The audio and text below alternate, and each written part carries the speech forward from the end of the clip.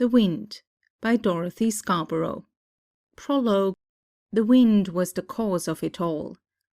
The sand, too, had a share in it, and human beings were involved, but the wind was the primal force, and but for it, the whole series of events would not have happened.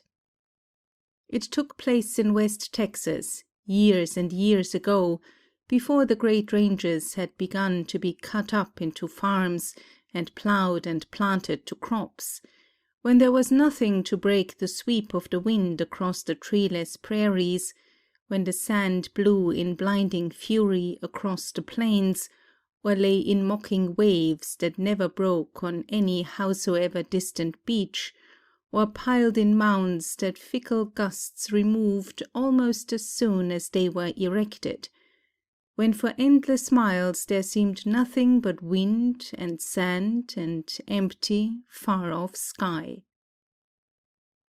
But perhaps you do not understand the winds of West Texas, and even if you knew them as they are now, that would mean little, for today they are not as they used to be. Civilization has changed them, has tamed them, as the vaqueros and the cowboys changed and gentled the wild horses that roamed the prairies long ago. Civilization has taken from them something of their fiery elemental force, has humbled their spirit. Man, by building houses here and there upon the plains, by stretching fences, by planting trees, has broken the sweep of the wind. By ploughing the land into farms where green things grow, has lessened its power to hurl the sand in fury across the wide and empty plains. Man has encroached on the domain of the winds, and gradually, very gradually, is conquering them. But long ago it was different. The winds were wild and free, and they were more powerful than human beings. Among the wild horses of the plains there would be now and then one fleet and strong and cunning that could never be trapped by man, that had never felt the control of bridle, the sting of spur, a stallion that raced over the prairies at will, uncaptured and uncapturable, one with supernatural force and speed, so that no pursuer could even come up with him, so cunning that no device could ever snare him, a being of diabolic wisdom. One could hear his wild neighing in the night as he sped over the plains. One could fancy he saw his mane flying back, his hoofs striking fire even from the yielding sand, a satanic horse, for whom no man would ever be the match. Some thought him a ghost horse, imperishable. But now his shrill neighing is heard no more on the prairies by night, for man has driven him out. He has fled to other prairies, vast and fenceless, where man has not intruded, and now one knows him only in legend.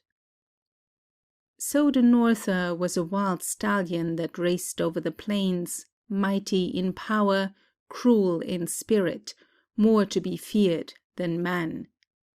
One could hear his terrible neighings in the night, and fancy one saw him sweeping over the plains, with his imperious mane flying backward, and his fiery hoofs ready to trample one down. In the old days, the winds were the enemies of women. Did they hate them? Because they saw in them the symbols of that civilization which might gradually lessen their own power? Because it was for women that men would build houses as once they made dugouts, would increase their herds, would turn the unfenced pastures into farms, furrowing the land that had never known touch of plough since time began, stealing the sand from the winds? The winds were cruel to women that came under their tyranny. They were at them ceaselessly, buffeting them with icy blasts in winter, burning them with hot breath in summer, parching their skins and roughening their hair, and trying to wear down their nerves by attrition, and drive them away. And the sand was the weapon of the winds. It stung the face like bits of glass, it blinded the eyes, it seeped into the houses through closed windows and doors, and through every crack and crevice, so that it might make the beds harsh to lie on, might make the food gritty to taste, the air stifling to breathe. It piled in drifts against any fence or obstruction, as deep as snow after a northern blizzard. How could a frail, sensitive woman fight the wind? How oppose a wild, shouting voice that never let her know the peace of silence, a resistless force that was at her all the day, a naked, unbodied wind, like a ghost more terrible because invisible, that wailed to her across waste places in the night, calling to her like a demon lover. End of prologue. Chapter 1 of The Wind. A young girl was traveling alone on a westbound train one day in late December, between Christmas and the New Year. Family loyalty had named her Letitia after a great-aunt, but affection had softened that to Letty, so that she had not suffered unduly.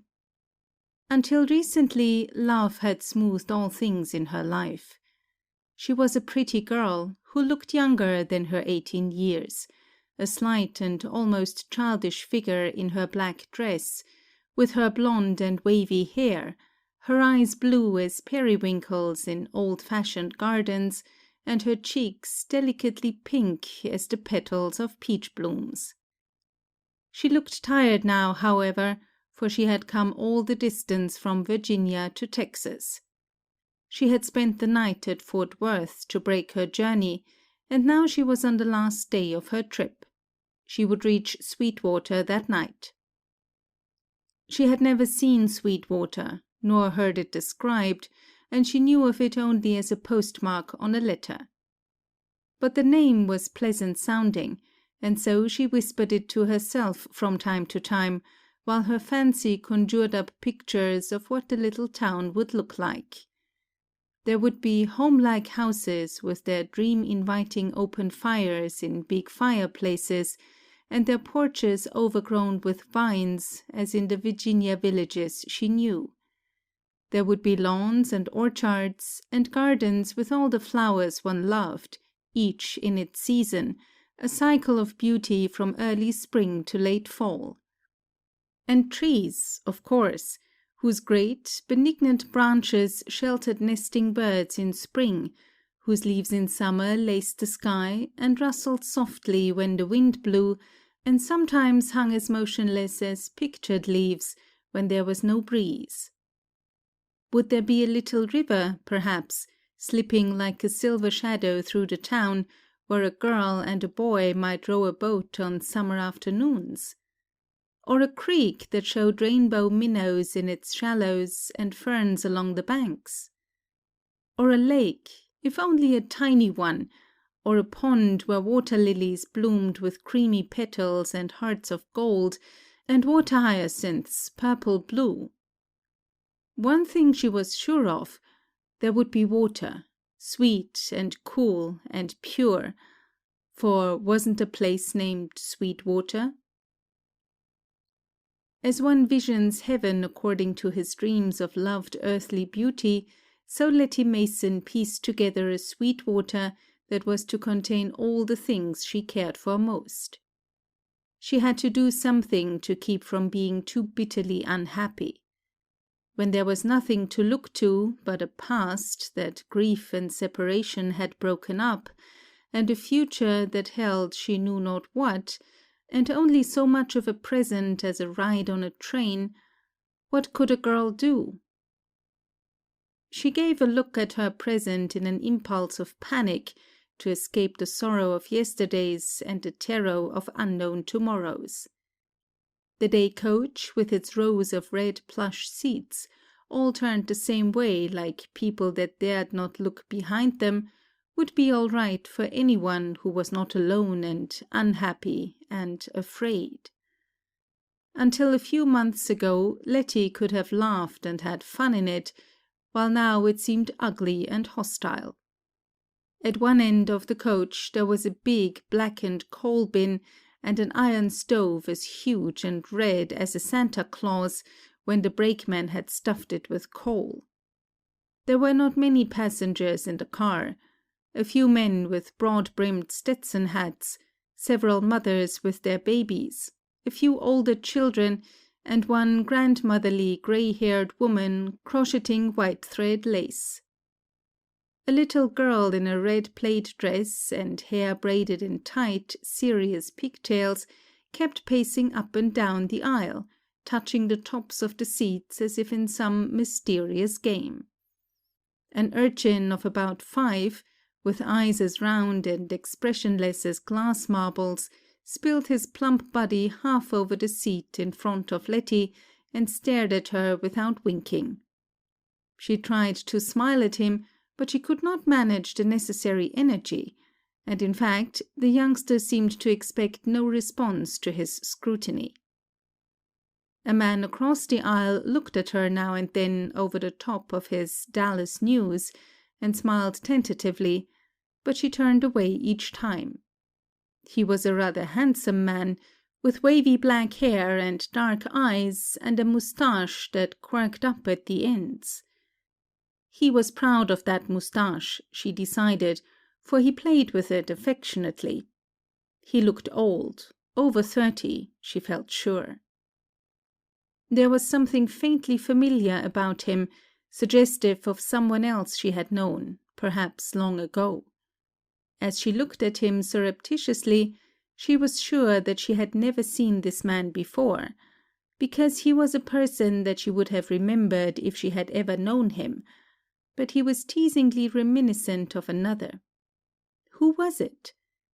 She tried to analyze the impressions he called up, half pleasurable recollections, half fear and repulsion, vaguely commingled as in the waking remembrance of a dream.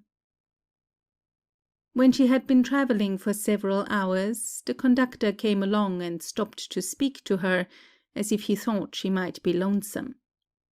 "Getting on all hunky-dory?" "Yes." She contrived a smile for him, because he was so kind, and his eyebrows were so funny. They were black, and they spurted suddenly out from above his eyes like moustaches stuck on in the wrong place. They fascinated her, because she had never seen any like them before. But she mustn't let the good man know that she was smiling at his moustaches instead of at him. "What is Sweetwater like?" she asked. "Do you suppose I'll love it?" His eyebrows arched themselves jerkily. "Well, that depends on the folks you've got there, daughter." "I don't see why," she contended. "There are lots of places you could like without folks. There are places, where you never could get lonesome, even if you stayed there by yourself for hours and hours. They're so pretty and peaceful, they rest you and happify you, as the darkies say, so you feel right at home there. And you enjoy being yourself so much that you don't miss other people." "Yes, that's right." The eye moustaches twinkled at her cheerily, and then the conductor moved off down the aisle without trying to prove his point, as if indeed he preferred not to. Letty huddled again in the corner of her red plush prison and gazed out of the window. The train was scudding along what seemed to be abandoned peach orchards, where unkempt trees were growing, their leafless branches sprawled and scrawny, instead of being trimmed and tended as in the orchards that she knew at home. And there were no fences round them, no protection at all to keep thieves from stealing the fruit in summer when there was any. Queer. They were the largest orchards she had ever seen, she reflected, for they stretched along both sides of the track for miles and miles. She hadn't noticed just where they began, and it seemed as if they never would end. The ground was covered with a dead grass that waved in the wind, bent low, as if water were rippling over it. The trees weren't planted in rows, but scattered irregularly in a wild and lawless abandon. She puzzled over the strangeness of it all. She thought illogically of a remark she had heard once from an old man: "All signs fail in Texas." When the little red-plaid girl came by again, Letty put out a hand to detain her. "Why don't they have fences to their peach orchards?" she asked.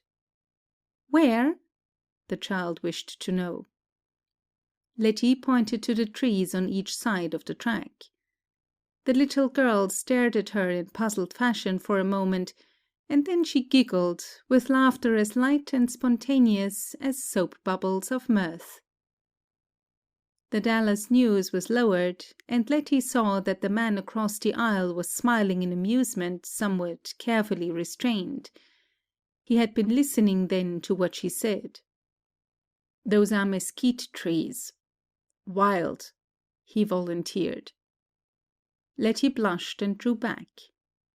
When Letty blushed, the process was one to distract and delight the beholder, as if the pink of peach blooms had suddenly turned into rosy flame.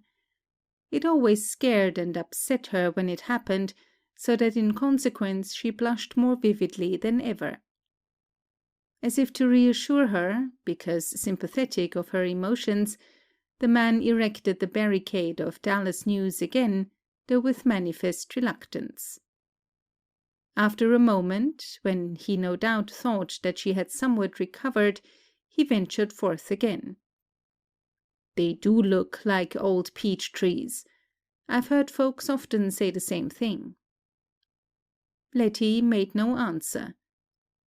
With a lingering glance, which made her color flare up again, he retired behind his paper, and made no effort to prolong the conversation.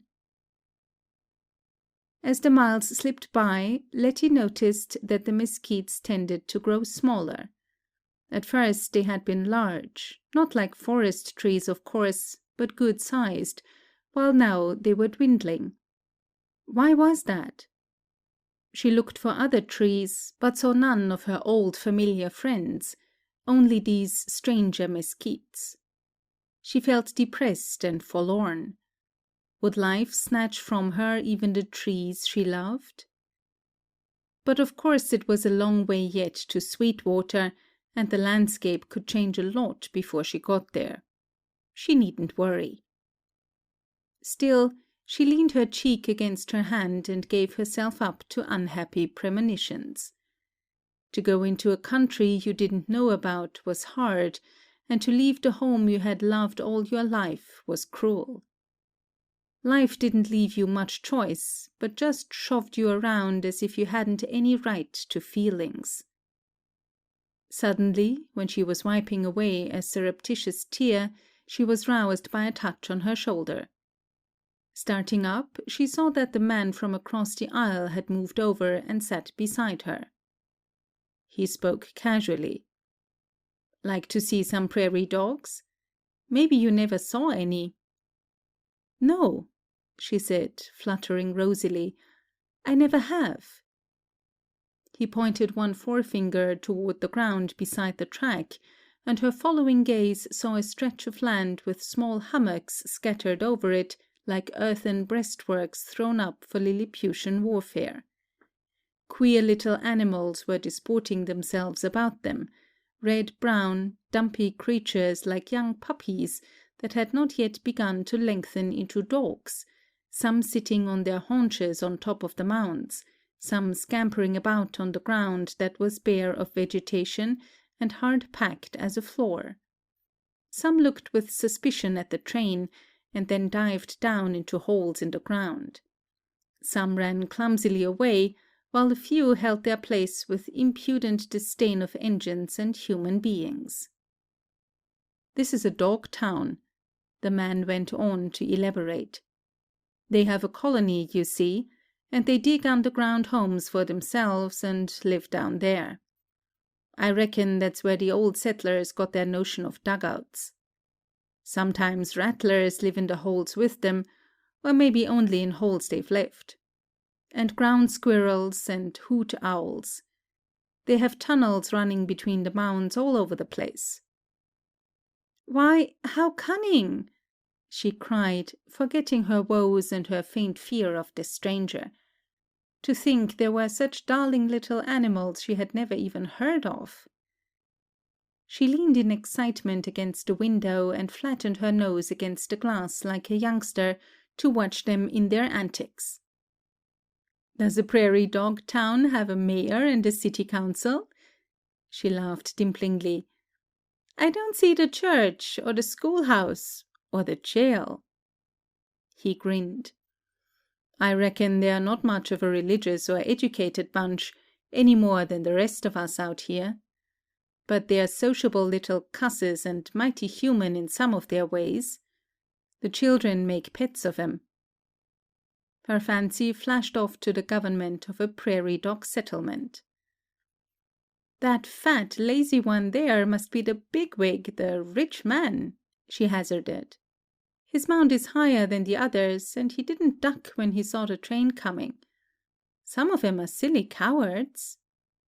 "Like folks," he concurred, as he twisted his moustache with long browned fingers and smiled. He settled back at ease beside her, as if there could be no possibility of his being unwelcome. His air was that of a man who had a lazy energy well controlled, beneath whose apparent indolence a superb strength lay concealed, whose interested indifference was not greatly accustomed to rebuffs. He smilingly looked down at her. Letty, who had been but momentarily startled out of her shyness in the excitement of seeing prairie dogs for the first time, now gave a quick frown and drew back within her shell of reserve. But the stranger appeared not to notice. Or was it that he noticed and disregarded? "Live in Texas?" he asked. "No," she said coldly. She wouldn't talk with him, and then he would go away and leave her alone. Who was he that he should speak to her like this? And then, almost without her volition, her sense of truthfulness answered his question. "I haven't, but I guess I'm going to," she faltered, facing the fact definitely for the first time. The blue eyes filmed with tears, and the scarlet, fluted mouth, like a pomegranate flower, quivered. "Going far?" he probed. Considerately, he made no mention of her emotion. "I get off at Sweetwater. Do you know the place?" "Yes." Her desire for information, her thirst for facts about this place that was to be her home, struggled with her timidity, and won. "Tell me about it. Will I like living there?" Her tone had an anxious eagerness that made him slow in his reply, as if he must choose his words with care. He deliberated with judicial gravity, while she looked her palpitating suspense. At last he spoke. "What do you say to a bargain? I'll tell you about Sweetwater, if you'll tell me first about the place you come from. Fair enough?" "I guess so," she stammered. Now she was practically forced to talk to him. Did he really want to hear about Virginia, or was he pretending? She looked out of the window as if to evoke a picture, and then she turned back to him. "My home is, or was, in Virginia, in a little town you never heard of, I suppose. It's like the country, but it's a town too, so you don't get lonesome. There are neighbors and young people to go about with, but still it's just as green and lovely as the country could be." She had to pause an instant, struggling with homesickness. Oh, that little loved country town in Virginia. When would she see it again? Would life fling years as well as miles between it and her? He gave a smile to encourage her. Sounds nice. Never was in Virginia myself. Tell me how the place looks. She got a grip on herself. Perhaps he did want to hear about it, and if so, she must do justice to Virginia for one who had never been there to see it for himself. She must show it to him in her words, so that he'd know how dear and beautiful it was. Our house... Here she choked an instant, remembering that it was not hers any more. The house I lived in isn't so very big, but it's homey. It's old, because Grandfather Mason built it for his bride when he was married the first time. It's out in the edge of town and has a wide porch across the front, so you can sit and watch the sunset through the pine trees at one side. You can see the sunrise on the other side, across a lake that has willows dipping in the water, and alders, and other lovely greeny stuffs. She closed her eyes a moment, as if blinded with memories. There are woodsy roads rambling round, with sumac bright in the sun, and wild honeysuckle trailing everywhere, making the whole place sweet with its smell, and blackberry vines so pretty when the white blossoms are out, and so luscious when the berries are ripe in summer, and Virginia creeper, and the trumpet vine with its wonderful red bugles, climbing up the trees and covering the fence posts and stumps, and a vine we call the cigar plant, with its little long red bloom like a tiny lighted cigar. That's a sensible sounding plant, he threw in. Vines are all beautiful, I think. They're like charity, for they go covering up the ugly things and places, the dead trees, the stumps and rough fence posts, and make everything graceful. Her tone was dreamily reminiscent now. That's right, he agreed, with smiling attention. And the flowers. There are all sorts of wild flowers there, too, so many I couldn't name them all, but I love every one. There's the butterfly weed that the darkies call chigger plant. How funny to call it that, when it has gay orange blossoms like gorgeous butterflies lighted there for a second. You can almost see them fold and unfold their wings. Yes. Then there are the daisies that bloom everywhere in early summer, acres on acres of them, white with golden hearts, nodding at you in the sun like children, telling you to come and play with them, and wild tiger lilies in the shadowy places, like Indian girls in gay blankets. And the blue-eyed grass, and Jack in the pulpit, and bouncing Bet. And the wild roses are the sweetest things in the world, so pink and delicate and perfect. And the jewel weed in shady spots. And wild violets, and Queen Anne's lace with the flowers as fine as cobwebs, and the little birds' nests of green curled up. And wild morning glory running everywhere, and black-eyed Susans.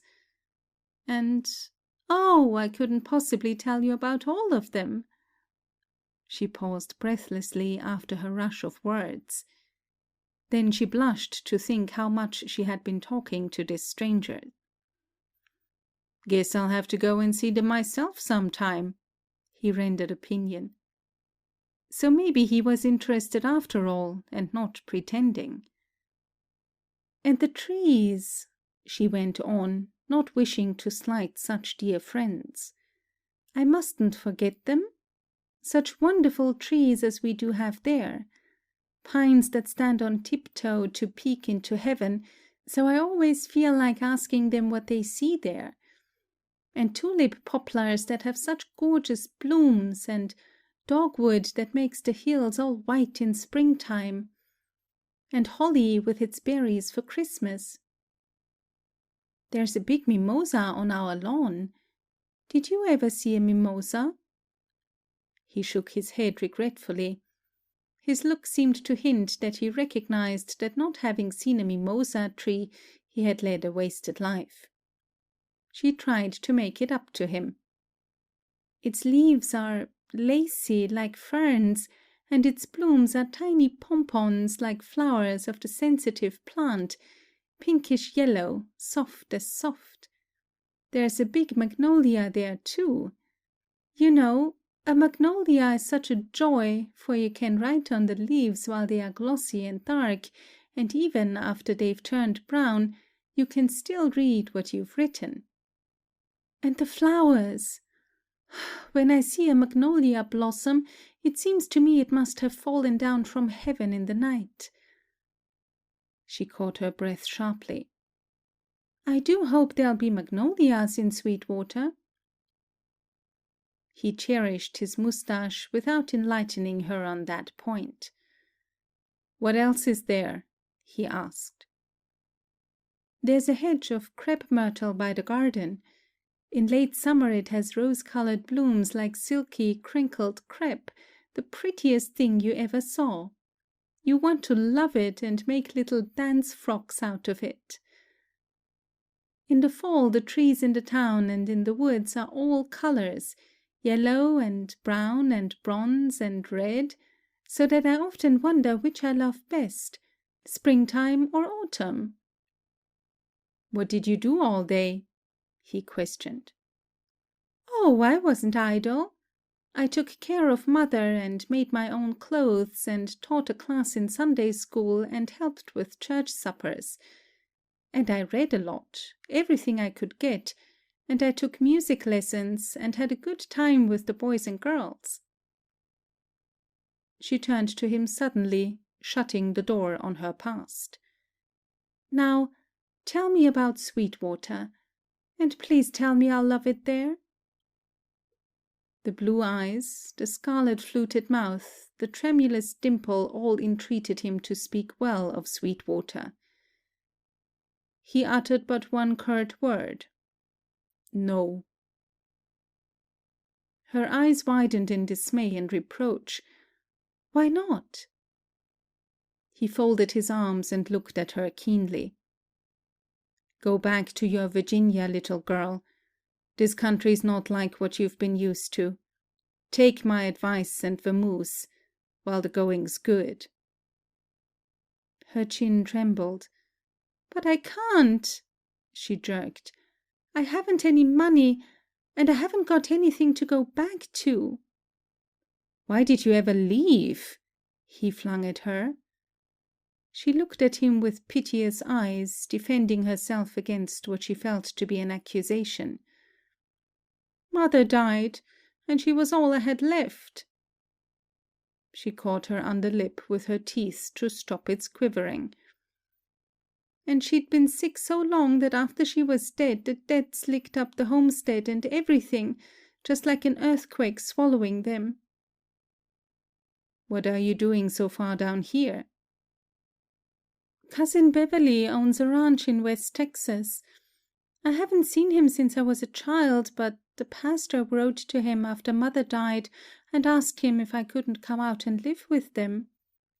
Cousin Beverly said to come on if I thought it best, that I could teach the children. He was afraid I wouldn't like it much, but the neighbors thought I'd better come.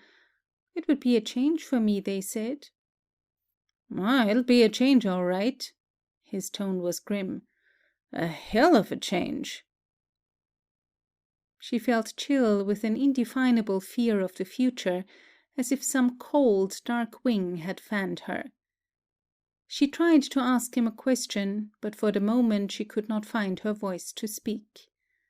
Her blue eyes gazed enthralled at him, as if he could read for her the future, could reveal what lay for her behind the curtains of the coming days.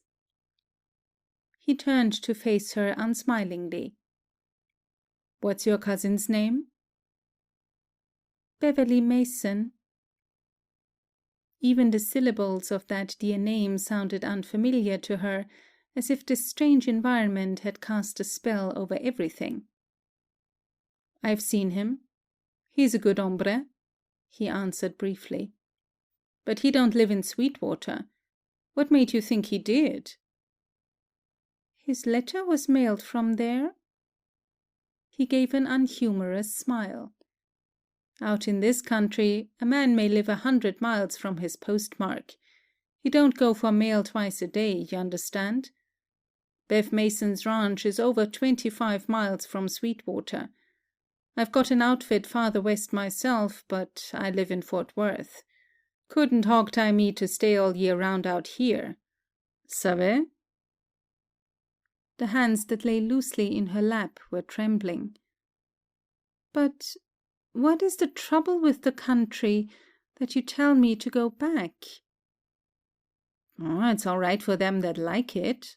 Some do. Mostly men, though. It's hard on the women. Folks say the West is good enough for a man or a dog, but no place for a woman or a cat. But why? Why? The wind is the worst thing. She drew a relieved sigh.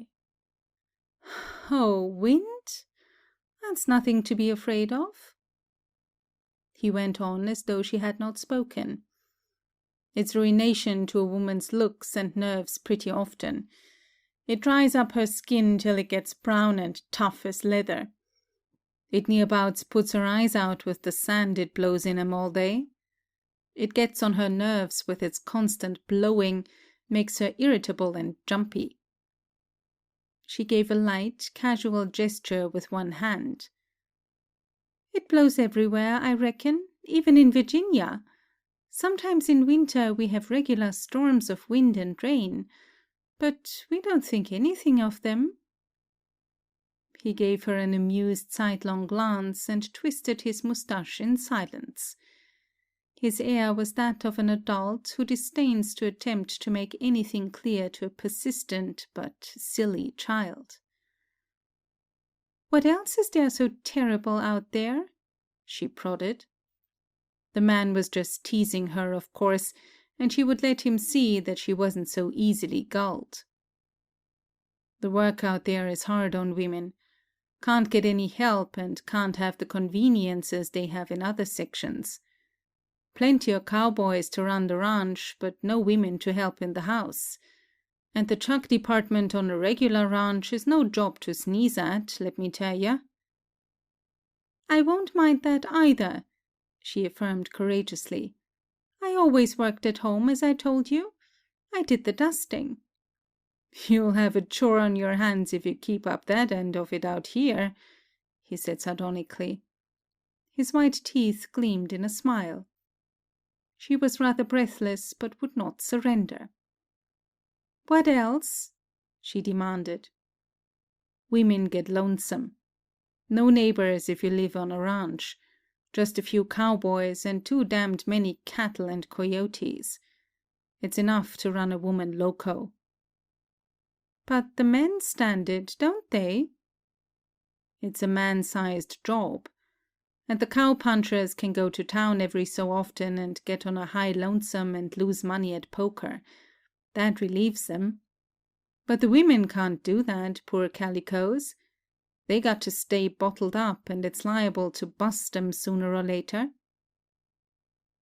She began to feel that he might be serious. She took a few moments to study the question while she looked out of the window in silence. Then she turned to him. It's not what I choose, but I didn't know what else to do. Oh, why aren't girls taught to make their living and take care of themselves the same as men? Her little black-bordered handkerchief dabbed at her eyes. The man turned his searching gaze on her and spoke meditatively, with a sort of crisp drawl. It'd be a pity for that pretty face of yours to be ruined by the wind, like I've seen some women's faces. If you stay out here, it won't be long before your skin won't be as pink and white as it is now. In a little while your hair won't be as yellow and soft, after the hot sun has bleached it and the wind has roughed it. Pretty soon your eyes won't be as clear and blue as they are now, after the sand has near about blinded them, if you stay out here. She turned from him in bitter silence and gazed at the telephone poles. The man beside her whistled softly, a weird, haunting tune. Then he began to sing words to it. "Oh, bury me not on the lone prairie, where the wild coyotes will howl over me, in a narrow grave just 6 by 3. Oh, bury me not on the lone prairie." Tears began to trickle down her cheeks. He leaned closer and spoke softly, yet with a hint of savage constraint, as if he disliked his words. "If you don't want to go, you don't have to, little girl. Come back to Fort Worth with me and I'll fix up something for you." The eyes lifted to his held no look of suspicion, but only reserve and a vague fear. His own lowered before their innocence. "Thank you," she said with dignity, wiping away her tears. "But I couldn't do that, of course. I couldn't impose on a stranger. And Cousin Beverly is expecting me." "You're right. Better go to Cousin Bev," he muttered. His eyes looked disappointed yet relieved. His face of a sudden seemed younger, more boyish, as if a mask of years and worldly experience had dropped from it. Then, as he pondered, the mask slipped back in place, and the years laid their shadows over his eyes once more. "I'll give you my name and address, so you can write me any time you feel you want to leave," he said hurriedly. "If you find you can't stand it, let me know and I'll come running. I may come, anyhow." He took from his pocket an envelope, extracted from it a letter which he threw out of the window, and then gave her the envelope. It was addressed to Mr. Wirt Roddy, Fort Worth, Texas. The writing was that of a woman. Letty took it somewhat dubiously. "Thank you, but I guess I'll not need to use it. I'm going to try to like my new home." "Here's hoping you will," he responded, suave and unperturbed. "But keep the address so you'll have it handy in case you want to make a getaway. I can always help you out. I've got spondulics to do what I like with. And even if Fort Worth's not so pretty as your Virginia, it's not as bad as the cow and sand country at that, where the wind comes larruping over the prairie like wild mustangs on a stampede."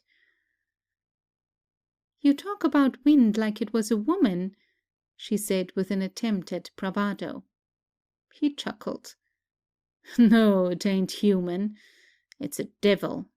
7 devils sometimes when it goes rampaging round." "Well, what of it? So long as you know it's nothing but wind and can't hurt you." Her eyes had an upward appeal, and her voice a lilt like a little brook speaking softly to itself, the innocent candor of a child that has been protected and gently dealt with, so that it is not used to being hurt or afraid, and scarcely knows enough to feel apprehension of any danger. His gaze expressed playful superiority. "Oh, can't hurt you," he scoffed. "Don't you know this is a cyclone country you're coming to? Hasn't anybody told you that the settlers dig themselves storm cellars to run to almost before they build their houses?" Her cheek paled a little, but the dimple near the corner of her mouth still twinkled intrepidly, and her voice was brave, though small. "What are the cyclones like?" "Well, a cyclone is a tornado of a special deadly brand we have out here," he bragged. "It's a bull buffalo of a wind that whirls in a circle like a dancing dervish, while it races ahead at the same time. It's shaped like a funnel, small at the ground and spreading out wide at the top." He gestured to illustrate and paused in enjoyment of her dismay. "It's a regular wind, a snuff-dipper of a wind. It catches up sand so's you can see it plain as a tree. It goes upward toward the sky like a cloud. It whizzes faster than an express train can go, and where it's passed there ain't enough remains of anything to hold an inquest over. If it was a house or a town, it's in splinters, and if it was a person, well, there's nothing left but a grease spot." He smiled in pride over this virile wind he had called up. "Did you ever see one?" Her voice quavered in spite of her effort to keep it firm. "Once. And once was a plenty. I was considerable distance off, too, when I viewed it.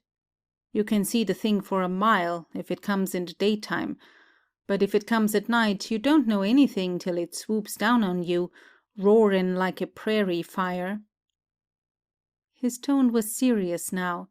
She tried to sift out the truth from the jest, and her thumping heart told her that he had not invented this Texas storm.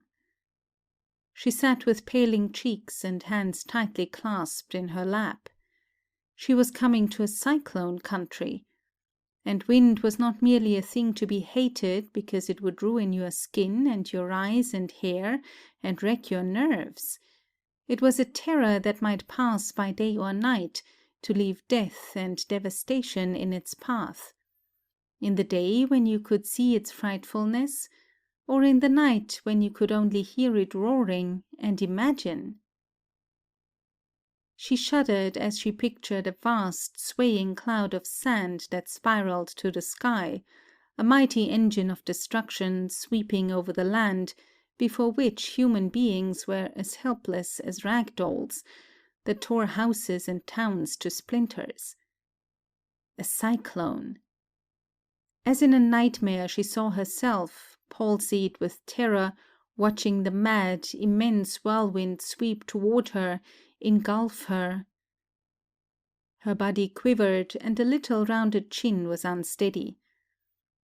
"I think you're cruel to tell me such things to scare me," she cried with a catch in her voice. He looked gratified at the effect of his eloquence, and magnanimously willing to temper the horrors a trifle in compassion for her tremors. "Well, now, I'm only just telling you what you got to look out for in this section. But of course cyclones don't come so often. You might live here for a long time and never see one, and then again you might run spang into one the first rattle out of the box." She turned from him and gazed out of the window. Even if all this was true, it wasn't kind of him to tell her, to scare her when she was coming out here to live. The man folded his arms and sat in silence beside her, humorously tolerant of her resentment, with the air of a man who is sure of himself and of others, and hence need feel small impulse toward haste or awkwardness. The girl felt a quiver of fear of him, she could not have told why. She had never been afraid of anybody before, since in her quiet world even tramps were just men out of work, who wanted food and a kindly word before they passed on their way. But this stranger made her giddily apprehensive in some inexplicable way. Why should he tease her and scare her like this? She wouldn't notice him any more, she would forget what he had said, and then, maybe, it wouldn't be true. If she looked out of the window and let him see she didn't care to talk to him any more, he would go away. Perhaps he was just teasing her, and presently would apologize and tell her there was nothing to be afraid of in this West where she had to live. She glanced at him to see if he had it in mind to apologize, but he only smiled at her and said no word. She wouldn't speak. She wouldn't, at all. She would ignore him, she would forget him. But she couldn't, somehow. She was aware of his presence, even though she wouldn't look at him.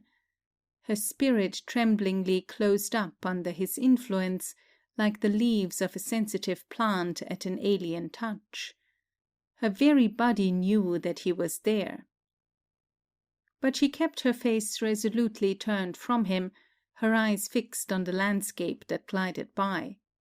She saw a wide, flat expanse of prairie, with diminishing mesquites, dead bunch grass on which long-horned cattle were grazing in the unfenced pastures along the track, gaunt creatures that stopped their feeding to look in panic at the train as it approached them.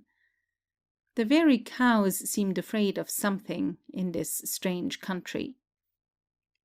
Presently she saw on the ground beside the track the carcass of a cow with long horns, and ribs prominently outlined beneath the hide, a starved-looking cow.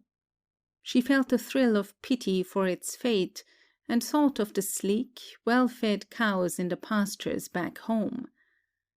Would the new owners of old Bossy, the brown-eyed Jersey that had had to be sold, be good to her? She had loved Bossy like a friend, and had wept at seeing her led away. But Bossy was fat and gentle, not like these wild creatures. Well, at least there would be plenty of cattle on a ranch, and maybe she could make friends with some of them. There would be little young calves to pet, with wobbly legs and cold poking noses that nuzzled into your hand. The mesquites were much smaller now, scarcely more than bushes, and the wind was blowing harder, for the grey grasses over the plains were bent lower in the sweep of it.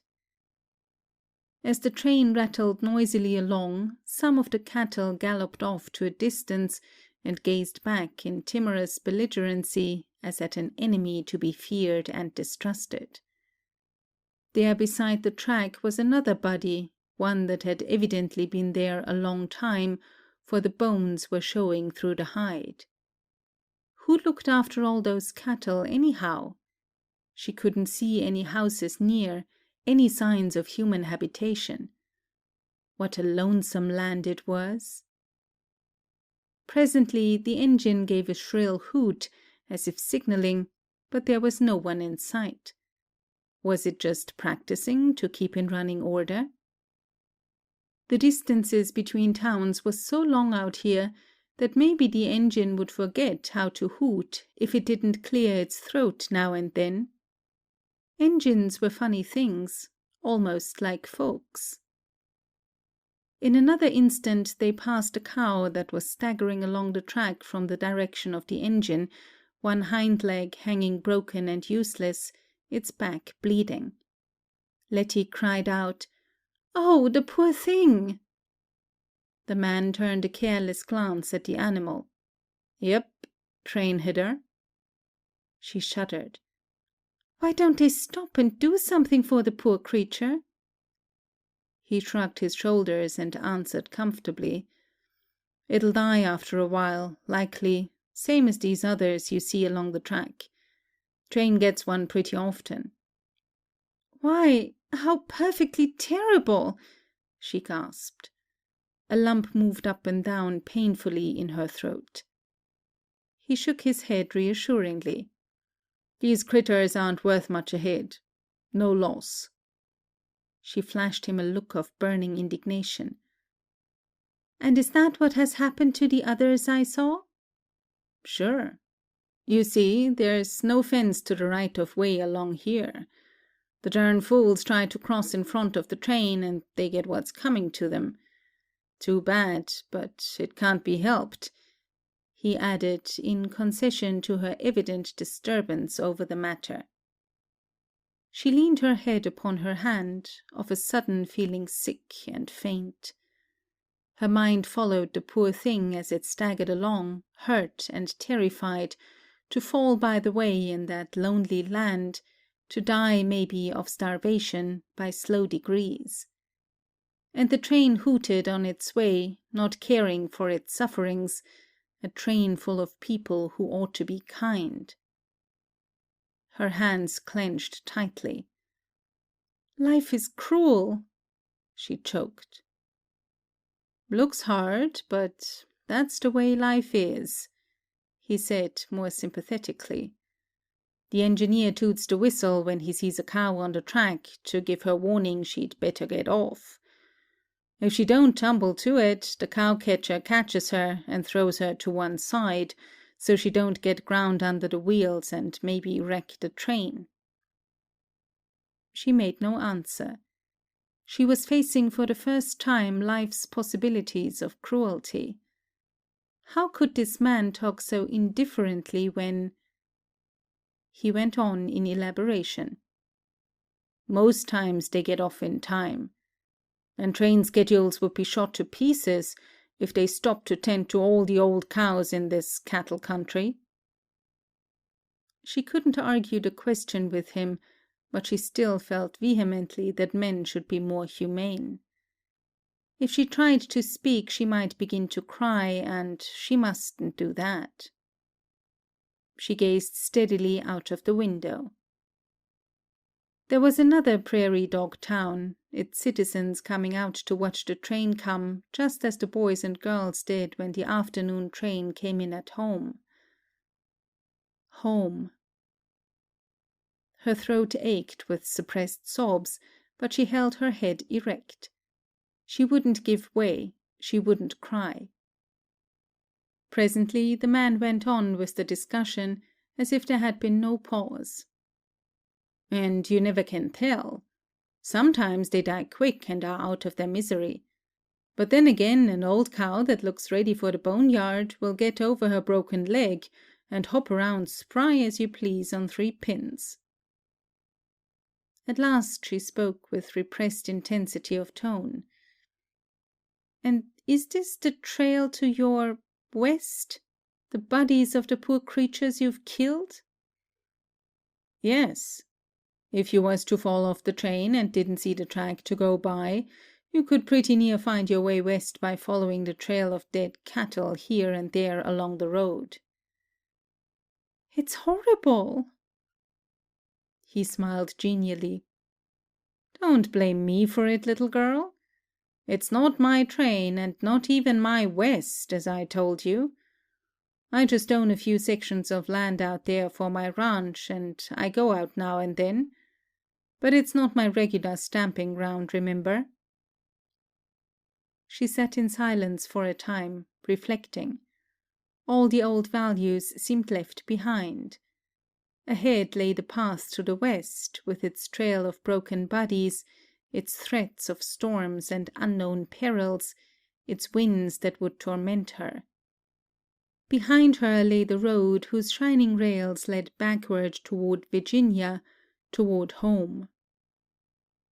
The afternoon was waning now, and she could see the sun beginning to sink toward the west. At this time in Virginia, the colored boys would be driving the cows home from pasture, their soft voices calling to them one by one, by name.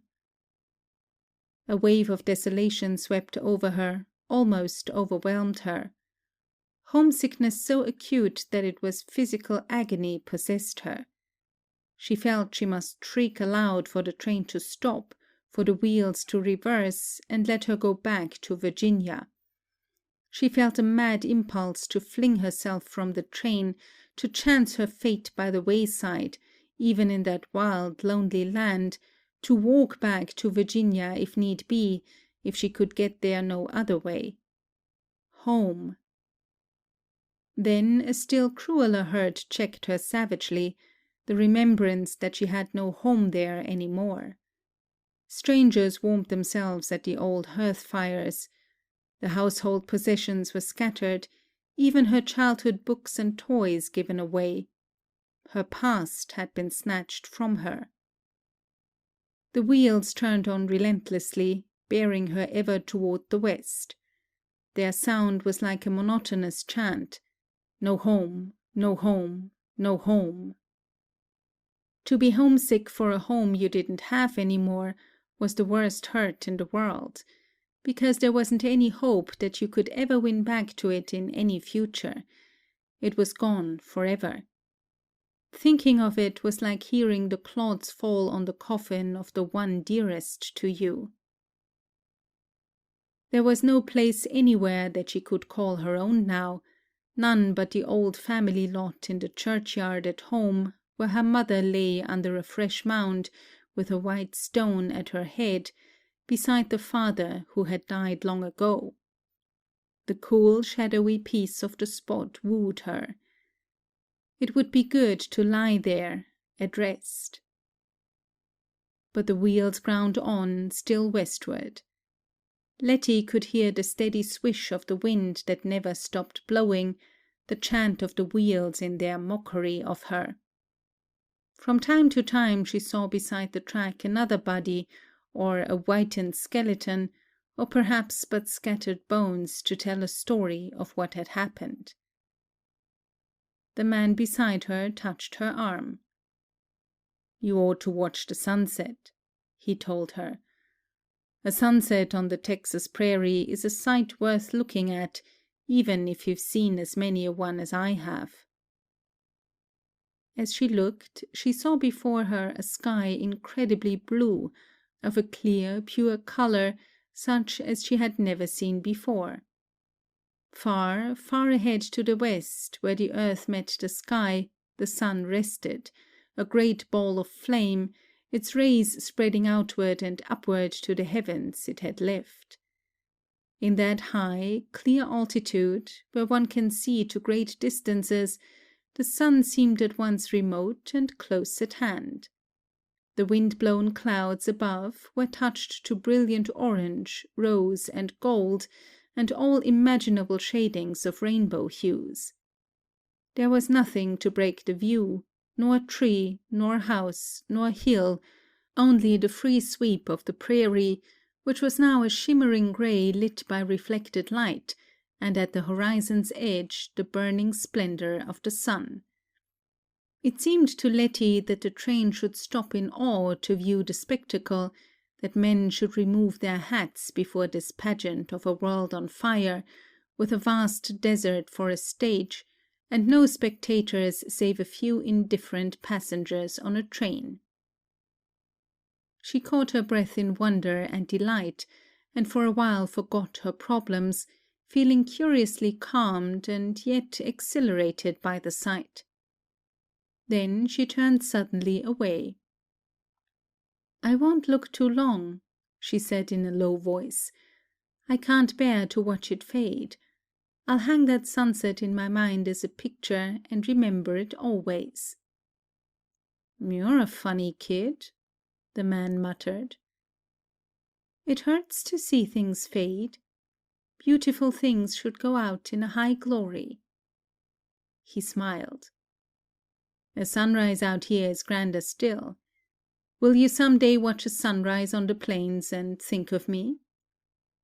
She nodded. The train sped onward, bearing her straight toward the burning sunset, toward the west. Would it be a land of glory as well as a land of fear and cruelty, perhaps? After a while the conductor stopped to speak to Letty. "We'll have some supper at Availle. We're running late. Had a hot box." "Thank you, but I don't care for any," she answered. "I don't think I'm a bit hungry." "Oh yes, better eat a little snack," he advised. "Some time yet before we pull into Sweetwater." And so she got off with the others at Availle. Mr. Wirt Roddy walked along beside her, and insisted on buying ham sandwiches and fruit and little cakes, which they took back to the train to eat. "Like a picnic or a box supper at a church sociable," he said with a laugh, as if to make her feel that the situation was all right. The early dark of winter came on, shutting out the world as if with a vast curtain, and the brakesman lighted the hanging lamps that swayed and flared smokily with the motion of the train. Letty felt a strange depression which she could not analyze, a feeling as if she were hurtling through space and yet staying still. Was there any world outside this moving car? Any time beyond this hour of the present? What life lay for her behind the dark curtains of the future, in this land unlike anything she had ever known? Should she be equal to it? A strange, fluid fear enthralled her, a trembling of body and spirit, a dreamy unrest that was by turns ice and flame. Silence had laid a stilling finger on her soul. The man beside her sat in silence too. She could feel his gaze upon her, but he sat with folded arms, not speaking. Of what was he thinking? When the train slowed up at a little town, she started up in a panic, thinking it was Sweetwater. But he laid a hand on her arm. "Not yet. This is Merkel." She sank back without a word. The train moved on again, and she could hear only the ceaseless clack of the wheels, could imagine she heard the swish and shriek of the wind, and the thick, rhythmic pounding of her heart. At last the man spoke. "We're coming into Sweetwater now. You'll have to get ready and be off pronto, for the train don't stop but just a few minutes." She rose, hurriedly put on her hat and cloak, and started to pick up her old-fashioned telescope valise, but he took it from her. "I'll bring this." "Oh, is this your station too?" she stammered. "No, I go on to Colorado City, but I'll see you off." The conductor came along, his lantern swung over his arm. "Here's where you leave us, little lady. I'll help you." "No, I'll look after her," replied the other. And so it was Mr. Wirt Roddy that lifted her valise off and then helped her from the car to the ground. The wind swooped at her like a mad malevolence, so that she had to clutch her hat to keep it from being blown away. She staggered and would have fallen before its fury, had not Mr. Wirt Roddy caught her to him for an instant to steady her. She shivered at his touch. The night was pitch dark. Only the light from the little station-house door, and the conductor's lantern at the end of the train, and a few twinkles here and there from scattered houses gave any illumination. Letty looked around swiftly to find Cousin Beverley. She hadn't seen him since she was a child, but she would know him, of course. But she saw only the station agent at the door, the conductor swinging his lantern, and besides them only two rough-looking men in heavy coats and leather trousers and broad-brimmed hats. They stared at her with curiosity. But neither was Cousin Beverley. And there was no one else there. Cousin Beverley hadn't come to meet her. The train bell rang its signal to depart. "All aboard!" called the conductor at the other end of the train. The wind caught Letty in an icy swirl, and its sound rose to a shriek. End of Chapter 1. Chapter 2. Letty gave a little cry of despair. "Oh, what shall I do? Cousin Beverley didn't come to meet me." The night seemed waiting to swallow her like a bottomless sea, the wind ready to rend her to pieces. One of the two lounging men stepped forward, making a gesture toward his hat. "Excuse me, ma'am, but are you Bev Mason's cousin?" "Yes, yes. Where is he?" "He couldn't get off for some reason or other. I don't exactly know why, but he asked me to bring you out." Mr. Roddy called to the conductor. "Hi! Hold the train a pair of minutes, will you?" "What for?" was shouted back above the wind. And the bobbing lantern came down the length of the train to investigate the cause for the delay. Letty gave a swift glance at the stranger. She could see him more plainly now by the light of the swinging lantern. He was tall, and had on high boots with spurs to them, and a heavy coat, and a broad-brimmed felt hat that shaded and partially concealed his face.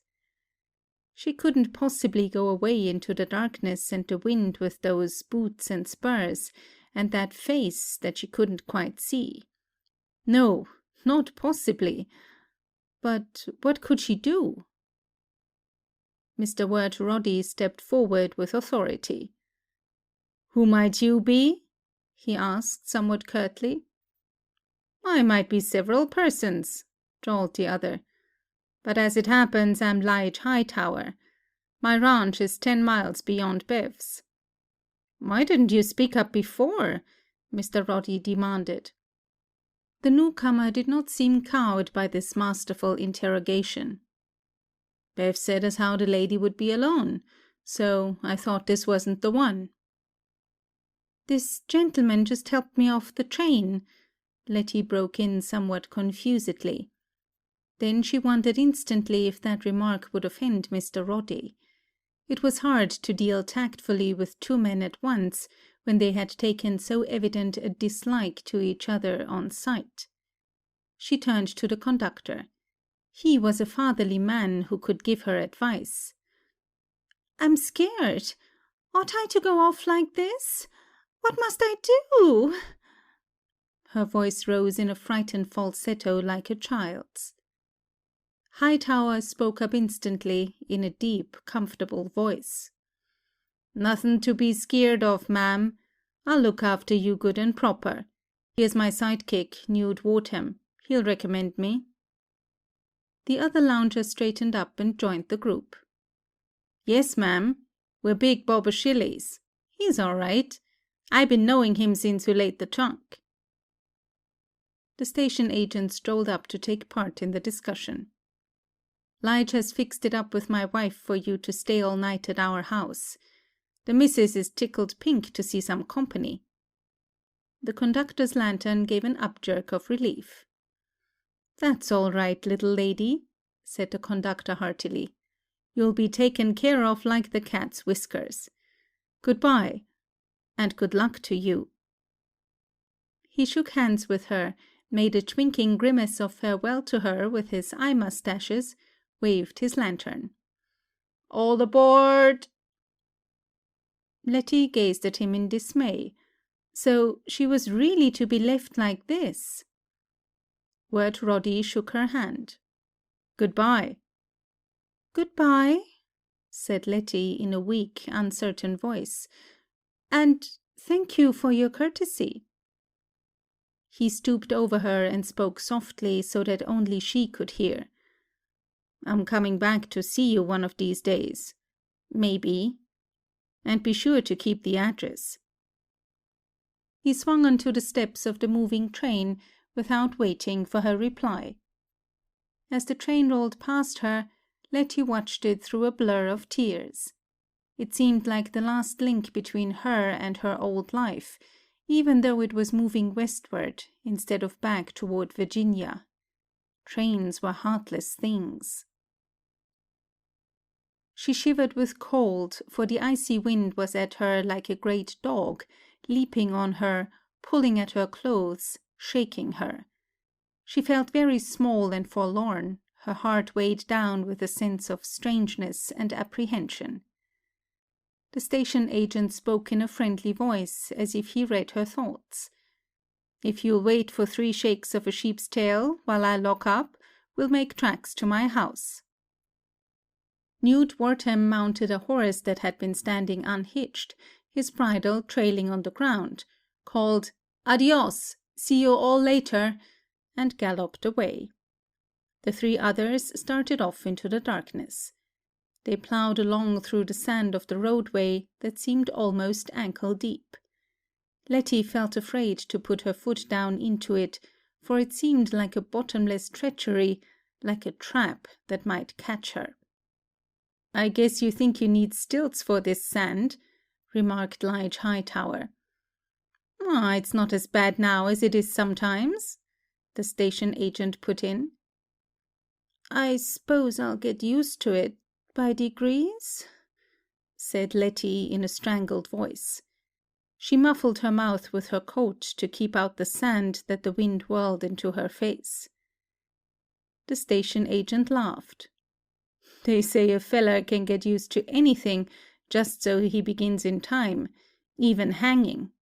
Eh, Lige?" "Well, that's a habit I hope I never fall into," answered Lige. "Standing on nothin', pullin' hemp ain't my idea of sport." Can't never tell what you're coming to, though."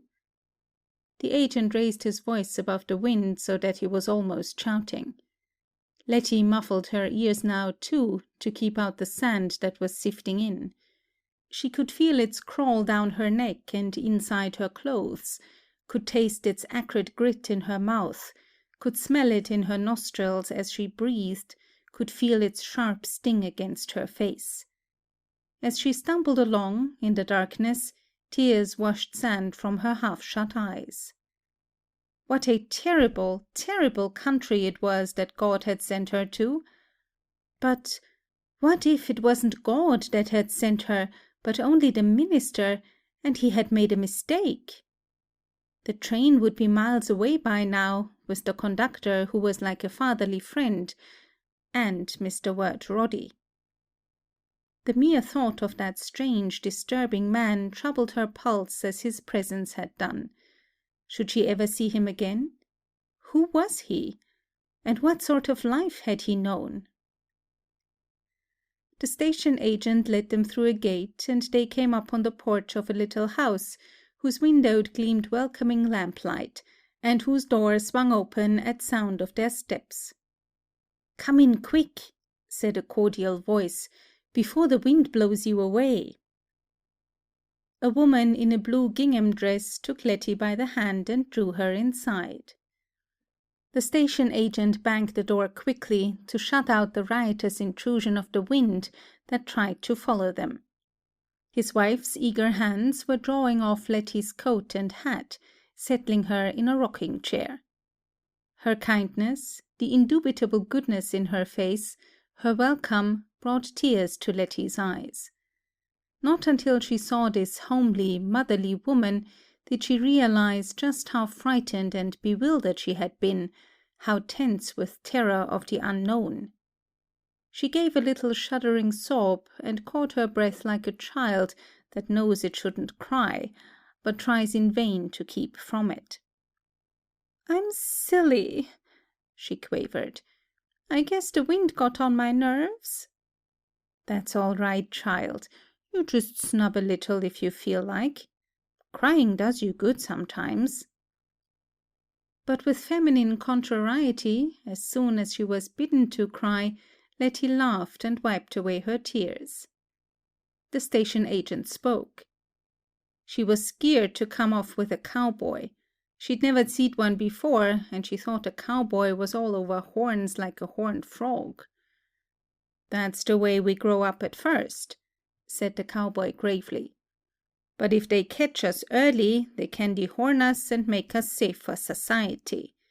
And of course it don't matter about hoofs, because we always wear our boots, even to sleep in." He smiled a wide, generous smile and crinkled his eyes at her. "And out here men alas die with their boots on," added the other. "Be ashamed to tease the little girl like that," scolded his wife. "Never you mind 'em, honey. Men are born liars, 'specially in the West." "I don't mind, now that I'm here with you," said Letty. Her cheerfulness was returning by degrees. The room was cozy, with the open fire in the Franklin stove, the red-clothed center-table, the mountainous feather bed in the corner of the room, and the carpet with its bright red roses blooming on the floor. Letty looked shyly at the cowboy who had taken off his heavy coat and his hat, and sat on the other side of the fire from her, his long frame folded up in a rocking-chair. She was not afraid of him now. His eyes were kind-looking, grey, with shrewd little laughter wrinkles at the corners, and with the far-seeing gaze of one who is accustomed to look at long, unbroken distances, such a look as is in the eyes of sailors. She seemed to see the plains unroll before her in his eyes. His hair was brown and somewhat crinkly. His face and throat were sunburned until they were almost as dark as a Mexican's, but across his forehead, next to his hair, where the broad hat had shaded it, there was a band of white in startling contrast to the rest of his face. His mouth was big, and his ears stood out rather prominently. He was younger, more boyish than her acquaintance of the train, perhaps 25, though she couldn't be sure. "Well, Lige, how's tricks with you?" asked Gus Gresham, the station agent. "All right, Gus. I wouldn't say I had the world by the tail and a downhill pull on it, but I got no kick comin' about my luck. The land I homesteaded is fair enough, though a leetle shy on water holes. And I'm gettin' a decent bunch of cattle started. No chance of me being big rich any time soon, but I ain't asking to have the hat passed round for me neither." Gus yawned comfortably in the warmth of the room. "That's good. Well, it ain't so bad, for a fella that hasn't had any backin'. I had to save everything I got from the wages that old man Wilcox paid me for cow-punchin'. And you know what a tight fist that old geezer was. I don't say he'd go to hell for a nickel, but he'd fool round the rim so long looking for it till he'd fall in." His host chuckled, as one familiar with old man Wilcox. "You're in cahoots with Dave Denby, ain't ya?" "Yep. He homesteaded the land next to what I filed on, so we built our shack on the corner of the land so he lives in his room and I in mine. He's a good old Injun, Dave is." "Yes, you're right. He is." Letty leaned forward, unable to repress her curiosity. How funny to have the house sitting on 2 tracts of land. "Yes'm. Folks do that often out here. If you're taking up land, you got to live on a certain part of the time. But it's lonesome living by myself. I've known 4 members of one family to go in together and build a 4-room house, each one living in a different room on his own land." "And you 2 men live by yourselves?" "Yes'm. Me and Sourdough Baches it." "What did you call him?" "I call him old Sourdough, because he don't know how to cook no sort of bread but sourdough biscuits when it comes his week to be biscuit slinger. And he calls me Saleratus, or Sal for short, because that's the kind I make." Letty began to show interest in this new world to which she must accommodate herself. She tried to vision the house on the ranch, with 2 solitary men doing all the work. "How many cattle you got, Lige?" asked Gus. About 500 head, near as I can make out." Letty opened her eyes wide in amazement. "How in the world do you manage to drive that many up every day?" "What? Oh, I savez. Well, ma'am, we don't drive 'em up but twice a year, spring and fall roundups." She looked her astonishment. "But how do you get the milking done?" "Calves tend to that," he replied laconically, while his lips twitched and his eyes crinkled with grave laughter. "How funny! It'd be funnier yet to try to milk one of them wild range cows that ain't never known the customs of civilization. You couldn't do it nowadays, lessen you rope her and throwed her and tied her. She wouldn't consider she was born for such a lot as that." Letty tried to see the picture of someone trying to milk a rampageous range cow. Lige went on ruminantly. "Cattle is like humans. There is some things they just naturally won't stand for." "I don't know much about the West," she answered dubiously. "No'm, but you'll learn a heap if you stay out here long." Silence fell on the little group for a moment or 2, a comfortable, easy silence that didn't need to be broken just to make conversation. At last Letty turned to Mrs. Gresham. "I wish it was daylight so I could see Sweetwater." "I wouldn't be too much of a swivet to do that," her husband put in. "Sweetwater's no sight for sore eyes." "But I've thought so much about it since I got Cousin Bev's letter with this postmark." "You don't have to live here," said Mrs. Gresham encouragingly. "There might be worse things nor that," observed Lige with judicial impartiality. "Women like to herd in towns, they say." "Do you have a river here, or is it a lake?" Letty questioned. As her 3 auditors looked blank, she explained, "Sweetwater, you know?" Lige chuckled throatily. "Names is like dreams. They go by contraries most times. I reckon the early settlers named the spots what they did because there ain't no water here, and the nearest is brackish, lime, you know." "But what do you do for water?" Mrs. Gresham spoke up. "We have cisterns. Of course they dry up in droughts." Her husband added his contribution of information. "Some folks that ain't got cisterns buys their water. It comes in on the train, in barrels, and you can buy it like that. There've been times when folks had to drive 20 miles for water and bring it back in a tank and empty it into the cisterns. There's been stretches when all our drinking water had to be hauled in on the train. Folks learn not to be too reckless with water out in this section." Letty lapsed into a depressed silence, trying to imagine a life where one didn't have as much water as he wanted. Why, water had been like air, taken for granted in the scheme of the universe. Presently, the warmth of the room, her fatigue, and the healthy sleepiness of youth made her drowsy, and she heard the rumble of the men's voices in talk as from a distance, caught disconnected phrases now and then, but not enough to rouse her. She found herself nodding. Mrs. Gresham's voice roused her. "I know you're tired and sleepy after your long trip, so we'll go to bed. You're going to sleep in here with me, and Lige can bunk in the other room with Gus." So soon Letty sank into the feather bed that billowed about her, snuggled into a warm nest, and drifted off to sleep. Her dreams were a jumble of whistling winds, of sand and darkness, of wide wastes where skeleton cattle lay beside the tracks of a speeding train, and a tall stranger with black moustache, and eyes that seemed to know a great deal. She dreamed of a flaming sunrise when all the prairies were on fire, when she stood alone and thought of Wirt Roddy. She seemed to be buried in a mountain of sliding sand that mocked her efforts toward release, and struggled up to find herself almost smothered in the feathers. She was blown along like a leaf in a gale, in the power of a demon wind that mocked her desperation.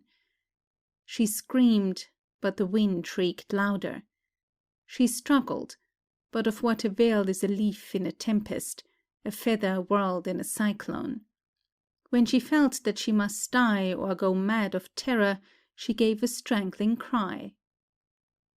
Mrs. Gresham patted her shoulder. "Had a nightmare? Nothing's going to hurt you." She shivered and lay awake for a while, remembering all that Wirt Roddy had told her of the winds and the west. Even now that she was awake, she thought she saw herself as that leaf blown fluttering helplessly over the desert sand, toward a mystery of doom. But in the end, sleep claimed her again. She waked to a cheerful morning. Lige joked with the children at the breakfast table, and consumed incredible quantities of fried ham and grits and gravy, and hot biscuit. The food tasted delicious to her, too, after the irregular meals she had had in travelling.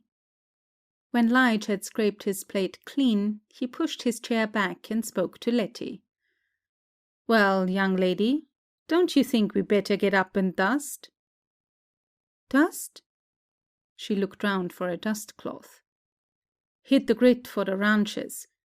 Your cousin Bev will be honin' to see ya. Leastways, he will if he ever seen you." He smiled at his ponderous gaiety. She rose at once. He beckoned her toward the door. "But first, you must lamp this metropolis. View this town you've been thinking up fancy pictures of." He took her by the arm and led her to the porch. He gave a wide, flourishing gesture that bade her ignore no details of the landscape spread out before her gaze.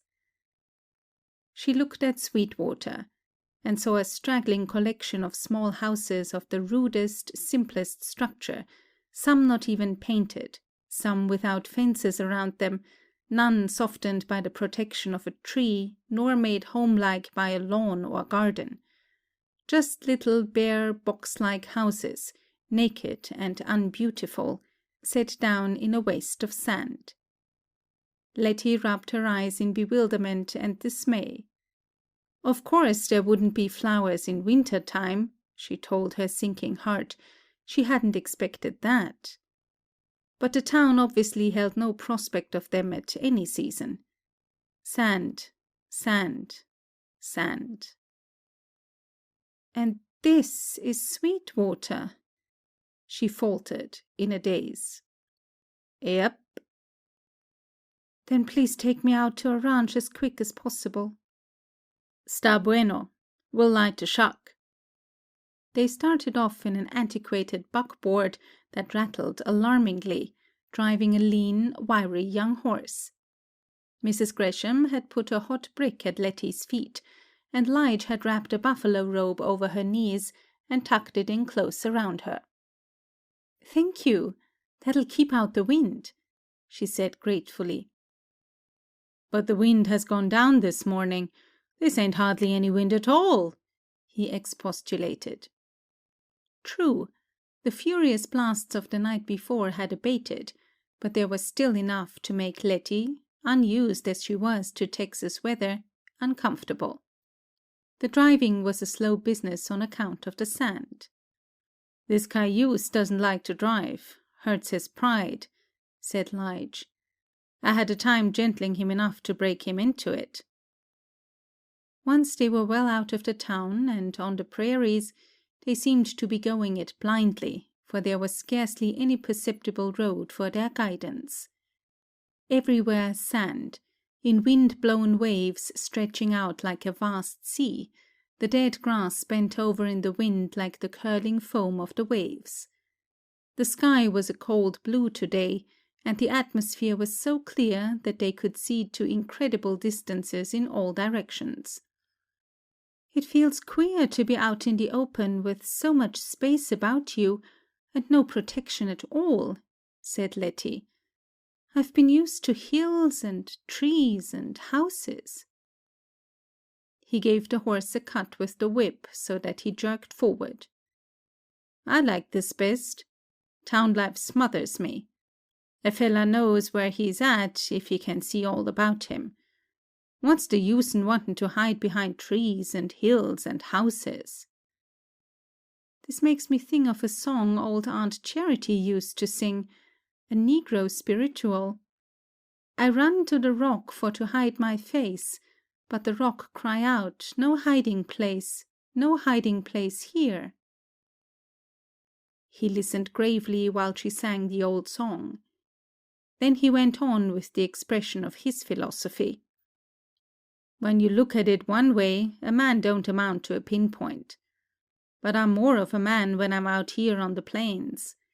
Seems like I can stand up on my hind legs and look God in the face, man to man, you might say, and he understands me, and I understand him." Letty felt vaguely shocked at what she thought might be irreverence. "I think you can find God best in a church," she said with prim shyness. "Well, I ain't saying you can't find him there.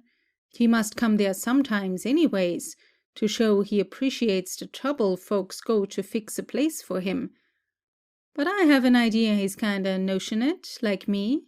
Gets fidgety if you try to pin him in a house too long." "I don't know," said Letty dubiously. "When you're out on the range long stretches by yourself, when you don't hardly see a human being, you come to know how little importance folks are. And when you lie out in the open at night to sleep, with nothing between you and the earth but a blanket, and nothing between you and the sky, you get sorta chummy with the stars." Letty shuddered at the thought. "I'd get too lonesome." "Yes, I reckon there are folks that go loco for lonesomeness. It's according to what they been used to." They fell into a long silence, thinking their own thoughts. Letty watched the prairies stretch out before her, vast reaches of sand, covered with bunch grass growing in clumps, and curly mesquite grass with no trees, only occasional bushes of mesquite, and sometimes tall spikes covered with sword-like growths that looked as if they could inflict sharp wounds if one ran against them. Sometimes there were cactus growths like coral formations, covered with innumerable needles, and now and then a cactus, shaped like a round little cushion stuffed with pins. She started up presently at seeing a long, grey-furred creature go leaping across the sand like a kangaroo. "What's that?" she cried. "Ah, nothing but a jackrabbit. You'll see thousands of them round here." She had never seen a rabbit of such enormous size. Did the animals thrive on western air, or did the atmosphere magnify their size so that they only looked bigger? They passed a prairie dog town where the citizens popped out of their holes to see them, yapped saucily as if not afraid, and dived down into their holes. "That's a dog town," Lige explained with a wave of his whip. "When you go horseback riding out here, you got to be careful about going over such a place. A horse is liable to step in a dog hole and break his leg or throw you a tumble." "I wonder if I'll ever have the courage to go horseback riding out here," she said dubiously. "Oh, yes, you will. That's maybe what you'll enjoy most. It makes you feel you own the universe to be on a horse on these prairies when the spring flowers are blooming and the Sonora doves are talking soft and sympathetic to each other, and the little desert wrens are flying round, and the field larks are sailing high into the sky, dropping music down like a shower of melody. You can see plenty of quail with topknots, and the road runners that dash round like they was crazy, so there's always something to interest you, if you like that sort of thing."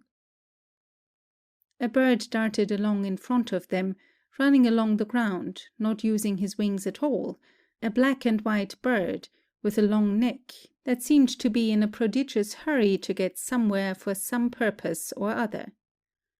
"That's a roadrunner now," said Lige. "Some calls 'em chaparral birds or paisanos. And that little cuss settin' on the limb of that mesquite bush, wiggling his forked tail, is a scissor-tail." "Even the birds out here are strangers to me. I feel like a foreigner," commented Letty. "You'll soon get acquainted, and there'll be a heap o' company to you." She would need companionship, she told herself. She felt oppressed by the solitude of nature, which was so different from the friendly countrysides she had known at home, these vast, distressing stretches of treeless plains, with nothing to see but a few stunted mesquite bushes, and samples of cactus that would repel the touch. No friendly, intimate wild animals such as she had always been used to seeing, gossipy squirrels, gray or brown, chipmunks. Only these colossal jackrabbits and these prairie dogs that yapped at you as you passed. As if realizing her depression and understanding its cause, the man at her side made an effort to talk to her cheerfully. He told her stories of the West of the early days, and by his easy, descriptive, jocular words made her see something of what life had been in that region when it was even wilder and less populated than at the present. He pictured for her the great herds of buffaloes that had roamed over the unfenced pastures, till she could see the huge animals with their massive heads, their dark, shaggy hair and manes, the humps on their shoulders, as they grazed alone on the flowery plains, or as they surged in masses in their migrations. He told her of the fights the jealous bulls would have over the right to rule the herds, goring each other with their fierce, short, incurving horns, bellowing their rage to the empty silences. He told how they would gather in thousands by the water-holes, and that certain places were known as the Buffalo Wallows.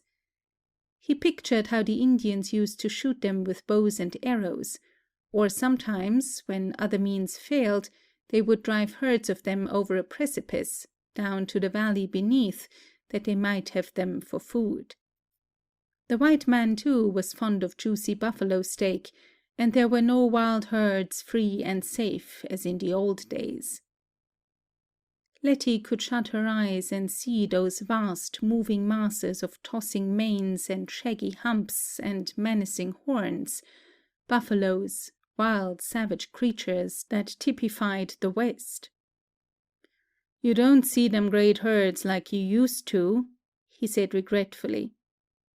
"I can manage to get along without them," she retorted.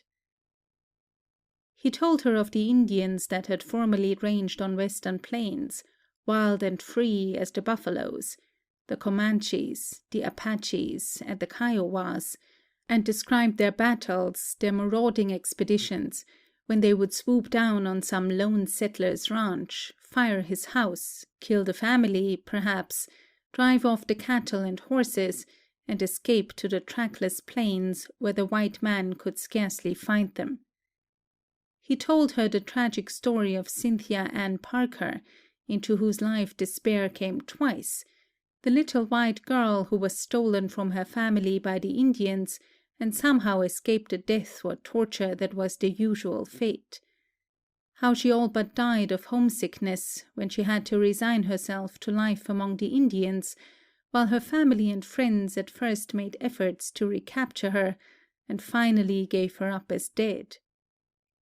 Letty could see the lonely little girl in the Indian wigwam, almost perishing of grief and fear, longing for death to come and set her free. She shuddered, as Lige told how that she when was a beautiful young girl in her mid-teens, Peter Nokona, the son of the Indian chief, took her for his wife. She had 2 Indian children, he said, a boy, Quanah, who would be chief of the tribe, and a baby girl named Prairie Flower. She had got over grieving for her folks and settled down to live as an Indian. But the whites came to fight the Indians after some raid the Red Devils had made. The Texas Rangers came after them to settle up the scores. "Oh, did they hurt her? By mistake?" cried Letty, breathlessly. "No," he went on, but a ranger's bullet hit Peter Nokona's side, and he knew he was done for. He was game, though, and he was bent on following the custom of his tribe in death. So he staggered to a mesquite tree, a lone tree that was growing there, and he leant up against it, and began the death song the Comanches sing when they know they face the end. It's a wild, doleful sort of chanty, enough to make your blood run cold to hear it. But that poor woman had to hear it and know her husband was dying, killed before her eyes. True, he was an Injun, and didn't deserve no better than to be killed, but he was her man, and her children were his. "But what became of her?" cried Letty. The Rangers took her prisoner, and her baby that she had with her. The interpreter tried to talk to her in Comanche, but she wouldn't say nothing but one word over and over, "Quanah, Quanah," and they didn't know what it meant. So they told her in Comanche they'd have to take her with them, and then she told about her boy, Kanah, and begged them to find him. But they couldn't. They went back to the settlement with the woman, and word went round that a white woman had been took that had lived with the Indians for a long time. She tried every way to get away from them, as if she was anxious then to be an Injun, as she must have been to get back to her home when the Redskins first took her.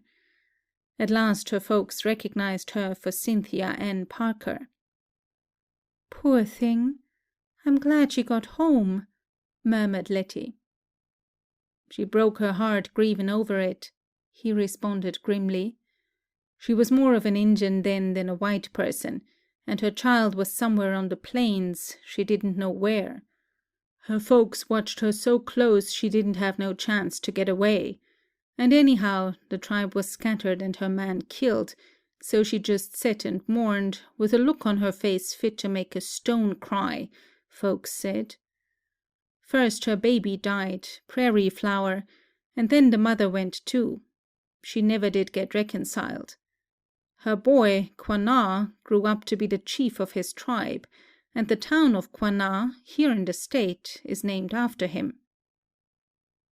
Indians are terrible creatures, aren't they? Letty shuddered as she thought of their savagery, and pictured a roving band of them rushing down upon some defenseless ranch house.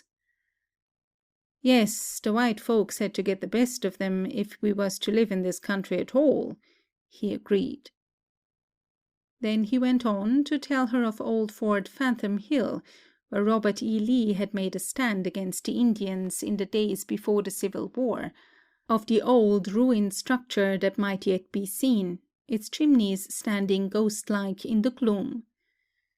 You can see them chimneys standing there yet, with nothing round them but the mesquite bushes, and the owls crying all night. Some folks say that at night the ghosts of the soldiers under Lee come back, and the Injun ghosts are there too. But I ain't never seen 'em. This country all looks so wild. I wonder if it was worth all this trouble to take it and fight for it like this for the white folks, she commented dubiously. Oh, yes, ma'am, it's a great country when you come to know it, he answered heartily. Couldn't hire me to live anywheres else. He went on to tell her of the fights with the Mexicans, as well as the Indians, and helped her to see something of the drama of Texas history. He told her tales of the wild cattle, descendants of the cattle left by the fleeing Mexicans after their defeat, in the region between Laredo and San Antonio, and described how the early cowboys had learned from the Mexican vaqueros their skill in capturing the wild cattle, as well as the arts of roping and branding. Them wild cattle sure are fierce fighters when you get 'em cornered, he commented. Folks used to hunt 'em by moonlight and try all sorts of tricks to get the best of them. They're mean, but they got a lively strain in 'em that makes 'em valuable for this sort of country. I don't know how anybody keeps from getting lost in this region when there aren't any roads or fences or houses to guide you. Oh, you get a sort of coyote sense that helps you know directions and find the place you want. He dramatized for her the great cattle drives twice a year, when the steers were driven to the north along the famous trails, the old Chisholm Trail, the Goodnight Trail, and others. She could see the roundups, the stampedes, the cowboys standing night guard, and all the drama of the primitive life of the West, so different from the easy, established civilization of Virginia. Through his words she could see the early settlers, the pioneers that had come to this section, not as she had done in a train, but in covered wagons, across prairies treacherous with Indians, scant of water, and threatened with multiple dangers, people who had lived, not as she would, in houses, but in dugouts they had fashioned for themselves. She could see cattle thieves and the swift vengeance wreaked on them when they were caught, the elemental but practical working out of law and order in a wild land. She saw quick, changing pictures of the early times, of the hardy, heroic pioneers that had made possible even so much civilization as the region knew then. But the women, wasn't it hard on them?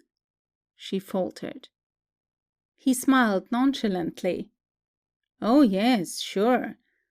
But they were dead game sports, and they stood the gaff. They didn't whine nor make life harder for their men. Of course, when you come down to brass tacks, the whole thing depended on the women folks. The women of early days could shoulder rifles and stave off Indians side by side with their husbands. And work! My stars, how they did work! Raised big families, did every lick of work, even to spinning and weaving. I take off my hat to the women of the West. Letty felt small and unworthy at thought of them. His praise of them unconsciously rebuked her. "But it must have been so hard on them," she contended. "Yep, that's right. But they didn't stop to wail over their lot. They had bigger things to think of. They fell in love and got married and made homes in the wilderness for their men and raised children to go forward with the job. They didn't have time to think of ease or luxury, God bless 'em." His eyes narrowed with a far gaze, as if he were seeing a procession of the heroic women of the West, sturdy, self-reliant, unafraid, fit helpmates for pioneers.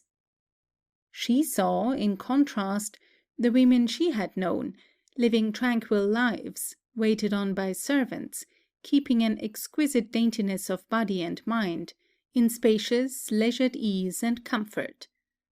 Old gardens, wide piazzas, treasured heirlooms of furniture and silver and books, traditions of gentility and family pride made life gracious and dignified for them.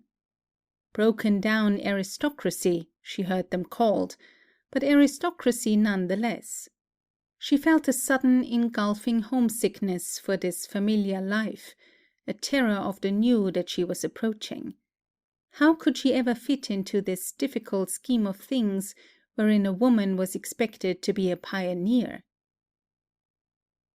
"Tell me about Cousin Bev," she said suddenly, as if to postpone as long as possible, even for a brief hour or two, the contemplation of the new necessities and obligations. "He's a fine fellow. Hasn't had the best of luck at ranching, though.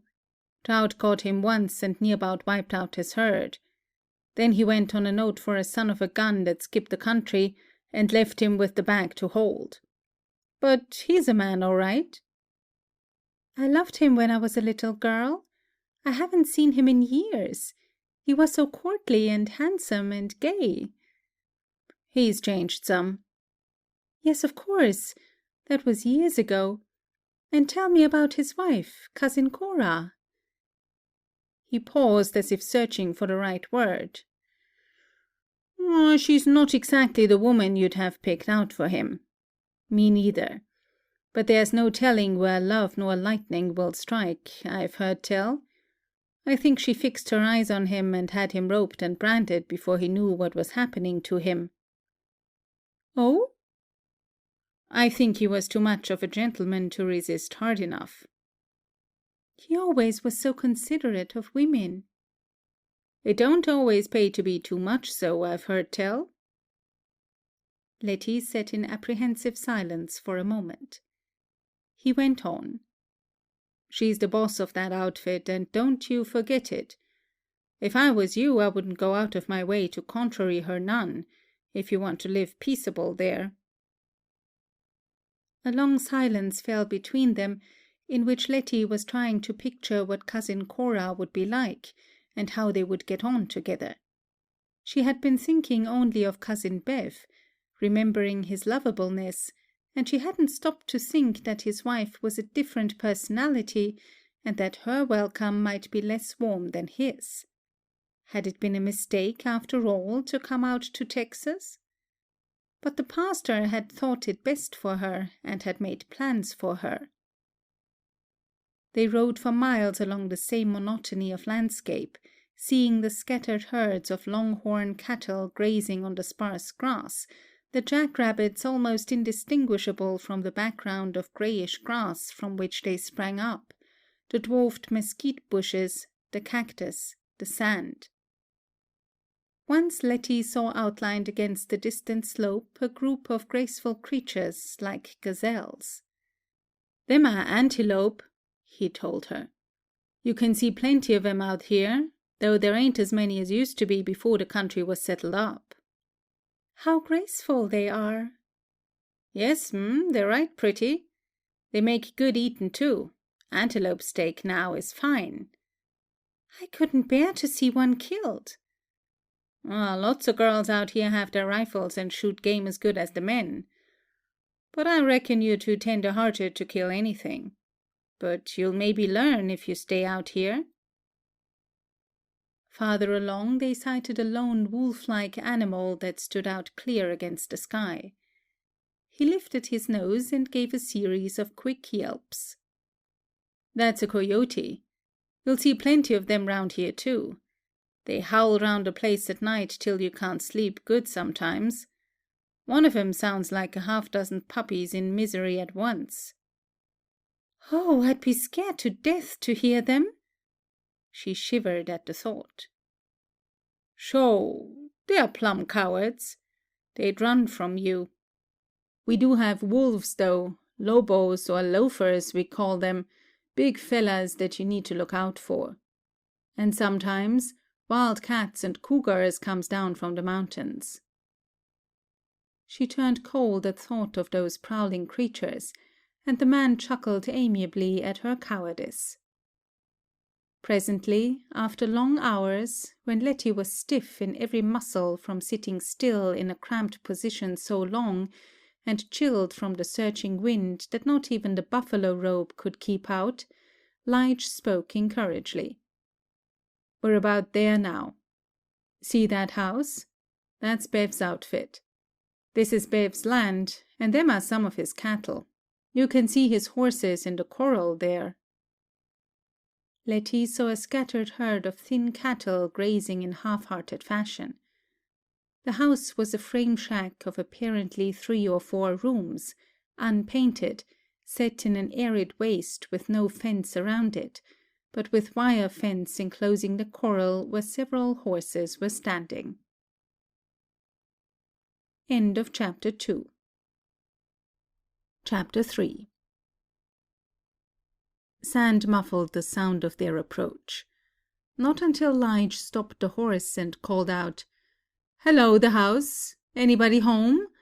was the door opened. Then Cousin Bev came out quickly, hands outstretched, and face alight with welcome. In an instant Letty was over the wheels of the high buggy and in his arms, all her terrors, all her apprehensions and her woes forgotten at the sight of a home face. She trembled with ecstatic rebound of spirit, of joy, after her misery. Cousin Bev meant home, the dear past, her happy childhood brought back miraculously after a nightmare of distress.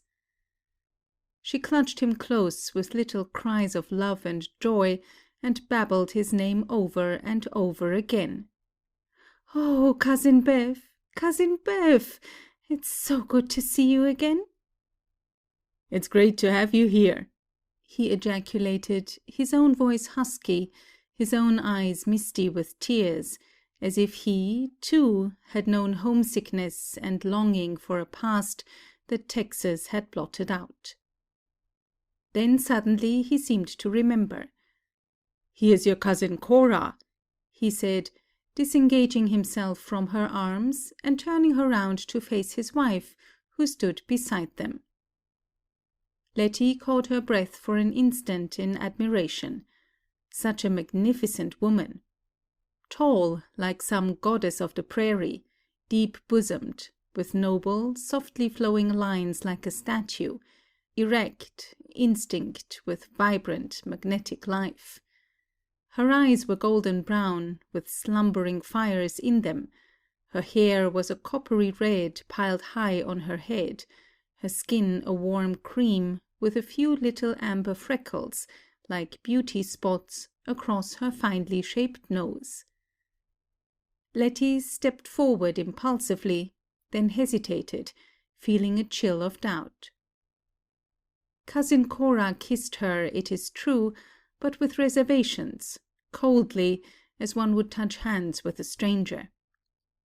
And did she imagine it, Letty asked herself, or did the gold-brown eyes have in them a look of disapproval, almost of hostility toward her? Cousin Bev hurried them into the house. Was he merely trying to get them in out of the icy wind, or was he bridging over a difficult moment? He helped Letty off with her coat and hat. "And the children, you haven't seen them," he cried. He herded them forward, gaily for her inspection, like a small boy that empties his pockets of his treasures to show some loved one how rich he is. This is Beverly Jr., or Junior for short." He laid his hand on the shoulder of a sun-browned boy of 10, slender, wiry, with his father's dark eyes and hair and sensitive mouth. "And this is Dan. He's 8. Dan was more like his mother, but with more freckles peppering his face. "And here's Alice." He pushed forward a little girl who looked as if she might be 6, a child of nondescript dust-colored eyes and hair and a thin, nervous little face. Letty put her arm around the child. "She doesn't look like either one of you," she said. "No," said the mother. "I tell her she's a stray." Her father cut in quickly to save the daughter's feelings. "She's more like me inside of her than any of the children." She huddled against him with adoring eyes. "Here's the one that's like me," Cora announced, as she went to the bed in the corner of the room and lifted up a half-awakened baby. "This is little Cora." The child was adorable, her cheeks softly flushed with sleep, her head a mass of coppery curls that clung closely, her mouth pursed shyly, her head leaning against her mother's arm for protection from the stranger. "Oh, what a darling!" Letty cried. "How old is she?" "She's a yearling," answered the mother, her face softening magically as she looked down at the baby held in the curve of her arm. "She's got her daddy's dark eyes. See?" "Bev's got a right likely bunch of young cattle here," drawled Lige as he smilingly surveyed the group. The baby crowed and leaped with delight in her mother's arms, as if she understood the compliment, and flapped her arms toward him in invitation. He snatched her from her mother's arms and swung her gaily toward the ceiling till she squealed with glee and clutched his hair in her hands. "This is the only young lady that ever admired me," he announced solemnly as he extricated his hair from her tenacious fingers. "So, folks, take good care of her. I aim to marry her when she grows up, before she's old enough to have sense enough to turn me down." He returned her to her mother and began to button his coat again. He had not taken it off, merely loosed it to warm up a moment. "But you're not going," objected Bev. "You must spend the night."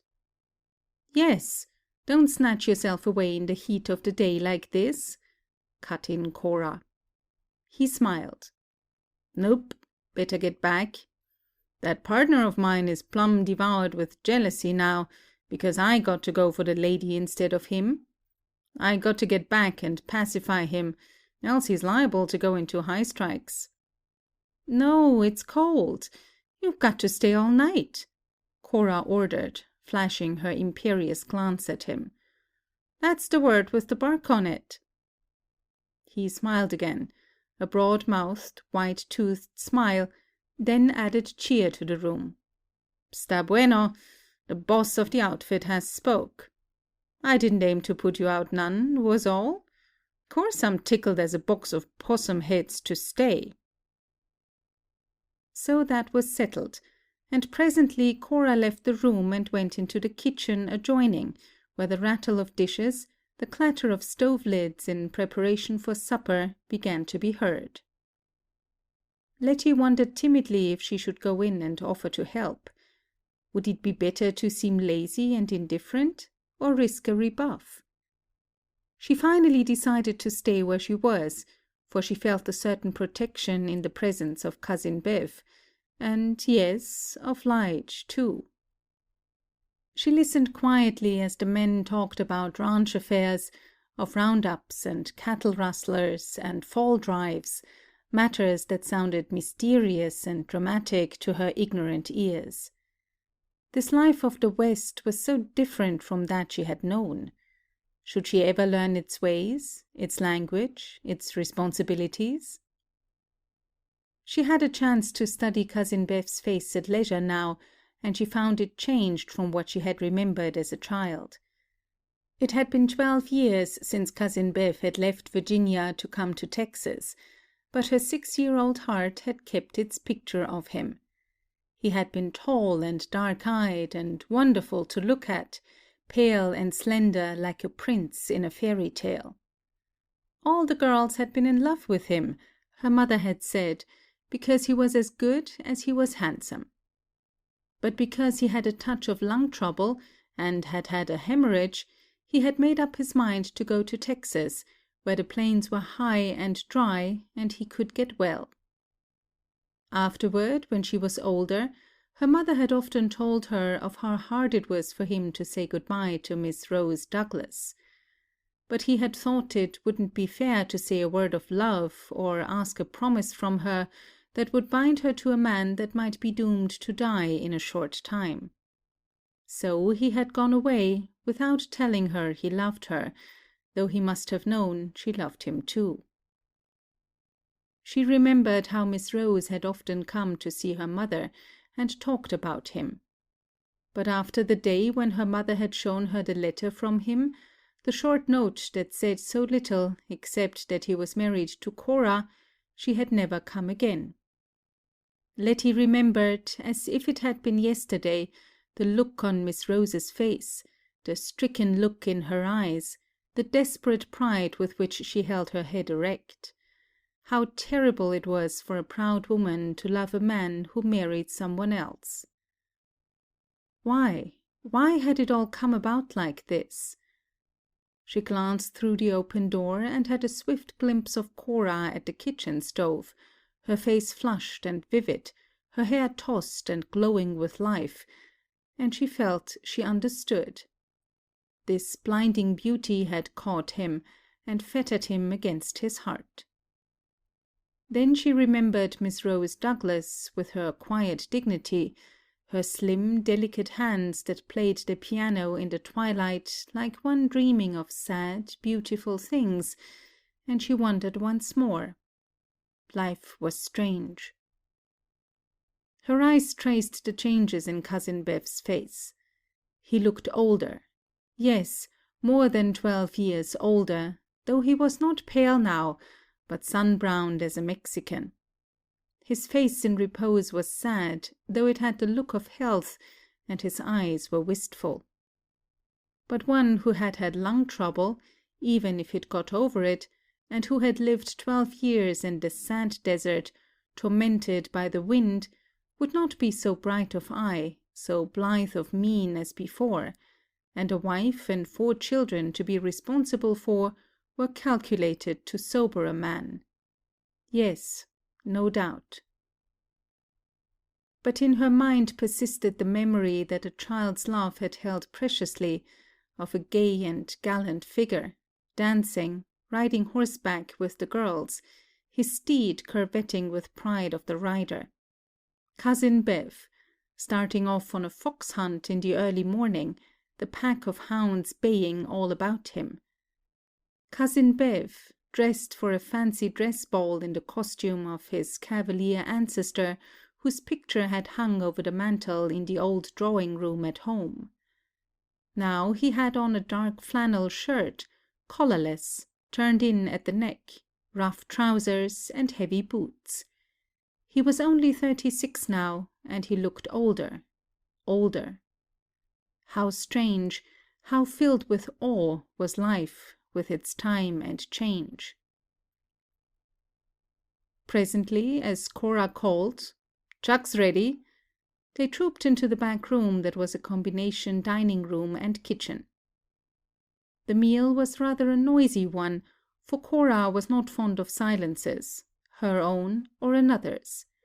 She thumped the dishes onto the table, poured the coffee clatteringly, and did most of the talking herself, as if not trusting such an important function to anyone less experienced. Now and then Beverly tried to draw Letty into the conversation, but she was shy, so that she found it easier to listen than to talk. "What are we cattlemen going to do if this drought keeps up?" Beverly asked Lige. "I don't know. Looks like this section had got into a habit on not raining. A regular rain, a gully washer and toad strangler, would be worth a fortune to this country." "How long has it been?" asked Letty. "A long time," he said with a shake of his head. "The cattle are beginning to feel it too. Course, these here range cattle have never been used to being humoured with water or grass much. Them critters can chaw a mesquite thorn or a prickly pear leaf and call it a hearty meal. But they're getting to feel abused now when they don't get their 4th of July or their Christmas drink." "Yes," agreed Bev soberly. Lige grinned. "What we need is to cross those old longhorns with camels, so's they can stand the drought better." "Don't you reckon it'll rain soon?" asked Junior. "Well, son, I can hope loud on anybody, but it ain't no use ribbing myself up about it when there ain't so much as a cloud in the sky. And I begin to feel restless when these old Sonora Reds bawl at me rebukingly, like I was the Joshua that stopped the rain." "But what will you do if it doesn't rain?" questioned Letty. In her previous life, rain had always been taken for granted, like air. "Well, ma'am, that I can't say. I can't read the future because I've never had much education. My mind hops round like a grasshopper with a hind leg off. Or else it travels backwards like a doodle bug. There ain't no dependence to be put in it when it comes to the future." His face was less homely when it was lighted by his cheerful grin. But his mouth was so wide, she told herself. It travelled back almost to his ears when he smiled, to those ears that stuck out too prominently. Why hadn't his mother smoothed down those ears when he was little? But at least it was a kindly, good-humoured face, one that you could trust. She could fancy a lost dog would take hope from that face. A child in trouble would be sure of a comforter. Beverly spoke morosely. "I've been cleaned out once by a drought. Hope it don't happen again." Cora spoke up with flashing vivacity. "Oh, cut out the gloom. Don't be like a turkey buzzard, flapping round and waiting for something to die. What will it matter if a few cow critters do die, as long as you are not a corpse?" "A lot of difference if they're my herd." She tossed her russet head. "No matter what comes, be cheerful. You'll live a sight longer. If we get starved out here, we can pile the kids in a covered wagon and start out to new grass. I always did like to travel." "I've seen a few covered wagons already," answered Lige. "Dry years brings 'em out. A lot of poor fools come out to the West and fail because they're not fit for the life here. I've seen folk try to ranch that could scarcely tell a horned frog from an alligator." "And when they fail, they blame it onto the West," cried Cora with contempt. "Folks that haven't got any more backbone than a twined string had better stay in some softer place than this." "Yes, some fellas that come out here ain't calculated to last any longer 'n a clean shirt in a dog fight. There've been times when I was almost discouraged myself. Times when I thought my luck had went out like Lottie's eye. But it don't do to give up." Lige reached a long arm across the table for the syrup pitcher. "Well, if a drought was anything a fella could prevent by hard work or worry, I'd say worry. But when it's not, then why be miserable over it?" demanded Cora. "It oozes your energy away to worry and be scared of things. It just makes 'em happen when maybe they wouldn't any other way."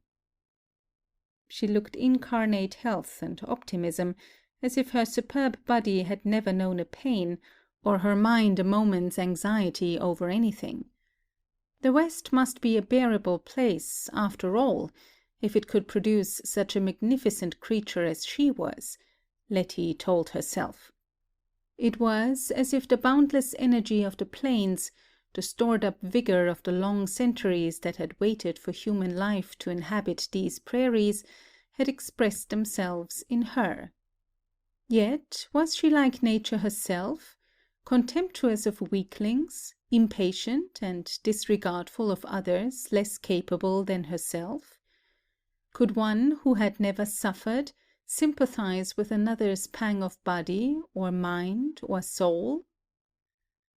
On a ranch in those days, people went to bed early, because they must rise at dawn to get their work done, and so that first evening was not a long one. Letty was tired out from her ride, her eyes ached from the sting of the wind and sand, and so she was glad when Cora told her to take her place in the children's room. She crept in beside Alice, who was already curled into a ball in the middle of the bed, and listened to the breathing and the thrashing sound of the two boys in another bed across the room. The air was close, as the windows were tight shut to keep out the wind and sand and cold. Letty snuggled up to Alice for warmth and dropped off to sleep. She was awakened later to hear a sound outside, in the distance, it seemed, a long, lupine howl, lugubrious, dolorous, its inflections dying off into a wail, as if some lost soul stood alone on the desolate prairie and gave voice to its despair. Then that lonely voice was answered by a series of short, quick yelps, as of half a dozen distressed puppies, then a commingling of yelps. She shook little Alice awake. "Alice, what is that?" she panted. "Oh, nothing but coyotes. And a lobo." Alice rolled herself into a ball again and lapsed into sleep. Nothing but coyotes? Nothing but a pack of wolves loose on the prairie, howling, with nothing to stop their approach to the house? The sounds, at first far off, were coming nearer, nearer. Should she rouse the household to companion her terror? Then Cora would be contemptuous. Better to lie quiet. Those two men in the house would not let harm come if they could prevent it. But could they? Her soul writhed before dark terrors as she lay there, alone. Coyotes and wind. What Roddy had told her of how terrible they were to a woman. The next morning, Lige left early to go to his ranch.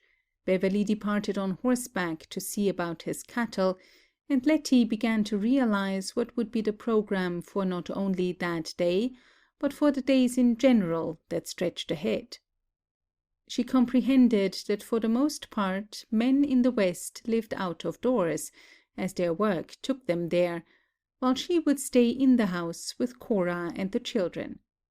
At least until the cold was over, she would be shut up inside the house, a prisoner, hiding from the wind. As she went about helping Cora with the morning's tasks, she examined her prison. The house had 4 rooms, one a combination dining room and kitchen, with its cooking stove, its table covered with oilcloth, its cupboard in the corner to hold the dishes and the food, its few chairs. The room occupied by Cora and Beverly showed scant concession to beauty, but only stern, practical utility. But it was neat, with its oak bed covered with a log cabin quilt, the dresser with its white scarf, its tidy comb and brush and various ornaments, its washstand with bowl and pitcher of heavy white ware, its enlarged pictures of Cora's father and mother, and the rag rugs on the floor. The children's room, which now she was to share, appeared to be a place for putting everything that was crowded out from the other rooms, trunks, boxes, broken chairs, old toys. The front room, used as a sitting room and as a guest chamber, had a company bed, a marble-topped center table with an ornate lamp on it, a showy red carpet, some rocking chairs, a round stove, and a whatnot in the corner, revealing a collection of odds and ends. The front room, she discovered, was Cora's pride. "Bev wanted me to let you have this for your room, but I told him you could just as well sleep in with the young uns. I wanted to keep this nice for company, remarked Cora. Letty flushed. Of course, I can just as easily sleep with the children, she murmured. But the prospect dismayed her. Never in all her life had she habitually shared her room with another. Of course, when a girl came to spend the night with her, they had slept together in order to be sociable, but that was different. She thought of her own room at home, with its mahogany four-poster bed, its highboy and dresser, its white ruffled curtains, its bookcase, its braided rugs, so dainty, so immaculate. A room for daydreams and visions.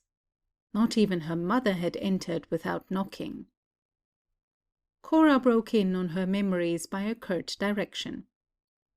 You can round up them young steers and try to teach 'em something. I'll set down to the sewing machine and run up some clothes for the baby. So Letty began her task as governess. No easy job, for the children were restless, resentful at sitting still, and she soon learned that while their minds were quick, their training had been sketchy. Bev's tried to teach him at night, but when he rides the range all day, he's wore out. And I got to have some chance to talk to him myself, Cora explained. So a teacher who didn't know how to teach had to take care of children who didn't know how to study. I don't see the sense in studying anyhow, complained Dan, shying his arithmetic at Junior, thus precipitating a scuffle, which was settled by a cuff at both from the mother. I don't need to know books, he growled. But you will when you're a man, expostulated the inexperienced teacher. Nah, I won't either. I'm going to be a cowboy, like Uncle Alf. He ain't educated, and he's got a first-class ranch. Alf's my oldest brother, Cora observed with pride. Junior interrupted to express his ambitions. I'm going to be sheriff and tote a gun. You don't need learning for that, except maybe a little, I reckon. Or maybe I'll be a Texas Ranger to arrest bandits and cattle thieves and murderers. I'm a-going to be quick on the trigger. Alice slipped her hand shyly into Letty's. I'll study, she said, as if feeling that the teacher would be hurt by a unanimous opposition to books. So Letty perceived that she would have need of much patience and tact and intelligence to teach these youngsters who were so full of ebullient life and so little used to disciplined thinking. And she was so ill-fitted for such a task. Her education had been gained chiefly from desultory reading for pleasure among her father's books and those that she could borrow in the village, with no thorough drill in other branches, wobbly in arithmetic, for instance, and not to be counted on in geography or any of the sciences. Not till she faced seriously the immediate job of teaching others had she realized how little, how desperately little, she herself knew. And now there was no way that she could advance herself, out here on this desert plain, away from books or schools. But she would study hard in the children's school books and do what she could to learn. For she must make good at teaching the children, since that was her excuse for being in Cousin Beverly's home, the home that was Cora's too, as much as his, maybe even more. And she must do the best she could for those children who were Cousin Beverly's, whom she loved for his sake to begin with. So the first few days wore on. Letty looked forward eagerly to the dark when Cousin Beverly would come in, but he was generally tired from his day in the saddle and had little energy for conversation, and so they all generally went to bed early. How different from the long, delightful evenings around the fireplace in the old drawing-room at home before mother was sick, when the family and whatever company was there would sit up and talk endlessly about all manner of interesting topics, till one hated to stop for sleep at all. But in those days there had been a negro mammy to bring you breakfast in bed the next morning if you wished, and so one could indulge in late evenings without loss of energy. How far away, how long ago that life seemed. On Sunday there was a break in the routine, for, to begin with, they all slept later than usual and had a more leisurely breakfast. Then, in the middle of the morning, they saw two men riding up on horseback to the ranch, Lige and another. Cora spied them through the window and threw open the door to welcome them. "Well, if here ain't old Sourdough," she called with loud, hearty voice. "Light and hitch and come in, boys." The two men came in and shook hands awkwardly with Letty. Their hands seemed self-conscious, their huge boots embarrassed by a sense of social inadequacy in the presence of this strange young lady. The newcomer announced with an attempt at casualness of manner, "Lige here said as there was a girl here as pretty as red shoes, and prettier too, so I had to come and see if he was lyin'." He paused a moment to look her over, and then added, "He wasn't." The children laughed uproariously at his wit, and Letty gave an exhibition of her blushing that did not bring a disclaimer from Sourdough as to his previous sentiments. When Letty's colour had subsided enough so that she could see clearly, she scanned the newcomer. He was shorter than Lige, but even at that he was tall, as all these Western men seemed to be. What was there in the climate that made them so? The air of the West seemed to affect the man as it did the jackrabbits, so that they were elongated, yet not out of proportion, for they were not gangling at all. Maybe the little men couldn't stand the life there and quit. Sourdough was stockier of build and had red hair, almost the color of nasturtiums, that reached back from his forehead, and blue eyes, rather small, but bright and twinkling and alive, and roving with a gay, impudent curiosity. There wouldn't be much that would escape those two blue eyes if they were on the lookout. But his costume was what finally chained Letty's attention, for it was different from anything she had ever seen or imagined. His shirt was a brilliant red and green stripe, with celluloid collar and a red crocheted tie that must surely have been the handiwork of some feminine admirer of his in the West, a tie held in place by a ring of cow's horn slipped over it. He had a belt of rattlesnake skin, and his gay blue trousers were stuffed into his boots, boots of a high, ornate character, with astonishing heels, and with spurs that jangled at each step he took, and he appeared to be fidgety, as if to show off the rattle of his spurs. He still held in his hand a broad-brimmed felt hat, encircled with a silver cord. "Will you trust your fine 10-gallon hat to a nail for a while?" Cora inquired. He grinned. "Well, I might, if 'twas a nail near enough for me to keep my eyes on it. I bought this here sombrero off'n a Mexican, and I don't want to take no rash chances with it." He hung it meticulously on a nail back of the door. "Lige here tried to sneak away from me, to come up here by hisself, to see you," he confided to Letty. "But I was too fisty for him.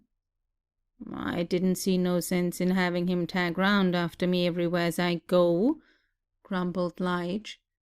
"So I just got on my old plug ugly and started off. It didn't look like no great snakes to me to stay at home by myself, as lonesome as a bedbug, so I saddled my cayuse and lit out after him.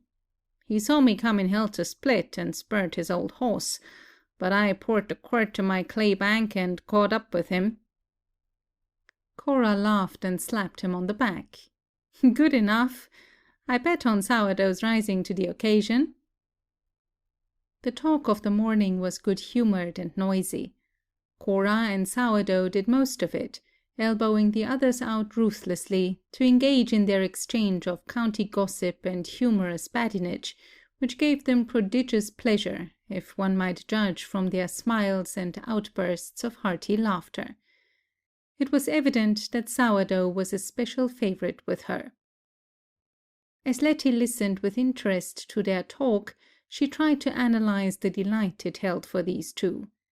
They possessed something in kinship with each other, the same exuberant vitality of physical health and abounding spirits, the same noisy sense of humor that lay close to the surface, that broke forth in uproarious laughter at each other's jokes, and interrupted to go one better.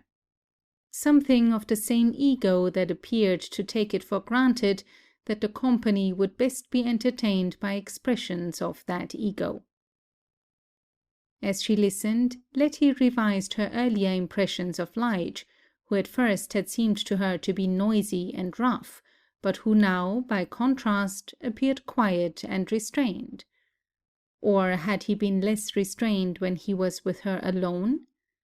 At least he wasn't pushing like Sourdough. He didn't knock you down with his personality as Cora did. Even Cora seemed to notice at last that Lige was somewhat silent. "You ain't talking today," she accused him. "Took a vow of silence over anything, eh?" "How can I talk with this blab-mouthed partner of mine along? I'd need a battle-axe to break into this colloque." "To hear him tell it, you'd think I blow my head and horns off," countered Sourdough. "Well, I'd say there are some folks that don't know the value of silence. They opine that silence is like promises and pie crust, just made to be broke," drawled Lige. "Well, there's too gol-darned much silence in my days. You go round like Mr. Tight-Face, never opening your mouth sometimes for hours at a time, or else me riding the range and nobody to talk to but jackrabbits and steers. So when I get a chance to confab, why, I jest feel like tearing off as much talk as I can. When I'm round ladies, I ain't no oyster." "And lockjaw's the last disease you'll die of," retorted Lige.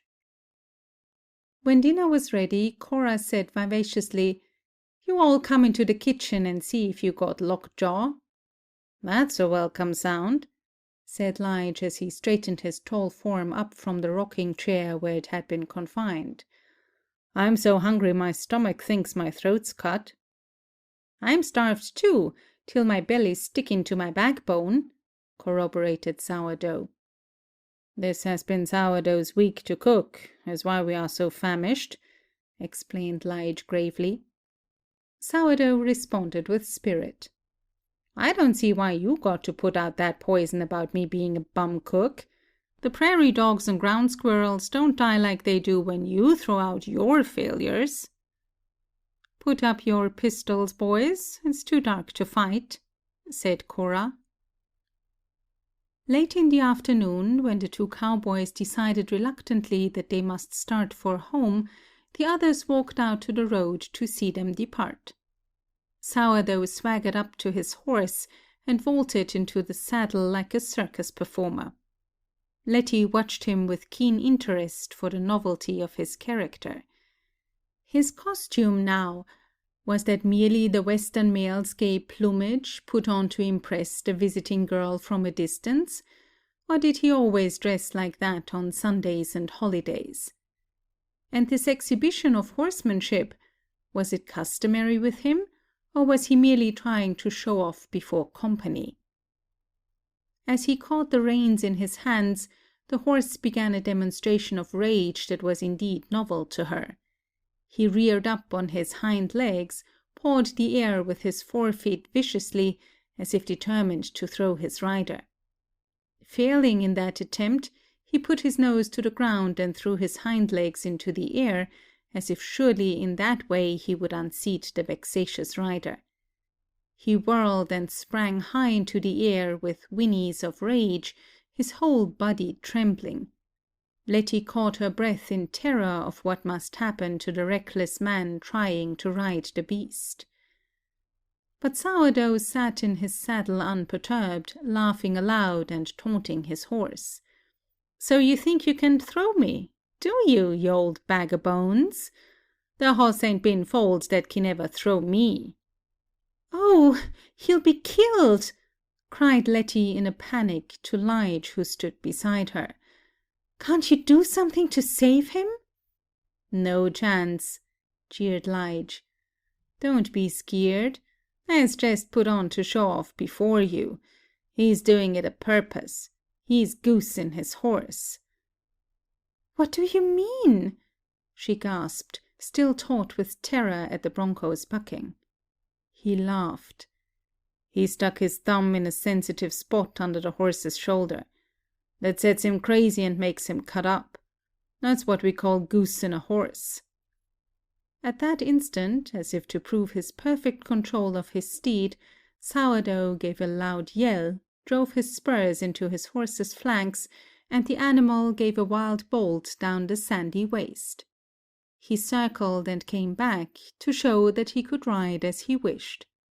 He stopped his quivering horse in front of Letty, stood in his saddle, and uttered a suspicion of yells. "Whoopee! Whoopee! Whoopee! Tie-yi-yi!" Then he yelped like a coyote, while he goosed his horse again. At last, like a small boy that is tired of his egoistic exhibition, he cut his spurs into the horse's sides and dashed off and away, his "Whoopee! Whoo-pees!" floating back, and one hand waving his silver-rimmed 10-gallon hat in wild circles round his head. "What an extraordinary person!" ejaculated Letty. Lige grinned. "Yep, just bustin' full o' life, like a youngster. Consarn his hide. He ain't left a single trick for me and old Sandstorm to pull off to impress you with." "Who's Sandstorm?" "That's my horse. He's the color o' sand, you see, and he can go like a norther when he wants to. Goodbye, all." "What's Sourdough's horse named?" Letty inquired of him. "Marijuana. That's a Mexican weed that has intoxicating properties." Lige mounted his steed nonchalantly, as if indeed unwilling to try any fancy stunts after Sourdough's performance, touched his quirt to his hat, and set off in a run after his partner. Coyote howls floated back on the wind, and Lige's voice curled round them in cowboy yells, as if not to be utterly outdistanced and outdone. "Whoopee! Yip yip! Tie-yi!" End of chapter 3. Chapter 4. After the Sunday visit from the two cowboys, the monotony of ranch life settled down again. Letty found the days very dull.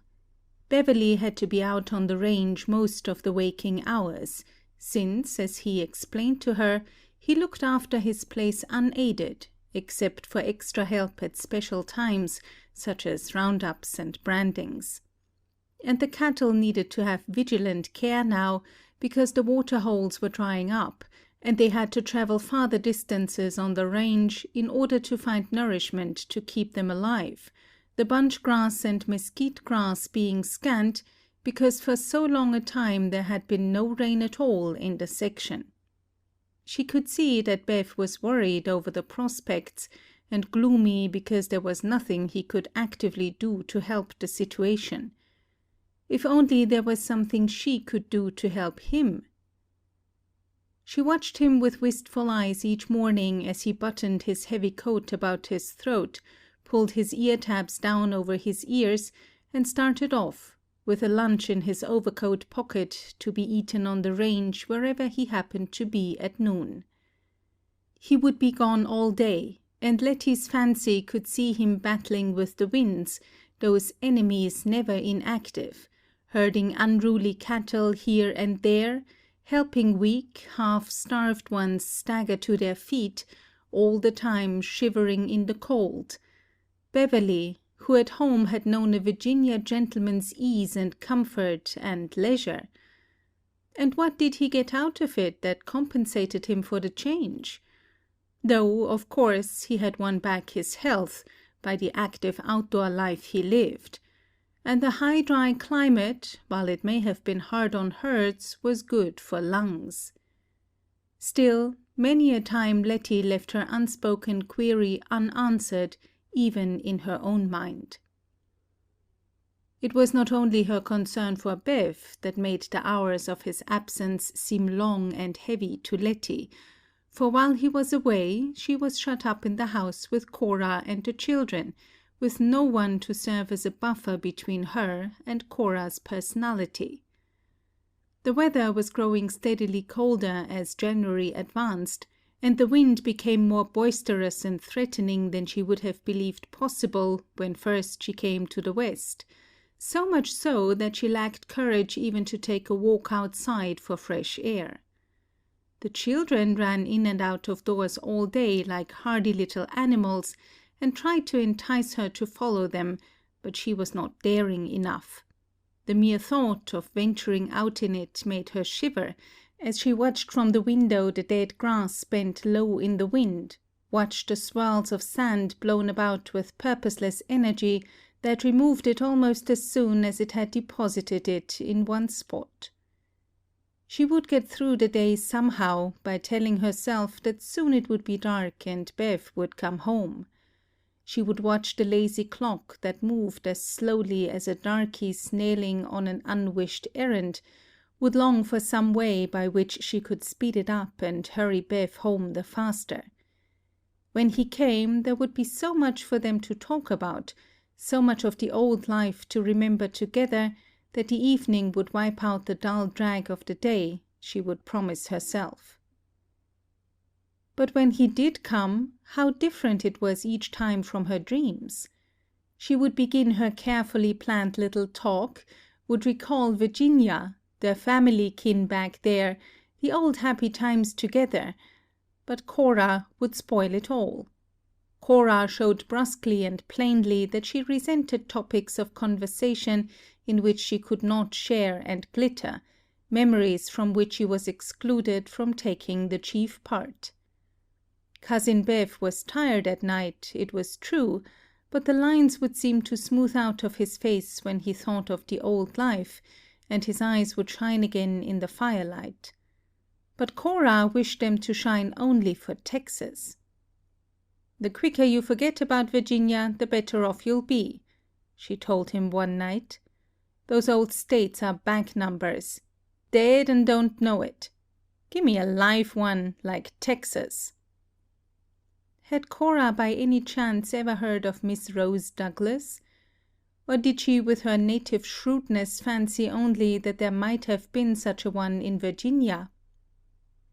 Letty once said to herself rebelliously that Cora was the sort of woman who would, if thinking could poison every other pretty woman, reduce the feminine population by large numbers instantaneously. Cora had no intention of being ignored, even in occasional excursions of conversation. Reminiscence which did not include her was by that fact uninteresting, valueless, and not to be tolerated in her household. She had a personality that was acutely conscious of itself, that never for one moment forgot its ego, and would suffer no one about her to forget it. She had no trace of the considerate self-effacement which makes the friction of daily life less rasping, and which is considered an attribute native to woman. Cora was thoroughly a woman, though with a slashing selfishness by some considered masculine. She didn't mind work. She would cheerfully have performed all the household tasks by herself, and she would have gone hungry to feed her husband or her children or her guests, provided suitable recognition was given that sacrifice. What she was not willing to do without, what she demanded from all under her influence, was a constant awareness, a continual recognition of her personality. She wished everyone to be always aware of her existence, of her sex, of her ideas. She forced herself into the forefront of everyone's thoughts, with her overpowering personality like a battering ram of beauty and sex and self-assertiveness. It was as if she perpetually beat her breasts and cried out vaingloriously, "Here I am! Look at me! Am I not beautiful and clever and alluring? How could one take eyes or thought off of me for an instant?" Letty noticed that her attitude was the same whoever was concerned. She commanded and commandeered notice and admiration from the children, or, if not admiration, attention and fear. Fear could serve as a substitute for approval with her, since fear signified real attentiveness.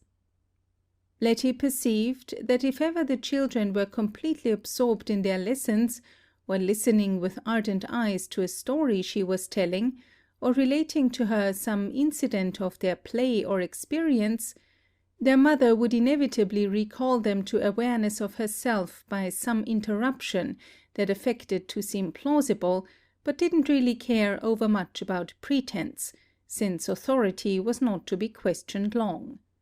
The child who was guilty of momentarily forgetting its mother's importance would be reminded by some errand that must be instantly attended to, some question that must be answered at length, till the previous attention had been shattered as a bubble, or, if need be, some rebuke that could be as sharp as occasion required. The interruption lasted till the interest was gone. If Letty were telling a fairy story, Cora might look up from her work to say, "You boys better get to your arithmetic. I don't want you to stop till you can say the multiplication table backwards as well as forwards, in your sleep if you was called on."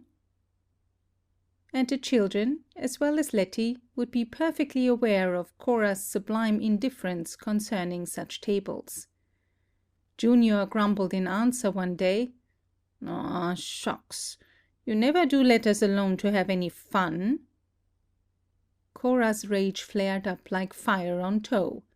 "Shut your mouth, boy, if you don't want me to slap it shut.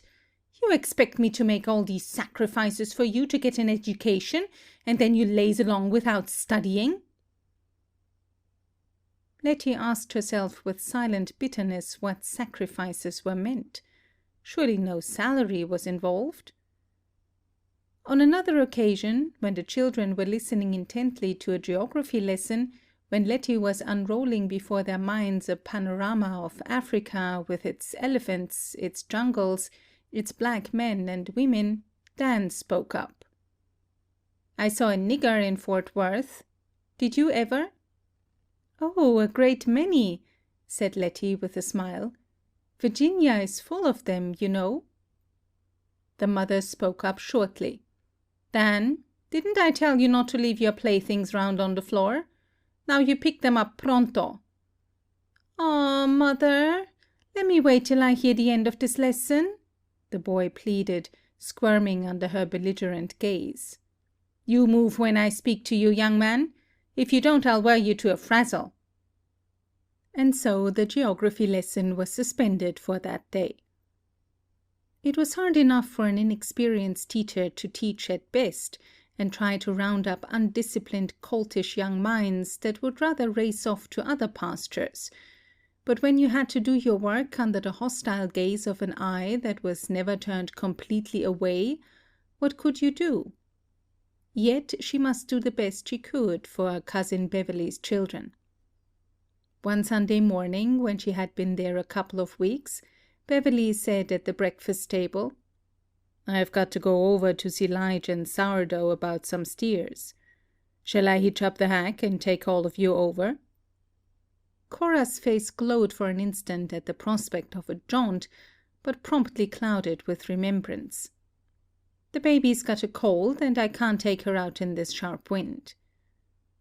Then she seemed to consider something silently for a moment, and spoke grudgingly, after an obvious struggle with her inclination. "You can take Letty and Alice, if you've a mind to. The boys can stay here with me." "Aw, mother, let us go!" shrilled the boys. "No, do you want to go and leave your mother here by herself with a sick baby?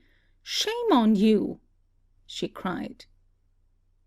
"Let me stay with you and let the boys go," said Letty timidly. "No, they'll stay home with me," she ordered. "Lige and Sourdough'll be tickled pink to see you, so you go." Letty dreaded the prospect of facing the wind, the bitter, shouting wind that she could hear all the time, and of driving 10 miles across the vacant sand to a shack to see 2 cowboys, but go she must. It had been nice of Cousin Bev to think of taking her, and it would never do to refuse to follow a plan that Cora had decided on. So, after a while, they started off, Beverly and she and little Alice, tucked in under a buffalo robe, and bundled up with all the heaviest clothes and wraps, in a 2-seated vehicle with a fringed top, which was spoken of as the hack. The boys pressed rebellious noses against the window panes to watch them depart.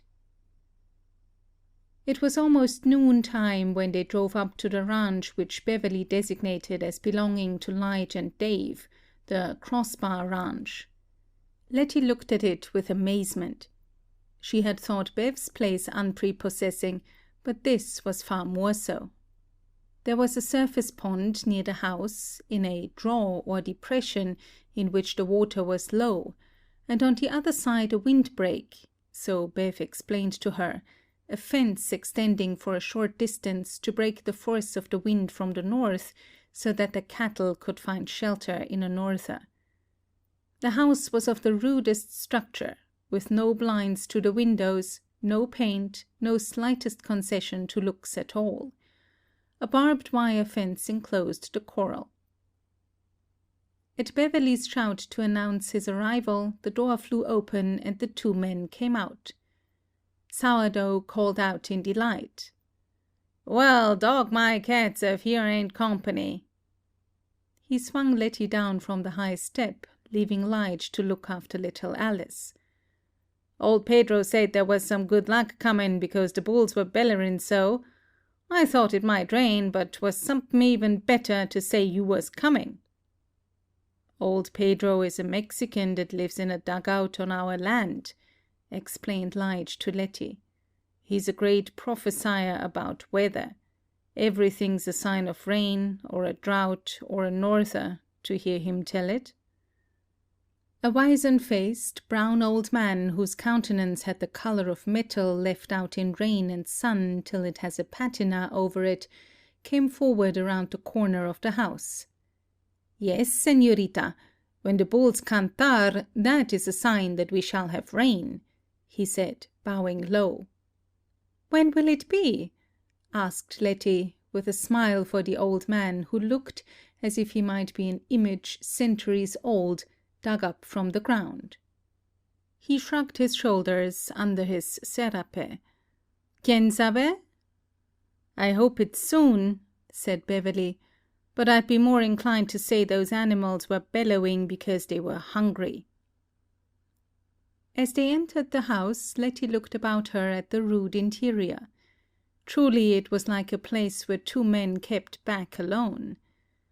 There was no paper on the walls, not even canvas to keep out the wind and sand, so that a coat of sand lay over everything with an impartial yellow grayness.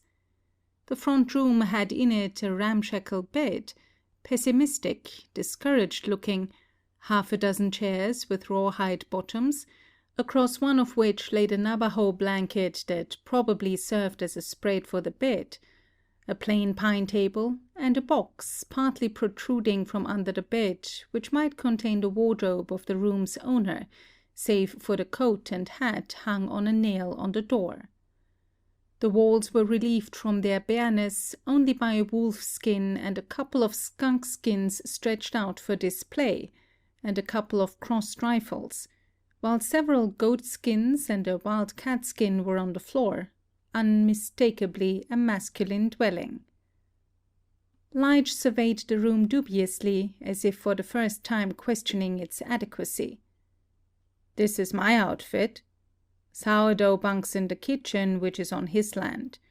If we'd a knowed we was going to have company, we'd a cleaned up." Brats, what's the difference? Cried his partner jovially.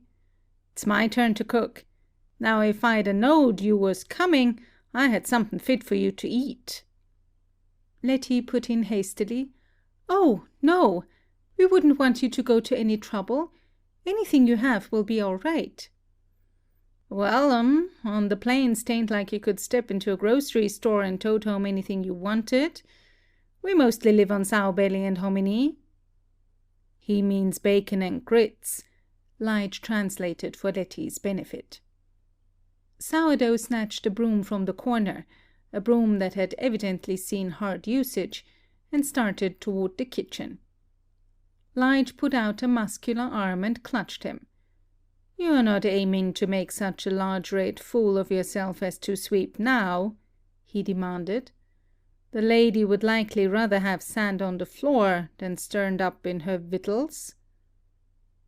Sourdough looked humiliated, like a vainglorious rooster that has suddenly been doused with dishwater, so that his proud comb droops and his feathers fall. The measure of his depression was such that for the time he was silent. He stole on tiptoe toward the kitchen, his attitude and bearing showing that he feared lest sound as well as movement might stir up objectionable sand for the lady. Letty could hear him moving with loud stealth around the next room, the kitchen that was also his living quarters. A chair crashed to the floor, a dish broke, a skillet clattered on the stove, and a rattle of knives and forks on a bare table announced nervous preparations for a meal. It was too bad for him to be in there doing it all by himself. Shouldn't she offer to go and help? Her eyes indicated such a scheme to Lige, who by his dissenting brows dissuaded her. Lige sat with arms folded across his chest, and smiled in sardonic enjoyment of the situation. It must be uncommon for Sourdough to be caught at a disadvantage when he himself recognized or admitted the fact. It would serve them all right for the cook to sneak out of the back window and leave them to their hunger. But he wasn't doing that, for his noise of movements gave evidence of his continued presence and energy. Presently, the red roach of hair was stuck inside the door, and Sourdough hissed, with a malevolent look at his partner, "Chuck's ready. Bring your chairs." As they settled themselves at the table, he observed with gloom, "I hope you've got a gonsome feeling round your waistband, 'cause if you ain't, this here fodder won't seem tasty."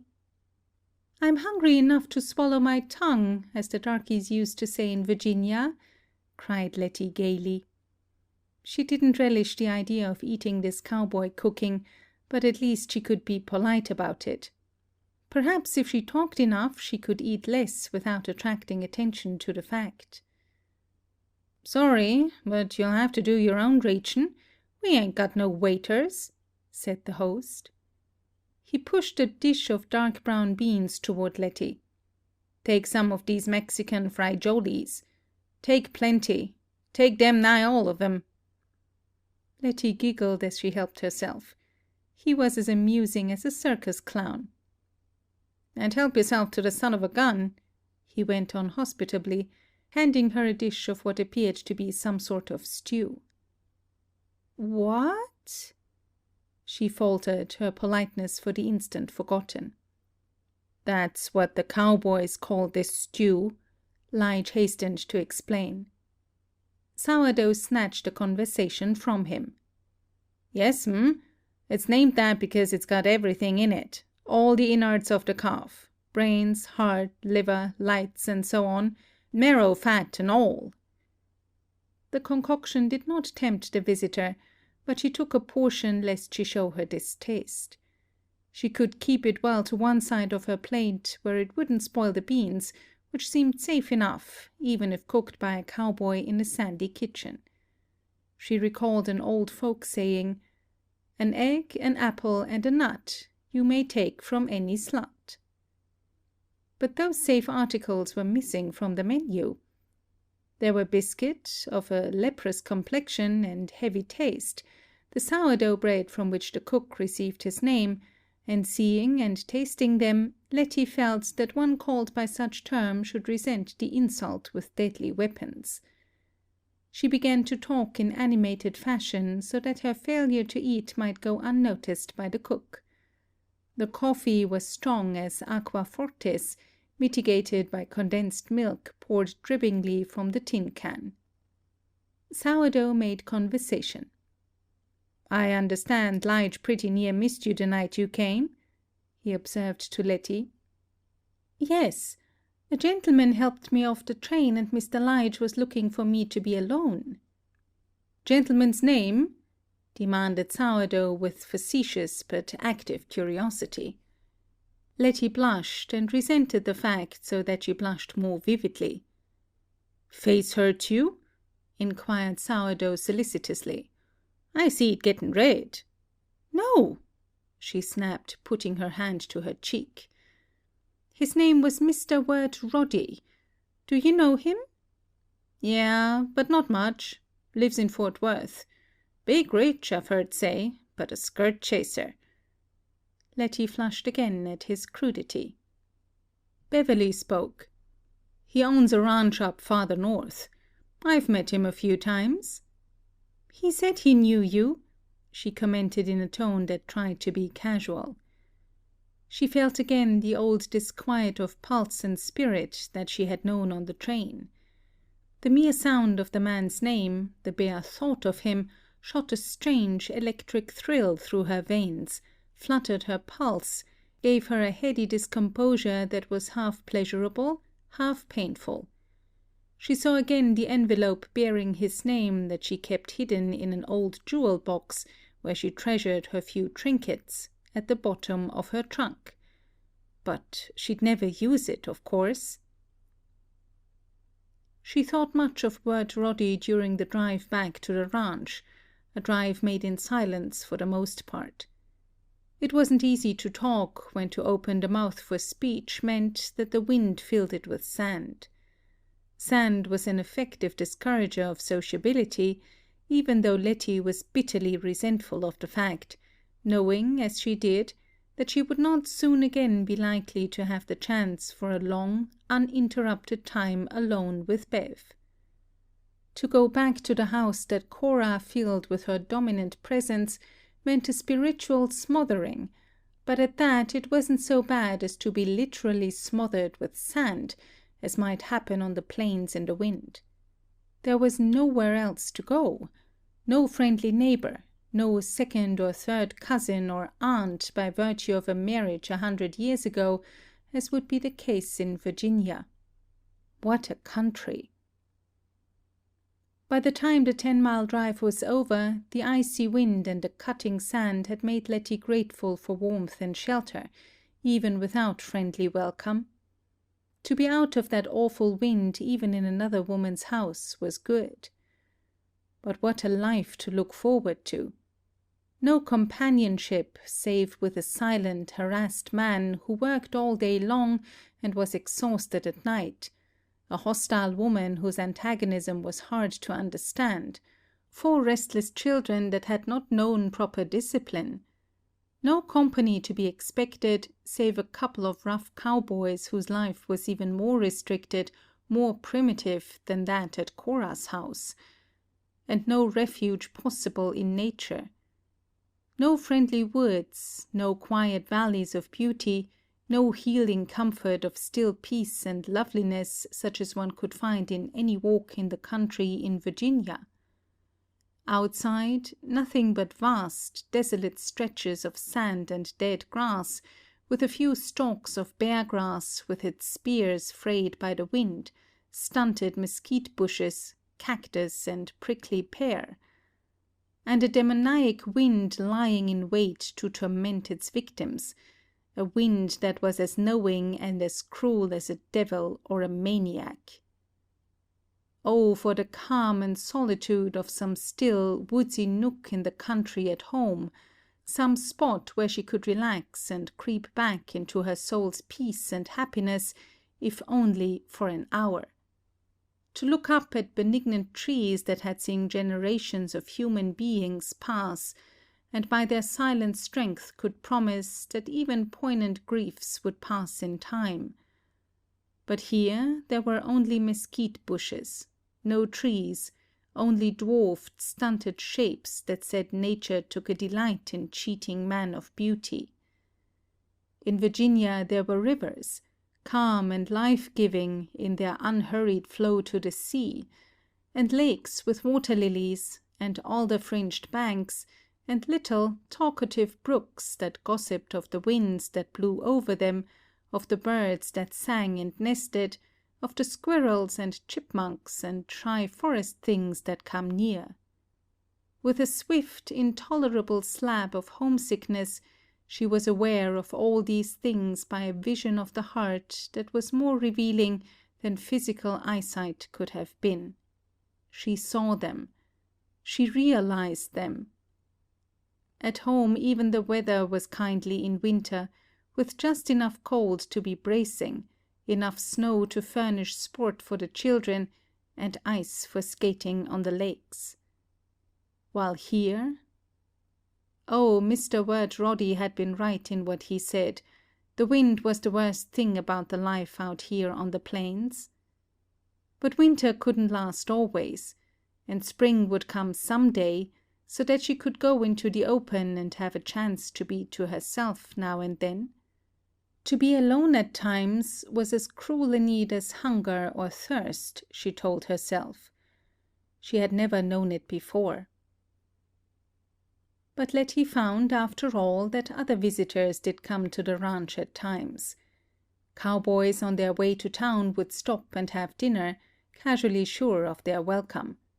Ranch houses were few and far between, so that almost everyone passing stopped to get warm, or chat a while of local affairs, to take a meal or spend the night, and the boundless hospitality of the plains welcomed them all. As Letty listened to the talk of the visitors, she learned more and more of the frontier life and the Western character. One Sunday, when Lige and Sourdough were there, the sheriff, Jim Hitchcock, and a deputy United States Marshal stopped for dinner. They explained to Bev and the cowboys that they were on the trail of some bandits that had held up a train a few days before and managed to get away. "Don't scare the visitin' lady with talk o' your violent deeds," drawled Sourdough rebukingly. "She ain't used to our rough Western ways yet, and she might think we was harsh out here." The sheriff spoke up to reassure her. "I don't never aim to kill a man, ma'am, if I can arrest him without it. I've noticed a feller won't generally shoot as long as he'll talk to you, so I don't show a gun at first. But, ma'am, some of 'em won't talk to you." He paused. And then you shoot?" she faltered. "Yes'm. If I go out to get a man, I generally bring him in, dead or alive. As long as I'm sheriff of this county, I don't humor the criminals none." He twisted his little drooping mustaches and smiled reflectively. Letty shuddered. The deputy marshal laughed.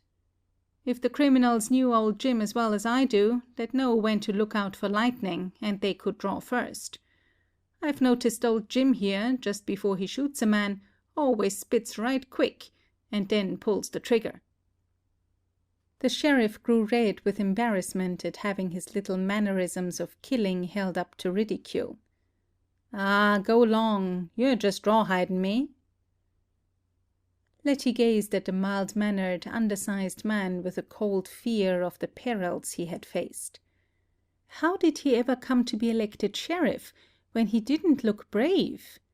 He looked as if he'd run from a Molly Cottontail, and his voice was deceptively soft and drawling. To think that he had shot men down, even if they were criminals trying to escape!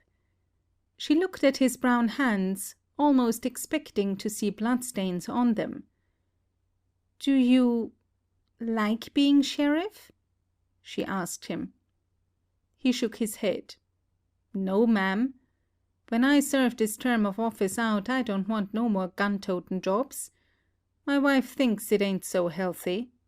And I tell my boys for them never to be no officers of the peace." "It'll sure be hard to fill your place," averred Sourdough.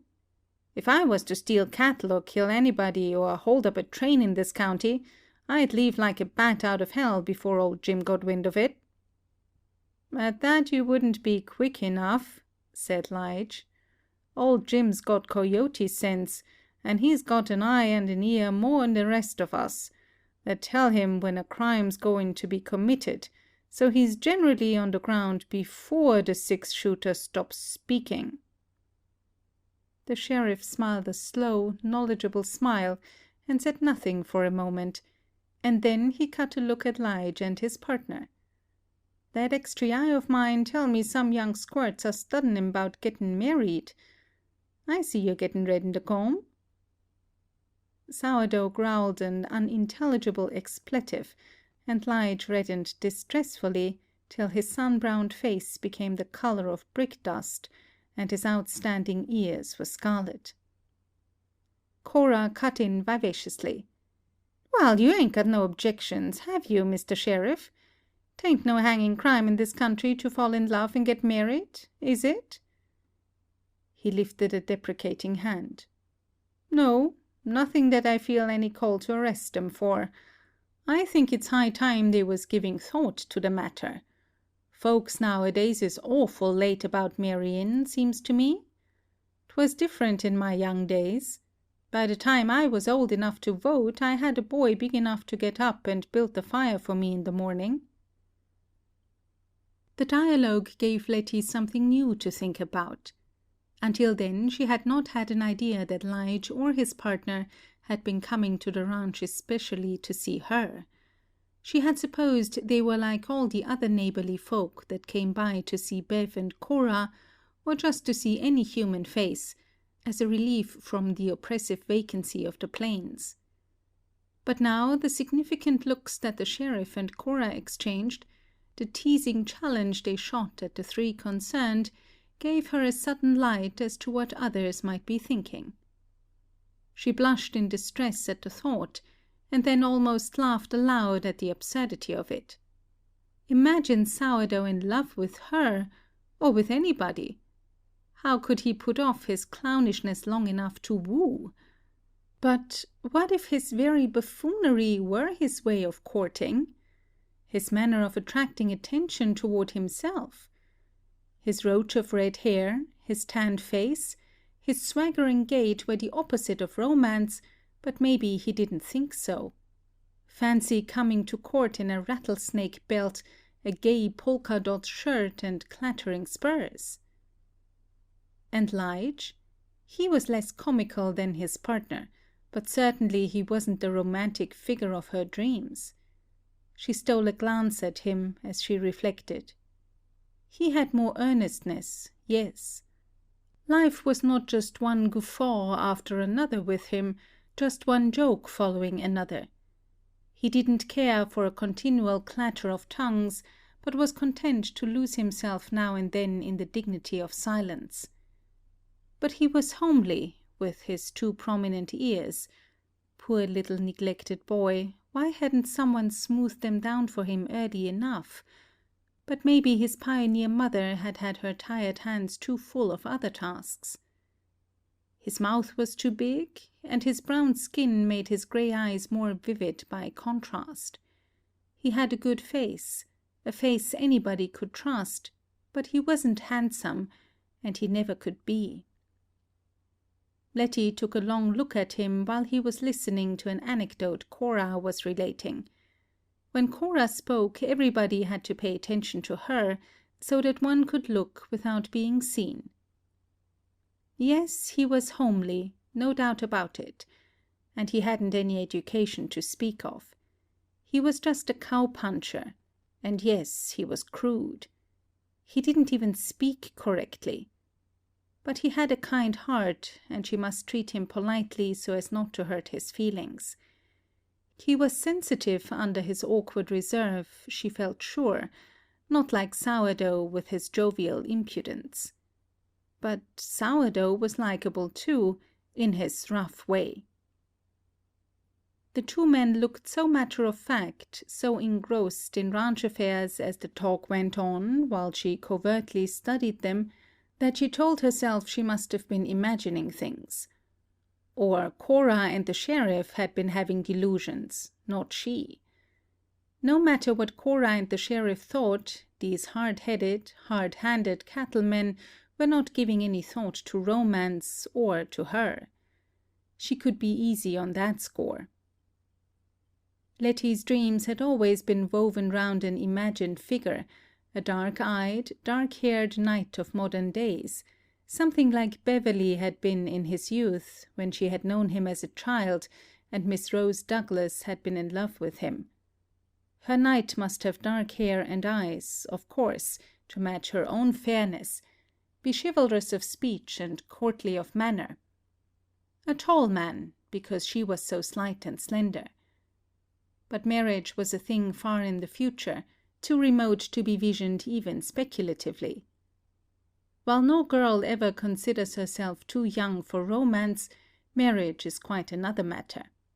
As the days went by, Letty found that the complexity of her relations with Cora increased rather than decreased. Letty told herself that she did honestly try to do her best to get along peaceably, to placate her, to avoid giving offence. But there was an antagonism, which, though she couldn't puzzle out, was very real, and it lay in the background of every moment between the two women. She would ask herself wretchedly if it was because Cora resented the burden of expense in hard times, the cost of feeding an extra member of the household. Was it that? So she would determine to eat as little as possible, to lighten the burden. But when her appetite, which at best was never hearty, began to flag in this mysterious fashion, Beverley would scold her. "You're not eating enough to keep a hummingbird alive," he protested, as he helped her plate generously one day. Cora spoke up fretfully. "Yes, for pity's sake, eat! I hate to see folks mince over their victuals like they was displeased with the grub." Then Letty ate. She would have forced down sawdust under the circumstances. Letty told herself that maybe Cora resented having an outsider always intruding in the family life. Surely that was the reason why she disliked her. So she would make excuses to stay as much as possible away from the others. But that wasn't easy when there was only one sitting room, and her bedroom, or the one she shared with the 3 children, was not heated. If Letty stayed more than a few minutes away in the evening, Bev would call out to her, "Letty, you'll catch cold in that room without any fire. Come on in here." Dear Bev, who was so thoughtful of everybody. And Cora would shout to her, "Gosh, yes! Don't let's have anybody sick abed on our hands." So Letty would creep back to the range of warmth in the sitting room, where 7 people sat huddled around one stove, with no ventilation in the room, and Cora talked at Bev until he would say he was tired and must get to sleep. When the light in the front room was put out, Letty would creep into bed beside little Alice. There was no fire in any room except the front room, and at mealtimes in the kitchen, so that there was really no chance at all for privacy. No chance ever to steal away to yourself and think your own thoughts, and let your mind rest from perpetual tension and restraint. In Cora's presence she must forever be on guard, she didn't know why. But life would surely be different when spring came. Then she could steal out into the open and take walks and relieve Cora as well as herself of this perpetual rasping hostility. Spring would make everything different. Now she was only a prisoner in the house, with the wind outside to lay violent hands on her if she ventured forth, and with Cora's belligerent personality dominating her every moment inside the walls. She told herself in her bewilderment that she didn't know how to meet the situation, because it was so different from anything she had ever known. or many luxuries in her life, but always there had been love and consideration, nothing but tender care for her welfare and her wishes, even the wishes of a child. She had always been just a child, to be loved and taken care of. And now she was all of a sudden expected to be a woman, and to live in the heartbreaking position of an unwanted and resented member of another woman's home. She would ask herself wretchedly over and over again, why? Why didn't Cora like her? Cora was hospitable to everyone else. No passer-by but could be sure of a hearty welcome, a pressing invitation to eat a meal or spend the night in her home. Night after night, as she lay awake, hearing the far-off howl of the coyotes that always sent a shiver of fear down her spine, and chill with the wild, instinctive terror that the sound of the high wind at night always brought to her, Letty would ask herself what was the way out. The problem seemed always more acute, more unanswerable in the dark, when the wind and the coyotes were trying to howl each other down, even than it did in the day, when Cora's hard egoism crowded her out. Letty was a helpless young girl that had always been treated as a child. She had never been given responsibility, nor been expected to make decisions for herself, so that she felt bewilderingly weak and impotent. What could she do? She couldn't go back to Virginia, for there was no near relative to take her in. It would be asking charity to write to some old friend and beg to be given shelter and food. Her family pride revolted from the thought. The men of her family had always taken care of the women, and so it had seemed the natural thing to turn to Cousin Bev when her mother was dead. Of course, she hadn't known Cousin Bev's wife then. And the pastor hadn't reckoned with Cora when he had felt so sure that it was the wise and right thing for her to come to Texas to live with them. Should she write the pastor what a mistake she had made? If he knew how wretched she was, he would send her money for a ticket and tell her to come to his home. But he was poor himself and had a house full of children. No, she couldn't impose on him. And besides, to let him know would seem to be complaining of Cousin Bev, and that she never could think of. No, she must wait. When spring came, surely some way would open. So she tried to make herself as silent, as inconspicuous as possible in the house, like a little starved mouse that must not venture into notice, but must not attract suspicious glances because of its stillness either. The little mouse waited for spring to come, but spring was far away. And at night the coyotes slunk in packs about the place, uttering their querulous, quick yelps, and the wind wailed like all the horrors she had ever heard or read of, a banshee, a lost soul, a demon lover. On Sunday, Lige and his partner came to spend the day at Bev's ranch. Cora was always delighted to see them, radiating welcome and good cheer and gay spirits. Cora loved company, when she had an excuse to put on her prettiest dress and arrange her shining hair with artful pains, to have the house in spotless order, to cook a good dinner that would bring praise from all who partook of it. Cora was perfectly happy on a Sunday when men visitors came in to spend the day. She would dominate the conversation as they sat together, men, women, and children grouped about the red stove in the box-like front room. Cora would be all aglow with animation, her cheeks flushed, her eyes dancing, her wonderful lustrous hair glittering with life and health and joy. Her hair was so alive that it seemed fairly to send off sparks of life and light. Sourdough was a good match for her. He too was buoyantly alive, and in a gale of high spirits, with an energy as wild and limitless as the force of the wind on the prairies, as if no hint of fear or hardship or suffering had ever touched him.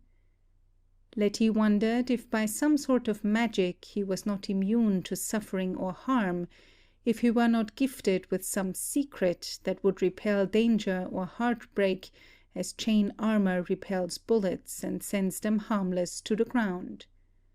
This climate that so terrified and dwarfed her spirits and energies must in some way give an intoxicating stimulus and vigor to natures like Cora's and Sourdough's. His jokes were ready, his rough wit never flagging, his laugh instantaneous at each sally his hostess made, and they played up to each other so that their minds seemed complements of each other. Letty used sometimes to wonder how far Cora might have gone if she had had a wider training and culture, a broader opportunity, so that her native abilities might have developed more. With her beauty and her infectious spirits, she might have ruled a salon, like the women in French history, might have shaped the destinies of governments by her shrewdness and her dominance. How queer a thing was life that shut this heady creature with her wild, rich possibilities up in a little box-house on the prairie. On Sundays, when Cora and Sourdough's led the conversation, making of it a riotous gaiety, the others were content to listen quietly, with no desire to interrupt. Beverly and Lige and Letty would sit, smiling at each other, to hear those two rattle on in a companionable silence that left no sense of constraint. Letty felt less unhappy on Sundays than at any other time, for then Beverly was at home, for one thing, and more rested, so that she could talk to him a little, shyly, now and then, when Cora was out of the room. Cora was always in such a good humor when company came, especially Lige and his partner, that Letty could creep out of her cranny of timidity a little and expand without fear of being hurt. One Sunday, when Letty had been at the ranch about 6 weeks, though it seemed to her as many years and more, the two cowboys came as usual for their weekly visit, but this time bearing important news.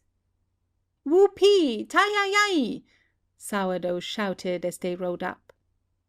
Cora poked her head out of the door. "What's up? Drought broke?" "No, but next best thing." He came into the house, followed closely by Lige, who was smiling his slow, uncomfortable smile. "There's going to be a rabbit twistin' at Cy Popplewell's 2 weeks from last Friday night, a week from next Friday. We come to let you know. Everybody invited and nobody slighted." "Sure?" cried Cora, her eyes glittering, her face glowing with anticipation. "That's fine!" "What is a rabbit twisting?" asked Letty, curiosity getting the mastery over her shyness. It must be something pleasant to arouse such enthusiasm in these three. Lige laughed, and as usual acted as interpreter for her. "It's no cruelty to dumb beasts, Miss Letty. That's what we call a dance in this section. If you've never been to a cowboy's ball, it'll maybe interest you." "It will be fun. Am I invited?" "Sure. Everybody's asked. Everybody and his chillun and his dog will be there." Sourdough twirled his 10-gallon hat in nervous fingers and looked at Letty. "Me and Lige here drawed 6-shooters on each other to find out which one was to ask to take you. We decided it was a bad time to kill off either one of us, with drought on and all, so we settled it different. We 'lowed the peaceable and fair way would be for one to take you and the other to take you home. Agreeable to you?" Letty flushed and gave a hesitant look at Cora. She didn't know what Cora would wish her to do, and she didn't even know what she herself cared to do. These Western customs were so new to her. Her cousin decided the matter instantly. "Sure, that's much better than a fight between these two. Bev will hitch up the hack and take me and the kids, so we'll all be there." "Children too?" asked Letty in amazement. Lige answered comfortably. "Yes, You see, so few folks live in this section, and so few sociables happen, that everybody has to turn out to make the crowd. They send men to ride up the county and give everybody an invite." "All right, then. I'd hate to be the only person in the county that wasn't there," she said shyly. Sourdough went on to explain the occasion for the festivity. "The Popplewells are so swole with pride now they got their upstairs house finished that they got to give a housewarming." "The upstairs house?" queried Letty. "Yes, When they first settled here they lived in a half dugout, half in the ground and half out. But they've got 2 grown gals now on the carpet, and 2 frying-size ones coming on, so the old man had to build a regular house on the ground. They still live in the half dugout too, but they call the new part the upstairs house." Letty laughed as she tried to picture the residence in her mind, a half dugout combined with an upstairs house built as a separate edifice. "What a funny country!" she cried. End of chapter 4. Chapter 5. In the days that intervened before the dance, Cora showed an ebullient enthusiasm. The approaching festivity controlled everything in one way or another. If one of the children annoyed her in any fashion, she would threaten sharply, "If you don't behave, I'll leave you home when we go to the dance." That proved instantly efficacious, and each child stepped at command with a blithe obedience unknown in the household before, or at least since Letty's arrival.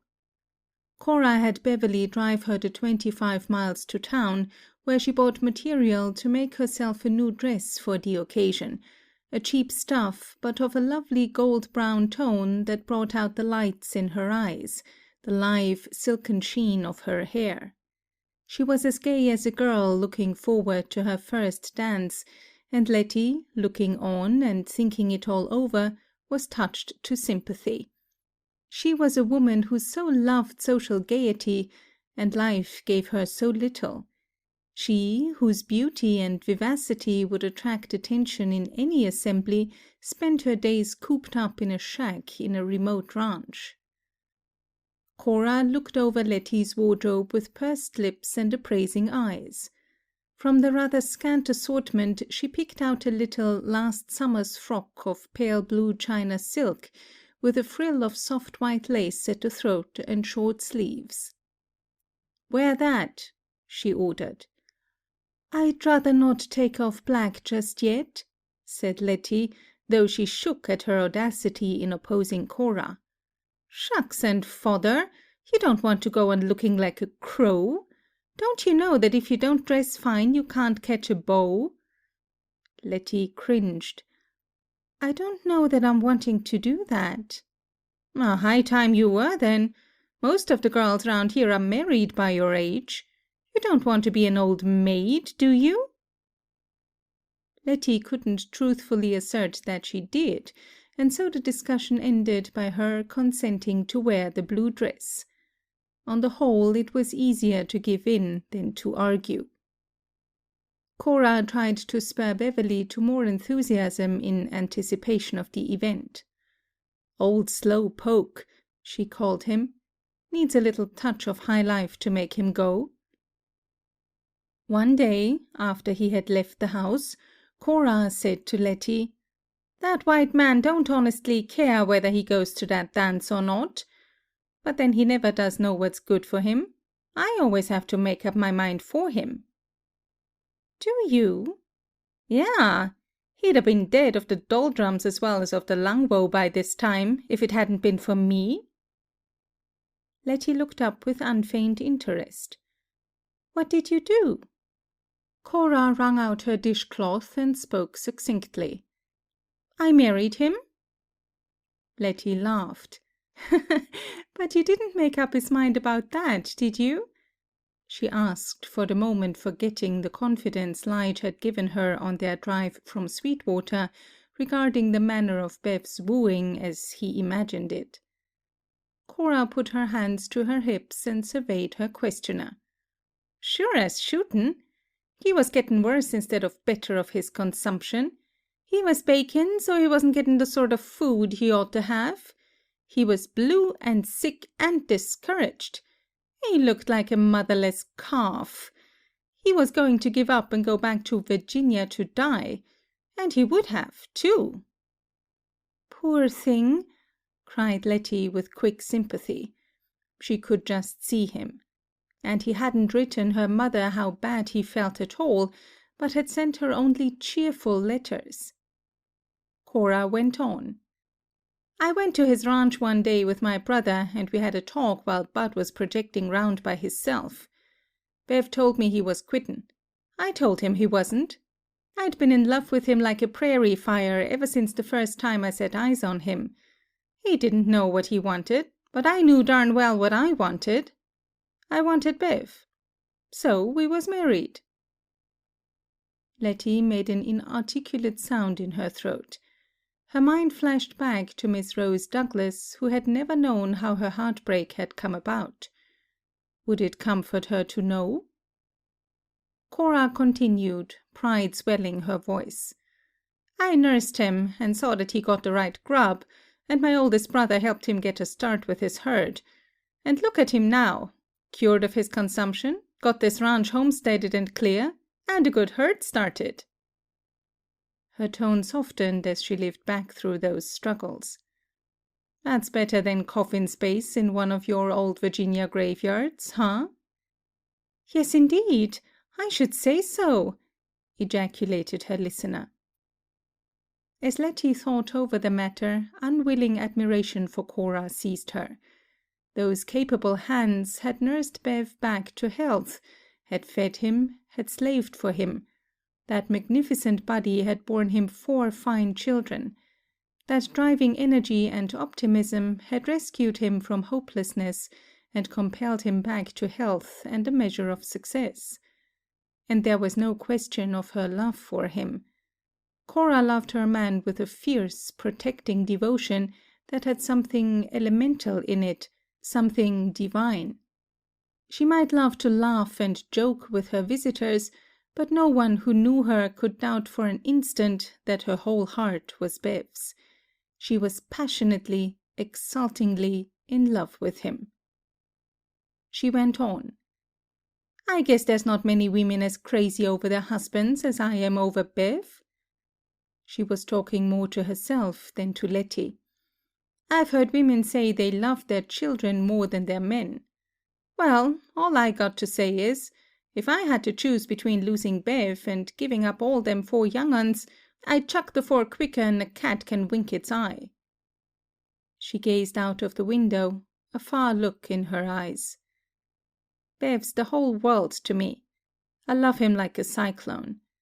And I love him, too, the way the prairie feels when it's still and calm at night, when the wind don't blow, and the spring flowers are in bloom, and the stars shine soft." Her voice became husky, and she passed a hand across her eyes. "There ain't any way of loving that I don't love Bev." Letty's heart twisted sharply with envy. Would life ever grant to her a love like that? Beside that burning reality, her shy maiden dreams of romance seemed pallid, remote, unsubstantial. What was love? She asked herself. Something more than the fantasy she had imagined it, more than an ardent vow, a kiss in the moonlight, more than a shimmer of white satin and orange blossoms, an array of bridal presents. Love could mean scrubbing of floors and washing of dishes, and going without things that girls longed for. It could mean struggle and sacrifice and suspense. If 2 people rightly loved, their love could glorify all common tasks and hardships beyond the fairy dreams of romance. But then, her night would lift her above the need for toil and hardship, and life would somehow, somewhere, be ideal. She must wait. The day of the dance came at last, clear and cold. "Good we got a drought on, so's the rain can't spoil the fun," Cora tendered opinion as she surveyed the heavens that showed no clouds. The Cy Popplewells lived about 15 miles away, and so the family made preparations to start soon after noon to be sure of arriving before the festivities began. Sourdough and Lige came by in a buggy with a lead horse behind, for the use of the discarded swain to ride after Letty was picked up. Sourdough took the lead in plans and conversation. "I claim first chance. Old Lige can fetch you home, because maybe I'll be so blowed from dancing that I couldn't talk." "No such luck," growled Lige. "Your tongue is calculated to travel faster than a jackrabbit could run if he had as many legs as 1,000 leg." Beverly and Cora and all the children, even to the baby, piled into the 2-seated hack, with a basket of food to be eaten on the way. They were bundled up like Eskimo to keep out the cold, but their cheeks were red and their eyes bright. Even the baby seemed infected with the general enthusiasm, for she leaped and crowed with pleasure at being taken out for a drive. And on Bev's sober face was a companionable smile. For a mile or so, Lige rode along by the buggy that held Letty and his partner, and then with a wave of his hat, he spurred his horse and caught up with Beverly. Evidently, he would not encroach on his partner's right of escort, since the division had been made according to agreement. He would play fair. They reached the Popplewell ranch before dark and found a number of vehicles standing in the road, the horses having been unhitched and turned into the corral. As a cowboy's dance lasted most of the night, there was no need to keep the animals hitched. Letty was curious to see the half-dugout and the upstairs house, whose novelty of architecture had tickled her imagination when she had heard of them.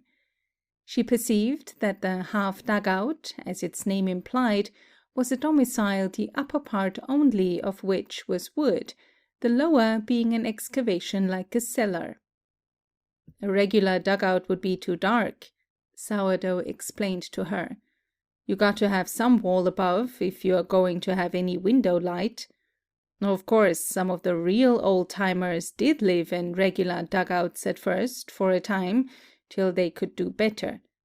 But they generally made out to have part of it up anyhow." He swaggered back with Letty on a tour of inspection. The dugout was behind the upstairs house and separated from it. The upstairs house was merely an ordinary ranch structure, with a porch across the front, and 4 rooms arranged much as in Bev's house. The dugout, he told her, was used as a kitchen and dining room now, and the other for living and sleeping quarters. All of the furniture had been moved from the house and was in full view, piled in the yard outside, the family evidently sure that no damage from rain was likely to come to it. Or perhaps they had counted on the presence of so many healthy men that it could be quickly restored to place in the event of a threatened downpour. The furniture, of itself, Letty decided after viewing it, was not of an elegance to occasion much concern, even if it did get rained on. Though, as the value of any article increases with the distance from the possibility of replacing it, the Popplewells might have conceivably suffered much inconvenience in getting a new outfit. The Popplewells were cordial hosts. Old Man Cy, as the younger folks called him, was a short, stubby person with a grizzly goatee, which he plucked at nervously. Perhaps he would have felt more at home at a round-up or branding than at a dance, but he was determined to neglect none of his duties. His wife was a tall, thin woman, who looked as if she might have borne most of the responsibilities as well as the children for the family. The offspring were noisily in evidence, heard as well as seen on all sides. Letty tried to count them. There were the twins, the oldest girls, Maud and Gertie, high-bosomed, high-coloured girls much alike, their black hair done up in knots at the nape of the neck and banged across the forehead, their black eyes flashing with gaiety. They wore dresses of red cheesecloth, made with ruffles whose exuberance would have attracted attention anywhere. Letty had never seen so many ruffles, nor such full ones. The Popplewell girls would have been upborne like balloons had a high gale caught them. Sourdough pointed out the frying-size girls to her, not so resplendent of costume, because they were not yet out on the carpet, that is, of an age and inclination to marry, but equally exhilarated in their greetings to the arriving guests, and in their enjoyment of the occasion. Perhaps they would like to shove their elder sisters into quick matrimony, to leave the carpet and the upstairs house with its elegance in their undisputed possession. Then there were several boys, whose relative ages were hard to appraise, since they seemed simultaneous. "Where do you come in?" Letty asked one of the boys, who seemed a trifle smaller than the others. "Him? Oh, he's the runty pig of the lot," explained the father. He laid his hand on the bobbing head of a bashful little girl of about 4. "And here's the mean un." But his look and tone of affection removed the sting from the adjective. He guffawed as she scooted toward the rear in her embarrassment at having attention called to her. Letty scanned the crowd. It appeared that every family had brought all the children, even to the babies in arms. And indeed, who would have been left at home to mind them? Surely the tired mothers needed the change and recreation more than anybody else. But the babies presented a slight problem, for they were put to sleep on the floor of the half-dugout before the dance actually began. The older children mulled around, as Lige expressed it, in the party, enjoying it as much as their elders did. They could hardly have endured the grief of banishment, but no one contemplated such cruel and unnecessary punishment. Small boys stalked around in brand-new boots, in swaggering imitation of the cowboys. Letty's eyes were bright with interest as she observed the guests. The girls and women were dressed in all sorts of garbs, some as handsome as would have been worn at a dance in Virginia, while others showed less adherence to current styles. It was clear that the lack of suitable apparel had kept no female at home. The men were likewise varied in their attire. Some were brave in store clothes, while others were decked out in exaggerated cowboy costumes. The master of ceremonies, the caller, as Letty learned he was titled, wore leggings of fringed leather, ornate boots into which his trousers were stuffed, blue flannel shirt with collar turned back, and a red silk bandana draped coyly round his throat.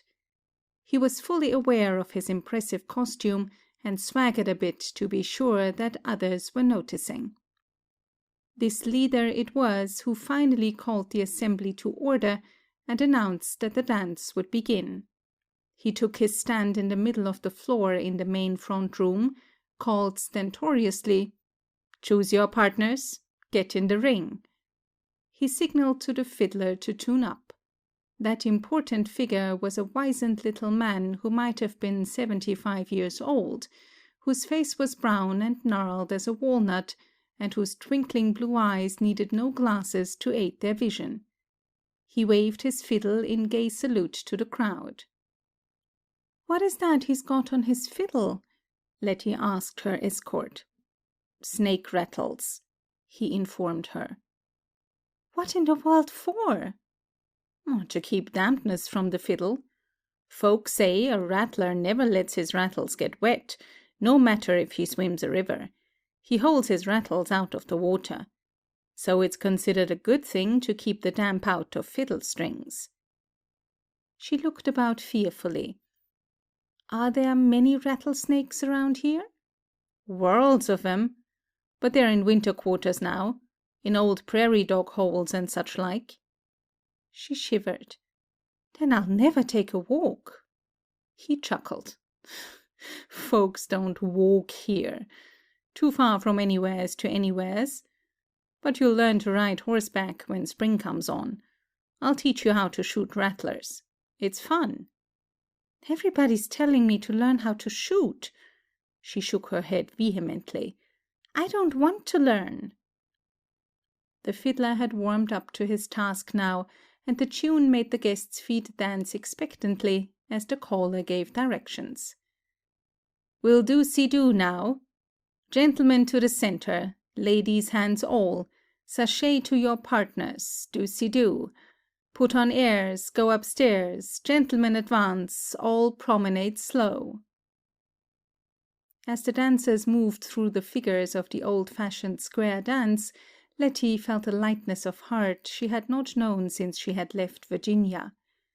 There was a carefree gaiety about the assembly, a neighborly joviality that softened the crudities of the costumes, that made the bare room attractive because of the hospitality that had brought them all there. Everybody was having a good time.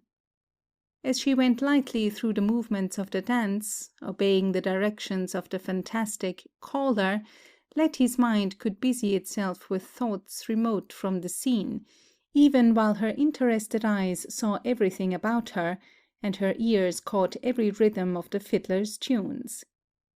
Would it happen, by any chance, that her train acquaintance would come to the dance? It wasn't likely, since he lived in Fort Worth, and must have gone back long ago. But maybe he was in this section on business. Oh, by a mere remote chance. So every time the door opened to admit a late arrival, she would look up quickly to see if it were Mr. Wirt Roddy. Each time, when the newcomer proved to be someone else, she felt a slight disappointment, a grievance not to be analyzed. It would have been interesting to see him again, she carefully explained to her mind. And perhaps he'd be good fun at a dance. She had guessed that beneath his look of rather bored indifference he had a strong capacity for enjoyment, if a thing appealed to his tastes. Yes, the dance would be gayer if he were there. But he wasn't there. She had almost forgotten her faint, mysterious fear of him, or put it down as only her silly shyness, and she remembered only the man's attractiveness, his cordiality to her. While she danced with Lige or Sourdough, or some other of the cowboys, she was thinking of Wirt Roddy. It would be nice to see again that ironic smile at her naive ignorance of the West. Oh, she was wiser now, and knew better how well informed he was about things than she had that day on the train. If she ever saw him again, she'd tell him he was right in all he said about the wind. She could see his slow smile as she told him. There was no man on the floor as handsome as he. The cowboy's swaggering would seem crude beside his calm arrogance, his assurance of superiority. She could see him as vividly as on that day, twisting his black moustache in aloof amusement, his dark eyes bright with mirth that she hadn't quite understood. If he came into the room, the fiddler would stop, the dance would break up for a moment, and then the gaiety would begin again, the livelier because he was there. But he didn't come. Briskly the caller promoted the gaiety. He would clap his hands together, or make vehement gestures as he shouted directions, leading the song which the others sang with him, to the fiddler's blithe accompaniment. They were dancing a square dance to the tune of "Skip to My Lou." Gone again, skip to my Lou, gone again, skip to my Lou, gone again, skip to my Lou, skip to my Lula, my darling. His directions for the movements of the dance figures formed the theme for new stanzas when the familiar ones had given out. Can't get a red bird, bluebird'll do, can't get a red bird, bluebird'll do, can't get a red bird, bluebird'll do, skip to my Lula, my darling.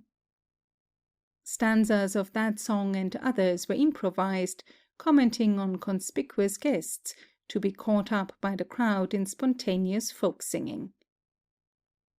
Presently the riotous tune of "Shoot the Buffalo" was begun, and they danced to its measures with laughing eyes. Oh, the hawk, he shot the buzzard, and the buzzard shot the crow, and we'll rally round the canebrake and shoot the buffalo. Letty never lacked for partners. Young men crowded round her, petitioning for dances, and she had to choose diplomatically to avoid giving offence.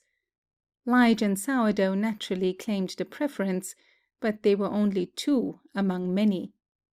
Oh, these young men were different from those she had known at home, but they were young, and she was young, and tonight she would be gay, no matter what the morrow might be. The pounding of heavy boots on the floor raised a haze of sand that blurred the features of the throng as Letty watched them. As the dance progressed, the children one by one succumbed to sleep, and were dragged off the floor to be laid beside the babies in the dugout, thus leaving more space for the adults. The dancers would rest for a brief lull, retire to the rear for a drink of black coffee and a piece of cake or pie, and then would begin another song. Some of the men sampled the contents of a keg of whiskey. The fiddler would rollick away on the old favourites among the tunes: Guinea in the Low Ground, Turkey in the Straw, Sugar in the Coffee, and Arkansas Traveller. The hilarity went on all night. Dawn showed a haggard crowd with sleep-bleared eyes, dishevelled hair, cheeks flushed from the exertion and the close air of the rooms. The fiddler's arm was stiff, the caller's voice was hoarse as a foghorn or a bullfrog's basso, and Letty felt ready to collapse from fatigue. But Sourdough and Cora looked as if they could have gone on for another day without stopping. As the last dance was finished, Sourdough looked straight into Letty's eyes as he sang with the others. "Many alas have I let pass, because I wanted you." Then the tune broke out gaily: "Hell among the yearlings." As the guests gathered to drink more black coffee before starting the long ride home, Letty heard a cowboy say to Cy Popplewell, "I saw Wirt Roddy a couple of days ago." "Why in heck didn't you tell him to come tonight?" the host growled. "Did? Gave a cordial invite, but I couldn't get him to stay over. Said he was getting back to go to a dance in Fort Worth." "I'll be bound for Wirt Roddy to be headed for some fandango or other," grunted Cy. And so he had been near her, in the neighbourhood, and hadn't come to see her. That night on the train, as he said goodbye, he had whispered that he would come, maybe, but he hadn't even sent her a line. He could have come to this dance instead of the other, if he had wanted to. But he hadn't wanted to. The coffee was bitter and nauseating to her, the crowd, of a sudden, uncouth. She wanted to hurry home, but Cora's house wasn't home. Cora, looking as rosy and fresh as the sunrise, hustled her husband and children into their wraps and into the hack to go to the ranch. Lige took his place in the buggy with Letty going home, and Sourdough rode on his restive horse beside them for a time. The sun was just rising, and the prairie was a dim golden grey from the sand and the dead grass, now flooded with unearthly radiance, while the sky became gorgeous with streamers of clouds like trailing flames. Into Letty's mind flashed a whimsical request that the man on the train had made of her.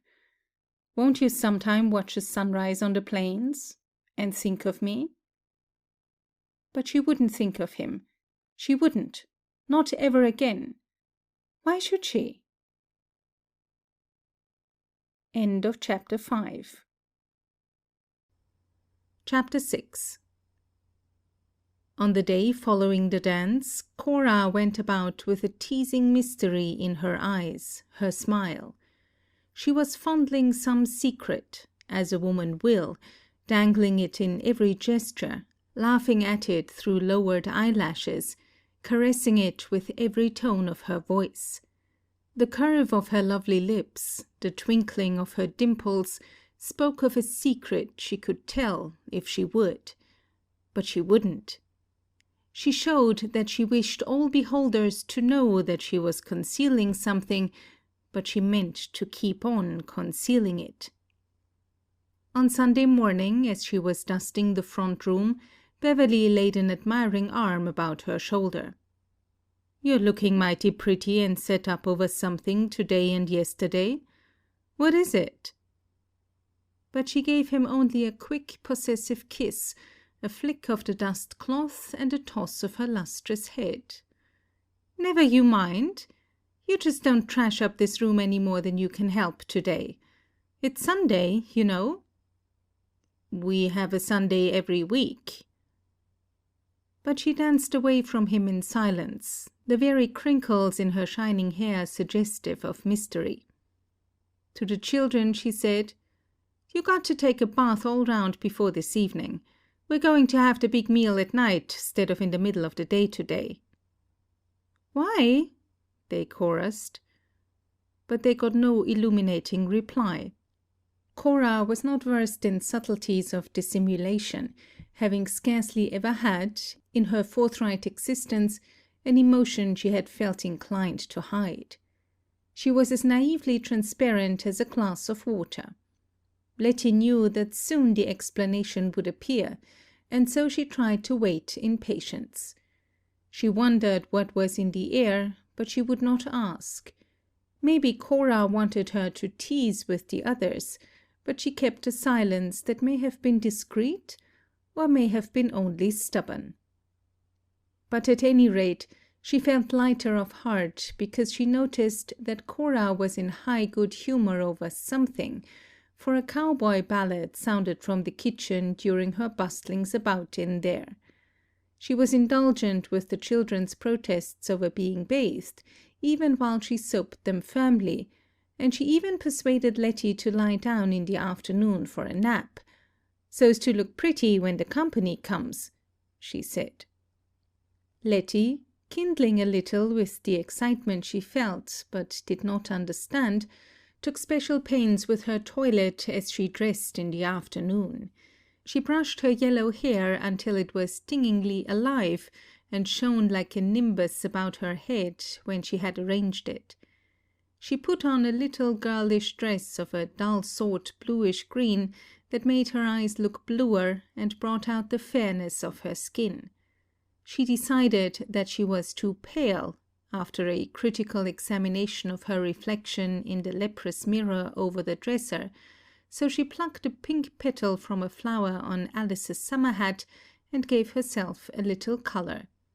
She blushed in guilt as she did so, and looked fearfully around at every sound. The knowledge that she had painted her face gave her a sense of high, intoxicating excitement that of itself imparted to her cheeks the most charming color imaginable. Who could be coming that day? And why was Cora so pleased over the prospect? It was hard for her and the children to wait until the middle of the afternoon to find out anything, but Cora was inexorable in her refusal to divulge her secret. When, about 3 o'clock, she heard the sound of galloping horses, Letty ran to the window and peeped out in palpitating suspense to see who the visitors were. But she jerked her palms outward with a gesture of disappointment as she saw. "Who is it?" asked Cora with a crafty smile. Cora, who usually ran first to the window or the door to discover an arriving visitor and greet them.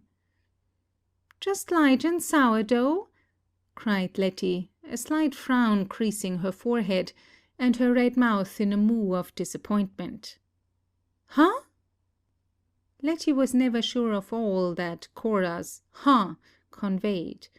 It usually expressed contempt for ignorance and disapproval, and mirth not always tactful, but she could not be positive about what else it might hold. Letty tried to analyze it now, while the riders dismounted and came in, but she was unable to decide all its nuances and suggestions. Sourdough entered with a swaggering slink and with gusty greetings that filled the room so that Lige had scant chance to say a word. But his slow, awkward smile told Letty that he was glad to be there. Sourdough was full of ebullient spirits, prancing about the room with his hands flouncing the tails of his store coat. His red hair looked excited, and the very freckles on his face were fidgety. He was nervous enough for 4 people, Letty said to herself. Lige smiled his slow, wide smile as he watched his partner. The talk was brisk and jovial, for the most part about the dance, which had gone down in county history as a distinct success. Such pessimistic topics as drought were pushed to the background of everybody's thoughts. At last, when it appeared that the children could not possibly wait any longer, Cora called them into the kitchen to supper. Sunday night supper was generally a cold handout from the safe, or cupboard, comprising the leftovers from dinner, with not even the trouble of setting the table. But tonight there was a white cloth. Cora had some of her peach preserves in a glass dish in the center of the table, and her supper was a festive affair. Letty was deep in speculation all during the meal. No one had come besides Lige and Sourdough, who came every Sunday, and so why the excitement of preparation and suspense? No one else had been expected, that was plain, for Cora could not have hidden her disappointment or annoyance if that had been the case. Supper was a gay meal, with Cora and Sourdough more hilarious and amused than usual, their sparkles and crackles of wit evoking smiles from Lige and Bev. When the food had been consumed, and Sourdough leaned back with a vasty breath, Letty began as usual to help clear away the dishes, but Cora stopped her. "Bev'll help me tonight. You young folks go on sit in the front room by the fire and enjoy yourselves." Why this sudden self-effacement on Cora's part? "But I'll help you first." Cora took her by the shoulders and gave her a playful push that propelled her toward the door, the while she winked at Sourdough. "Scat out of here." That worthy laughed strangely and bolted for the front room. As Letty and Lige followed, she heard Cora call sharply to one of the children. "Come here now, you! You young'uns are going to bed in a pair of minutes." Then the kitchen door was closed. What did it all mean? The elaborate casualness with which Cora had planned for Letty to go with the 2 young men would have been embarrassing, she told herself, if there had been only one. But there were 2. Sourdough self-consciously stoked the stove, pokered the coals with noisy vigor, and then tiptoed over to close the door that led into the children's room. Lige shook with silent laughter. "Skeered o' draughts?" he jeered. "Nah, ears." Sourdough stood with his back to the stove, his feet wide apart, his hands thrust under his coat at the back, obviously struggling with some emotion. But what? Letty puzzled over the queerness of the situation, and Lige sat with arms folded, a knowing smile on his lips. He knew all about it. "What's the joke?" asked Letty, unable longer to conceal her curiosity. Lige wiped the smile from his face, though his eyes still twinkled, but he said nothing. "Damn you! Why can't you say something?" jerked Sourdough. "'Stead of sitting there with a grin on your mouth like a catfish." Lige answered him with respectful gravity that was enough of itself to arouse suspicion in the mind of anyone who knew the relations between the 2. "You have the floor. This plan was yours, remember, old scout. I'll speak up when my time comes. I've got my little piece prepared." Sourdough swallowed vehemently. The room throbbed with silence. Letty sat on a footstool, the glow from the open door of the stove shining on her yellow hair, her hands clasped about her knees, as she looked up at him expectantly. He gazed down at her, and his eyes softened, though his hands still twitched nervously at his coat-tails. He began as if he were rehearsing a prepared speech. "I maybe can't say it as it ought to be said. I got to pick my words like a fella picks his steps when he's walking barefoot through a bed of prickly pear." He paused, unable to proceed. "Yes?" she said. "What is it, Sourdough? I'm wild to know. Don't tease me so." He gulped and began again. "Generally, I reckon a girl knows when men is in love with her. Maybe she knows it afore they do. Maybe sometimes by just knowing it she makes it come to pass when it wouldn't have been so otherwise. I can't say. But you... Now, you're such a little girl, and so young. Maybe perhaps you don't know?" His voice rose in interrogative. Her blue eyes widened, and their look of surprise gave him his answer. "You see, Miss Letty, Lige and me are both in love with you. No, don't say nothin'," he interposed, as she made an inarticulate sound of denial. "It ain't your turn to talk yet. Take my word of it, it's so. Now, Lige and me have been side partners for a long time, and we didn't want to do nothin' that wasn't square to each other. I said to him if I asked you first, maybe it wouldn't be totin' fair with him. And if he asked you first, maybe I wouldn't have no more chance than a hoot owl in hell. So I made the proposition to him that if we talked to you together and told you to take your pick, that way there couldn't be no hard feelin's." He wiped his forehead as one who has paused in a prodigious physical exertion. Letty gave a little hysterical giggle. "Do you usually propose in a duet like this?" He glared at her, and snorted like an astonished and indignant horse. "Good gosh, no! We don't usually propose at all. Why, Lige here is so girl-shy that hithertofore you couldn't drag him round where calico was. But one look at you got him locoed." Letty shot a quick, surreptitious look at Lige, who flickered a whimsical smile at her and nodded bashfully. His turn hadn't come to speak, then. Sourdough went on with his rehearsed oration. "We'd like you to choose and put us out of our misery. Otherwise we can't be no manner of use for the spring work, round-up and branding and such." So they took it for granted that she must choose one of them. How funny! How deliciously amusing! She began, but Sourdough again cut her short. "Here we are." His thumb gestured first at himself and then at his partner. "Proud but poor. Either of us'd lick a million wildcats to protect you. But you'll likely have to do your own washin' for a spell if you marry either of us. But we don't aim to always be poor. Some day we can put diamonds on you and build you a fine house. That is, if it ever rains again in this God-forgotten country." Letty's face crinkled with laughter. It was impossible to take this seriously when Sourdough was so funny. "But she began, only to be interrupted again by Sourdough. He turned on Lige ferociously.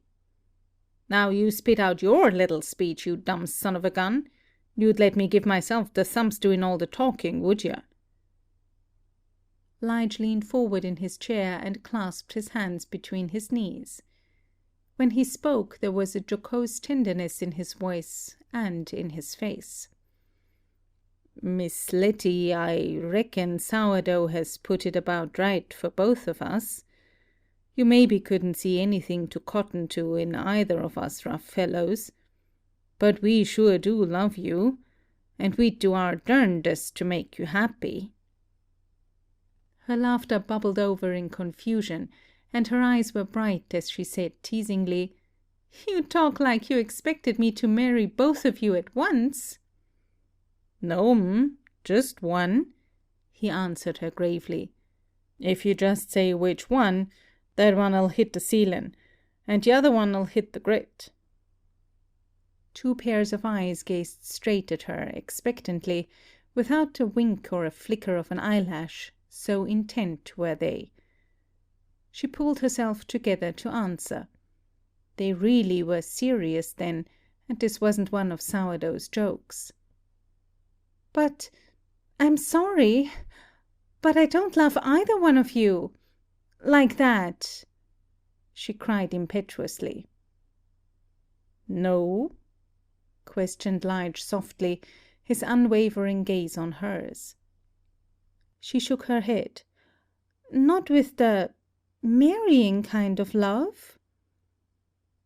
Sourdough kicked the leg of the stove to release his emotions.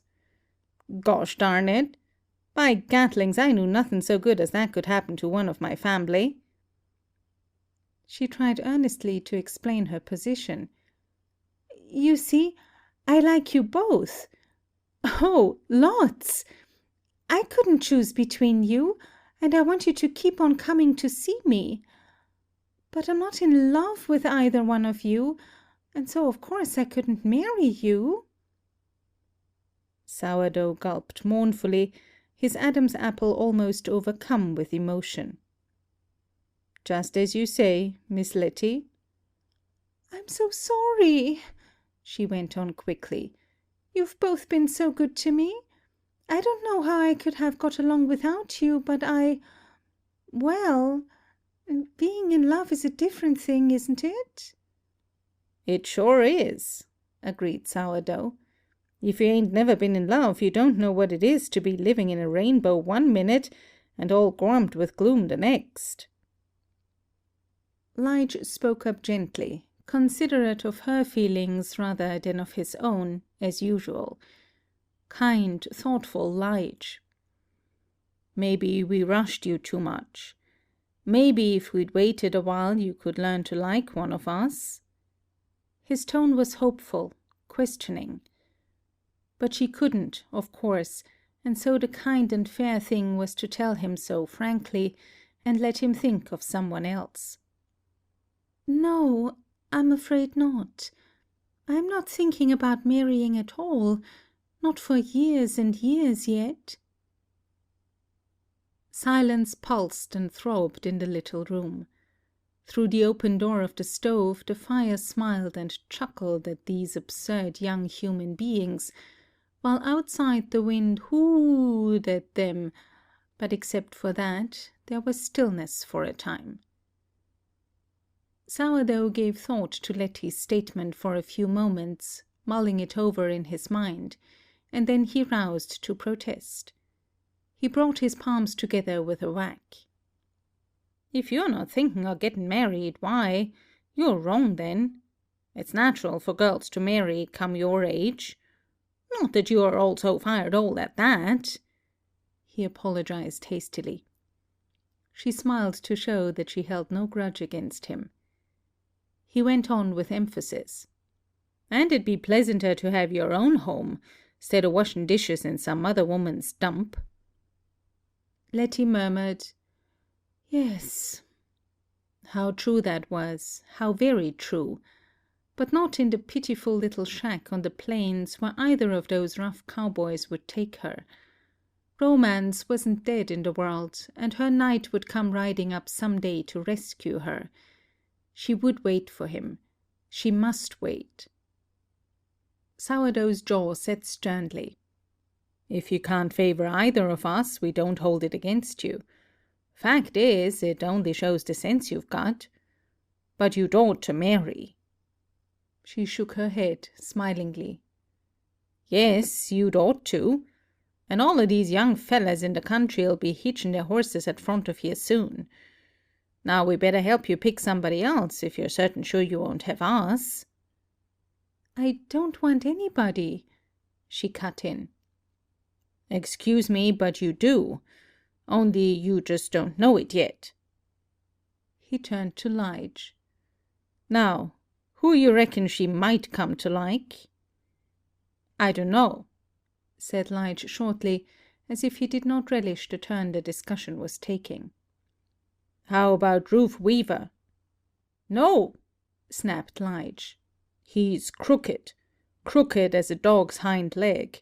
She mustn't think of him. Sta bueno, then?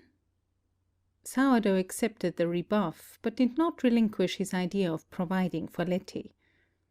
There's Alec Roundtree. He's got a good ranch. Lige reared up in resentment. He got it from his dad. He'll never make anything of his own.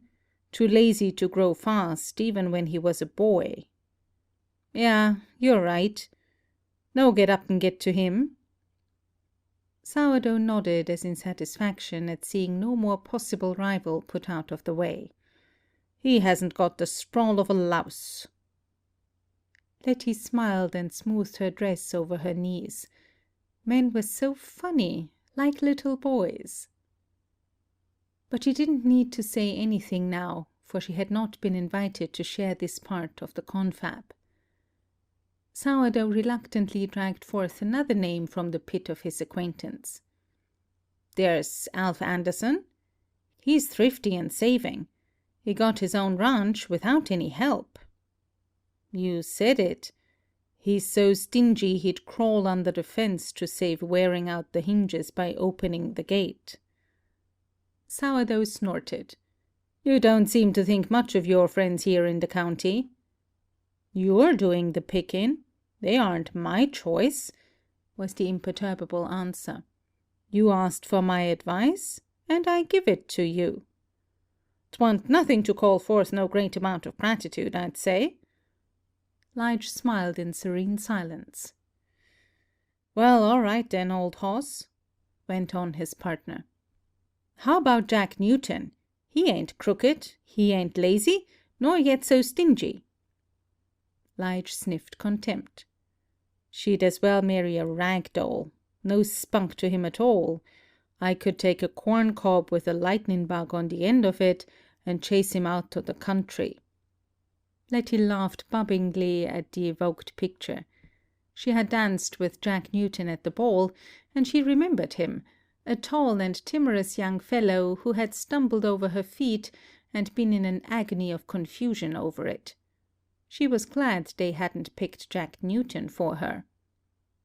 "I believe you're picking out the ones you don't like," she accused Sourdough. He blushed a brick red in guilt. "Come to think of it, I don't choose any of 'em as a husband for you, neither. When it comes to that, ain't nary one of 'em worth the scrapings of your boot heel." "Well, then, don't you think you might let the matter rest as it is for a while?" Her tone was deceptively serious, but her eyes were dancing, and her dimples twinkled back and forth. "Maybe some more young men will come to the country. Or maybe I didn't see them all that night." "Maybe." His tone was pessimistic. Lige spoke up as he straightened his tall form in his chair. "I don't know as I'm encouraging that kind of immigration to this section. I'd rather build barbed wire fences to keep 'em out of this neck o' the woods." Sourdough sighed dolorously. "Well, tell you what, Miss Letty, I think you better not say the yes to any fella till Lige and me have give him the once over. There's some curious cattle on the range here sometimes, and you might not understand the brands." She laughed and blushed and spread her palms out prettily before the blaze of the fire. "All right. I'll ask advice from you too before I fall in love with anybody." "That's as much as we'd ought to expect now," he said resignedly. Lige smiled his slow, tranquil smile. Silence fell over the little group, a curious, pulsing silence that was companionable and yet self-conscious. Since the topic of main importance had been discussed and disposed of, The two men seemed to have nothing further to say, and Letty was a bit afraid of starting an argument over anything just then. At last she turned impulsively to Lige. "I wish you'd tell me some more stories of the West, like the ones you told me the day we drove from Sweetwater." His eyes lighted up with an inner satisfaction. "Did they interest you? I was just trying to make you forget the miles and the hours and the sand. You seemed so little and pitiful like." "Tell me a fairy story of the plains," she said dreamily, her half-closed eyes gazing at the flames. "Well, now, we haven't got any fairy stories of the prairies that I know of. Perhaps we settlers came too late to catch up with the fairies. Or maybe we're too soon and had ought to sit round and wait a spell until they show up." "Haven't you got a single fairy story?" Her jesting tone rebuked and challenged him. "Not one? Haven't you ever seen a fairy?" "Well, I couldn't say as I've seen one. But then again, I wouldn't swear I haven't. Maybe I have seen one and didn't have gumption enough to know it. Thought it was a ball of thistledown blowing in the wind. Or a flower, in the years when we had rain and the spring prairies bloomed like a bouquet. Or an antelope fading out of sight. Or a ground squirrel, so little and graceful, darting away into the ground. You know you make me think of a ground squirrel, Miss Letty. Maybe us rough cow-punchers just ain't acquainted with fairies. Of course I'd take my hat off to one anywhere as I met it, if I only knowed what it was." She nodded at him imperiously. "Tell me something pretty, anyhow." His face brightened as an idea came to him. "I can tell you a wild horse story," he offered, but with certain dubiousness of tone. Sourdough gave a whinnying laugh. "She asks for a fairy and all he can give her is a wild hoss. I'll say that's a hoss on me." Letty laughed a little tinkle of a laugh that had not sounded out so gaily or so spontaneously since long before she left Virginia. "Tell me about it," she commanded. Lige cleared his throat self-consciously and moved his barge-like boots about on the floor as he sought words in which to begin. "Well, you know there's a raft of wild horses on these western plains, all the way from Mexico to Canada, though not as many as there used to be."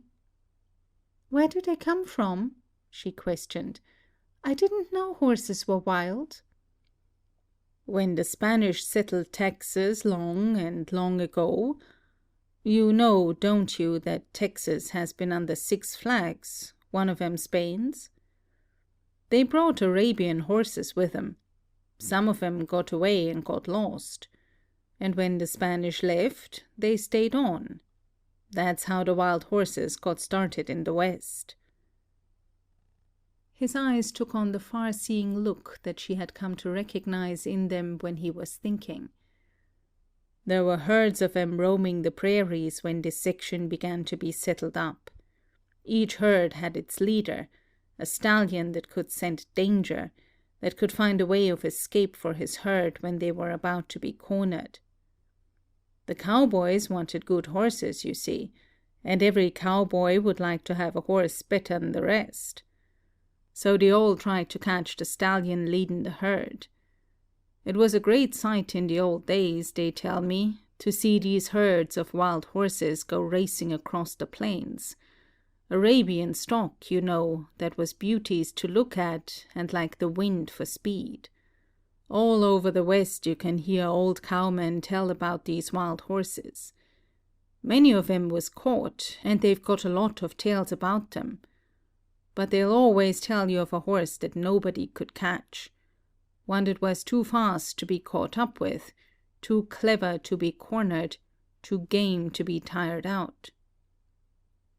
Her eyes were shining with interest as she listened. They say some of these stallions weren't just flesh and blood, weren't living horses, but something that did not die," he went on musingly. "Spirits, you might say they were, maybe devils. You'll often hear of a pacing white stallion that couldn't never be taken, that laughed at your lasso. They'll tell you of a big black horse that no man living could come near to. You could see him racing over the prairies when dusk began to come, going as fast as the wind.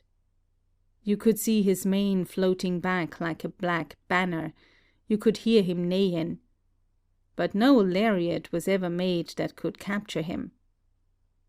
"Is he hereabout now?" Letty asked, thrilled, but a bit fearful. "Maybe. He hasn't been caught at any rate. If you see him, you can know him, because his hoofs are like fire, they say, and his mane and tail stream in the wind, and he neighs at night as he goes like the norther when it sweeps over the plain." He gestured with free motions of his hands to show the stallion's speed and ease of motion. Letty listened, her head cocked to one side a little, in a way she had when she was deep in thought. The wind gave a whistling shriek outside, and she shivered as she imagined a demon steed racing like a black shadow across the plain, a lonely, terrible figure neighing in the night. Sourdough spoke up. "Some folks say he comes ahead of a storm, and maybe that's the reason they've thought they've seed him about here so much." "Do you have storms often here?" Letty trembled and leaned closer to the fire. She felt as if the black wing of a storm even then had come near to her. Sourdough was roused to his usual braggadocio. "Gosh, yes. These winds come off in the Cap Rock, so that this section is a sort of pocket for storms. Folks have cellars and dugouts to go to when cyclones come." She paled and shuddered. So it had been true, then, what Mr. Wirt Roddy had told her. "I'll dream of cyclones and demon horses." Lijah's big hands stretched themselves deprecatingly to her, as if to shield her from even a thought of harm. "Sho now, Miss Letty, we didn't go to scare you. We wouldn't scare you for the world. Nothing's going to hurt you so long as me and Sourdough has got our senses, and our six-shooters. Why, we'd rope and bulldog old Nick hisself if he so much as batted an eye-winker to let on he was aiming to hurt you." "I'm afraid of storms," she confessed. Then she hummed softly the old spiritual she had learned from her black mammy in Virginia. "Lord, I don't want to die in a storm, in a storm. Lord, I don't want to die in a storm, in a storm. When the wind blows east and the wind blows west, Lord, I don't want to die in a storm." End of chapter 6. Chapter 7. Cora moved briskly about the Monday morning kitchen, like a nature goddess in a blue gingham dress, repairing the ravages of visitors' appetites and the muss which Sunday leisure brings about in a house where men and children spend the hours. Letty reflected on the futility of cleaning up, for look how hard she and Cora had worked the day before to put the house in shining order, and now everything was upset again. But the house was so little, and so many people had to live in it, that it was impossible to keep it straight. Beverly sat by the window, mending a piece of harness. The baby was perched in her high chair beside the stove, and pounded on her tin breakfast plate with a spoon, the noise giving her keen delight. The energy of her gesture occasionally brought the spoon up at the wrong angle, to strike her head with its coppery curls, and made her blink and catch her breath from the shock.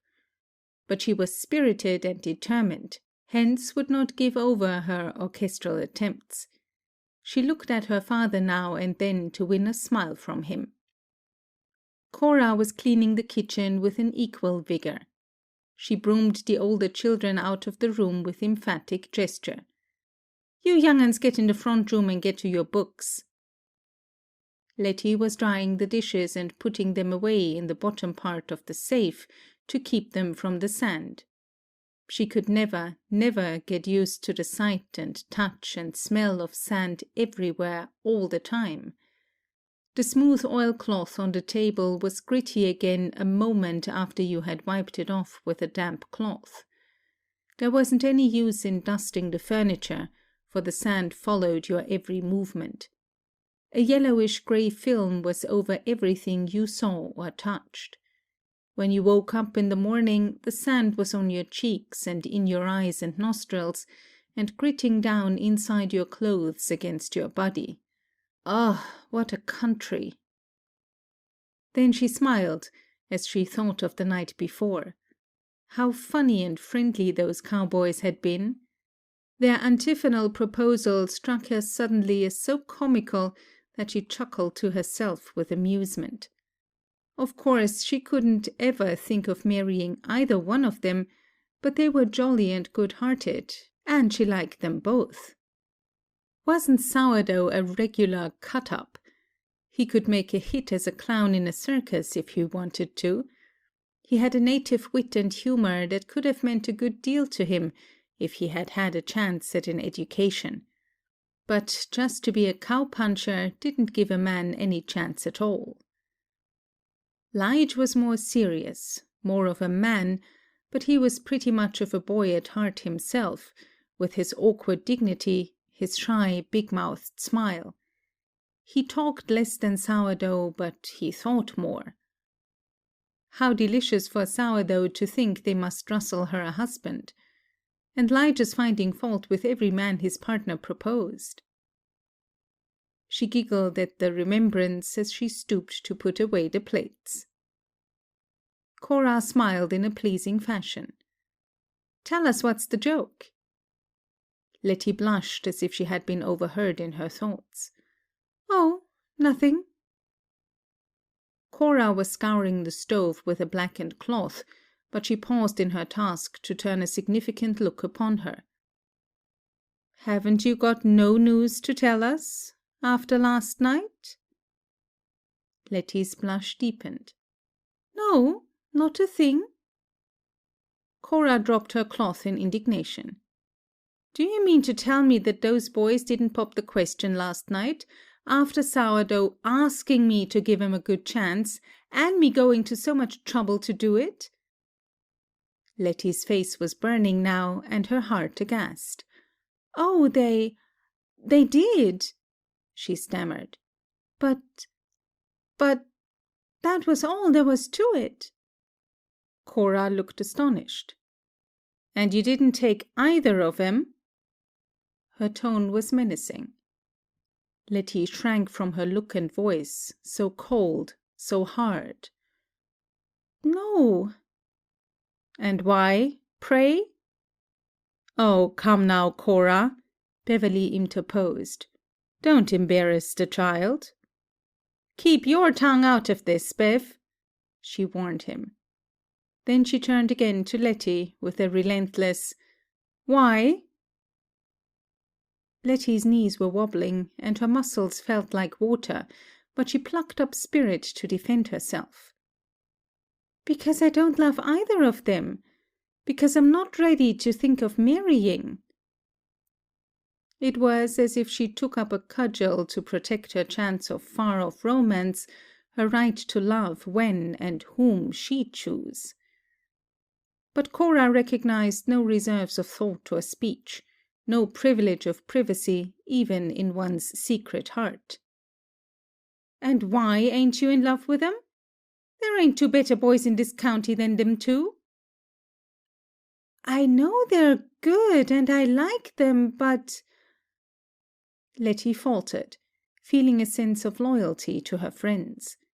She couldn't voice the thought that these two kind men were rough and uncouth and common, not to be considered as remotely possible lovers. To laugh and talk with them was good fun, yes. To dance with them, yes. But to marry? Her whole being gave a shuddering no. But Cora, with clairvoyant malice, read her thoughts. "Oh, so they ain't good enough for you, huh?" she sneered. "Cora!" Beverly's voice was sharp. And then he smiled one of his rare smiles at her in attempt to placate her and bring peace between her and Letty. "You must have said no to a lot of likely young men, my girl, before you married me. Girls have to have their freedom to choose. You wouldn't have let anybody else pick for you, would you?" She turned on him like an iceberg afire.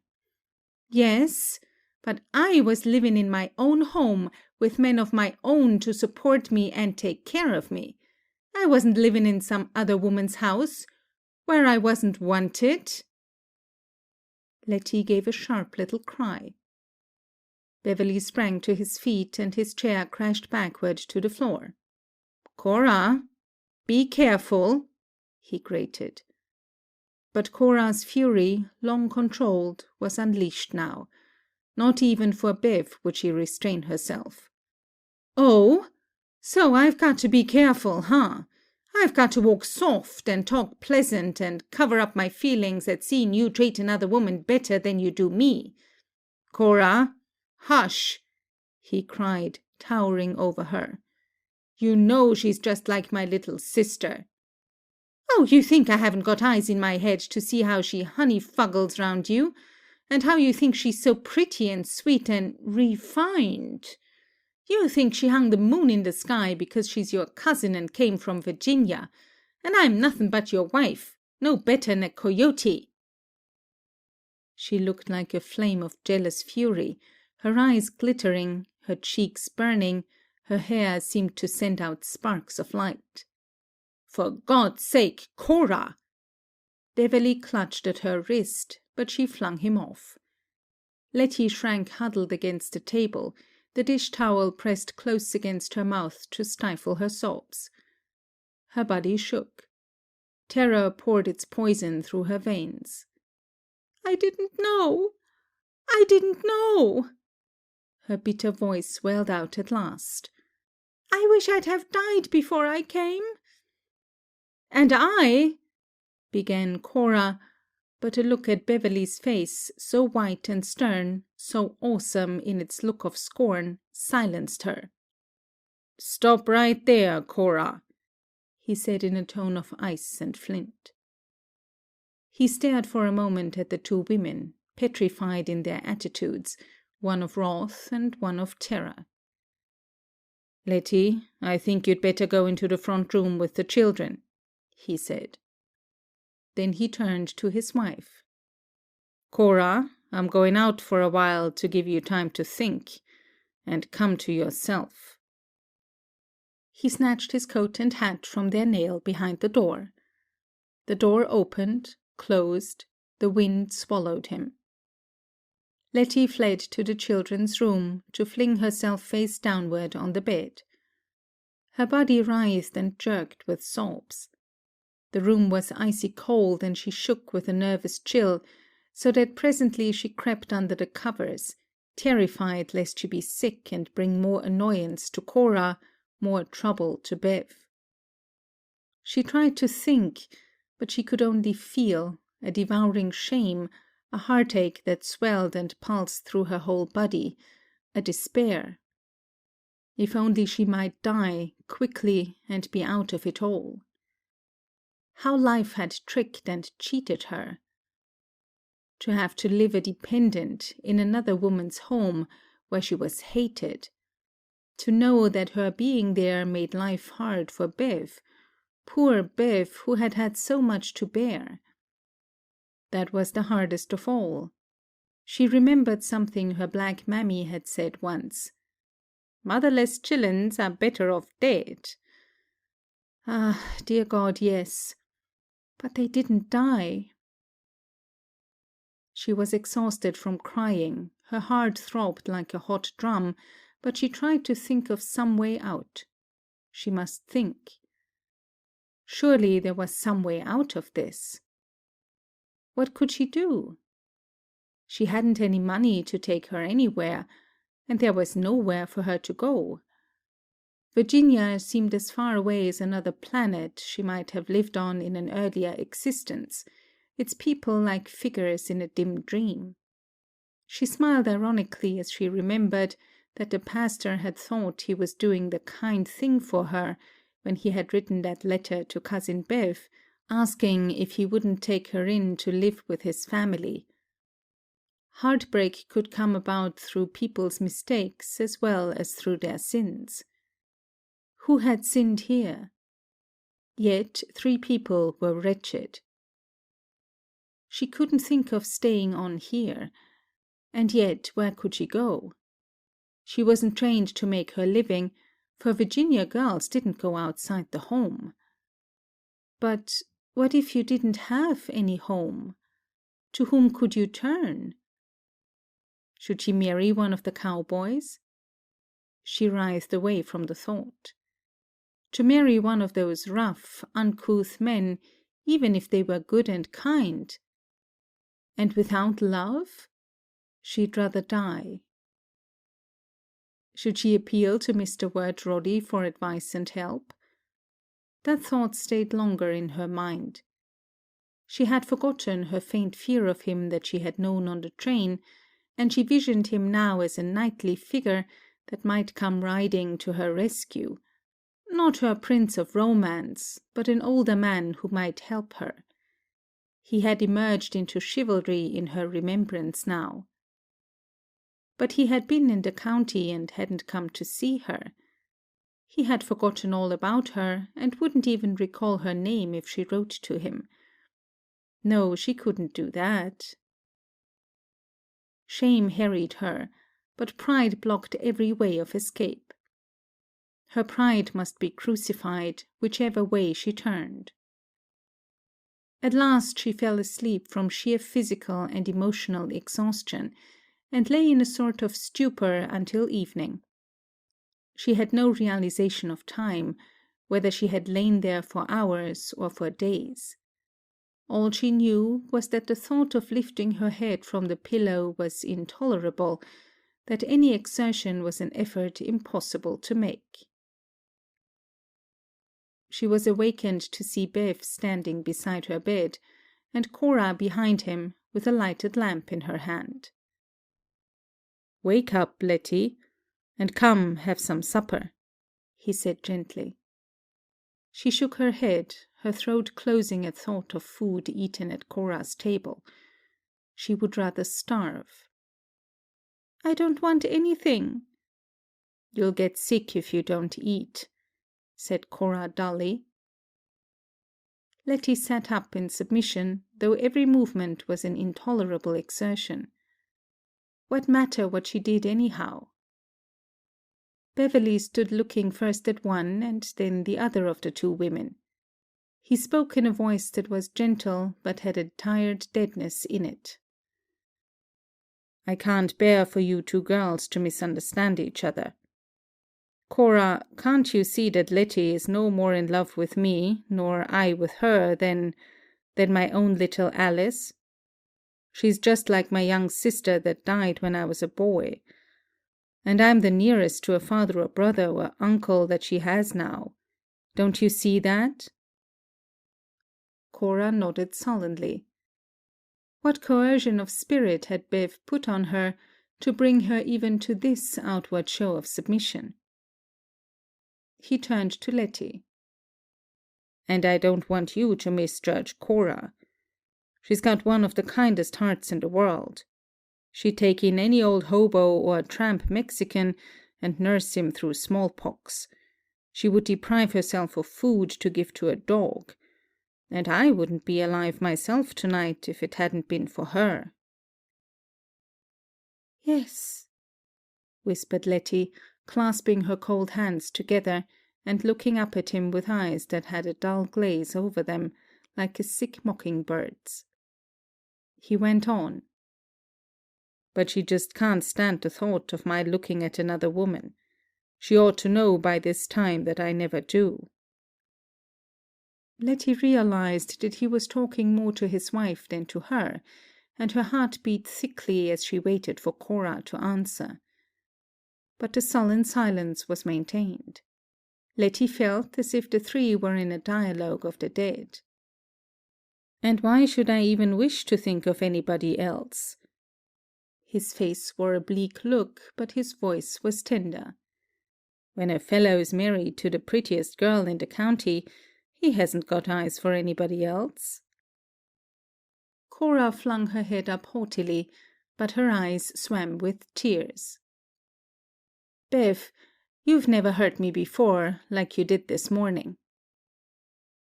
His gaze met hers squarely. "You never gave me cause, before." Letty looked wretchedly up at them. Was another quarrel going to start between them, over her? She must rouse herself, say something to prevent it. "I think I'll just undress and go to sleep," she stammered. "I'll feel better in the morning." So they put the lamp down on the table and went into the kitchen. The little house was silent earlier than usual that night, and the children were asleep. But outside, the night was wide awake and full of menace. The coyotes yelped all through the dark hours, their yapping, lugubrious cries prowling about the plains, and the wind uttered unearthly sounds. She could hear it wailing like a lost soul, like a banshee, like a demon lover. The next morning, Letty moved about the house like the little grey wraith of a girl long dead. A strange constraint lay over the whole household, and even the children were quieter under the spell of it. Only the baby was untroubled by it, and high on her throne she struck her tin cymbal with indifferent delight. Soon after breakfast, Beverly spoke to his wife. "Cora, I've got to go over to see Hub Henderson about some steers.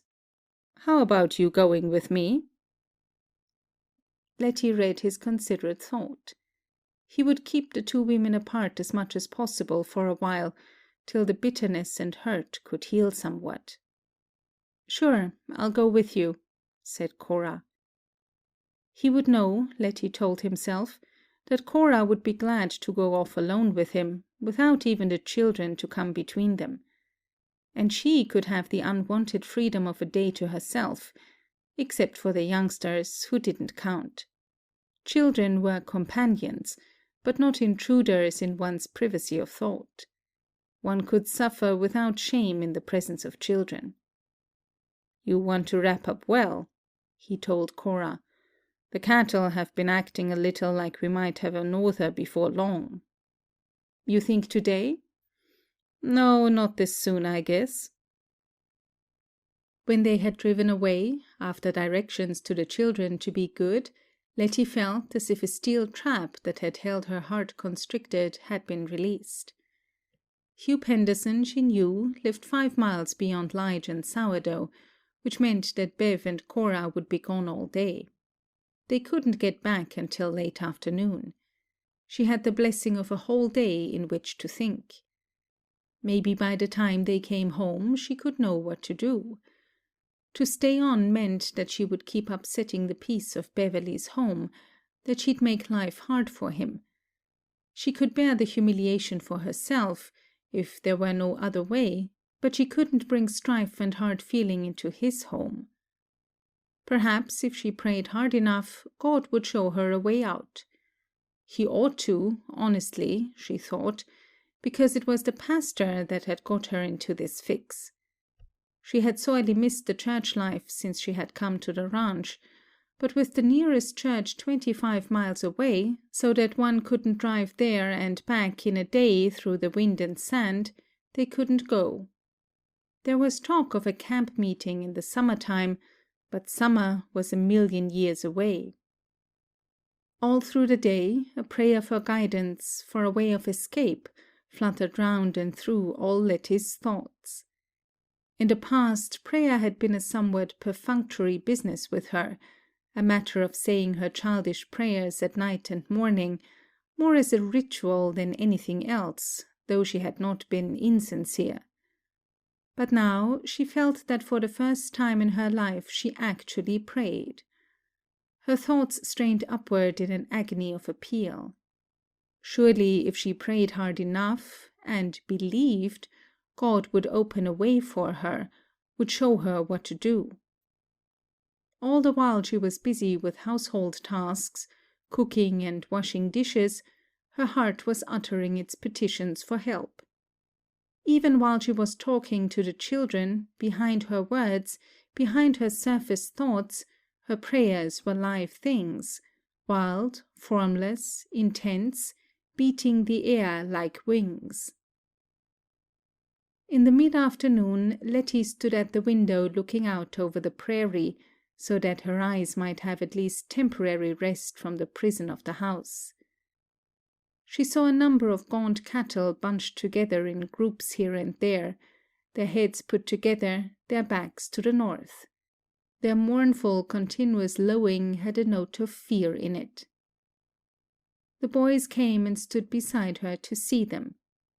Junior said casually, "The old-timers say when cattle act that way, there's going to be a norther." "I wonder will it be a blue norther or a cross-eyed norther?" conjectured Dan. "There's all sorts, you know." "I dunno," answered Junior. Alice shyly slipped her hand in Letty's, as if for protection from marauding winds. "I don't like northers." Letty's heart fluttered wildly like a prisoned bird. Neither did she. Oh, neither did she.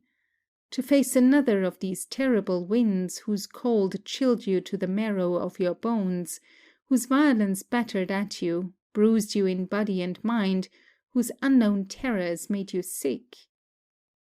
But maybe it wouldn't come. Maybe the children were wrong in their prophecy.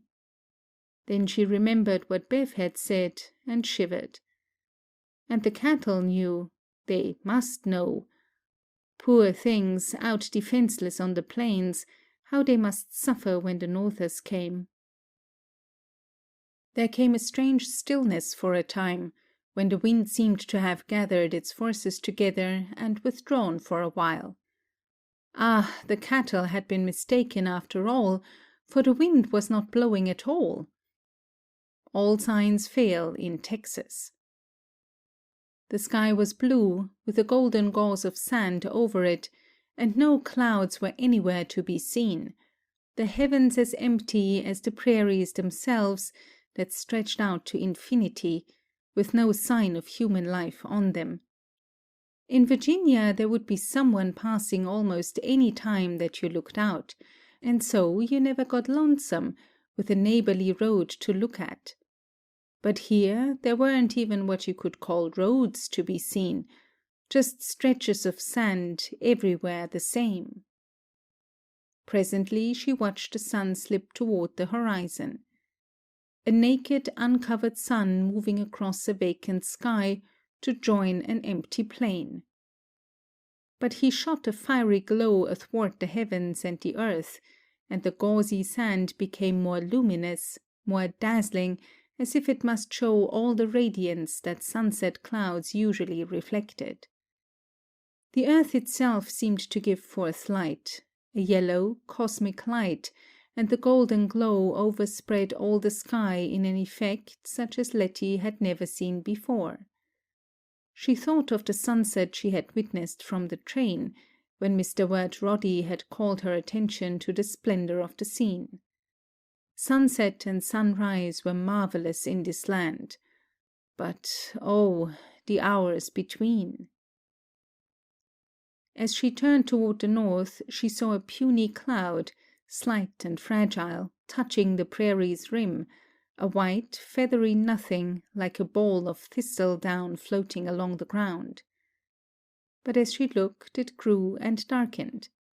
Swiftly it spread over the sky until it blotted out the blue, till it hung, all black pall, over the wide heavens. It happened so quickly, with such incredible rapidity, that Letty could scarcely believe it, even while her eyes watched it. Letty, with the children close behind her, stepped to the door and opened it, that she might have a better look at this amazing cloud transformation, like a necromancer's magic, like the effects the Indian magicians work, deluding the physical eyesight. As she met the outer air, she felt the icy chill of a sudden drop in temperature.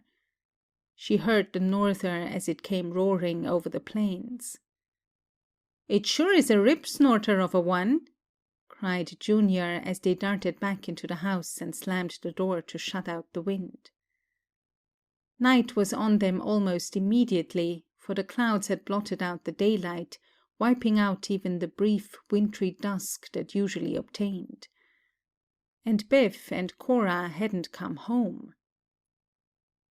To still her terror of the wind, and to keep the children from being panicky, Letty bustled about in the kitchen, making a brave show of fearless activity, in preparation of supper for the children. She could not eat anything herself, but the youngsters made a meal in apprehensive silence, very unlike their usual noise. When she had washed and dried the supper dishes and put them away, she gathered the children together in the front room to wait for Bev and Cora to come home. She mustn't let the children see her panic, she told herself. She must control herself, for their sake, so they wouldn't be scared.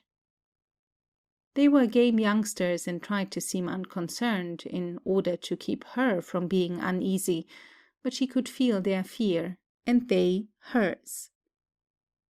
The boys built up a red fire in the stove, and its glow lit the room with cheer they did not feel. Outside, the wind on the plains roared like 1,000 devils let loose from the pit. Where were Bev and Cora? Could they make it home? "Do you reckon Papa and Mama will get home all right?" quavered Alice as she huddled against Letty. "Oh, yes, I'm sure they will," she lied consolingly. "Sing to us," said Dan. And so Letty sang song after song to keep them from thinking of their danger and of their parents out on the wild plains. Old ballads, nursery jungles, Negro folk songs, she sang until her voice was tired and her body drooped. But each time that silence came, the children moved uneasily, and the wind outside let her hear the menace of its sounds. She mustn't hear the wind if she could help it. At last, without realizing what she was doing, she drifted into the strains of the old spiritual she had heard her black mammy sing when storms threatened. She remembered how Mammy had rebuked her once for making fun of her fear of the lightning. "Hush, child! Don't you know we mustn't talk when the Lord's speaking in his thunder and his winds?" So, thinking of the comfort of those loving black arms, and longing for it now, she sang, "Lord, I don't want to die in a storm, in a storm. Lord, I don't want to die in a storm, in a storm. When the wind blows east and the wind blows west, Lord, I don't want to die in a storm." Still Bev and Cora hadn't come. Presently Letty noticed that the children were becoming drowsy from the warmth of the fire, and were nodding. Oh, she couldn't let them go to sleep and leave her alone. But it would be cruel to rouse them. Poor little things, they were scared too. Junior slumped back in a rocking chair, his head lolling to one side. Dan put his head on his arms on the table by which he was sitting, and made no concealment of his slumber, while Alice crept over to the bed and lay down. Letty held the sleeping baby in her arms as she rocked back and forth. The warmth, the companionship of the little unconscious body gave her comfort as she held it close. Would Bev and Cora be able to make their way home through this gale? Were they lost on the plains, perhaps freezing to death? Would a night like this bring back Bev's old trouble with his lungs, and maybe be the death of him? and he had invented that errand today in order to contrive a way to keep her and Cora apart for a time. His death would be on her hands. How could any horse find its way in such a storm and blackness? Surely all sense of direction would be lost, even the coyote sense that plainsmen were said to have. And in that lonely wilderness there were no neighbor lights to guide a traveler to safety. And even if there were, wouldn't this swirling sand hide them from view? Urged by an uncontrollable restlessness, she laid the baby down on the bed beside Alice, covered the two with a blanket, and fell to pacing the floor like a wild thing trapped. She felt an utter desolation of loneliness, such as she had never conceived of. She started to rouse the sleeping children, but pity stayed her. Why wake them to suffer as she was suffering? She fancied she could see a lost horse staggering futilely in a desert of sand, mocked by the winds, while two stiff and frozen figures in the hack were still forever, and because of her.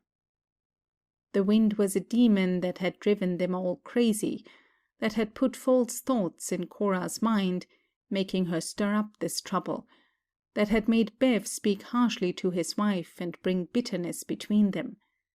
It was the wind that had sent him on this errand, in order to lure him and Cora to their deaths. And all because of her. The wind was determined to destroy her, because she feared it so. It was after her, and she couldn't escape it.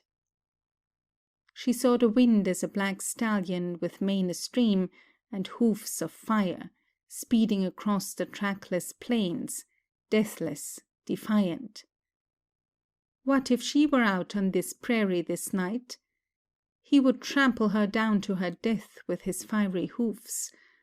A phantom, riderless horse whom no mortal would ever ride, that no lariat flung by human hands could capture.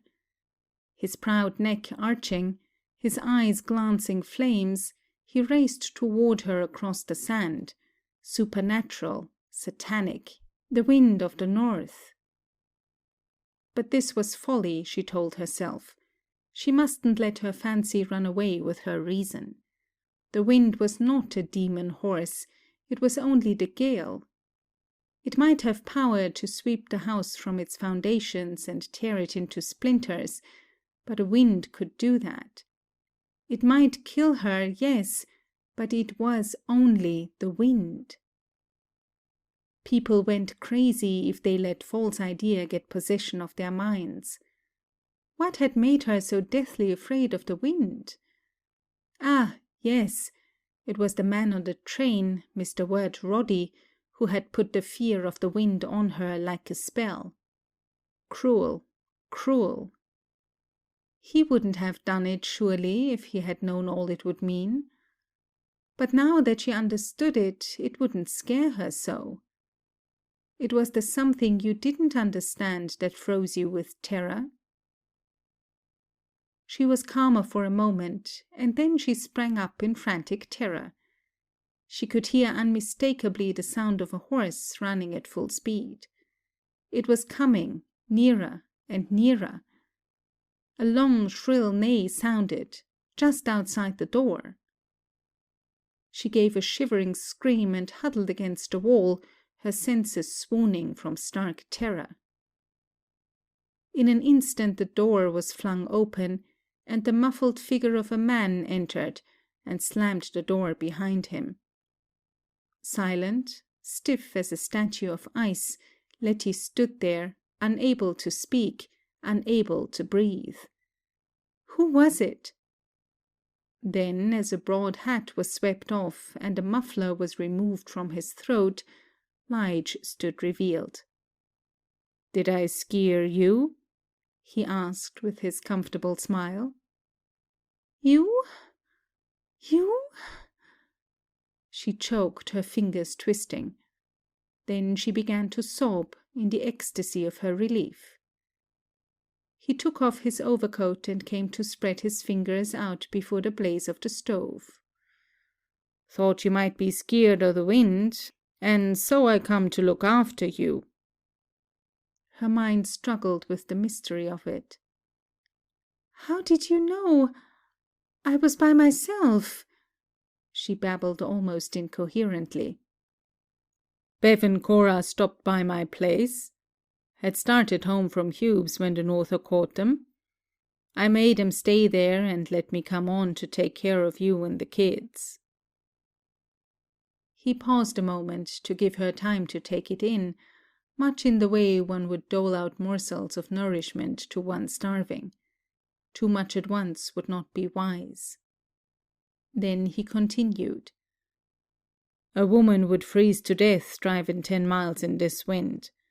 And Bev's old trouble would be almost sure to come back to him if he got exposed too bad." "And you rode 10 miles in this storm to look after me?" She could not believe it. He nodded and smiled. "Sure. They're at my place now, as snug as bugs in a rug, and here I am with you all, so there ain't nothing to worry about at all." His tone and gesture seemed to wave away her fears visibly. She wiped her eyes and checked her sobbing, but she couldn't stop the shuddering catch of breath, such as a child makes when it tries hard to stop crying, but cannot, all at once. "What's all these here tears about?" he wanted to know. They broke out afresh at his reminder. "Oh, Lige, I've been so miserable. Cora hates me and don't want me to stay here. And it makes everything so hard for Bev for me to stay. And I've been scared half crazy of the wind." "Huh? The wind's just a big blowhard. You'll get used to it after a while if you stay long enough." Then he drew his brows together in thought. "But the other matter's different, I save. If you could be willing maybe to marry me and let me take you away from here." She shook her head without speaking, as if instinctively. "No?" he said softly. "No. I'm sorry, Lige." Tears trickled down her cheeks and her shoulders heaved. He patted her arm with big, awkward hand. "That's all right. I understand. Maybe someday." They stood in silence for a few moments while the wind ceased its clamor for a time, as if to hear their thoughts. Oh, how blessed not to be alone with the night and the storm! And oh, how good that the wind was not blowing so hard! Then, with a roar of released tension, the gale struck the house, its fearful impact threatening to sweep the structure from its foundations, to blow it to splinters. Letty gave a shriek of mad terror and flung herself into Lige's arms. "The wind! The wind! Oh, save me! Don't let the wind get me!" He gathered her close with rough tenderness. There, honey. I won't let nothing hurt you. Wind, nor women, nor nothing else." He kissed her tear-wet cheeks, he smoothed her hair, he murmured soothing words to her as a mother would comfort a child, while the wind shook the house and its roaring filled their ears. She clung to him, babbling disconnected words, just as she had used to cling to her black mammy when anything frightened her in the night. She heard herself promise that she would marry Lige the next day, not because she loved him, not because she was ready for marriage, but because she must spare Bev, and because she was afraid of the wind. End of Chapter 7. Chapter 8. When the storm had abated and Bev and Cora had come home, Lige and Letty drove to the county seat and were married by the justice of the peace.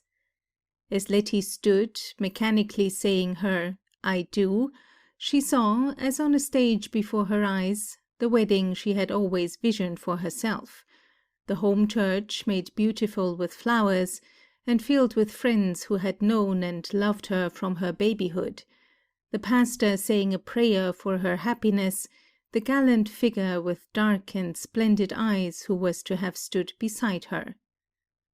She must put away her hope of romance, as one lays away the garments of the dead. Dreams as yet unbodied must be given up. The knightly figure, which the want of time and place was to have summoned up for her, must fade into nothingness before ever he had a shape or a name. The future, as well as the past, must be put behind her. Her youth was over before it had begun. But she made no protest, she shed no tear, but still and chill she stood to accept her fate. The wind had decreed it so. While many girls are women at 18, Letty was scarcely more than a child in physical development or in knowledge of the world. Only a short while before she had reluctantly given up playing with dolls, because she thought she was too old for such childishness, and she had merely dreamed her childish dreams, with no experience of life's actualities. Hence, in spite of her dull unhappiness, she was not prepared to realize what she had undertaken.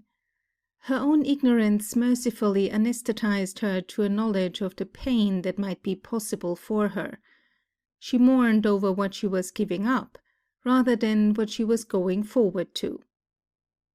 The drive to her new home was made in silence for the most part, and this time Lige put forth no effort to entertain her with stories of the West, but left her to her thoughts.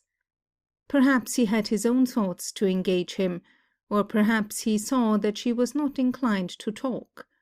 So he merely saw to it that she was well covered by the buffalo robe to keep her warm, and addressed a remark now and then to the horse. As she drove up to Lige's house, Letty experienced a queer remoteness from reality, as if only her body were there, and she herself were far away. All this could not be true. It could not be that life was bringing her to that rude shack set in a bleak expanse of sand to spend her days.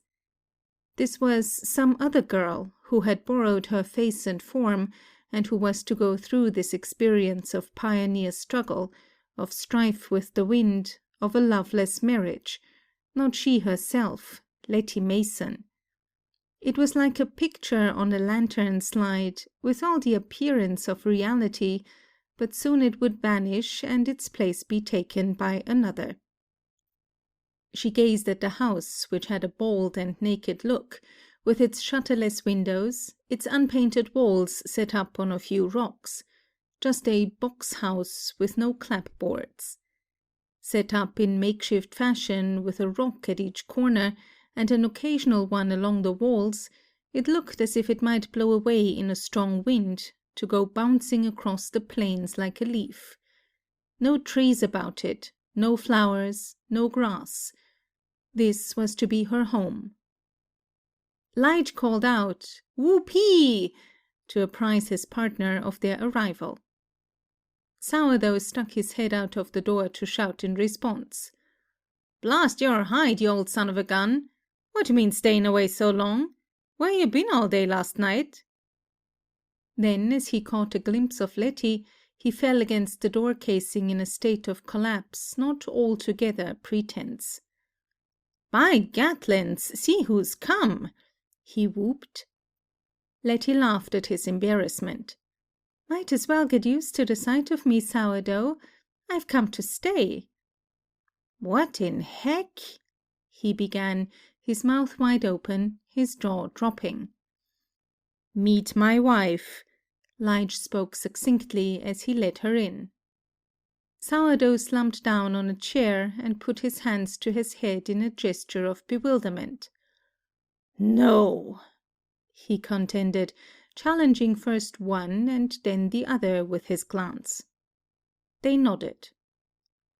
"You old sly possum," he mournfully accused Lige. "I might 'a' knowed you had something in your head when you tore off the other night and made me stay at home. If I'd a went, maybe she'd a married me. Nope, you didn't have no chance at all, said Lige in an effort to console him. He turned his reproachful gaze on Letty. And I asked you first. She dimpled and blushed, though she felt a pang of pity for his disappointment. Just about 5 minutes first, wasn't it? He roused indignantly. 'Twas me thought of the whole thing, and drug him round there by the ear. He never could have proposed to no girl by hisself.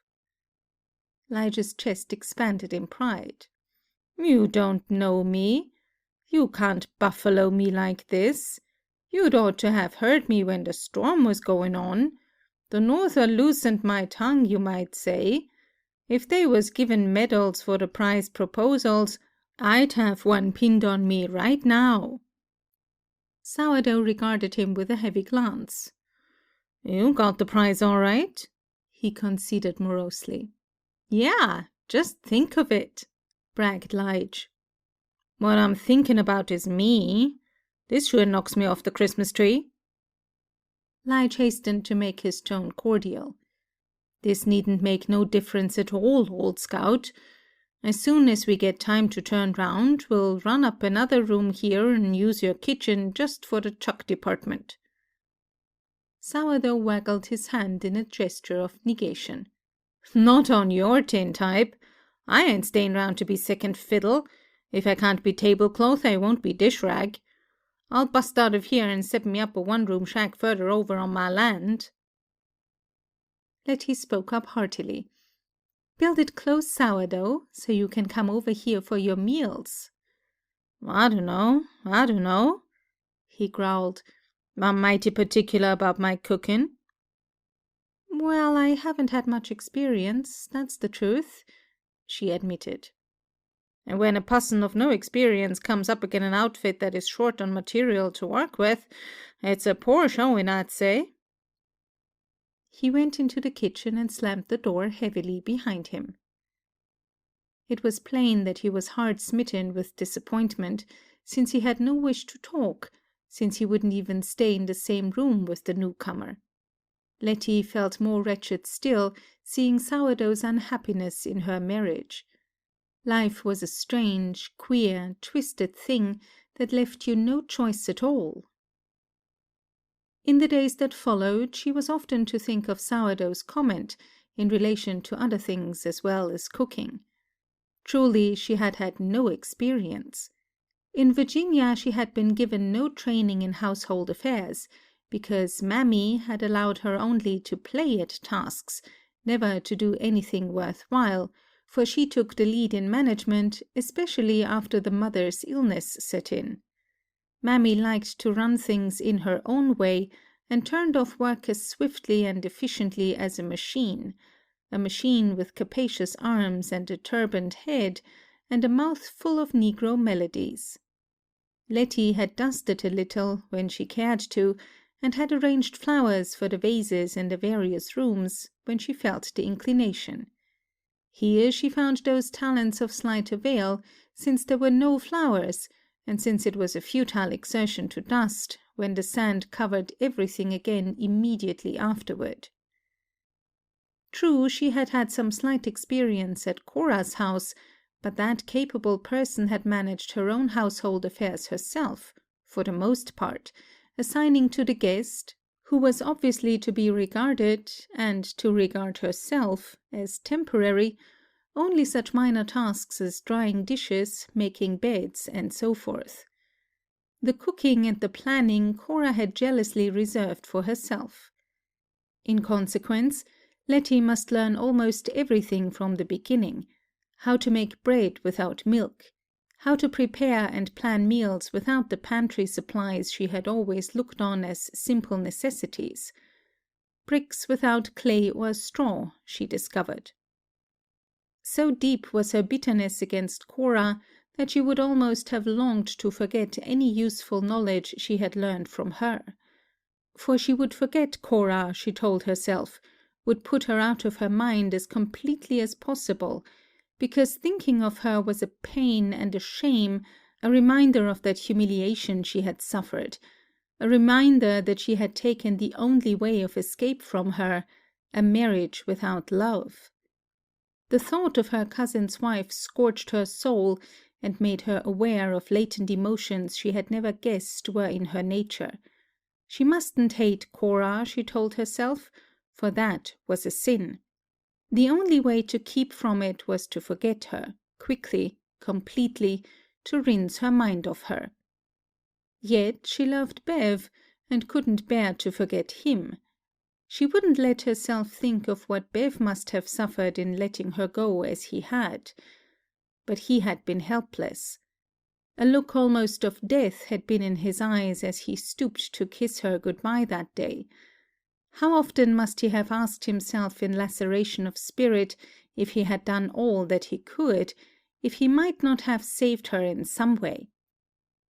But the wind had willed it otherwise. Yet the work was about all she had to break the monotony of the days, she learned. Life at Bev's house had been exciting and vivid by contrast, with the children to interest her and make constant appeals to her. No books, no magazines, no music, no outside companionship. But what afflicted her most in the new life was the lack of privacy in the little two-room shack. She thought of her upstairs room at home in Virginia, where no one had entered without her invitation, not even her mother, her dainty room, white-curtained, immaculate, inviolate. The intrusions, the intimacies of married life appalled her. Fastidious, passionless, unwon, she felt desperately at times as if she must run away from the house, flee blindly across the prairies. If only by some magic she could win her way back to her girlhood. She hadn't been ready for marriage, for this marriage without love. If only life had let her wait a while, perhaps she might have come to love Lige after all. Perhaps she could have some day married him of her own accord, for he was kind and good and honest and loyal, she told herself. But Cora and the wind hadn't let her wait. Or was it that the wind hadn't let Cora allow her to wait? She who had felt sympathy with Sourdough because he hadn't married her, now felt sorry for Lige because he had.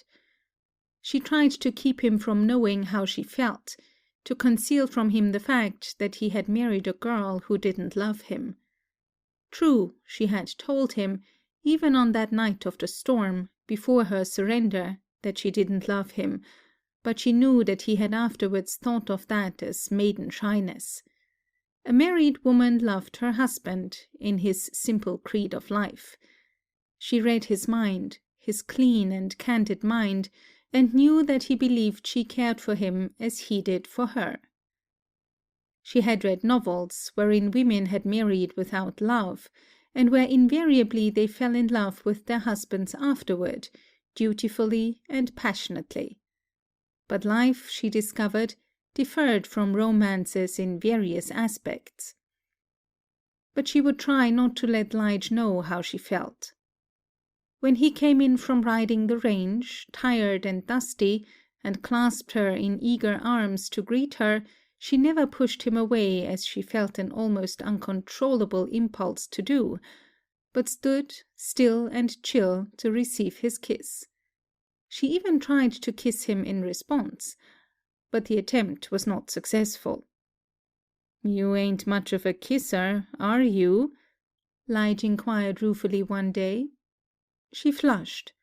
"No, but I'll try to learn," she replied. Perhaps it was practice that counted, as in making bread. He looked at her thoughtfully. "Now, me, I give a hearty smack, with a noise like a steer drawing his hoof out of the mud." He did indeed. She felt a sense of unreality with regard to her life that lessened her wretchedness in some degree. This was not actual, she would tell herself, in the midst of the rawest realism of her experience. This was a dreadful dream from which she would presently waken, to find herself in her little white room at home. Dreams lasted a long time, it is true, or seemed to, but when you woke, you found that it had been only a few minutes or so. Soon she would hear the chime of the old clock in the downstairs hall at home, and wake to listen to a mocking-bird's song in the night, to the musical baying of a foxhound. Soon Mammy would come to bring her hot water for her morning bath, and tell her to "Hurry up, honey, if you wants your waffles good and hot." Of some trivial detail, such as the inescapable Mexican beans, she would say to herself, "I'll remember this when I wake up." Or perhaps of something else she would say, "I'll try to forget this after I'm awake." But the wind and the sand, she knew she could never forget. Heaven was a place where there was no wind nor sand. Hell was where there was nothing else. She had impulses of ambition to improve the looks of her habitation. If only she had material to work with, she could make the 2 rooms of the shack more presentable, at least less repellently crude and bare than at present. But when she was a day's journey from even the cheap store of the plains, what could she do?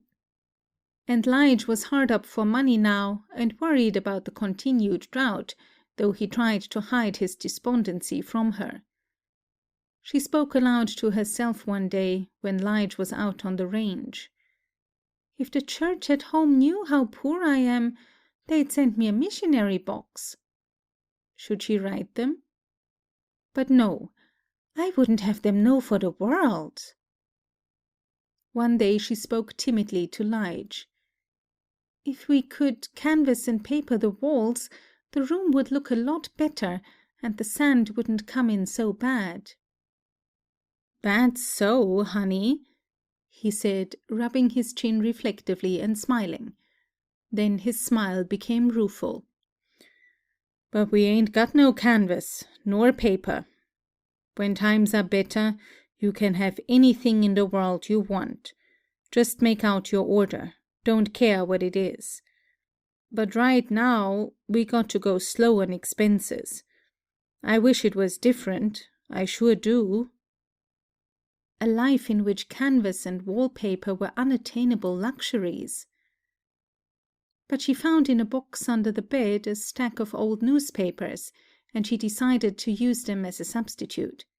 She made paste of flour and water, and one day when Lige came home, he found the lower part of the walls of the front room covered, rather unevenly, it is true, with newspapers.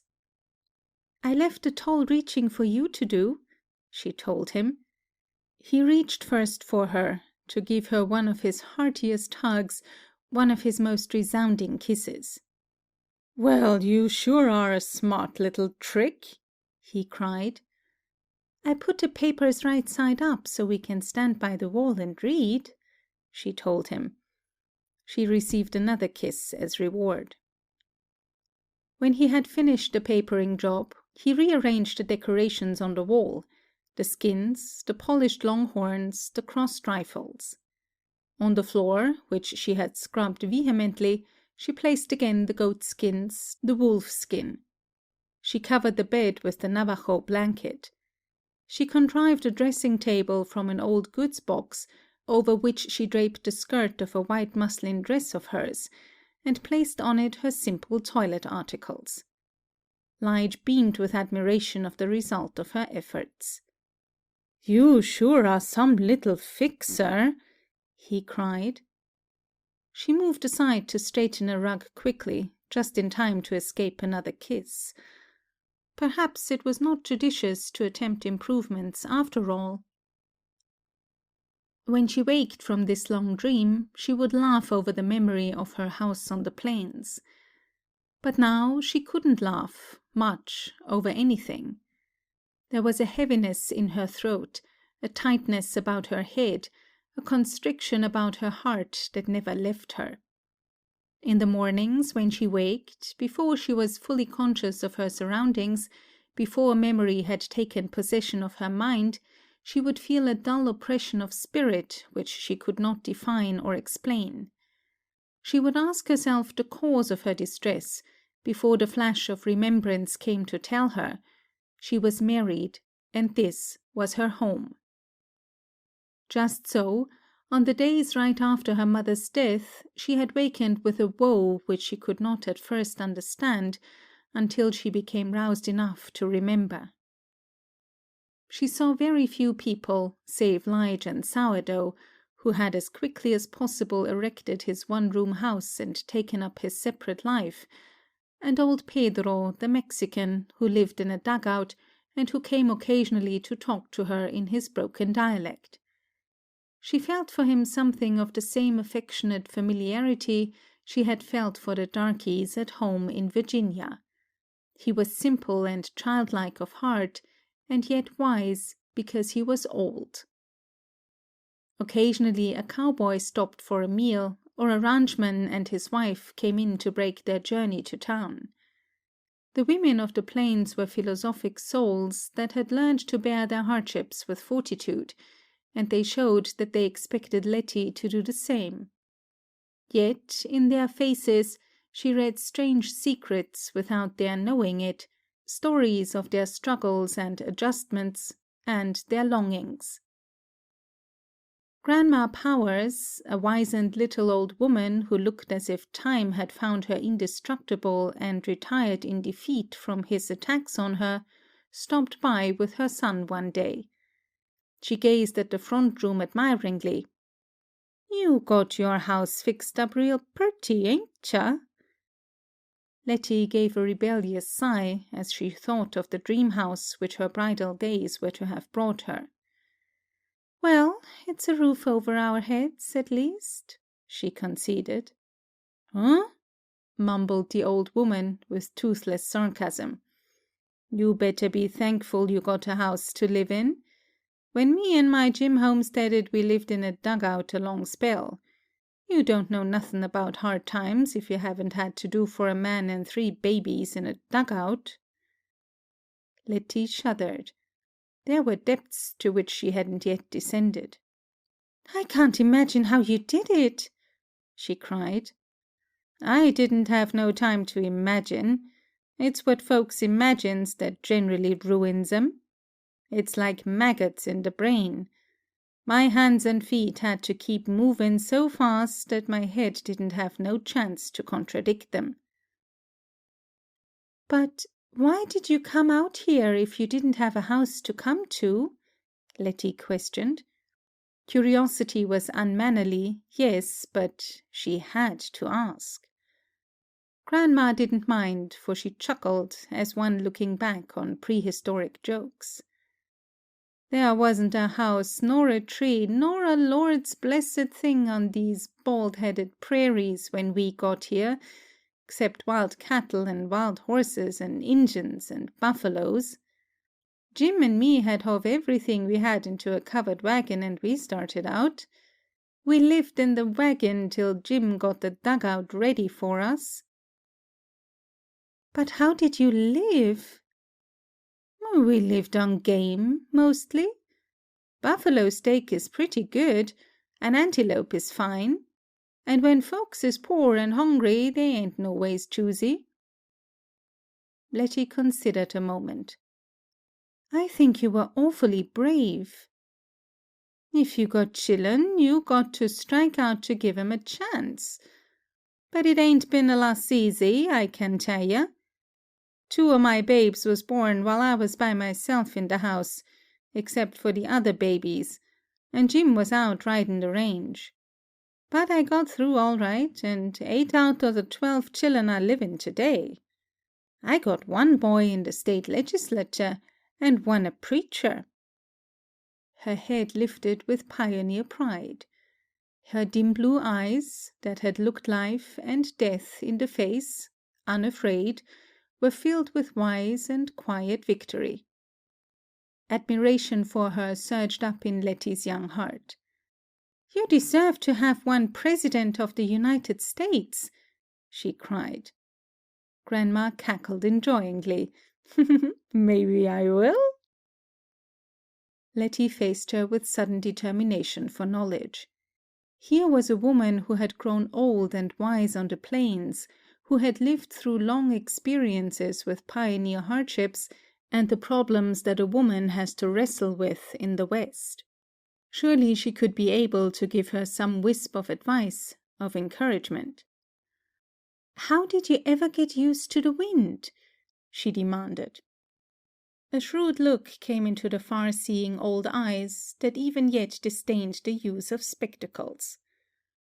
"Honey, that's the hardest thing a woman is up against on the plains. Men don't know what it means to us. Their nerves ain't like ourn. They are made so they can stand some things better nor we can, while again they're weak as babes about something we don't think enough to be skeered about." Grandma paused a moment to remember the winds that had harassed her. "I nee about fashed myself out over the wind at first. When I see my complexion being ruined, and my eyes nee about put out with sand, and my nerves wore to a frazzle, I wanted to holler whenever the wind began to rise." "That's the way I feel," muttered Letty, her hands involuntarily clenching with nervousness at the thought. "Then I certain sure could agree with the old sayin', 'Never mind the weather, so the wind don't blow.' But I got over all that. I saw that other things in life was more valuable than my pink skin, and it used to be pink as a peach bloom in them days, honey, though you wouldn't think it to look at it now. And I say to myself, 'Let's God leather take his weather.' And I got over hatin' it so. But I had to stop looking in the looking-glass." Letty gave a shiver. "I can stand everything better than I can the wind. The lonesomeness, the lack of anything, the work. Nothing so bad as the wind." "Better not to think too much about it," cautioned the old woman. "In a storm country like this, if I was you, I wouldn't remind the Lord of Wind so much." "I guess you're right," faltered Letty. "I'll try to remember about it." Yes, that was wisdom, and she must heed it. If she stopped thinking about the wind, maybe it would stop blowing. But she couldn't, and it didn't. Her restless thoughts prowled like coyotes round the Cap Rock that made a gathering place for storms. "The worst in the state," Lige had said. And it was so close, and their little shack had no cyclone cellar to flee to. Many a night she shivered with fear, listening to the wind rush and shriek as she pictured a cyclone from the vision Mr. Wirt Roddy had given her. A vast cloud of sand that spiraled to the sky, sweeping with a roar over the plains toward her, inescapable, resistless, remorseless. And Lige slept heavily beside her, unaware of her terrors. Many a time she told herself that she would face the facts and be rational. What if a cyclone came? At least it would sweep her away from this prisoning shack. What if it killed her? Then she would be free from marriage, because the Bible said there was no marrying nor giving in marriage in heaven. The death had its desirable aspects. Perhaps it was because she thought so continually of wind that the sandstorm came. Who knows the power of nervous suggestion to stir up wind and sand? She had thought she knew all the possibilities of this dual torment, but she had much yet to learn. When she had been married about a month, though it seemed like a cycle of eternity to her, a fierce wind arose, a wind that circled and seemed to come from all directions at once. It caught up the sand from the plains that were dry as powder, and drove it with whirling motions across the wide spaces that offered no obstacle to break its force. The impact of the wind against the house was terrific. Letty shuddered with every creak and tremor of the frail structure, expecting to see it blown to pieces. The sand was hurled against the house with a violence that seemed hellishly malevolent, vindictive. The wind had gathered to itself 7 other devils of sand, to torment the helpless inmates of the lonely house. Sand streamed in through the cracks in the walls and slit the newspapers into ribbons. It seeped in at the edges of doors and windows that were shut as tight as possible. It came down from the ceiling, it blew upward through cracks in the flooring. It hung like a yellow fog in the room. Letty looked out of the window to see the sky. The sun rode aloft in a pageantry of clouds, casting a yellow glow over a strange world.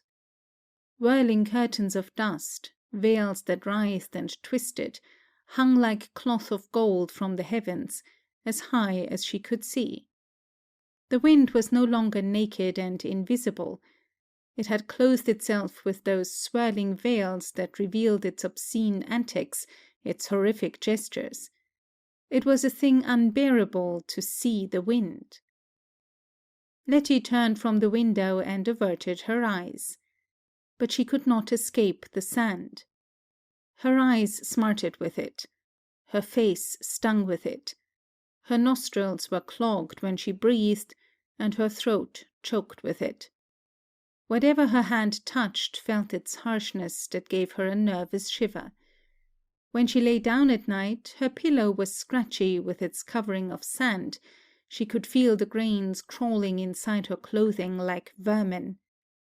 When she waked from snatches of sleep, nervous and wretched, it was to find her eyes filled with sand so that she could scarcely open them. Her cheeks were rough with it. Not even her tears could cleanse her eyes completely. When she set the table for a meal, she would turn the plates and cups downward so that they might remain clean as long as possible. She did the cooking in covered vessels and served portions hastily, then put the covers back. But even so, despite all her efforts, they ate sand with every mouthful of food they took. The sand came in at the doors and windows to collect in such piles that it could not easily be swept out by the broom. Lige removed it with a shovel. Lige and Letty moved about the house like silent, stumbling victims of torture. Once he called her to the window. "Look how that sand has piled like snowdrifts there by the windbreak. You could bury a steer and never tell there was anything there." She looked in amazement. "I never dreamed of anything like this," she choked. "I've seen it bad in town when it has drifted over picket fences till you could walk right over and not know there was any fence there," he told her. "Oh, I wouldn't walk on it," she cried passionately, her hands twisting. "I wouldn't trust it.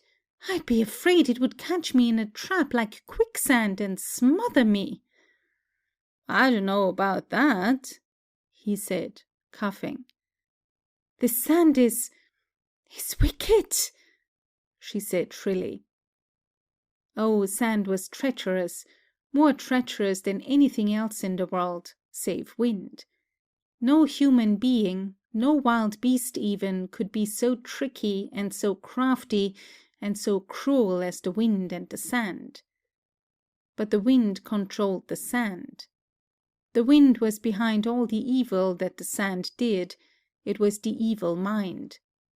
The wind was a will, a force, a pitiless intelligence, as well as a power. If you listened right, you could hear it laugh and shriek at you. You could see its footsteps in the bending grass, when there was any grass, before starving cattle had eaten it down to the roots. You could see it twisting the mesquite bushes, and blowing the clouds away that had come to bring rain, and lashing the clothes hung on the line. But you couldn't see the wind, except when it drew the sand up over itself. Then you saw a mad, elemental thing that you couldn't bear to look at. The sandstorm lasted for 3 days. Just when a wild look was coming into Letty's eyes, when she had begun to mutter to herself much of the time, but in an undertone so that Lige would not hear, and ask, "What did you say, honey?" the wind subsided. The calm was like that after a flood, when the waters have receded, and the eye sees only the wreckage, the perverse devastation that it has wrought. The ground in some places was swept so bare that it looked as if the whole top surface had been blown away, while in other places, against the house, by the windbreak, wherever any slight obstruction had made possible a nucleus for the sand to collect, great drifts were piled. It was fantastic, incredible. This was in the last days of March. In March, in Virginia, the hepaticas would be coming out. There would be anemones too, and windflowers fair and frail, and trillium, small like a baby cyclamen, painted, and with its whorl of deep green leaves, and the dog-tooth violets, and other flowers of the woods. The trees would be misting with young green, and a green flush would have stolen over the grass and the meadows. The birds that had gone south for the winter would be winging their way back to the north. Spring in Virginia. As Letty fed dried cow chips picked from the range in the round iron stove, she could shut her eyes and see the great old fireplaces at home, with their leaping rainbowed flames, and their beds of brilliant coals, where visions lay, whence dreams stole forth. Did dreams ever wake again, once they were dead? Yet, underneath her deadness, Letty felt always a sense of curious, still expectancy of something that was to come. She asked herself, "What is it?"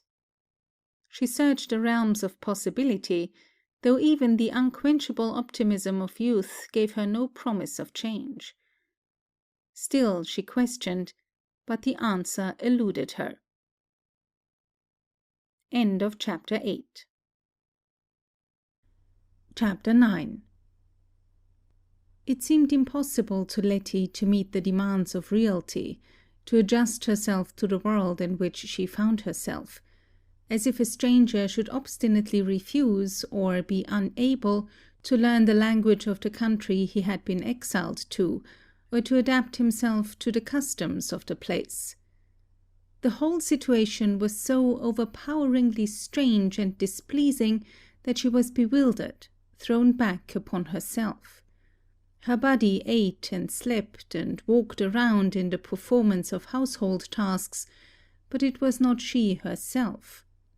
Where was she? She often asked herself. She could not find the answer. It seemed to her that an abyss of time as well as of space separated her from her old life. Yet in her dreams she crossed back to it, and in her waking thoughts she bridged the chasm, sometimes involuntarily, sometimes by urging her reluctant will.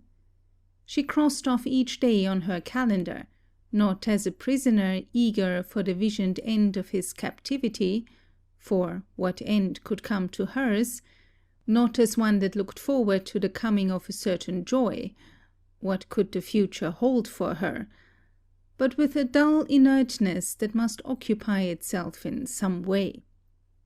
Her calendar told her it was well on in April. It would be April in Virginia too. She saw the woods, all softly green with their varying shades, the dark, steadfast tones of the cedars and pine trees that even in winter had held out immutable hope of spring, the young tenderness of leaf on countless others, the willows beside the streams, the shimmering bodies of the birches, the rich glow of copper beeches. The dogwood would be white on the hillsides, with now and then the rarer pink beside it. The flowering of the dogwood had always been to her the efflorescence of spring and youth and joy. The dogwood was blossoming in Virginia, but should she ever see it again? The wild flowers would be coming on now, the violets, the wood pansies, the wild azaleas with their delicate colors, and many another flower she had loved and looked for each spring. Did the dead feel as she did? a torturing homesickness to be back among the scenes and people one had always known. One day Letty said to Lige, as they sat in enforced idleness, looking out of the window, "How queer it seems to think that it's April, with no grass, no trees, no flowers, nor anything." "That's right, honey, it does," he agreed, shoving his hands deep in his pockets. "But you mustn't think it's always like this out here. We haven't got no flowers now, on account of the drought, you know, and the sandstorms." "Do you have them, other springs?" she asked listlessly. "Oh, sure. The purtiest you ever saw. Why, this time in ordinary years, the plains would be like one great flower bed. The whole prairies is diked out with 'em. Looks like you was riding over a rainbow as you lope along. And sweet, my, how they do smell." He gave a reminiscent whiff. "Tell me about them." She leaned her head on her hand and gazed out across the stretch of sand, a dead, greyish yellow in the sunlight. We got all sorts of flowers. I ain't no botanist, and I can't tell you about the right entitlements for 'em. But if you could see 'em, maybe you'd know the names to call 'em by. Women knows more about such things than men. There's beargrass, of course. You've seen it about. It's got sharp pointed leaves and has spikes of bloom standing up tall and creamy white. Like the yucca, or what some folks call Spanish dagger, on account of its sword spikes. You can see 'em plants scattered here and there, but they ain't nothing to look at till they bloom." "And what else?"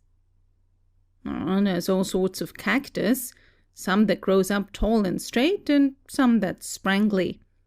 There's one they call the pincushion, because it's like a little round squatty pincushion setting on the ground, full of pins. They got purty blooms, red and yellow.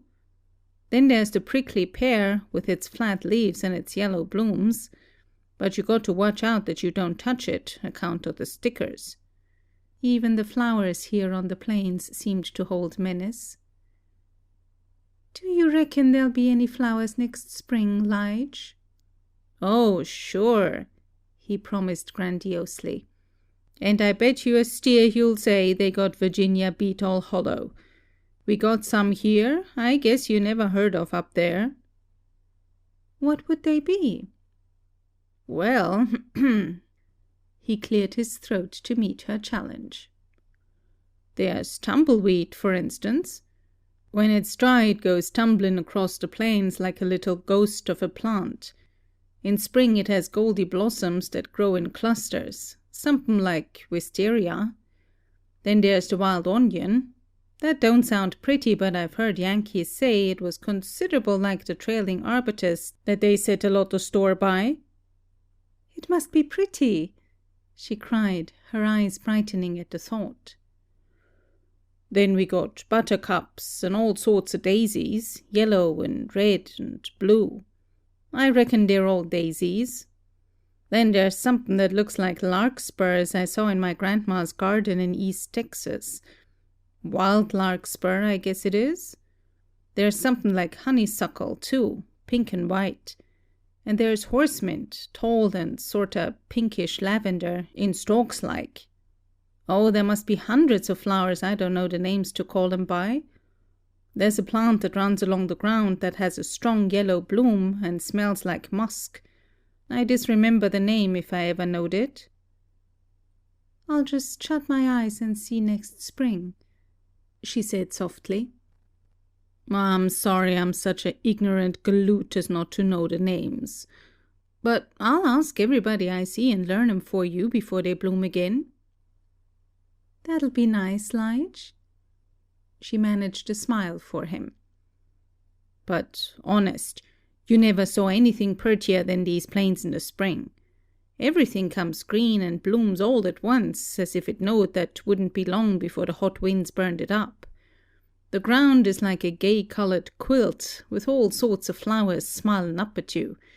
Makes you forget the cussed hard times of the winter, and the northers, and the sandstorms, and everything you been through. Makes you glad you're a cow-puncher to be riding the range when you have all that to look at.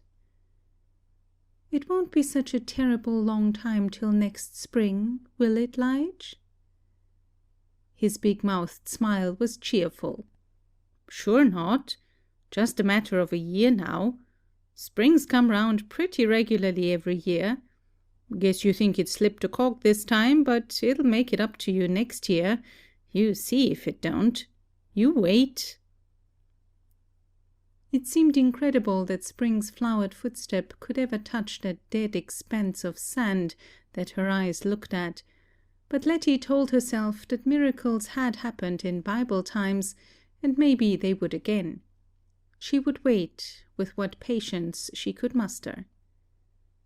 It was hard to wait when one was young, especially when the cloaked and hooded years held out no certain promise of relief. Youth lasted such a little time at best. Letty felt as she sometimes imagined a corpse might feel, dead but quiveringly alive to expectancy, dead to delight but alive to pain. She went about her daily tasks, passive but rebellious, at once relaxed and tense. 6 months before she had never known the alphabet of pain, and now it seemed to her that she had gone through all its possible changes and combinations. But surely life had done its worst to her, and any change would mean an easement. The wind, which seemed all-powerful, perhaps was a weakling, if one only knew the magic word or gesture to compel it to submission and retreat. She thought of all the folk tales she had ever heard, the lore of the old volumes in her father's library that she had read, but half comprehendingly. Perhaps if she thought hard enough, she could divine the abracadabra that controlled the wind, could hit upon the mystic waving of hands that could overawe it, the cabalistic command that could send it forever from her. Words and gestures were magical things that had more power than one could know, and human thoughts were terrible in their might. What if the warning that Grandma Powers had given her were right, that one mustn't remind God of the wind? Maybe by just thinking about it she brought it on herself. Maybe by thinking hard the other way she could ward it off. Who knew the awesome might of human will? Who knew the force of the wind's will? So she consciously practiced gestures that might by chance reveal themselves as mystic, that might disclose to her the hidden secret of command over the wind. She whispered to herself phrases that came into her thoughts, that might be runic rhymes that could bind the wind by a spell. Some day, out of the unknown or forgotten lore, would come to her the inspiration that would save her. Who hath gathered the winds in his fists? In her fear she would clench her fists as if to overmaster the wind. As her eyes were rested and soothed by the mirages which the desert plain at times held shimmeringly before her gaze, so her spirit was given an unreal gratification by the mental mirages which she called up for herself, pleasure pictures that she drew out of the past, scenes of beauty and joy in which she moved. She recognized dimly that this was a false pleasure, which made the pain of the present more acute when she saw them fade, as fade they must, before the harsh realities of her present. But she could not resist. It was as if she administered some drug to her soul, by which she could at will ignore the ugly facts of her existence, and project herself into a life that was not altogether of the past, but of a happy past blended with a future wherein all would be miraculously well with her. Her sense of truth made her scorn herself for those subterfuges, but she writhed away from a facing of facts. When Lige was not in the house to overhear, she held long dialogues with persons imagined or actual, wherein she dramatized her dreams of ease and joy. These fantasies sometimes carried over into her dreams at night, changed, intensified, distorted, so that now and then she would awake from the shock of finding herself traveling strange routes unknown to her conscious thoughts. Fear would startle her into wakefulness, so that she would tremble, baffled and perplexed. One day, toward the end of April, when Lige was out on the range, Letty lay down to sleep a while in the afternoon. She might as well sleep, she told herself, since there was nothing else to do, no book to read, no magazine, no piano to keep her company as at home in Virginia.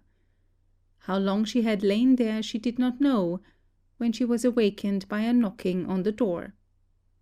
She sprang up hastily, straightened the tumbled covers on the bed, smoothed her hair with nervous hands, and went to open the door.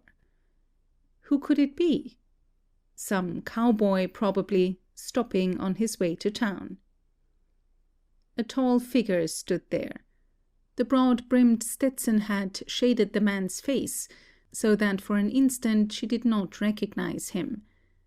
And then a shock that was half pain, half pleasure, a wild leap of the pulse, a tremor of the body told her who it was. Her companion of the train trip, Wirt Roddy, stood before her. Her eyes, wide open, stared at him, as if not believing their vision. Her lips were glued together so that she couldn't speak, and a sudden impulse to run away swiftly impelled her. This is not what I'd call a hearty welcome." His voice jeered lightly at her, while his eyes held a challenge, half humorous, half stern. "Aren't you glad to see me?" "Yes, yes." She forced her tongue to speak, though it seemed to clatter in her mouth. "Will you come in?" "Sure." "I was surprised at seeing anyone. We have so few visitors," she said in apology for her discomfiture. "Lige is off on the range." He stretched out his hand to take hers, though she had not offered to shake hands with him, because hers were so cold and trembling. But there was no escape without seeming rude. "Will you have a seat?" She pushed forward one of the old ladder-backed chairs with its cowhide bottom. He sat down and looked at her a moment in silence, caressing his black moustache thoughtfully. "And so you're married?" he mentioned at last. "Yes." What comments was one expected to make about one's marriage? "I was surprised to hear it. Kinda sudden, wasn't it?" "Yes. Life is sudden, I've found out lately. I was surprised myself." Her tone tried to be calm and casual. His eyes roved over the bare, crude room, taking in each detail of its shabbiness. She resented his appraisal of it, but no appropriate way of showing it occurred to her at the moment. This man had the knack of making her feel that he was well aware of his superiority, and rather expected everyone else to be equally awake to it. He shot a long, keen look at her from half-closed eyes that looked thoughtful, but full of tricky impulse, too. "I didn't know you were thinking about marrying." "No?" she said curtly, angry that the little pulse in her throat should throb so, afraid that he would notice it. "No," came his antiphonal response, grave and unhumorous. "I didn't know any of these fellas out here would suit you." "Did you know anything of me?" She turned her palms outward in a gesture of negation, of defense. Pretty much." He leaned his elbow on the table and crossed his long legs comfortably. "And how?" she shot at him. "Plenty o' ways," he answered easily, as if insouciantly aware of, and yet ignoring, her resentment. "I own a ranch out here, as I told you, and I come out this way pretty regular." So it had been, not once, but many times, that he had been in the section and had not come to see her. Anger surged within her. He hadn't come when she needed help, when he might have shown her a way out of her impossible situation. What right had he to come now, when it was too late to do any good? Oh, she hated him. She seemed to live over again in concentrated bitterness all that she had suffered since she saw this man first, all the agony and bewilderment he might have saved her from if he had come to see her as he promised. To promise so lightly and then forget. "I didn't know you were interested in what happened to me. I thought you had forgotten," she said coldly. "Not by a long shot. I've known everything you've done, everywhere you've gone since I saw you. I could most tell you every fellow you danced with that night at the cowboy ball." Surprise widened her eyes. "You weren't there." "No, I wasn't there." He gave no elaboration to his answer to satisfy her curiosity. She told herself that she wouldn't ask, but she did. "Why didn't you come then, if you were so close?" A guarded look came into his dark eyes. "I wanted to, but I reckoned I'd better not." What could he mean by that? Perhaps he had been afraid that she would ask some favor of him, impose on his casual politeness of the train trip. "And how do you like the West?" he asked with grim jocoseness. She gave a quick turn of her palms upward, as if to say, "How can you ask? What answer but one is there?" "And the wind?" he jeered softly. She shuddered involuntarily. "I hate it," she jerked. Then instantly she caught her lip between her teeth.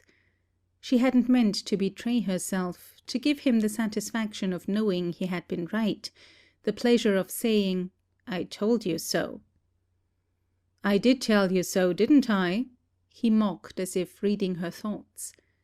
He studied her face that she half turned from him in annoyance. "Your skin is still soft and white, but not so much so as it was the last time I saw you. Your cheeks aren't quite so pink as they used to be, though they are blushing now that I call attention to them. Your hair isn't quite so yellow and shiny as that other day. Looks like it has faded a little. No?" She flared up till her cheeks were bright enough to refute his charges. "You've got no call to say such things to me." He went on as if she had not spoken. "And your eyes aren't so blue and clear. Look like they've been having tears as well as sand in them. No?" "They haven't," she lied hotly. "Just the wind and sand." "Well, I reckon that's about enough, anyhow," he conceded gravely. She looked past him out through the window. Maybe Lige would be coming home soon. She gave no answer to the man beside her. Why didn't he go? Why had he ever come, just to tease and torment her? If he knew all that she had to bear, he wouldn't be so mocking. He must be a cruel man. Again her old throbbing fear of him arose, the fear that she had felt on the train without being able to analyze, but that had disappeared as memory glossed over the happenings of that day. Again he ignored her disdain, her timorous tremors. He began to hum softly to himself again, as that day on the train, and yes, it was the same tune, that mournful tune. But they buried him there on the lone prairie, where the buzzards wait and the winds blow free, in a narrow grave just 6 by 3, they buried him there on the lone prairie. She seemed to see a desolate plain stretching out before her, a vast waste of sand and of years, with a solitary mound in the wilderness. Would it be her fate to live here till she died, and be buried on this desolate plain? Her soul shuddered away from the picture. But they buried him there on the lone prairie. His song gave answer to her protest. "Stop!" she shrilled almost hysterically. I don't like that song." "It isn't cheerful," he conceded. "But then, life isn't so damned cheerful, I've found, anyhow." "Why make it worse than for yourself, or for anybody else?" she challenged. His eyes narrowed as they looked at her reflectively. "I often wonder. Some devil within me drives me on, I guess." She stared at his brooding face, his languorous, melancholy eyes that looked out with longing and with sad, bitter mockery. "And does nothing drive you the other way?" she asked, almost in a whisper. The mockery diminished and the sadness increased. "Yes. Yes, there are angels too, but they mostly have flaming swords to bar me from what I once had, or might have had, and lost." His face softened curiously, grew gentler, younger under her gaze, as if unknown to himself, some gracious touch had erased the cynicism, the hardness, the unworthiness, and had shown for an instant the man he might have been. She was not afraid of this man, nor did she hate him. "We generally keep the things we really want, don't we? Or do we?" she asked simply. He shook his head. No, not always. Sometimes we give a thing up because we are cowards, or set in our selfishness. Or maybe, for conscience sake, because we know we're not fit to take care of it right. There's a lot of reasons, if you look for them." She looked for the reason which had kept him from coming to see her when he was so close, but she could not find it. Suddenly his face cleared, the moroseness disappeared, and a boyish smile came out. "I brought you a present," he said gaily. "A present? For me?" "Yes." He reached for the new target rifle he had laid on the table when he came into the room, and held it out to her. She drew back, bewildered. "But I don't know how to use a gun. I never touched one in my life," she protested. "But it was nice of you to think of me, and thank you just the same." "Lige will teach you how to shoot. All the girls out here have rifles and go hunting just like the men. You ought to have a little gun." "I couldn't bear to kill anything. If I saw a rabbit or a squirrel I had shot, or a little bird fluttering round with a broken wing, I'd cry my eyes out. I think it's cruel to shoot things." "It's likely you eat game that other folks shoot," he mocked her lightly. "But that's different." He smiled cajolingly, as at a foolish child. "And there are other things to shoot. Rattlesnakes and coyotes, for instance. You can't say you love them." "Somebody else will have to do the killing," she said, her hands stubbornly behind her, refusing to touch the toy gun. He laughed, looked about him, and before she knew what he was doing, he had put it up on the wall beside the crossed rifles Lige had there. That brought her a sudden memory of her husband. "Lige mightn't like me to take it anyway," she said dubiously. He laughed lightly. "Call it a wedding present. Nobody ever refuses a wedding present, for that would be an insult." She flushed, and her skin felt prickly all over. "You're making fun of me." He sobered at once. "No, truly," he affirmed. She writhed under the sense of her inadequacy to deal with the situation properly. If only she were older and had more poise, she could deftly put this man in his place, could dismiss him at once if she liked, could banish him definitely. He must go before Lige came in, because Lige wouldn't understand his being there. But how could she tell him, this cool stranger, that her husband might be jealous of his presence? Wouldn't he laugh at her all the more, Silently, exultingly. He stroked his black, silky moustache and looked as if he read her thoughts. "Lige, my husband, will be here soon," she stammered. "He and Sourdough are looking out after some steers." "That so?" But he made no movement to leave. She stirred nervously, longing for him to go. And yet, the room would seem duller and lonelier than ever when he had gone. For, of course, he would never come back. Why had he come this time? Her perplexed eyes tried to plumb his ironic smile, but in vain. Could he hear the muffled pounding of her heart? Could he see the flutter of the frightened pulse in her throat, or note the trembling of her body? Perhaps he saw, and was gloating over her weakness.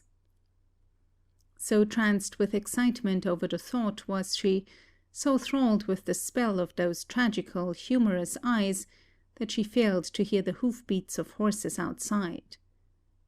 Her eyes fixed on the man beside her, her cheeks flushed, her lips parted, her slight frame trembling, so she stood, one hand over her wildly beating heart, when the door was flung open and Lige entered, with Sourdough behind him.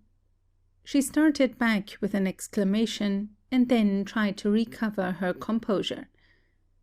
"Lige, this is Mr. Wirt Roddy that came up on the train with me. You remember?" "Yes, I remember. How do you do?" She presented Sourdough to him, but he showed no trace of his usual blithe humour or cordiality. Contrary to his characteristic heartiness, he failed to extend a hand of greeting to the stranger. But the guest did not appear to notice, unless a flicker of black eyelashes might be so interpreted. "Have a chair," Lige said. "I can't stay long," was the answer. "I'm on my way to town. I aim to spend the night at Bev's and get an early start." But he dropped back into his chair and lighted his pipe, looking more at home than either of the other two men. Sourdough leaned against the door casing, his arms crossed over his chest, and eyed the visitor coolly. He held his unlighted pipe in his mouth. Lige crossed the room to another chair, his spurs clattering as he walked. "How you making out at your ranch?" he asked the visitor politely. "Pretty poorly. I shipped most of my cattle before the worst hit me. I had a hunch that there was going to be a drop in cattle prices, and I kind of felt this drought was going to last longer than we thought. So I got from under the best I could. But the critters I kept are looking bad. It would cost such a hell of a lot to haul feed for them that there's no profit in doing that." "You said it," was Lige's gloomy rejoinder. "I dunno how us little ranchers is going to hold out if this keeps up." "It's the worst dry spell I ever saw, and I've been living in this section all my life," said Sourdough. "The sun stalks across the sky, as impudent as if he was thumbing his nose at you. Clouds don't mean nothing no more when you see 'em." "But they are beautiful anyhow," put in Letty timidly. "When my eyes get tired of looking at the sand, I look up at the sky to rest them. I never saw such wonderful colors as there are here some days." "Yes, the altitude and the clear atmosphere make you see things better than anywhere else," said Wirt Roddy. "The sunsets and sunrises here are some of the prettiest shows on earth, I reckon." She thought of the sunset they had witnessed together on the train, how long ago, and of his telling her to watch a sunrise some day and think of him.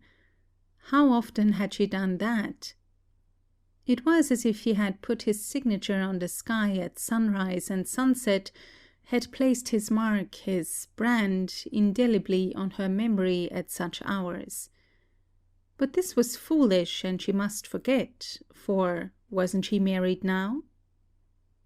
Sourdough removed his pipe from his mouth and gazed reflectively into his bowl. Old-timers hereabouts say that the clouds dyke themselves out prettiest in dry weather, so I ain't glad to see 'em gay colours now. They spell scassy or rain. But if you've got to take the hardships, why not have the beauty along with it? Argued Letty to make conversation. I don't calculate them starving cow critters take much comfort out of rainbows and cloud pretties now, he said grimly. Leastways, they haven't said nothing to me about 'em, if they have, and they talk a plenty to me about the drought as I ride by 'em. There's no counting on what cattle or women will find to complain of, commented the visitor. Letty gave him a quick look. If women complain more than men do, maybe it's because they have the men to complain of, she retorted with sudden spirit. Lige gave a darting glance of surprise. Oh, I'm not talking about me, she said to reassure him, but women in general have a pretty hard time. Sourdough maintained a stoic calm, his pipe held bias in his mouth, his teeth clenching down on it. The stranger was the only one of the group that appeared to be really at ease. Lige, usually so kindly, so hospitable, seemed stiffened into a frozen formality that was as strange to him as if he had put on an alien garb. Sourdough's bantering tongue, that had usually a friendly jibe for everyone he met, man or woman, friend or stranger, now was uncommunicative. Letty saw a new being in him, a man on guard, defensively hostile. But against what? She glanced at her husband and his partner furtively, fearful, feeling a queer sense of guilt, as if she had done or thought something that had wounded them. Then she told herself with reassuring pride that Lige and Sourdough could never be angry or offended with her, those two men that loved her loyally in their rough way. They would protect her from any danger that threatened her, using fists or pistols according to the need.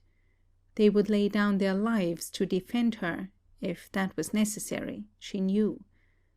What was it Sourdough had said on the night the two had proposed to her? Either of us lick 1,000,000 wildcats to protect you.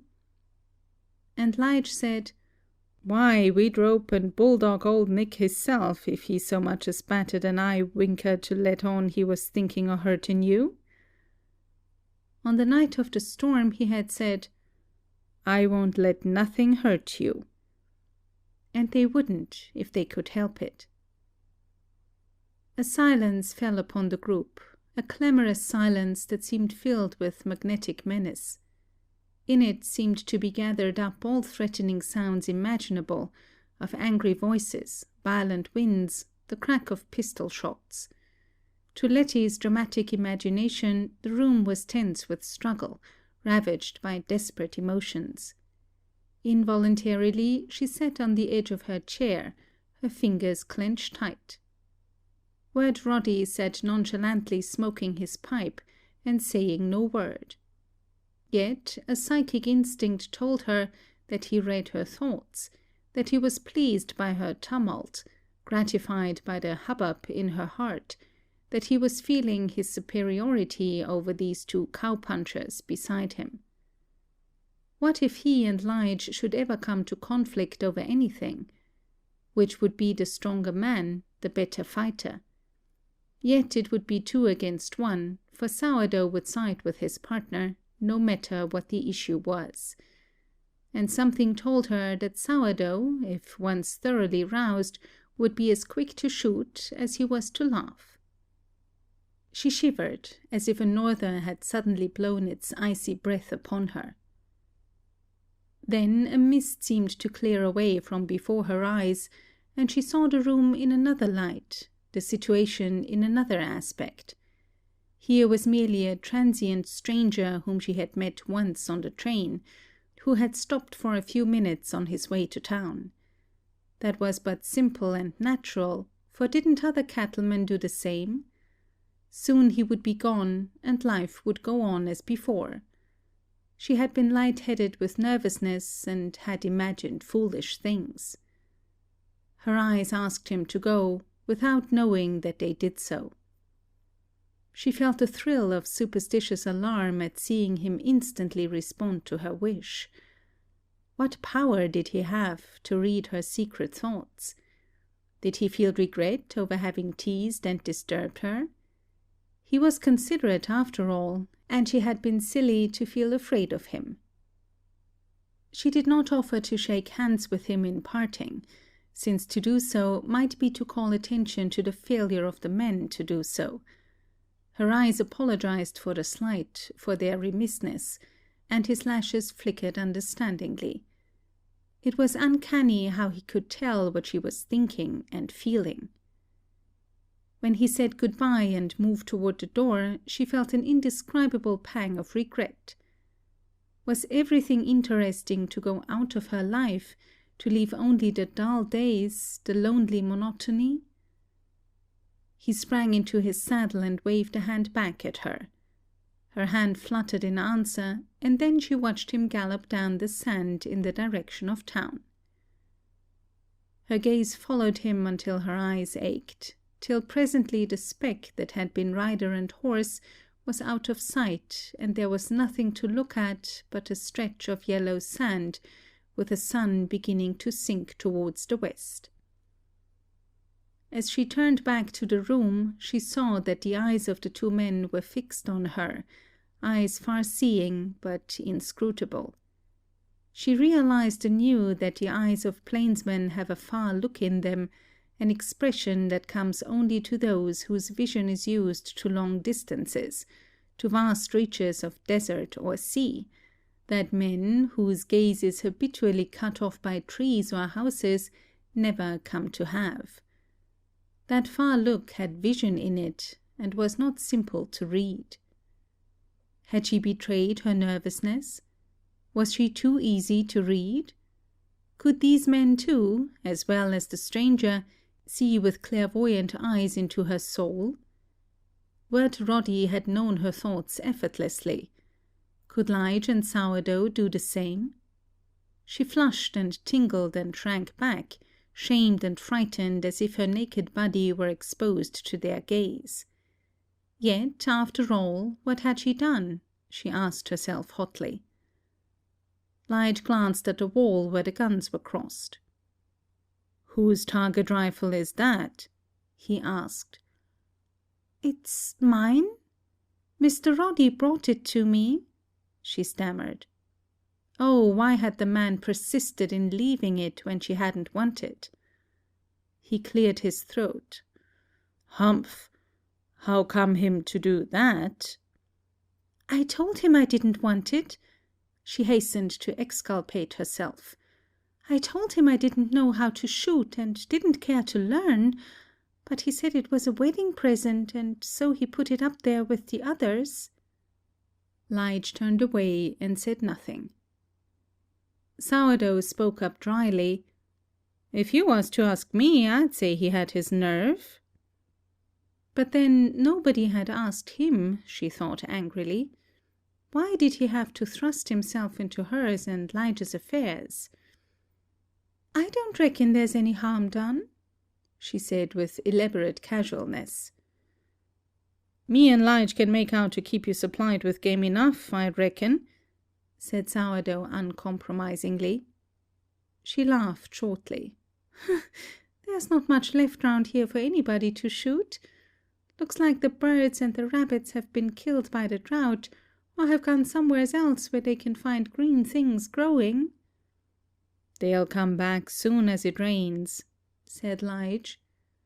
"These prairies will be working alive with life. Jackrabbits, molly cottontails, ground squirrels, and all sorts of things. And birds that near about bust their throats a-singing." The tension at her heart released. So Lige wasn't angry with her after all. Perhaps he would be, if he knew all her unhappy thoughts, but she would try to keep them to herself. He had enough to bother him, with the drought and losing so many of his cattle. Sourdough rose to go. "I don't like that hombre," he said, his hand on the doorknob. He turned to Letty. "Is he coming back again?"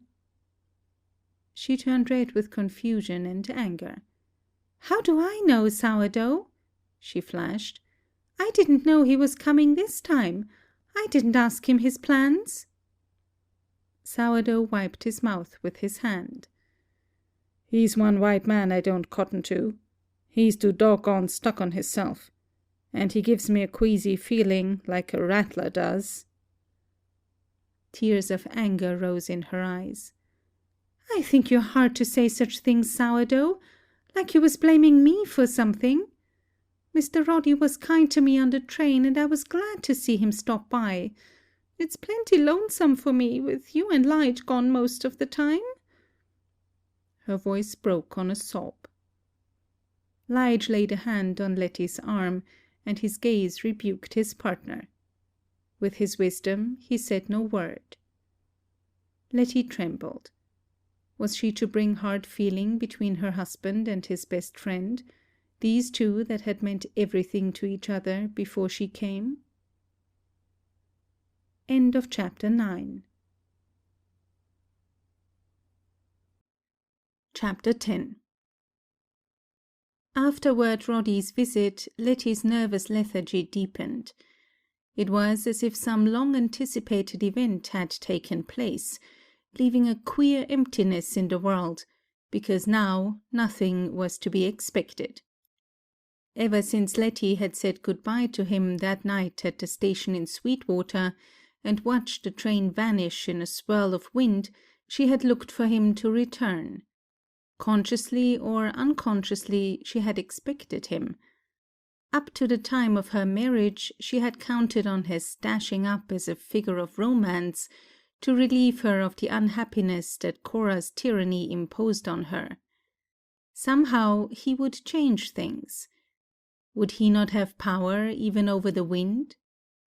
She had not definitely thought of him as a wooer, had not pictured marriage, but had merely dazzled her dull environment with romantic imagery of rescue and change. He would open the door of her prison and show her a way of flight.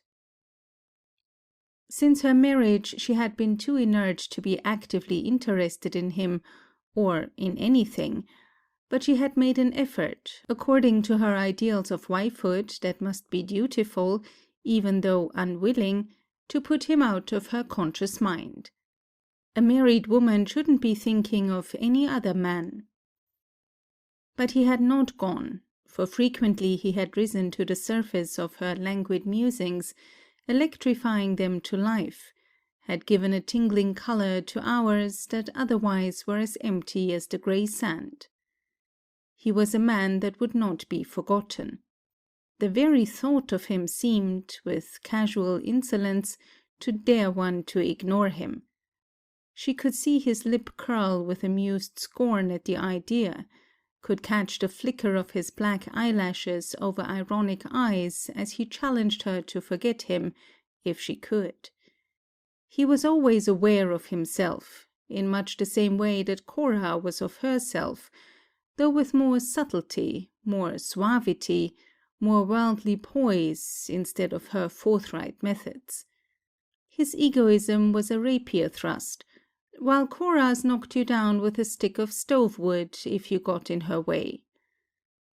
Well, she hadn't forgotten him, but she must, she told herself. Thinking about him upset her. That was bad enough, but the thought of him might cause disturbance between her and Lige, or between him and Lige, or between her husband and his partner.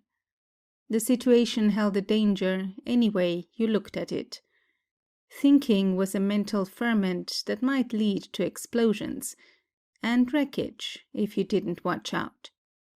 She would forget him if she had to remember to remind herself every hour of the day. She spoke no more to her husband, nor he to her, of Wirt Roddy or his visit, but often as she looked at Lige she wondered what was in his thought. She scarcely knew this calm and quiet man she lived with.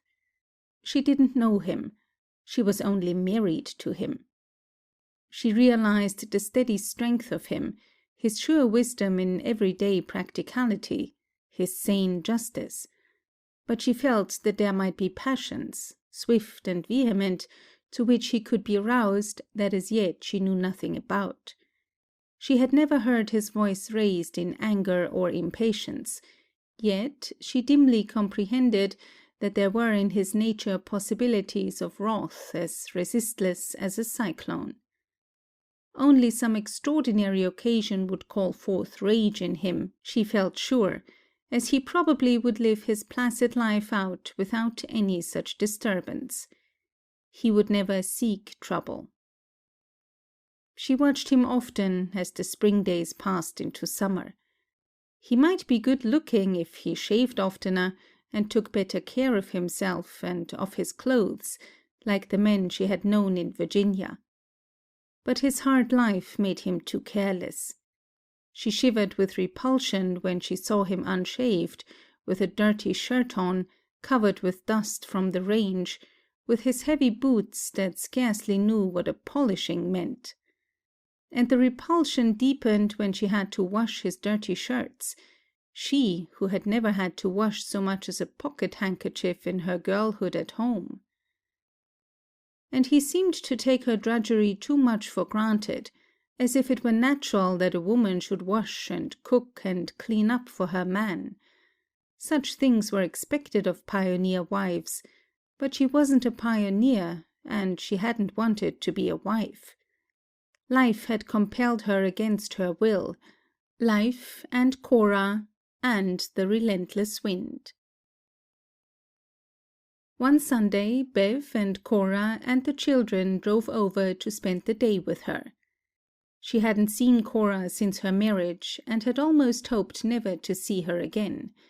She knew, with a woman's sure intuitiveness, that Cora still blamed her for her quarrel with Bev, and she on her side had felt too bitterly resentful to make any advances toward reconciliation.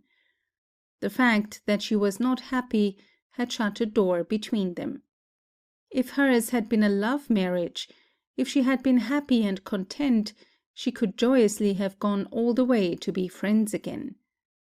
But when she remembered how Cora's hardness and fiery jealousy without cause had driven her into this uncongenial environment, this blind alley from which she could not hope to escape, she felt a surge of anger, almost of hatred. If Cora had not in her selfish egotism misjudged her, she might have had time to find herself, to work out a better way from her problems. She had seen Bev a few times for brief glimpses since her marriage, when neither had dared speak of what was in their hearts, or do more than hint sympathy and encouragement. Now, she told herself, she must be more distant to him, for fear Cora would misunderstand and be jealous again. "I am so glad to see you all," she said. "But, Cora, I'm ashamed for you to see my house so cluttered up." Cora's housewifely eye swept the shack and passed judgment on the sand and disorder she saw, but her tongue withheld criticism. "Oh, with this terrible wind blowing sand everywhere, nobody can keep a clean house," she said formally. But Letty read in her look, "You ought to do better than this." And the truth hurt, for she realized her shortcomings as a housekeeper. She couldn't put any heart into the work, and then, too, she had never had any training to fit her for it. At home, Mammy had treated her like a child that couldn't even wait on herself properly, for she dearly loved to wait on her baby. If Mammy could see her in her present life, cooking and washing and scrubbing, even picking up cow chips from the prairies sometimes to use as fuel, and cooking in that stingy way, without the things to do with or the food to cook. How Mammy would curl her lip in pitying scorn at her baby's Sunday dinner, and company come in too. As she bustled about preparing dinner for her guests, Letty told herself for the 100th time that girls ought to be trained to work, to support themselves, so that misfortune couldn't overwhelm them as it had her. To be expected to be a competent pioneer heroine and wife without warning or preparation was like being drowned suddenly or smothered in an avalanche of sand. Little Alice shyly trotted everywhere after Letty, but with cautious glances at her mother, obviously realizing her fiery jealousy and fearful of kindling it, but adoring Letty as ever. "I don't like you to be married," the child said to Letty as she stood by the stove frying ham. Letty almost flashed back, "Neither do I," but she caught her words in time, horrified at the instinctive impulse of revelation. She smiled at Alice and said, "I miss you little folks a lot." "Since you've been gone, I don't have nobody to play with," mourned Alice. Ironically, Letty thought, "Neither do I." She held up her hand to protect her face from the sputtering hot grease, and it served as a shield for her eyes as well, to hide them from the child. "The boys think they're smarter than me, and they don't let me know how to play their games." "Boys don't know much about girls, do they, little Alice?" asked Letty, with a twisting, fugitive smile. "Not much," said Alice, proudly passing the fork for her to turn the ham with, her face lighted with love, so that for a moment it was actually pretty. Letty felt a sudden ache of pity for the child.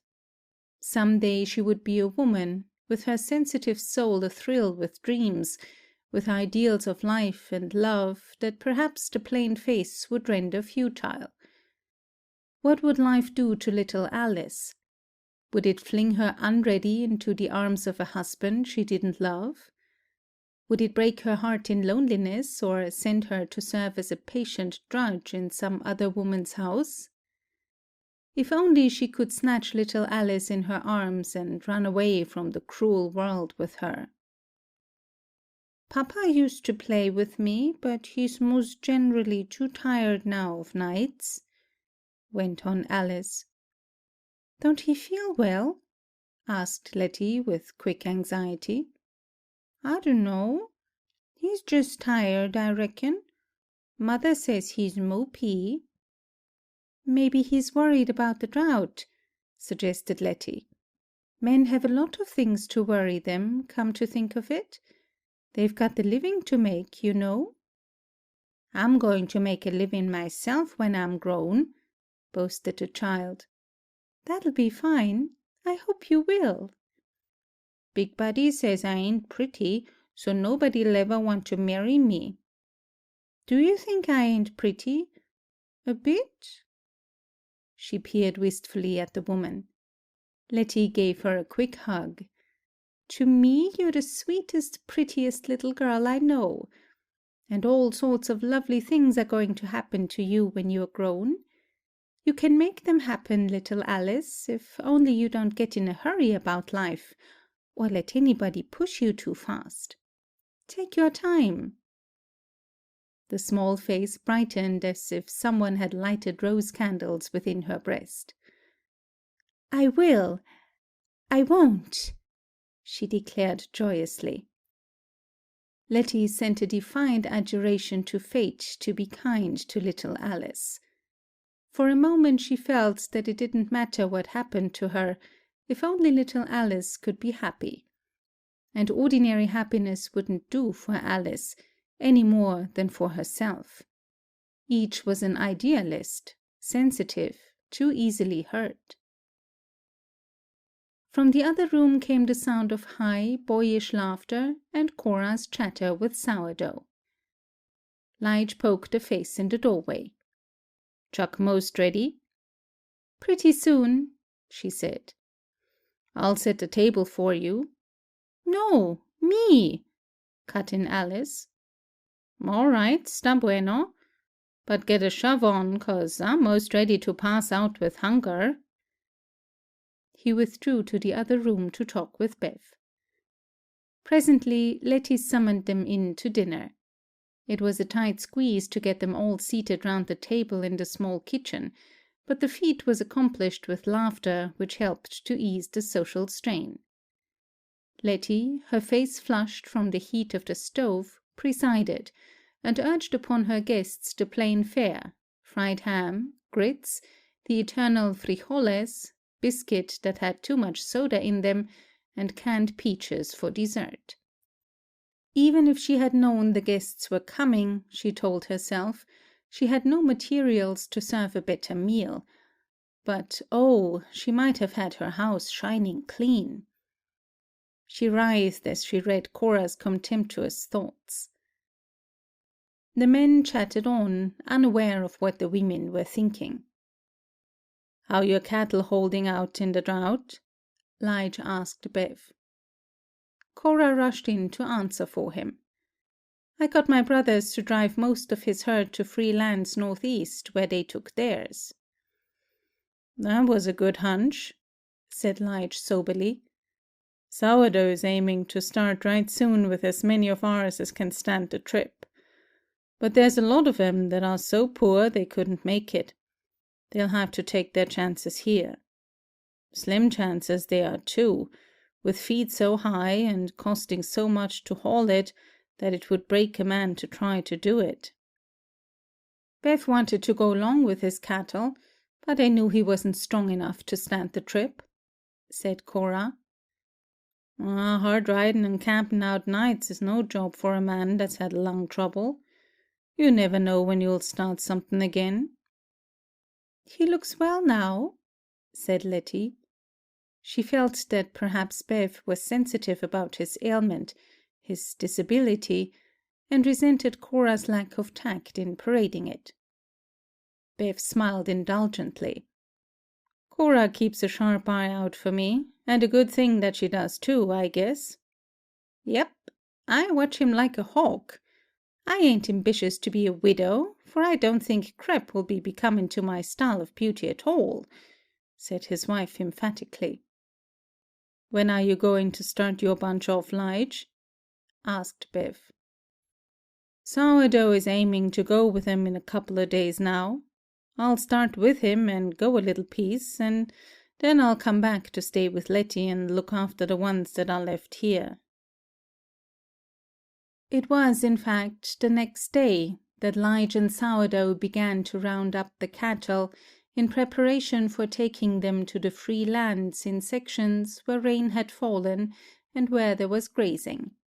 The plan was for him to go, in company with 2 other men, to drive the cattle to the neighborhood of Devil's River, about 150 miles southwest of them, and try their chances there.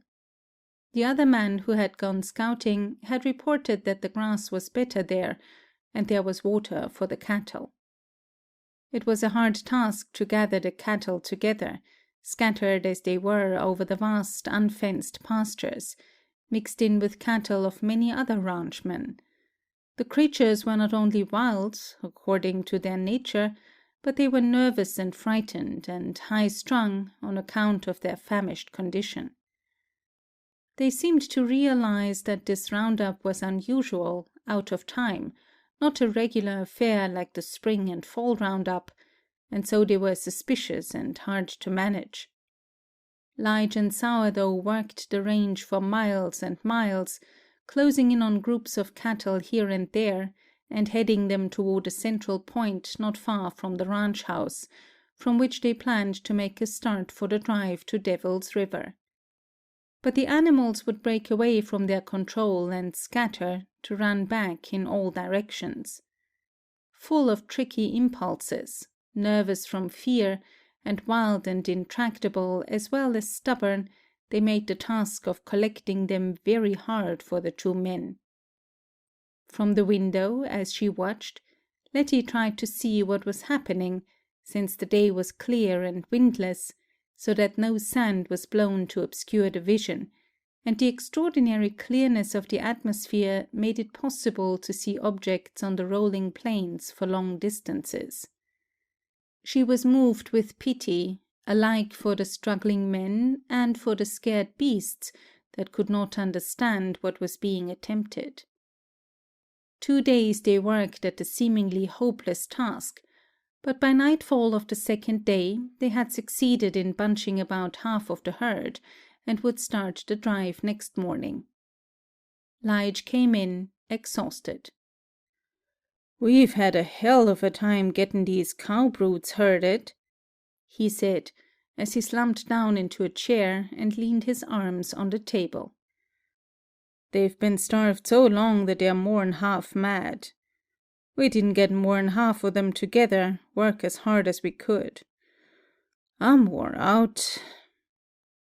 His face was streaked with dirt and sweat, his hair dishevelled, his attitude one of fatigue and dejection. He went on to explain the situation to her. "I got to stand night guard over the bunch tonight, so Sourdough can be fresh to start tomorrow morning early. Would you be scared to stay here at the house by yourself?" "Oh, yes, I would," she quavered. "I could get old Pedro to sleep in the kitchen, though I was aiming to have him help me with the cattle," he offered. "I'd rather go with you. Let me do that, Lige." He smiled a tired smile. "You never sat up all night on the plains with a bunch of wild cattle that's liable to stampede any time. Don't take nothing to start a bunch when it's restless and suspicious as these are now."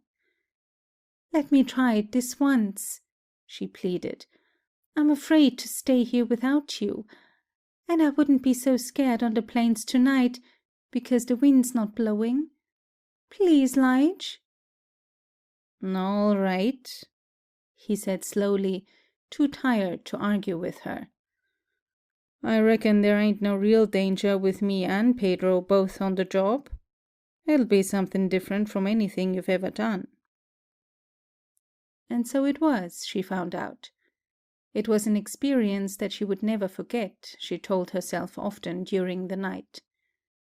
Lige made a fire on the ground to keep her warm, and spread a bed of blankets for her, a little distance away from the cattle, which he had at last succeeded in bedding down, or getting settled to rest and sleep. He and old Pedro took turns staying with her, and circling round and round the herd on horseback to keep them in place. It was a weird and impressive picture, the flaring firelight where she sat huddled in blankets, the vast empty plains silver-grey with the unearthly radiance of moonlight, the cattle bunched together in a mass of dark bodies and long horns like polished spears in the moonlight. At the least sign of restlessness in the cattle, Lige would begin to circle round them, singing to them some cowboy song, dolorous, monotonous, soothing in its sad strains. The cattle, tired from their 2 days' struggle, at last became quiet and slept.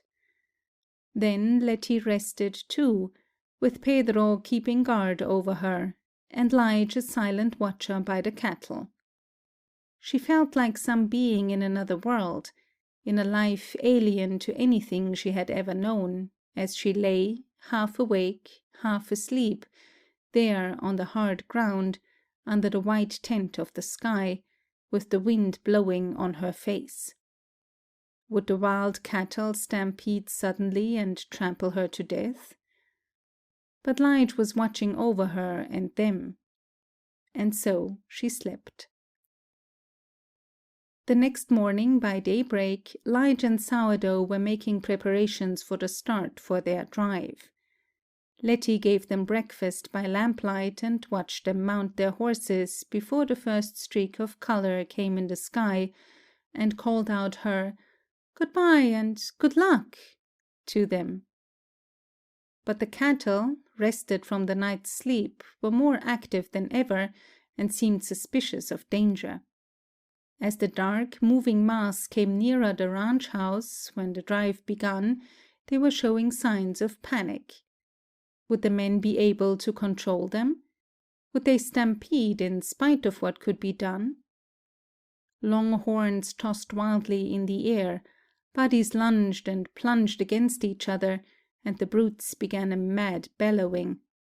The fear of each intensified the fear of the others, and the mass surged forward, uncontrollable with rage and fright. The stampede that Lige had been afraid of had come. Thrilled by the sight, so novel and strange to her, yet terrified of what might happen to the two men, Letty watched from the door. Lige and Sourdough were riding desperately to try to keep the herd together, to keep the cattle from scattering all over the range again and rendering their hard toil of no avail. She could see them circling round and round the lunging, plunging mass, and above the lowing and bellowing of the beasts their voices rose in shouts and calls to quiet them. The stampede swept on till the dark mass was hid in the cloud of sand it raised about it, so that the woman, waiting at the door, could not see what was happening. Would the men be able to hold the herd? And turn them, circle them till they wore them out and get them under control again? Or would the maddened beasts trample them underfoot to their death? All day Letty walked the floor in a fever of fear. She pictured the bodies of the men lying face downward in the sand, while the avalanche of cattle that had swept over them passed on. Who would be left to bear her the news? She felt as never before the desolation of this lonely land, where human habitations, human faces, were so few, so far away. What would happen to her there, helpless, if Lige and Sourdough never came back? She could not walk the 10 miles to the nearest ranch. Perhaps no passer-by might come for days on days. Perhaps the men had not been killed, but were lying wounded and helpless, in need of aid, with no one nigh to give it. Night came, and Lige had not returned. Would he ever come back? Letty lighted the lamp and set it in the window, so that he could see its glimmer from afar if he should be on his way home. She had supper ready, in case he should be there to eat it. Then she folded her hands in an agony of helplessness, and waited. The wind was mercifully still, so that she did not suffer tortures of fear of it, as she had that night of the storm at Bev's house, but she imagined that it was quiet with some purpose in view. Was it stealing up on tiptoe, to peer into the window at her, to listen to hear if she cried aloud, to eavesdrop her heartbeats and her thoughts? That would be just like the evil, treacherous wind. As her terror began to mount unbearably because of the wind's crafty stillness, she heard the sound of galloping hoofs in the sand, and she hushed her very breathing. Then the door sprang open, and Lige staggered in, dropping with fatigue. She had never seen a man look so worn out, so completely used up. His eyes were bleared and bloodshot, and half closed for lack of sleep. His face was lined with exhaustion and covered with dirt and sweat, and his whole body sagged as if the backbone had been taken from it. He dropped into a chair, too spent to speak at first. She ran to him, brought water to bathe his face, eased off his heavy boots from his swollen feet, and held a cup of coffee to his parched lips. "Poor fellow, so tired," she murmured, with tears in her eyes for his sufferings. When he had recovered enough so that he could eat the food she had prepared for him, she waited on him with eager solicitude for his every wish, and then turned the covers of the bed back for him so that he might drag himself to rest. "How did you stop the stampede?" she asked. "Oh, we kept circlin' round and round 'em till we got 'em wore out. But it pretty nigh wore us out first. But we caught up with the rest of the bunch that are goin', and Sourdough ought not have any more trouble much with 'em now." "How long will it take Sourdough to get to where they're goin'?" About 10 days or so to get to Devil's River. The critters are so weak they can't travel more'n about a dozen miles a day. Trail drivers usually can make 15, but these beasts are too feeble. After that, for a time, from day to day would come rumors to Lige that some of the cattle were in various places. He would go out and work the range to bring them in an effort to collect them near the last water hole that had any water in it. That was near the ranch house. Gradually he got a fair number of them rounded up, almost as many as the herd that Sourdough had driven away with them. Some had died from starvation and thirst, and some were so weak that they seemed on their last legs, but maybe they could hold out till it rained, Lige said. But rain would have to come soon. The weeks that should have been late spring passed into summer, and still no rain came, a strange cycle of days that mocked their name, May. As in a stupor of pain, Letty visioned May at home in Virginia, saw with reminiscent eyes each aspect of its loveliness, felt with aching physical senses each forest odor, each vagrant breeze, smoothness of leaf and fern, coolness of water, heard each bird song, each woodland sound. She lived a divided life, one of the body, there on the prairie desert in the drought, the other of the spirit where she was back at home in the country in Virginia. Sometimes she asked herself in perturbation and fright if her homesickness and sufferings were making her a little flighty. Back in Virginia, the birds would be singing and building their nests. Here no birds sang, for there were none. They had perished of hunger or had flown away to greener, kindlier climes. The wrens in the boxes by the old side porch would be starting their households anew, with twitterings and flutterings and soft calls to each other. Such tiny grey birds, vocal with love and delight. There would be song sparrows, making their nests low, near the ground in tangles of rose vines, in blackberry clumps. They would stop in their toil now and then to teeter on some swaying vine and practice their sweet, soft song, the same each spring, but with subtle variations to express each little love story. The catbirds would be wrangling at each other across the old lawn, their voices shrill in objurgations, their funny, flat tails quivering and jerking with wrath. They would dance across the grass with mincing, finical steps, then make a sudden swoop at some enemy or some insect. Catbirds were amusing things. There would be cardinals, flashing like sudden gay thoughts of beauty through the green stillness, uttering their wild, sweet trills. Here the sand stretched lifeless and greyish yellow, with never a blade of green. Oh, for a cardinal's wing to flit over its deadness! She could see the hummingbirds on wings as swift and as invisible as light dart among the blossoms of the honeysuckles, their bodies poised for an instant over the cream or coral chalices, their wings whirring rapturously as their needle-sharp beaks pierced into the cups to drink of the nectar spring had distilled for them. She could hear their sharp, almost inaudible cries of delight. There would be bluebirds like flashing hints of heaven through the wood's greenness. Her eyes ached to see the pure, healing color of a bluebird once again. She thought of the flocks of indigo buntings she used sometimes to see in the fields about home, bright little birds, ineffably blue, flying in happy companionship like blossoms that had taken life and wing and soared out to see the world that God called good.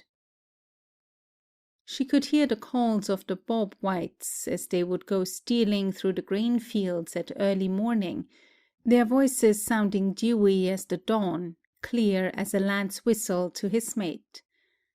Oh, to be awakened once more from girlhood's sleep, to hear the Bob Whites calling to each other in the fields back home. Bob White, Bob White, all right, all right. Cries that soothed and challenged in one breath.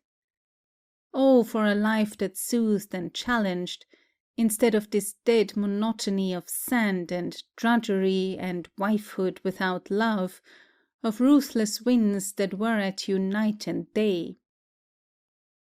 When Sourdough came back from his cattle drive, he was lean and haggard and hollow-eyed, but he had not lost his spirit.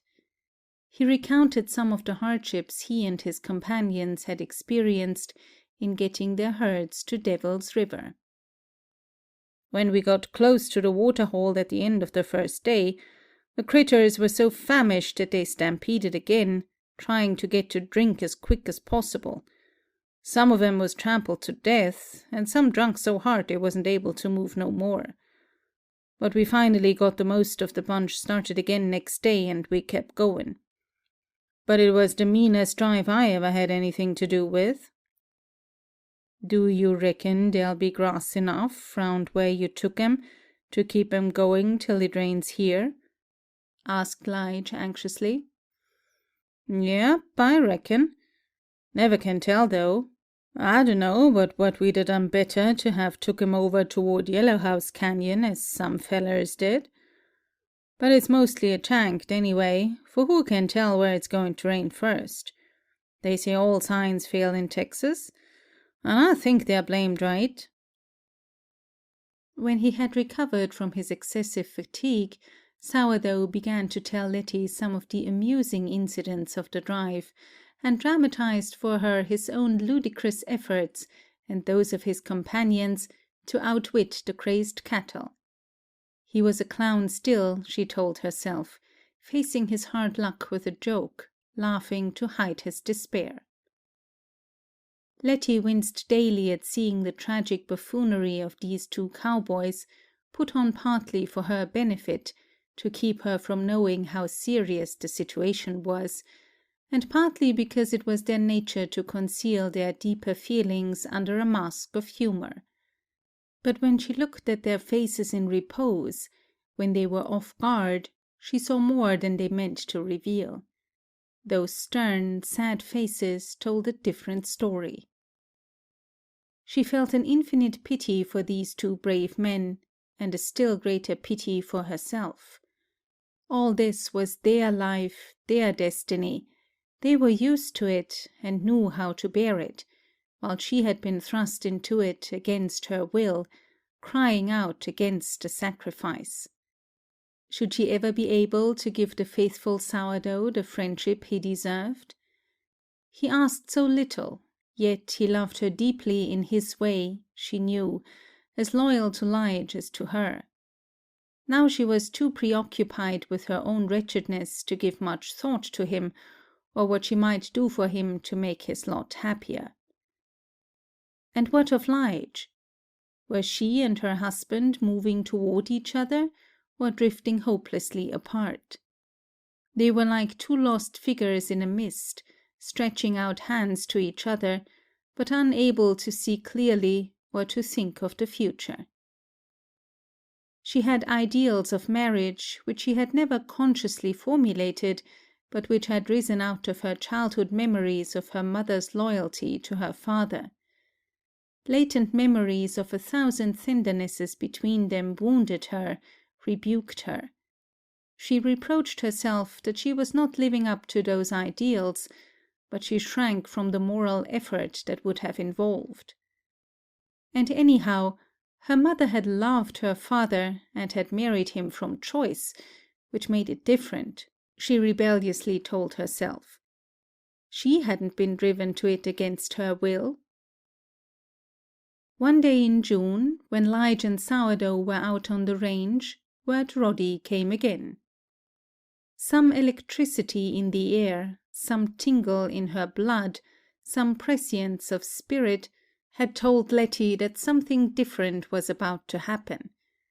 She had begun to believe in clairvoyance, and so she had her room clean and in order, her hair smoothly dressed, her calico house dress exchanged for a little muslin from another summer, whose blue matched her eyes and the ribbon on her hair. The dress was somewhat faded from washing, as her eyes were a trifle dimmed from her tears. Still, each blue was like that of periwinkles in an old-fashioned garden. She kept looking expectantly at the road, and she was scarcely surprised when Wirt Roddy dismounted at the door. Only a leap of her heart told her that her clairvoyance had been right, that her psychic instinct was true, that she could feel in advance what was going to happen to her. She greeted him simply, though she was tremulous. "How do you do?" she said, as she gave him a chill hand, a hand that trembled in spite of her efforts to keep it still. "Will you come in and have a seat?" "Surest thing in the world," he said lightly. Yet he, too, looked as if the drought, or something, had touched him a trifle. His manner was jaunty as of old, but his eyes were less glinting with alert life. He was thinner, and his face showed strain, of fatigue or anxious thought. "Lige and Sourdough are out seeing about the cattle," she told him, "but they'll be in soon." He seated himself in the old rawhide chair and leaned back to take his ease. "Are they still trying to call down rain from heaven?" he jibed. "What does it matter if all these wretched cattle do die?" When she would have protested, he put up a hand to ward off interruption. "Not that I mind the absence of the two gentlemen in question. Their not being here doesn't distress me in the least." She flushed resentfully at his words, his tone. Again she felt the old, fluttering fear of him that recurred from time to time. Why had he come back? He answered her thought. "I'm on my way to see a fellow about some land, a deal I've got on. He's coming from Deaf-Smith County to meet me. I thought I'd drop in and see you as I passed. There's no harm in a howdy, is there?" "Why, no," she stammered. "I'm glad to see you, and Lige will be in pretty soon." Why couldn't she be calm in his presence?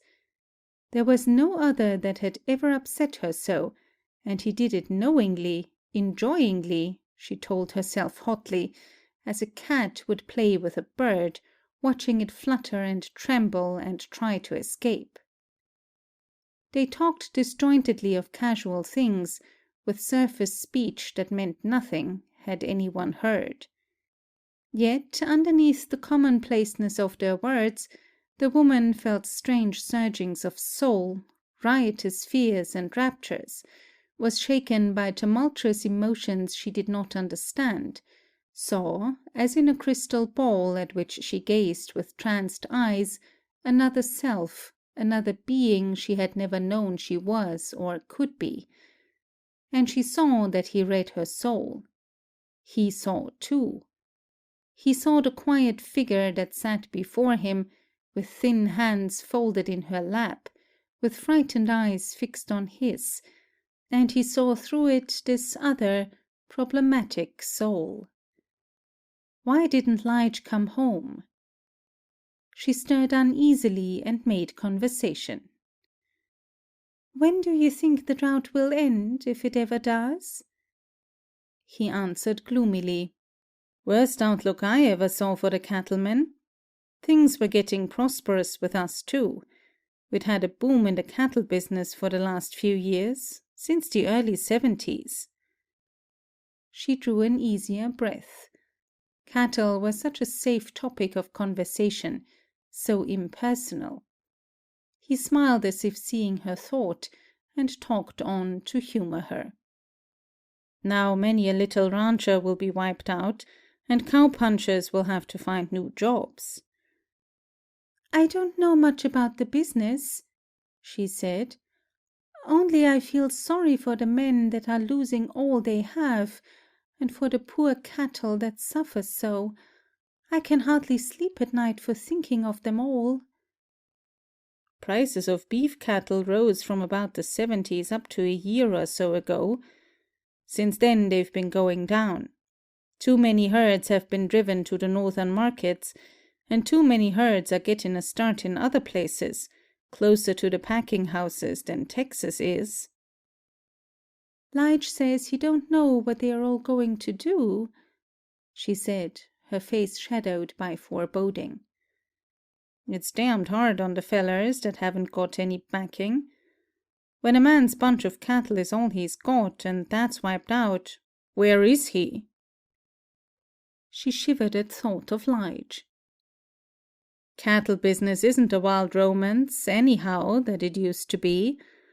Not the same sport in it, he went on. Tell me about it, she said. A reminiscent look came into his eyes as he gazed out toward the prairie. The Texas cowboy took up the job of the Mexican vaquero. He had to capture and gentle the wild cattle from the plains. Spanish longhorns descended from those that had been left behind, maybe when the Spaniards quit Texas, or maybe when the Mexicans were beaten and driven back by the Texans in the Texas Revolution. These wild things had never known a lariat or a branding iron. Devils they were too. How could they capture wild cattle? He smiled. Singing to them was one way. You don't believe it, no? The cowpunchers would scatter out so they could circle in on the bunch of wild cattle they wanted to get. Nighttime, pitch dark, savez? Then they'd begin to sing, soft and monotonous. What they sang was a sort of tune without words to it. They called it the Texas lullaby. She remembered Lige as he sang to the cattle that night to keep them from stampeding. And did it work? You bet. Lot of wild things can be gentled and caught if you sing to 'em. She visioned these fierce cattle trembling with rage and fright, hearing a wordless song in the night that stilled them and led to their capture. Long horns tossing madly in the air, bodies surging to and fro, the herd ready to stampede, bellowing and pawing the ground, and in the distance the treacherous music closing in on them. You make music sound cruel and tricky and false, she cried. Me? No, I wasn't doing the singing myself. I have never done much taking of wild cattle. But if it took that to save my herd or get me what I wanted very much, then I reckon I'd try to carry a tune. Lige says cowboys sing to their herds all night when they are driving them up the trail to keep them together. Yes, it works that way. When cattle get to milling around too much, they're liable to stampede and go over a bluff or run themselves near to death. You got to sing to 'em to quiet them. Cowboys have all sorts of songs they know. Yes, I hear sourdough singing them sometimes. Pretty sad some of them are. Yes. He mused, tapping his spurs with the handle of his riding quirt. Presently he sang, under his breath, absent-mindedly, a song she had not heard before. As I walked out on the streets of Laredo, as I walked out in Laredo one day, I spied a poor cowboy wrapped up in white linen as cold as the clay. Oh, beat the drums slowly, and play the fife lowly, play the dead march as you bear me along. Take me to the green valley, and lay the sod over me, for I'm a young cowboy, and I know I've done wrong. You'd have to take him a long way from here, wouldn't you? Asked Letty, her eyes dim with tears. Here there's no green valley, just a wilderness of sand. I think I mentioned to you just how cheerful it would be, didn't I? He mocked. Her face burned. "Much good telling me could do?" His face clouded, sobered, and his sombre eyes gazed past her as if looking at a prospect she did not see with him. "Ah, yes. I reckon you're right about that." Her eyes questioned his mutely as to his meaning, but he merely hummed a tune as he tapped his spurs with his quirt. Noon came, and still Lige and Sourdough had not come back. They must be having trouble with the cattle in some far place on the range. So Letty prepared the meal and set the table for 4, but there were only the 2 of them to sit down to eat. When they had finished, he said good-bye in a manner somewhat constrained, without his lightness of tone or gesture, his teasing mystery of glance. He mounted his horse and rode away, without waving his hand back to her as he had done the other time. Why? She asked herself. Had she done or said, or thought, anything to offend him? Scarcely had he gone when Lige and Sourdough rode up. Since they came from the direction which he had taken, she knew that they must surely have passed him, less than a mile from the house. They would know then that he had been there. She felt guilty of some wrongdoing, though she could not have said what it was. She had not asked a man to come. Lige and Sourdough strode into the house in a silence that struck her as foreboding. They glanced around, noting the unusual order of the room, her blue dress, the ribbon in her hair. They looked through the door into the kitchen, where the table was set for 4, but where dishes showing that 2 had eaten were still cluttered on the table that had a white cloth on it instead of the oilcloth. Lige's face had a bleak look, like the sky before a norther comes. "Word Roddy has been here," Letty said quietly. "He stopped by on his way to see a man about some land." Her voice sounded queer and throaty to her own ears. Did it sound unnatural to theirs? Sourdough leaned against the door jamb and spoke with studied casualness. "Know he was comin'?" His roach of red hair looked belligerent. "Why, no. How could I? I haven't seen nor heard of him since the last time he was here. I never leave this place, and I never get a letter." The smile came back to his face. "Oh, of course you didn't. Excuse me. But I don't like that wall-eyed perch, and I ain't aching to see him stop round these here premises or this section." "I couldn't help his coming, Sourdough. He just stopped, the same as other cowmen do, on their way to town." "Just the same, honey, but different." His eyes were affectionate as they gazed at her. "Lige and me been fotch up with these other cow-punchers round here, and we know none of 'em's going to do us no dirt. I ain't so sure about this Vingaroon." "What's a Vingaroon?" she inquired. "A whip-tailed scorpion found in these parts. The way to treat it is to grind it under your heel on sight." He turned to Lige. "If I was you, I'd put a bug in this hombre's ear that he'll do well to make his society a little scarce round here." Lige spoke with thoughtful calm. "Twice ain't so much, if he ain't aimin' to come no more. I don't want to seem unneighborly, but—" He left his sentence hanging in the air. Sourdough began polishing his gun, the while he sang softly another new song. "If you come monkeyin' with my Lula gal, I tell you what I'll do.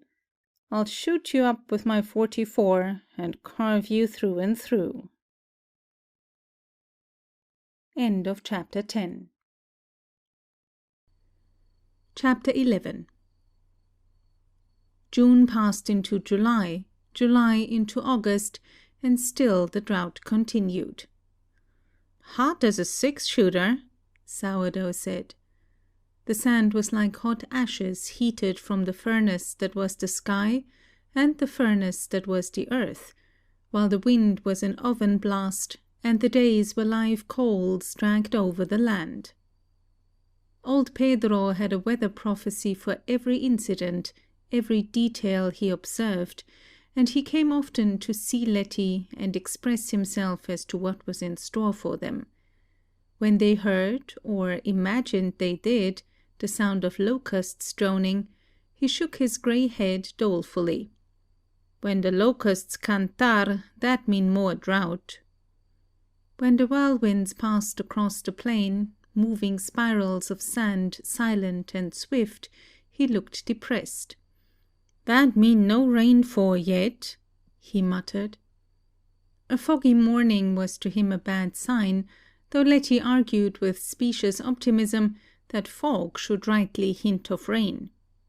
You no know this land, señorita, this terra caliente, he said.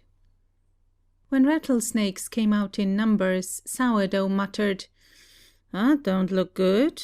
They're moving toward water and away from a dry country. He killed a big rattler with 11 rattles and a button, as he boasted, and hung it over the fence to the starve-out to bring rain. That ought to fetch rain, he remarked hopefully. Lige regarded it with gloomy eye. I bet they's a rattler on mighty nigh every fence post in this section o' country. Every optimistic cuss like you is tryin' out the sign. But 'tain't no use, for all signs fail in a drought. It will rain when God wills, said old Pedro piously, as he lifted his gnarled hands toward the sky, and then crossed himself. But if you turn the snake on its back so the under part shows, it's said to bring rain, contended Sourdough. Try it, son, try it, mocked Lige. You might get your toy pop gun out and practice shootin' rattlers, Sourdough said to Letty. No, thank you, was her listless reply. I don't know which I'd be worse afraid of to try to handle, a rattlesnake or a loaded gun.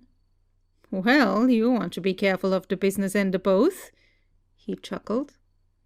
She scarcely heard him, for her spirit was in another country. In August, in Virginia, the lanes and meadows would be filled with flowers.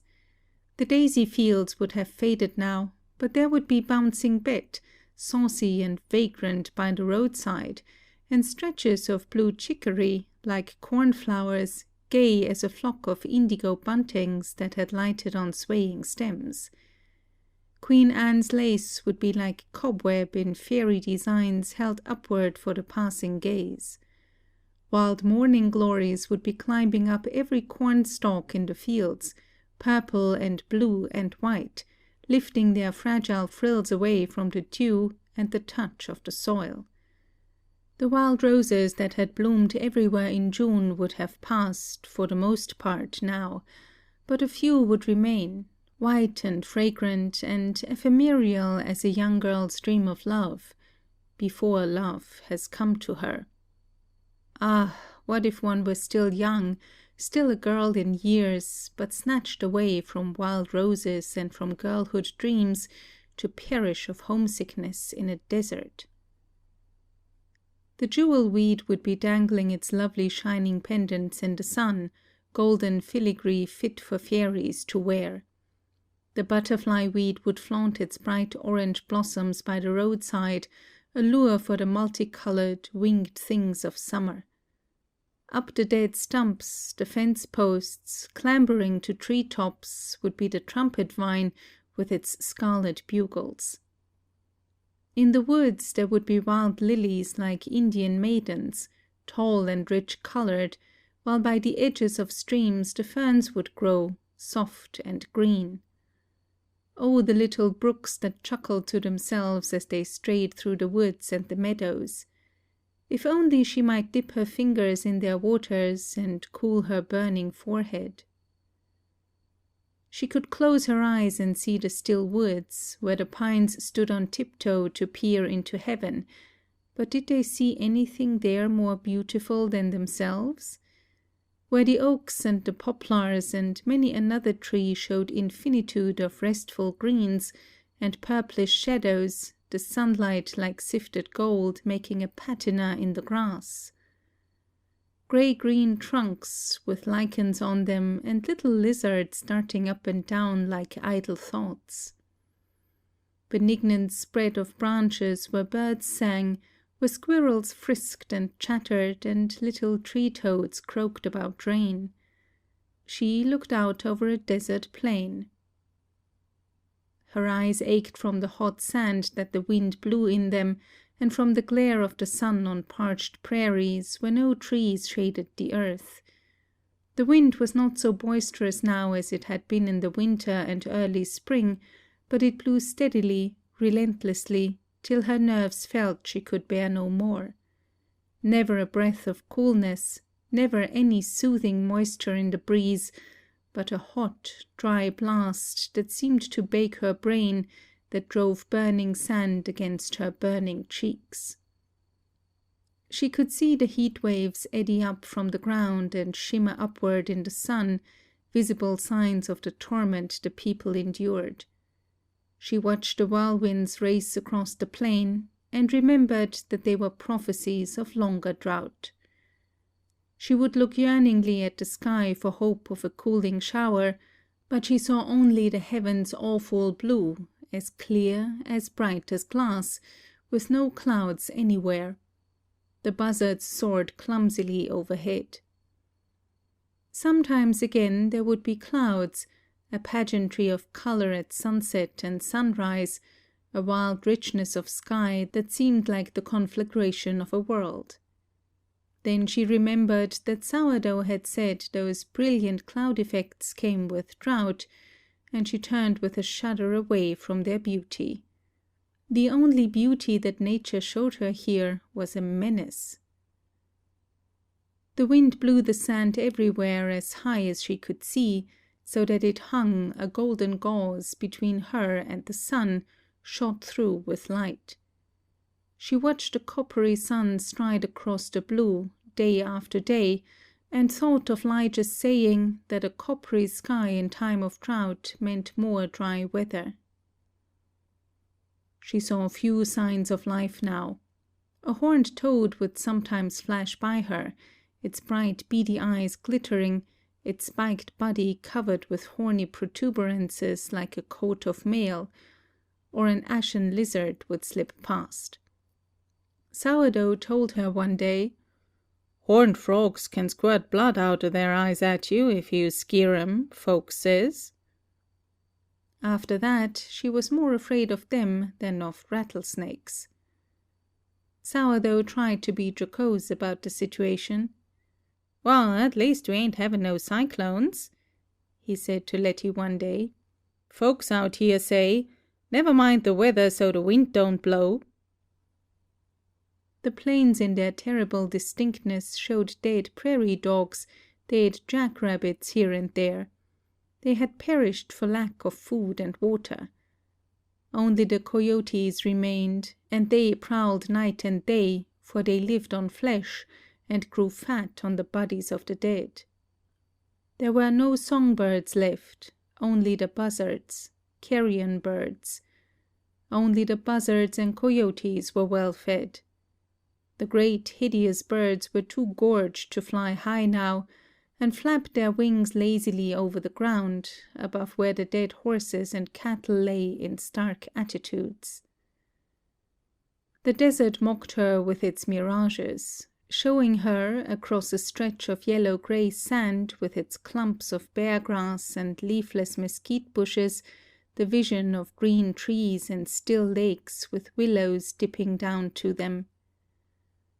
Sunrise and sunset on the prairies were incredibly beautiful, as if a world about to be annihilated flamed up in awful, unforgettable glory as a last spectacle for the eyes of man. But sunrise and sunset were associated with the thought of Wirt Roddy now, and so she told herself she mustn't look at them nor think of them. She must forget. She mustn't remember that she had ever thought of him. She became nervous and jumpy, starting to hear the wind rattle the ragged dried leaves of the yucca, peering to see the uncanny shapes that dusk made to flit across the plains. She felt that if once she lost control of her nerves, they would break beyond hope of recovery, so she kept a tense restraint on herself, a restraint that was more wearing than outbursts of emotion would have been. A shrewish fit of temper, or a hysterical spell of crying would have relaxed her, would have done her good, but she did not know that. She was afraid to let go. At times she was acutely aware of all that went on about her, as if her consciousness were purely physical, a response to sense impressions, the sting of the sand, the hot breath of the wind, the acrid smell of dust, the rasping roughness of everything she touched, the taste of the unpalatable food in her mouth, the drone of the wind, the lowing of cattle, the sight of the barren desert. At such times she felt she had no mind, no soul, but was merely a bundle of senses that rendered a message of pain for each impression they received of their world.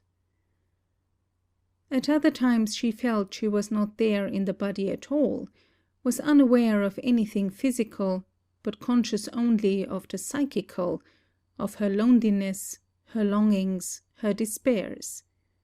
She felt lifted beyond the physical into a realm of spirit that felt keener suffering, as if her body had been stripped from her to leave her soul naked to pain. At other times she felt a twofold suffering of sense and soul. She began dimly to comprehend how women tried beyond endurance might sometimes go mad. Now and then, as if deliberately torturing herself, she forced herself to face each crude, repellent detail of her environment, to let the worst of it sink into her deepest consciousness. The rough walls, on which the torn strips of newspaper were hanging, rent by the wind, the lumpy, sagging bed that no attention could make even, the chairs with rawhide seats, the table littered with pipes and tobacco pouches, the old hats and clothes hanging on the wall because there was no closet, the kerosene lamp that always seemed to smoke, despite what she could do, the sand and dust everywhere, all sickened her. She couldn't keep the rooms tidy because there was no place to put things away out of sight, no closets, no chests of drawers, no wardrobes. Her soul longed for neatness and order, but she was helpless to achieve it. In her other life, all that had been arranged for her without her thought. Lige and Sourdough were preoccupied with the progress of their own financial tragedy. They had thrashed out in talk between them all possible plans for saving their cattle, but they could settle on no feasible means. They had no money to buy feed, even if any were to be had near them. They had no wagons to haul it the long distances from the railroads, and no horses with strength enough to pull the loads. "They say some folks have gone to East Texas to put the case before the folks there, and see if some help can't be sent out here," said Sourdough one day after a parley that ended in no conclusion of relief. "They can send food for the folks that need it, but it'll be a hard job to get feedstuff for the critters, out this far, and off the railroads and all," said Lige dully. "And even if we had feed for 'em, how would we get water here?" went on Sourdough. "It'd be too much to tackle to haul water all that way for stock. All we can make out to do is to haul out drinking water for ourselves." "Yeah, we've done everything we can think of to get water," said Lige. True, they had scraped the bottoms of the old water holes in hope of finding moisture farther down. They had dug out places in creek beds so that perhaps springs once there might furnish drink, but each effort was only a mockery. There was no water. "You see, honey, we couldn't save 'em, even if we could haul feedstuffs to 'em," said Lige one day. "The water holes is all dried up." "What is everybody else doing?" she gasped. "Well, the big ranchers have got deeper water holes than ourn. They can dig down and maybe get up a little water that way. Them that are closer to the railroad can haul water from there that the roads bring in. Some of 'em shipped most of their cattle on the railroad before the drought got so bad. That has knocked the bottom out of prices too, so you couldn't get nothing for 'em anyway. It's a god-awful time." "It makes a feller plumb sick to see the dumb critters suffer like this, when there ain't nothin' we can do for 'em," said Lige one day. "Yeah," agreed Sourdough. "It's enough to make you gag till you throw up your toenails. And this heat's enough to make your brain clabber." Letty was sick with sympathy for the suffering that she saw all about her. Gaunt, cadaverous beasts staggered about, tortured by heel flies that nagged them constantly, bawling in distress, searching everywhere for food and water. They had devoured every spear of the dried bunch grass and needle grass, every leaf and bean from the mesquite bushes, every stalk of last year's weeds, and now there was nothing, nothing. They came close to the house as if making appeal to their masters not to abandon them to death. Lige's face would twist as he turned away from the sight of them. Letty's eyes were dim with tears of pity she constantly shed for them. The lump in her throat and the weight about her heart never left her. "Oh, Lige, isn't there something you could do for them?" she burst out one day. He turned his palms upward in a gesture of helplessness. "What can I do? I've got no money to pay for feed and water, no horses to haul it, no wagons to bring it, no credit to borrow on, if I could make out to get it here." His voice was leaden, his face grey, his eyes bloodshot. She twisted her apron in her hands and gave a shuddering sob like a hurt child. "It looks to me like I just can't stand to see these poor things tortured so." He moved restlessly. "I know. It ain't so easy for me neither. But I'm at my rope's end." "And they've just got to starve to death with us looking at them." Her voice rose shrilly. His mouth set grimly. "I reckon we'll have to turn our eyes the other way then." She strangled a sob in her throat and covered her face with her hands. She had never watched anything die. Her mother had slipped away in her sleep, so there had been no fear nor horror in her going. But to watch these helpless animals die before her eyes in slow tortures of hunger and thirst, how could she bear it? But she had to bear it. Unless she bandaged her eyes and stuffed her ears with cotton, she could not escape their torment. She had to see them as they milled around restlessly, tossing their heads, their long horns glittering in the sun. They pawed the ground as if to find food deep buried there, some greenness under the tricky sand, some water beneath the burning desert. She had to hear, day and night, their distressful bawling. Faint with hunger and thirst, they weakened themselves still further with their bellowing. Some of them threw their heads around to the side, as if the torture of thirst twisted the muscles.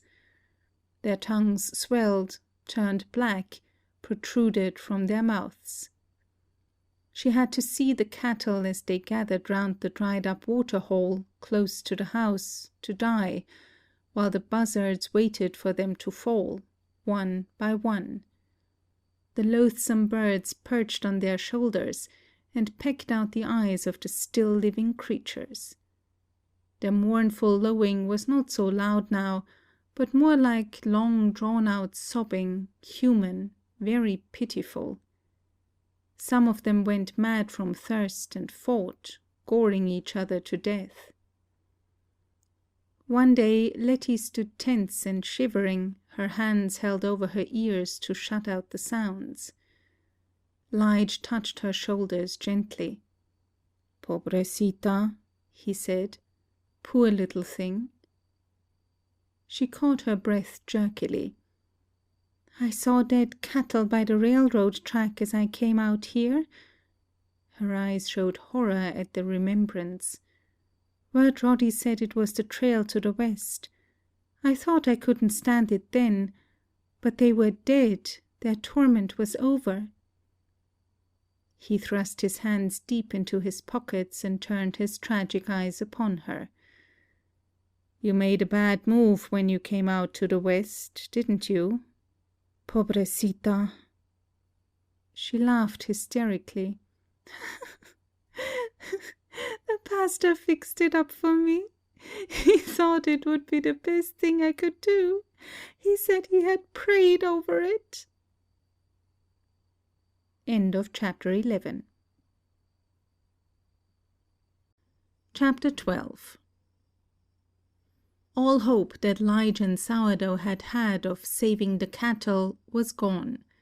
The last of the starved longhorns had perished of hunger and thirst, and still the gods were not appeased.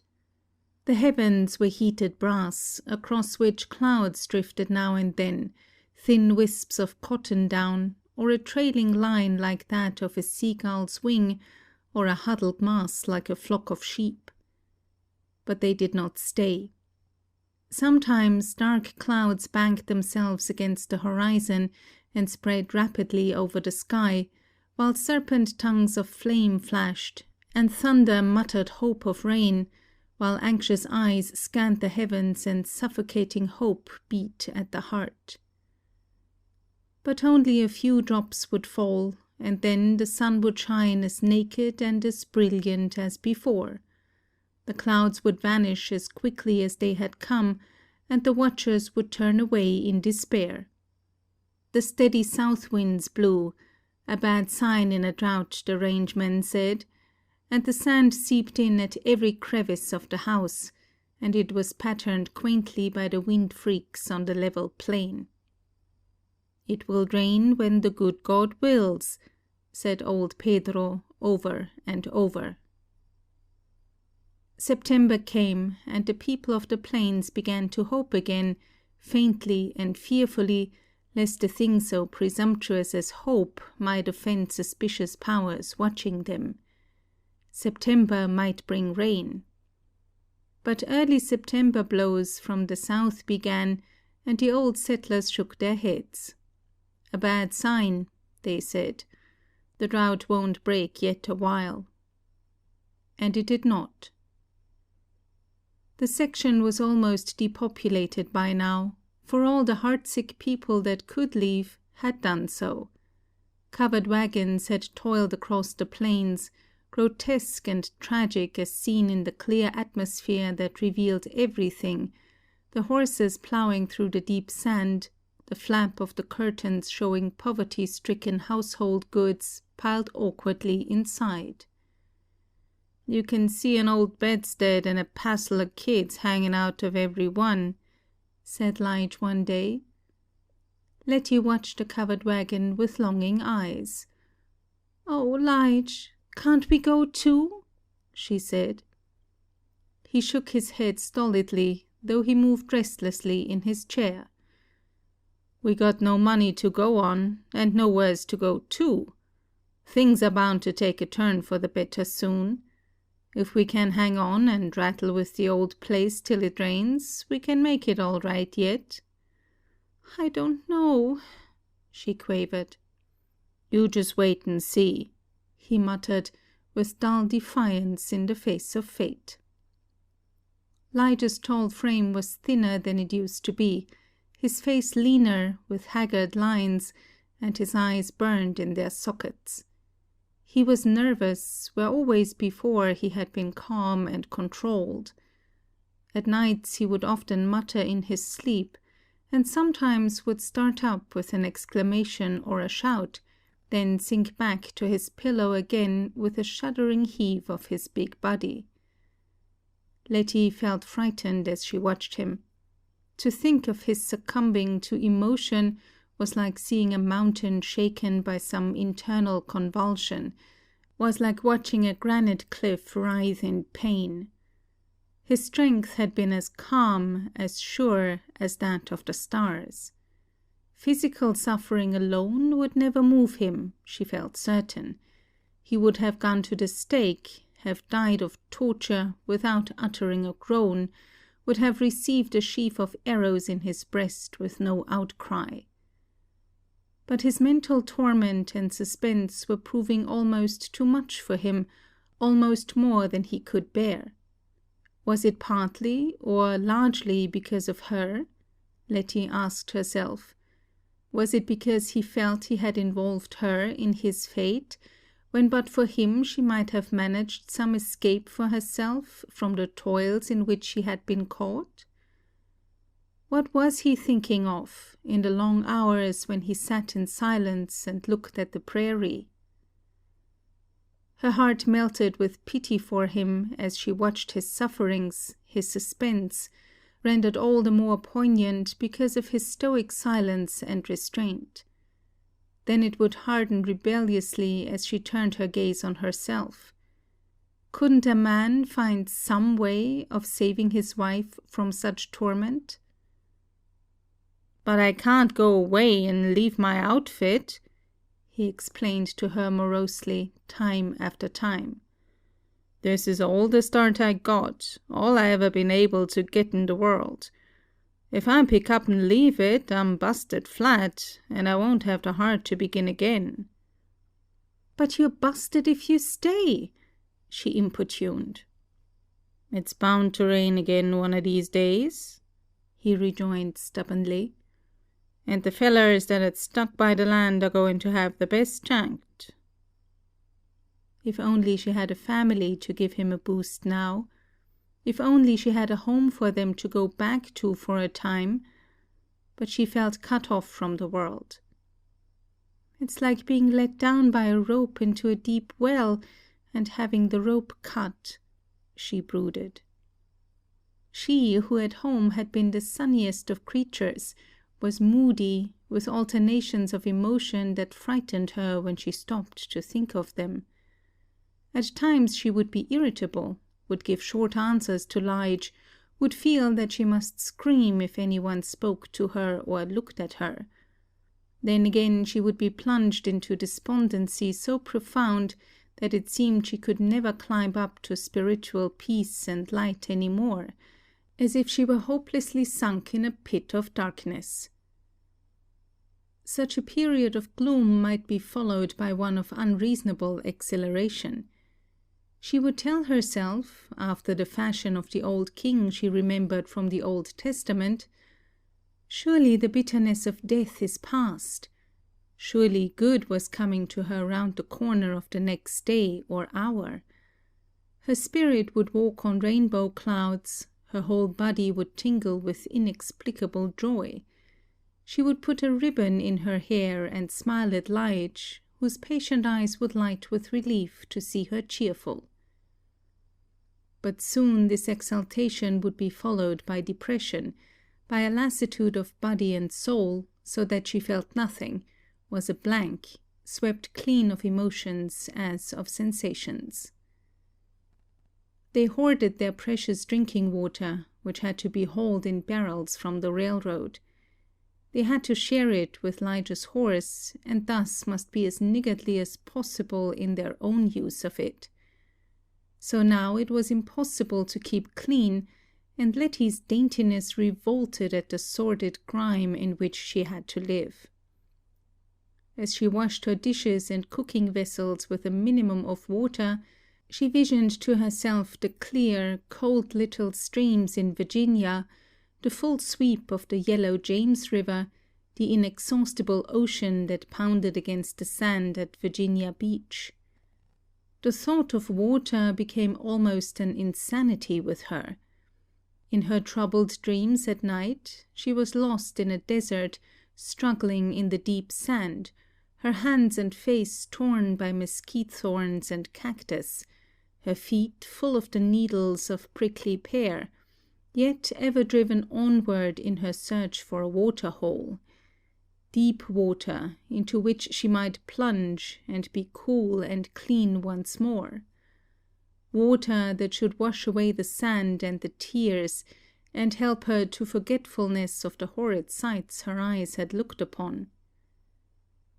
When she gazed in the mirror now, she was startled. Instead of the laughing, girlish beauty that had once been hers, a creature almost unrecognizable stared back at her, a woman worn and faded, with tragic eyes. Her yellow hair, bleached by the sun and made brittle by the dry winds, had lost its soft waves, and instead of rippling back from the forehead girlishly, was strained back like that of an old woman. Her skin was sunburned and rough, her cheeks were sunken and sallow, and her eyes, no longer blue as periwinkles in an old-fashioned garden, were inflamed from the wind and sand, drawn in from constant shrinking from the glare, and faded from weeping.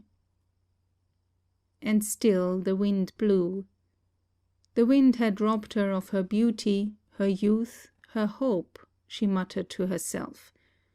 Would it some time take away her reason or her life?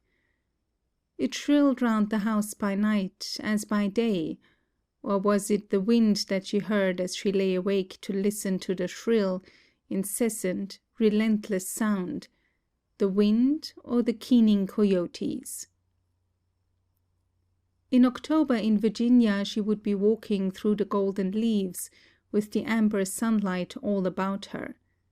She thought of the evenings, tranced with moonlight that broke in silver spray over everything, or with a silky blackness lighted by myriads of little gold stars above, and the nervous twinklings of the fireflies against the dark. A mocking bird might pour his song at night, freighted with 1,000,000 loves and griefs and ecstasies. There was a mocking-bird at home that came back each spring to her garden, a bird with a broken wing that drooped, so that she could know for certain it was the same. But he was as jaunty, as careless, as if his wing were whole.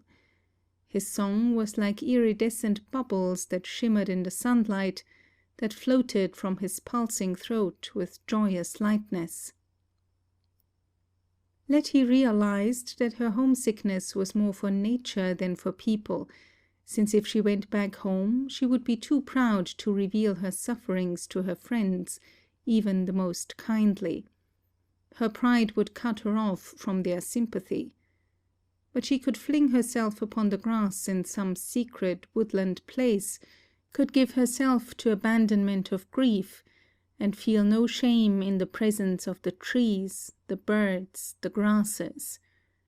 They would comfort, they would heal, without hurt to her proud soul. She lived a dual life. She saw at once this sun-scorched plain, this waste of sand, whose heat rose in shimmering waves that dizzied her, those leafless mesquite bushes, the dead swords of the yucca, the bleaching bones of the cattle, gaunt carcasses where coyotes skulked and buzzards perched as hideous as gargoyles. And then she saw a far-off land, a gracious, smiling country, where pine trees were like great altar candles lifted toward the stars, where magnolias opened their waxen petals in lovely curves to show their golden hearts, where yellow jasmine climbed up into the trees to shake its laughing golden bells of perfume, where every dead stump, every post was softened and made beautiful by the grace of some wild vine. She listened to the coyotes yelp. With eager, straining ears she heard the shouts of hunters in Virginia, the summoning horns, the deep-toned musical baying of the foxhounds as they started off to begin the sport. She saw the late flowers, all in a mirage that her own will called up. The tall irises, blue and white by the old flagged walk in the garden. Each particular spot of that old garden she revisited, to live over its beauty of leaf and bloom, the lilac bushes against the brick wall, that in the spring were a mass of scented purple fit for a king. Her bed of Johnny-jump-ups that lifted piquant, saucy little faces, fresh with dew, the violets that edged the flower-beds, the lavender, the old-fashioned flowers, each in its place. She would think that perhaps it was raining in Virginia. She could see the silver arrows falling straight and true, or else the veils shaken a little by the wind, but, oh, a gentle wind, or else a gossamer gauze of luminous grey that misted the air while the sun still shone. She thought of flowers springing up beneath the moisture, of tall ferns in shadowy glades, of damp rocks green with lichens. She could hear the purling of brooks over rocky beds, of little leaping waterfalls, of murmurous rivers running to the sea, rivers of living water. It was autumn in Virginia. The colored boys would be raking up the fallen leaves and burning them in fragrant pyres. Scent of leaves burning in the crisp air. Magic like nothing else. A whole litany of memories was in the thought. Nuts would come pattering down in woodsy stillnesses, while squirrels would whisk away with their winter stores, grey squirrels or red squirrels, saucy and chattering and timidly friendly. Apples would be garnered, Albemarle pippins, winesaps, juicy and with red cheeks, cool to the touch. As the leaves fell, the grace of the limbs would show stark against the sky, with a beauty of line that no work of man could match, while the unchanging green of pines and cedars told of another spring. Here there were no trees. Was hell just a place where no trees grew, no birds sang? Hell was a place where the winds blew all the time, winds that tormented you, but would not let you die. Winds that drove you almost crazy, but didn't let you know the relief that complete insanity would bring. Demon winds. Winds of the summer were bad enough, but Letty shuddered daily at thought of the winds that winter would bring. "I don't see how this house would stand in a big wind," she said apprehensively to Lige one day in the autumn. "It won't blow over, because it's got so many cracks the wind goes right through," he told with a gallant attempt at jocoseness. "But it's got no foundations, Lige. Just a rock at each corner, and one in the middle of each side." "Well, we were sorta short of rocks," he conceded. "And that's the way we have to build our houses out here. Of course, I admit that a house that's just boxed and stripped ain't so waterproof as one that's weatherboarded." She looked dubious. "Some of these days a hard wind is going to knock it over." "Some of these days you shall have sure enough house. You know the high-toned folks in these West Texas towns think they are aristocrats if they got a weatherboarded house, and a cistern instead of a water barrel, and a fence round the place." "I miss a fence," she mourned. "I feel lost without one." "Well, we got a windbreak, ain't we?" She looked at the windbreak he boasted of, a short stretch of fence made of rough timber and slabs, to keep the merciless winds of winter away from the horses. Sand had piled against it like snowdrifts. "You could bury a steer in that sand pile," remarked Lige. if so be you had a steer left to bury. Don't you reckon the cattle you sent away will live? She asked, to turn her mind away from the present. Sure, he said, with unconquerable hope. That'll give us a start come spring. Seed cattle, you know. By now, Letty was too deadened to feel the hungers that had so hurt her in the beginning of her life on the plains, the longings for things of the mind, for books, for music, for magazines, for easy talk of trivial interests and pleasures, for social interchange of happiness.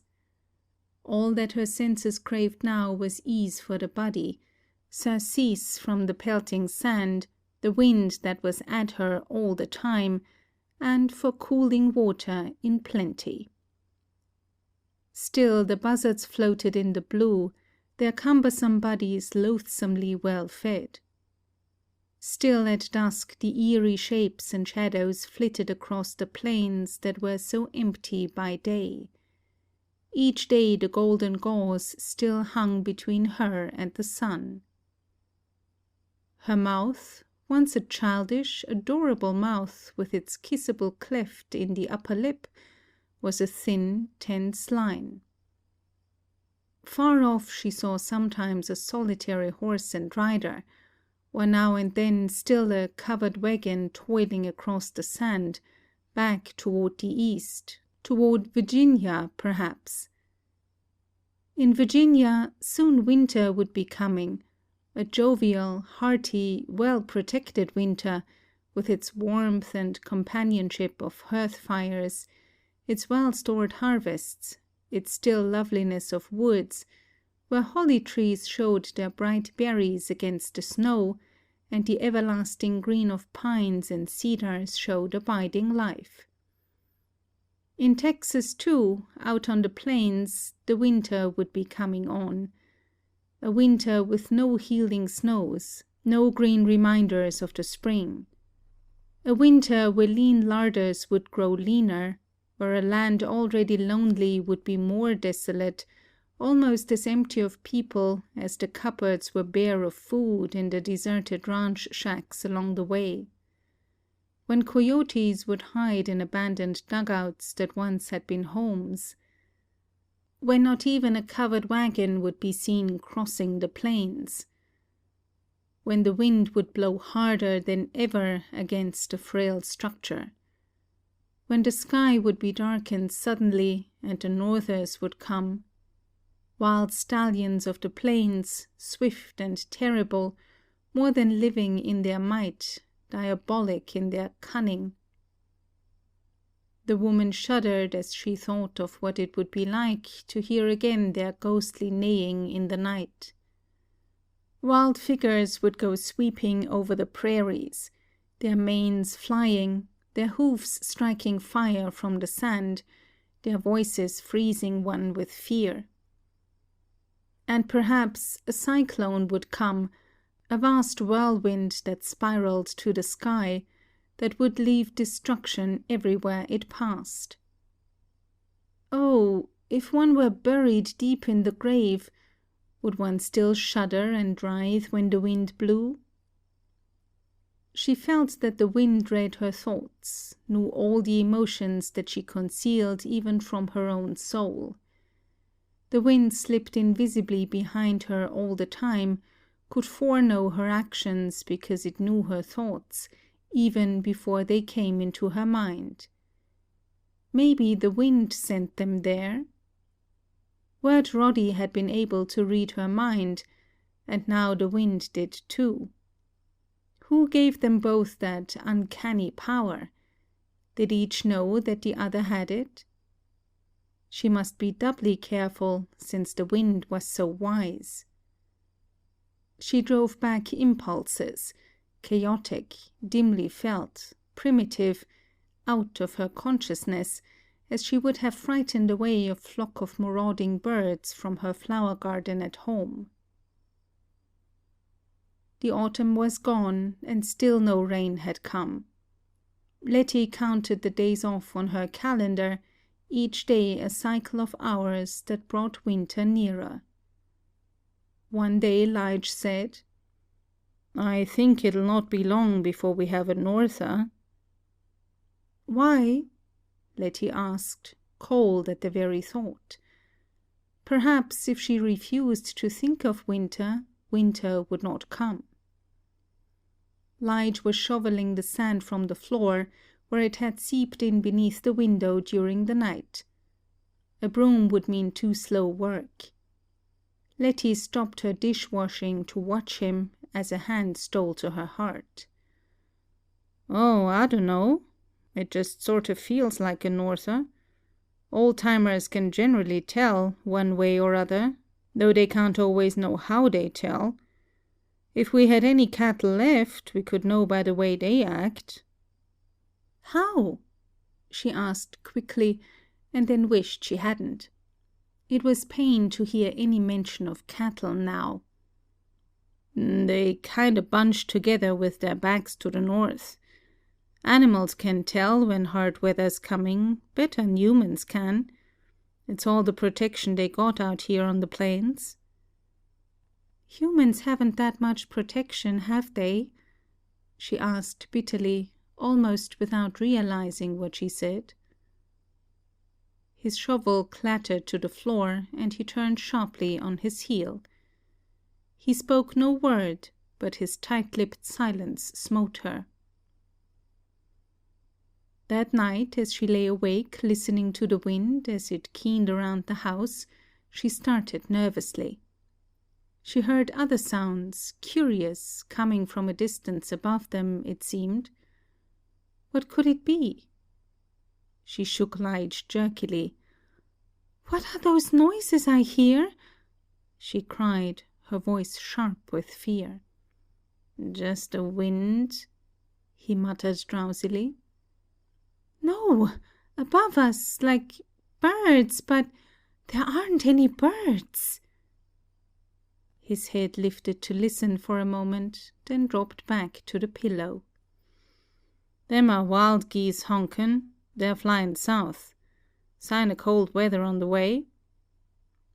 "Will it be soon, Lige?" she asked breathlessly. "I reckon so.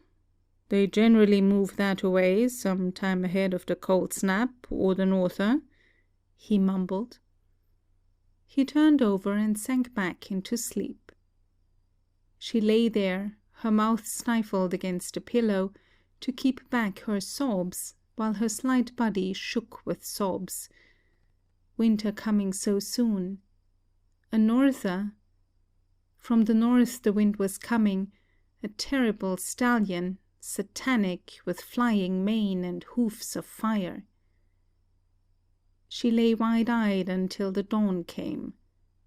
Then she saw through her eastern window a miracle of colors, when the great ball of fire that was the sun lighted the sky to glowing rose and amber and crimson, when the streaming clouds were like banners of battle flung across the heavens, and the prairie became, not a dead expanse of sand, but a hazy stretch of shimmering, opal colors, gray and gold and mother of pearl. The sky, filled with floating sand, was like cloth of gold, the light irradiating in every direction. Even her pain-dulled senses quivered to a worship of beauty as she gazed. She felt again, what she had scarcely thought to experience once more, the wounding bliss of perfect beauty. Who was it that had told her to look at the prairie some morning at sunrise and think of him? That day Letty's nerves were on edge because of her sleepless night, tautened by her fear, and tensed, although she did not realize it, by her electric prescience of the approach of the norther. She could not have analyzed her sensations, but she only felt that she might fly into little bits at any moment. Toward noon there was a strange stillness in the air. The wind had lulled, and since there was no living creature near the house now, except Lige's horse, to make any sound, the silence of the plains was oppressive, appalling. Letty felt as if the whole world were holding its breath to hear what she should say, should think. For she had something she must try to say to Lige. It would be hard, but she couldn't keep it back any longer. He sat in somber silence by the window and looked out across the prairie where his cattle had once grazed, his far-off gaze fixed on infinity, filled with inscrutable things. When she opened her mouth to speak to him, her tongue quivered impotently. She came toward him at last, with a plate in her hand, and a cloth that she was using to dry it. Perhaps if her hands were busy with something, she could find it easier to speak. "Lige?" she began, and then stopped. "Yeah?" He lifted heavy-lidded eyes. "Lige, couldn't we go away from here?" His face hardened. "Where to?" "Oh, I don't know. Anywhere in the world, just away from here." Her hands shook, but her mouth set firmly. "This is the only house we got. We can live here for less than we can anywhere else, till things get right again." She took a step nearer in her eagerness. "But why couldn't we go to some town till spring, Lige? Other folks do it." "We got no money to pay rent. No money to move our sticks of furniture with, nor to buy any more. Towns round here are chock full of families that have left their land, and they got no work for more. I don't want to be a drifter. And where's a cowpuncher to get any work now?" His tone was harsh, though he was holding himself in hand with effort. She could see that his nerves were ragged too, perhaps because of the wind, but she could not spare him. Pain and fear made her selfish. In a way she felt pity for this haggard, unshaven man, sitting slumped there in the chair, in his dirty shirt and leather trousers, but she felt still more pity for herself. An instinct of self-preservation drove her on. "Then, Lige, if you don't want to go, can't you let me go somewhere till spring?" She faltered, her heart pounding with fear at her audacity, her whole frame trembling. He shot an astonished look at her. "Where to?" he grated. "I don't care. Anywhere in the world except here on these plains," she cried with passion. He shook his head morosely. "I ain't got no money. You know that." "Couldn't you borrow enough for a ticket for me, Lige?" He stared at her out of his heavy-lidded, inflamed eyes, as if he saw her for the first time, and then he laughed raucously. "There ain't nobody I know well enough to be on borrowing terms with that's got any money now to lend. This section's near about ruined all round. Nothing real here now but debts and drought." Her voice rose shrilly, tensed with its determination. "Couldn't you sell something then, Lige, so's you can send me?" His chair grated on the floor as he sprang up, roused by her ruthless insistence.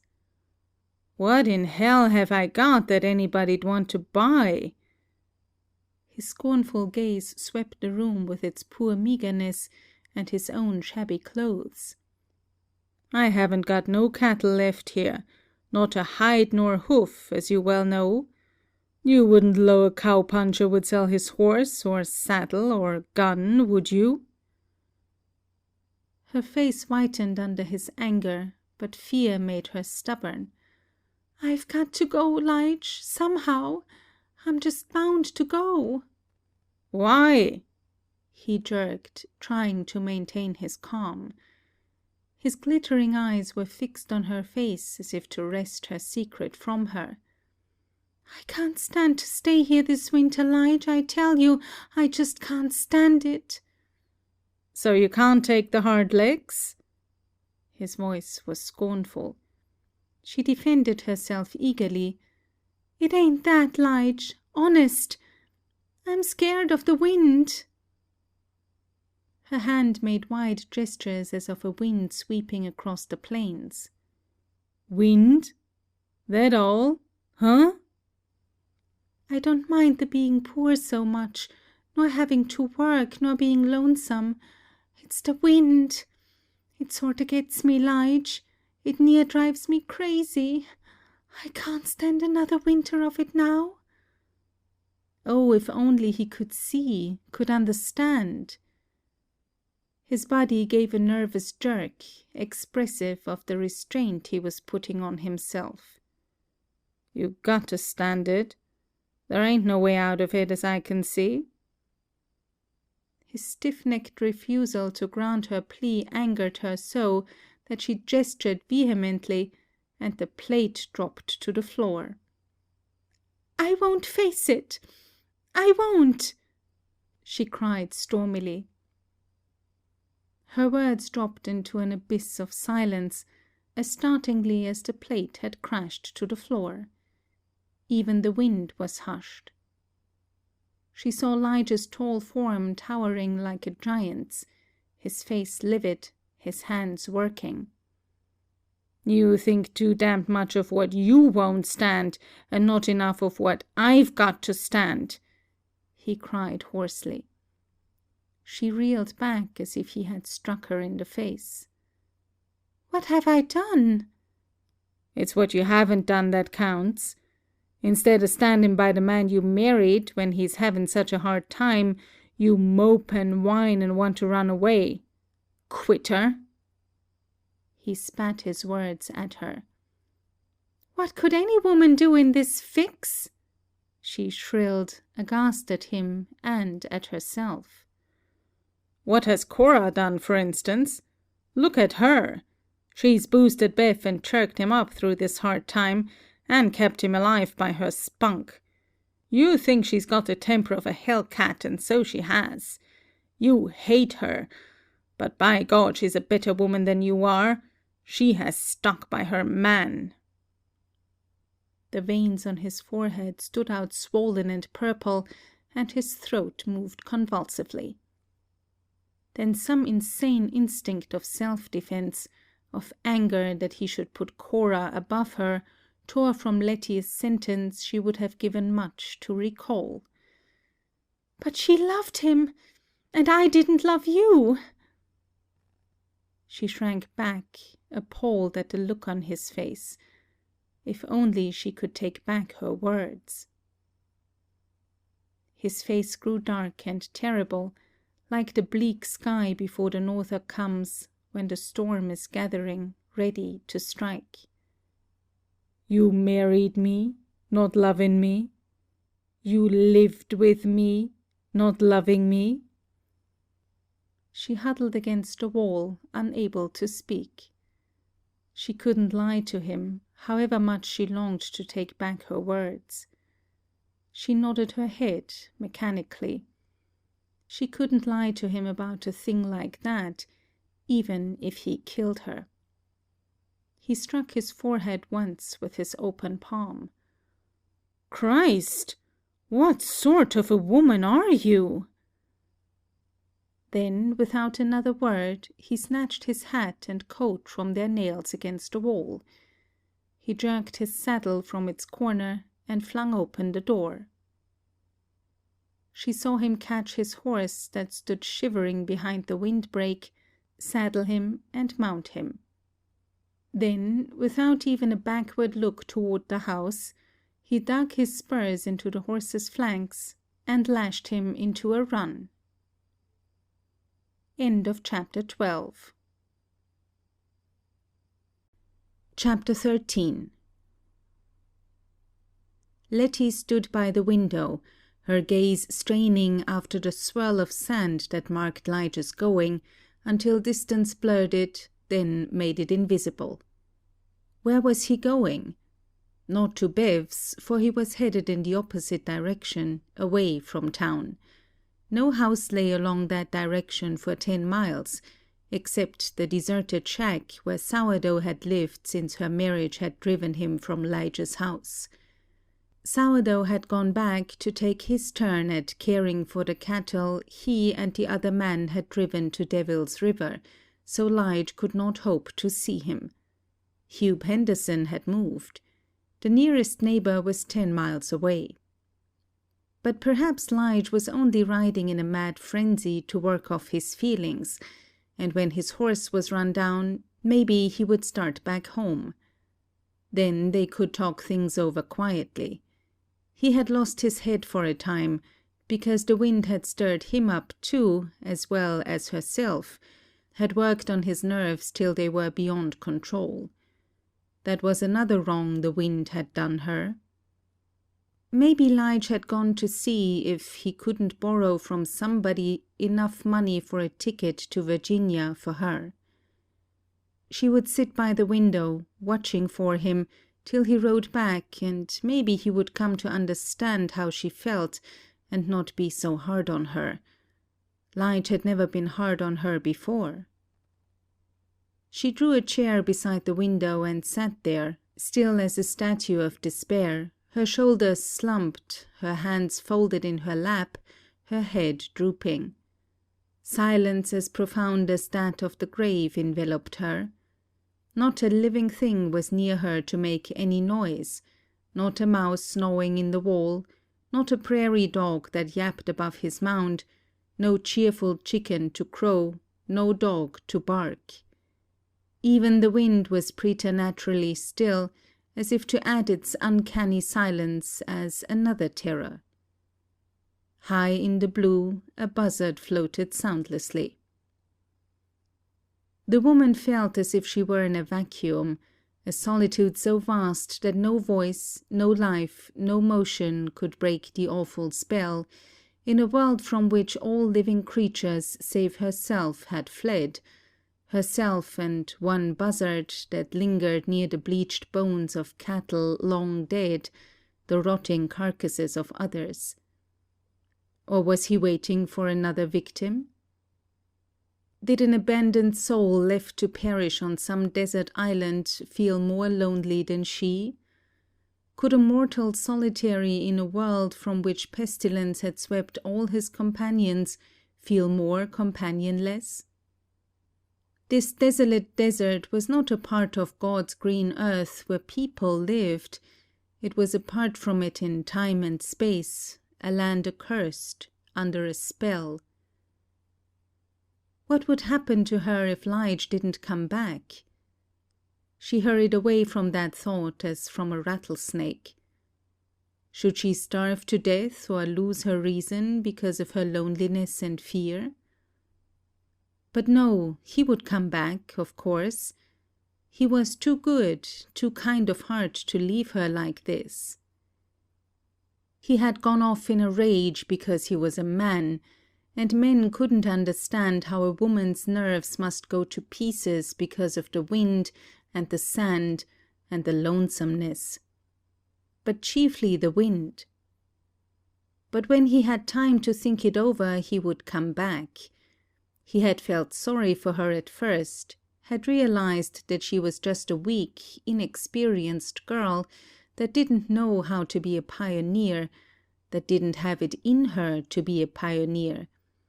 He called her pobrecita, poor little thing. Women of the West needed to be big and strong and full of life like Cora. Then drought and hard work and wind couldn't break them. If she hadn't been there, Lige would maybe have married some Western girl, sturdy and plucky and gay, who could have helped him as he needed her. She had spoiled Lige's chance of happiness as well as her own, but then it was the wind's doing. His words about Cora scorched in her memory. She has boosted him and chirked him up through the hard times and kept him alive with her spunk. She's a better woman than you are, for she has stuck by her man. Yes, Cora had, but she hadn't.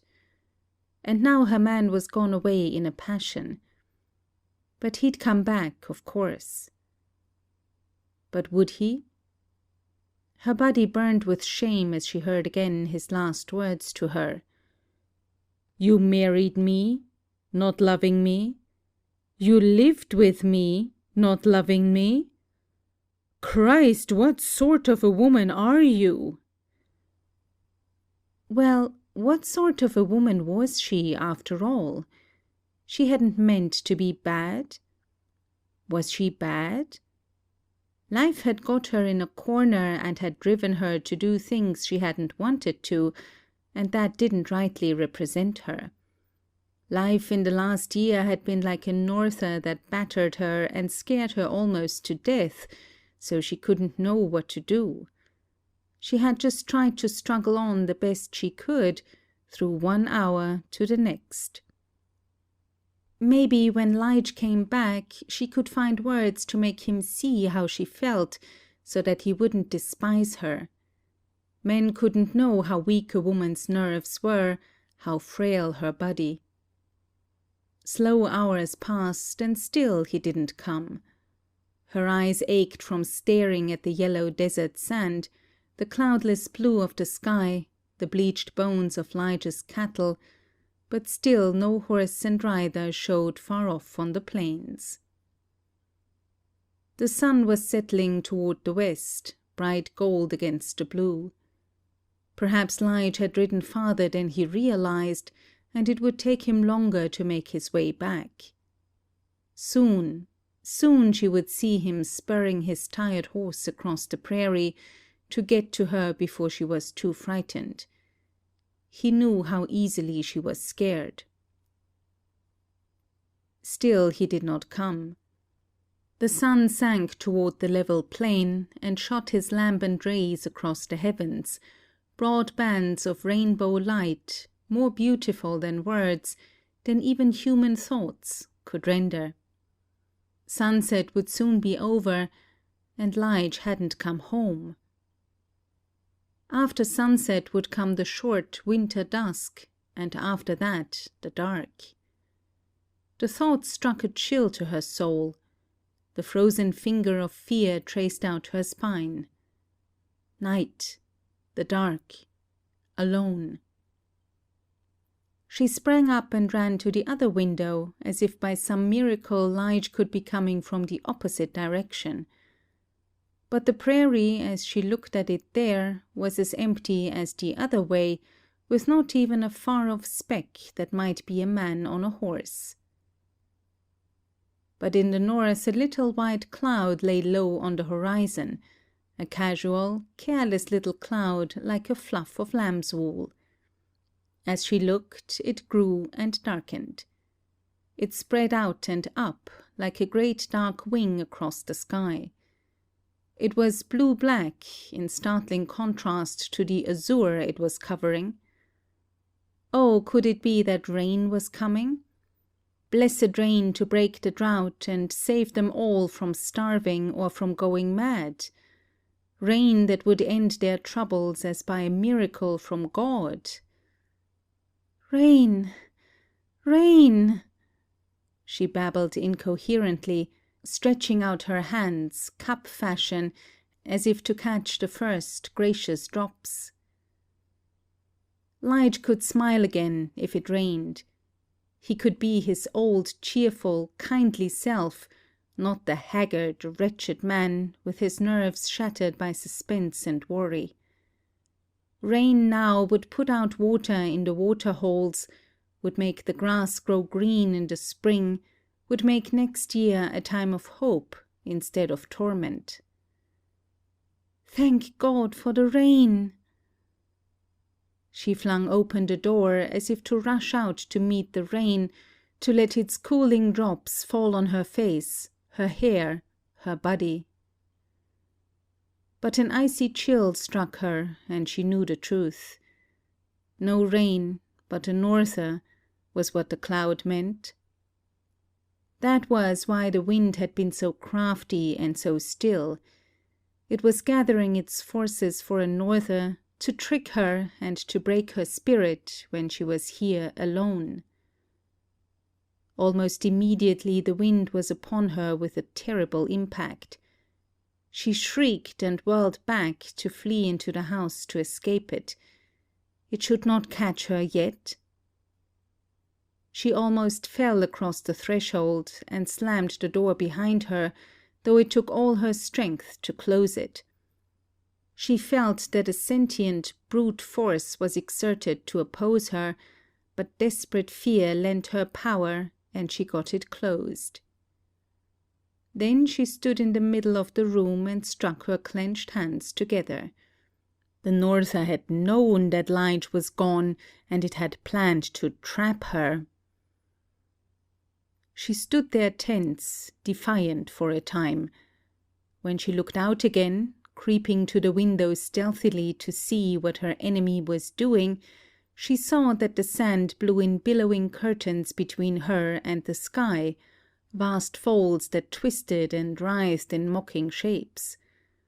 What monstrous, unseen terrors did those curtains hide? Suddenly she was aware of the cold of the room. The fire had gone out, and in her absorption in her wretchedness of spirit, she had not been conscious of her physical discomfort. But now the drop in temperature roused her to realization. With shaking fingers she set about rebuilding the fire in the round-bellied stove in the room. No need of one in the kitchen, for the thought of food was enough to choke her. She made repeated efforts before she got the blaze going again, with mesquite roots and cow chips gathered from the prairie as fuel. She held out her numb fingers toward the warmth. Outside, the curtains of sand were stretching higher, higher, until they blotted out the last faint blue of the fading sky and hid the round ball of the sun. She must have light, for soon the dark would be there. She quickly filled her lamp with kerosene, cleaned the chimney, trimmed the wick so that the light might shine as clearly as possible. She must be sure of light before the dark fell. Night was almost on her, and Lige hadn't come home. New fears came to harass her. Perhaps his horse had stumbled, his foot in a prairie dog hole, and had thrown his rider. Maybe the horse had broken his leg so that Lige would have to walk all the way home. That would take him longer, of course. But he would surely come. When darkness stole into the room, she lighted the lamp, turned it up to shine brightly, and set it on the center of the table. She felt afraid of the windows and started to pull down a shade. How terrible if the Norther should peer in and see her.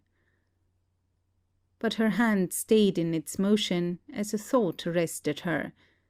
She ought to leave the window clear and the light burning brightly so that Lige could see how to come home.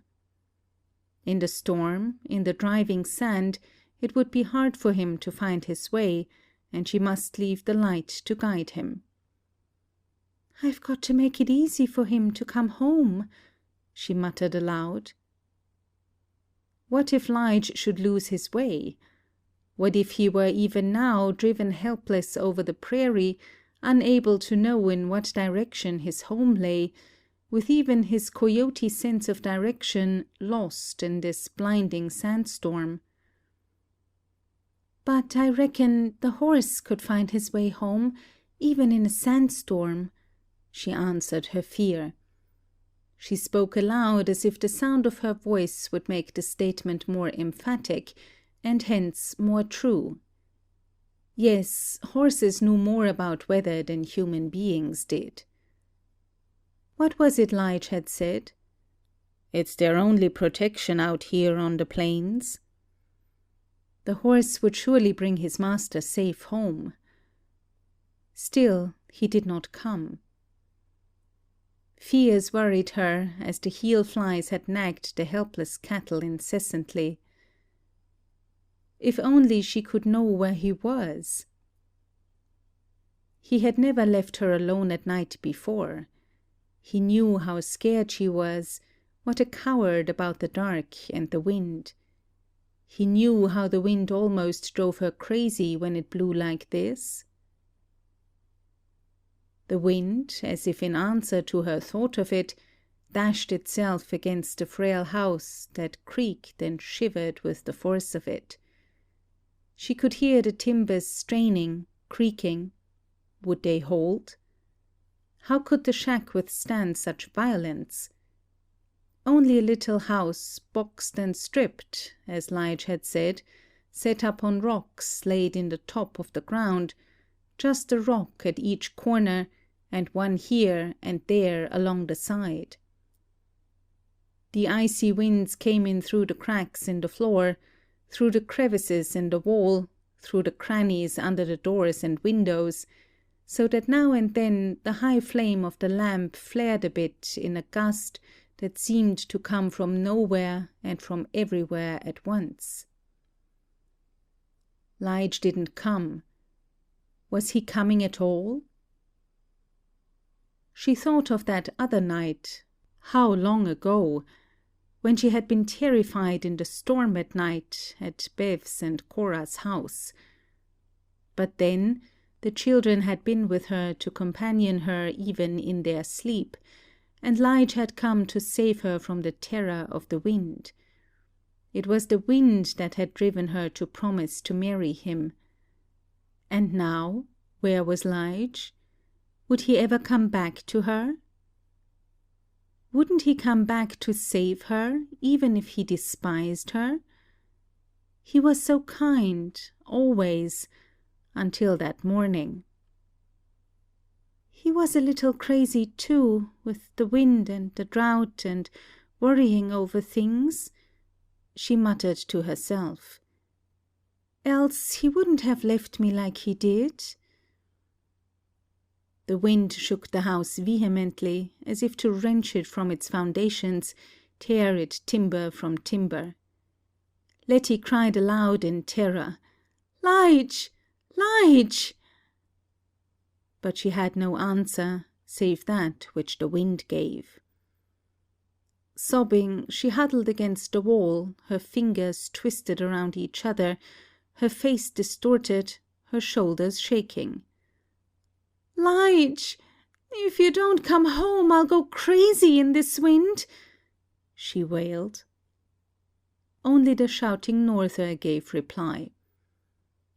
Was he lost in the storm so that he would freeze, alone on the prairie?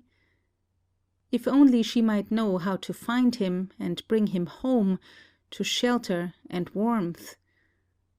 But what could she do in this storm? "Nothing, nothing," she moaned as she paced the floor impotently. She shook with horror at thought of Lige at the mercy of the norther out on the plains, the wind that was so cunning and so strong, like a devil.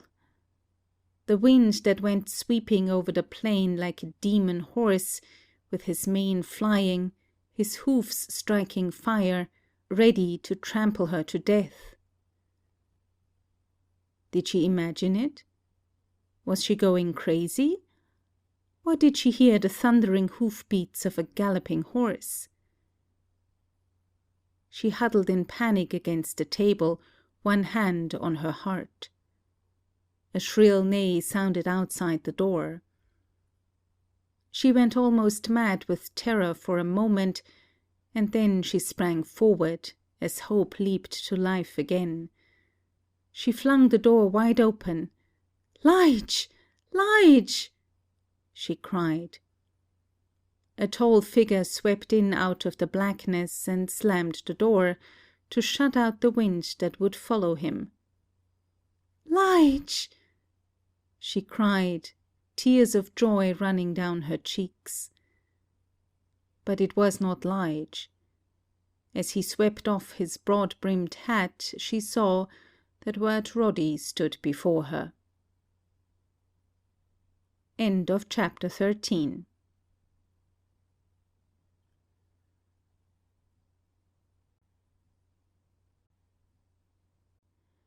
Chapter 14. Letty reeled back, astounded and bewildered. The shock of seeing Wirt Roddy where she had looked for Lige made her clutch at the table for support. "You? You?" she stammered, passing one hand before her eyes to clear their vision. If she looked closer, surely she would see it was Lige after all. "Yes, it's me," he said gravely. Then her fear for her husband's safety sprang up redoubled. "Has anything happened to Lige? Where is he?" "He won't be home just yet." His level gaze met hers, but non-committally, revealing nothing of what she wished to know. She clutched his arm. "You've seen him?" He nodded. "But where is he?" The words tumbled over each other, and her clutch tightened on his arm. "He's back at Rube Hitchcock's place." Still his eyes, his words, cheated her of the truth. She beat her clenched hands together. "But why? Why don't he come home?" He looked at her for a moment, as if in doubt whether to tell her the truth or not. At last he spoke, grudgingly. "He can't. He's drunk." "But I never saw Lige take a drink. He don't drink," she gasped, incredulous. "Sure. That's why he's knocked out now. Went to his head, you see, because he wasn't used to it." "But didn't he remember about me?" Her voice broke. "Didn't he think of me being left here alone?" "He was laid out like a log when I saw him. He won't do no thinking about anything for a spell, I reckon. He's caved." His tone was devoid of feeling, as if he were trying to keep feeling out of it. She gave a low sob. "The fellers said he was trying to borrow money for something or other, they didn't know what. Seems he didn't say, only swore he had to have it, but they were cleaned out too, same as him. When he found he couldn't get the money, he called for the red-eye and turned loose on it." "Oh, oh, oh," she moaned, the back of one hand pressed against her mouth. "No need to worry. He'll be all right after a while. Sleep off his bat, have a helter-split headache for a day, and then he'll be as gamesome as ever. I know, I've been through it." His words brought no comfort to her. "So I came to tell you how he was. He'll not be back for a time," he explained casually. Her eyes of misery looked up into his. "That was kind of you," she stammered. "Aren't you going to ask me to have a seat?" he asked as he looked at her expectantly. Terror fluttered wildly at her heart in an instant, fear of Lige's anger. "Oh, no, I couldn't. Lige wouldn't like it, him being away, you know." "Lige left you by yourself," he countered. "But he's drunk." "I thought you were scared of the wind," he jibed. The panic that leaped into her eyes answered him. "Oh, yes, yes." "Then you don't want me to go away and leave you here alone in the storm?" She shuddered, but her gaze met his firmly. "I got to. On account of Lige, you know." The wind struck the shack with concentrated fury, as if determined to wreck it, while its shrill clamor filled the air. "And what about me?" he asked quietly. "I wouldn't think you'd send a dog out into this norther." "But Lige wouldn't understand. He's mad with me already, and he didn't like you coming to the house the other 2 times." Her eyes pleaded with him to sympathize with her situation, to understand her dilemma. He smiled grimly. "I thought you were so tender-hearted about cattle and animals and all. I reckon you haven't stopped to think that the nearest ranch house is 10 miles in either direction. My horse is beat out now. I couldn't make it." She was silent for a moment, her face contorted, her body quivering with the strain of her struggle to decide what she must do. If only Lige were there. The man's voice went on. "No ranch woman would turn anybody, even a tramp, even a criminal, away in a storm like this with no place to go. It would mean my death, sure. Do you want to have any blood on your hands?" With a shudder she stared at her hands, expecting to see visible stains there. The wind shrilled outside, the windows rattled violently, the lamplight flared in the gusts. The woman gave a despairing gesture of assent. "You needn't be afraid of me," he said gravely as he removed his coat and laid it on the table. His old mocking manner was gone. There was no gleam of laughter in his dark eyes, no flick of irony at his mouth, no satiric shrug of his shoulders, but in their place a seriousness that was restrained and stern. What experience, what emotion had changed him so? Letty sank into her chair, relieved in spite of herself that she was not to be left again to the horror of solitude in the storm. "The wind nearly drives me crazy," she cried. "It was you that first made me afraid of it." His face grew more sober. "Yes, I reckon I've got that on my conscience. And it maybe pesters me more than some other things that might seem worse." "It was cruel," she accused him, her blue eyes fixed on his face.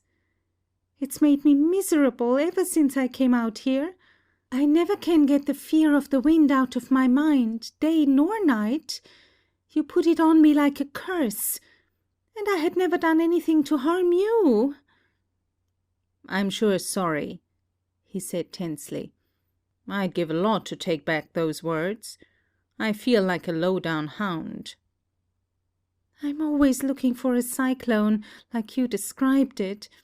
I lie awake at night thinking it's coming toward me, a big whirlwind that reaches to the sky." "But they don't come so often, even in this section," he said with attempt at cheerfulness. "One would be enough." "Chances are it won't ever come your way," he said soothingly, as to a child. "You were such a pretty little trick and so bashful, I couldn't help teasing you. I ought to be hung for it." She shook her head and spoke with concentrated bitterness.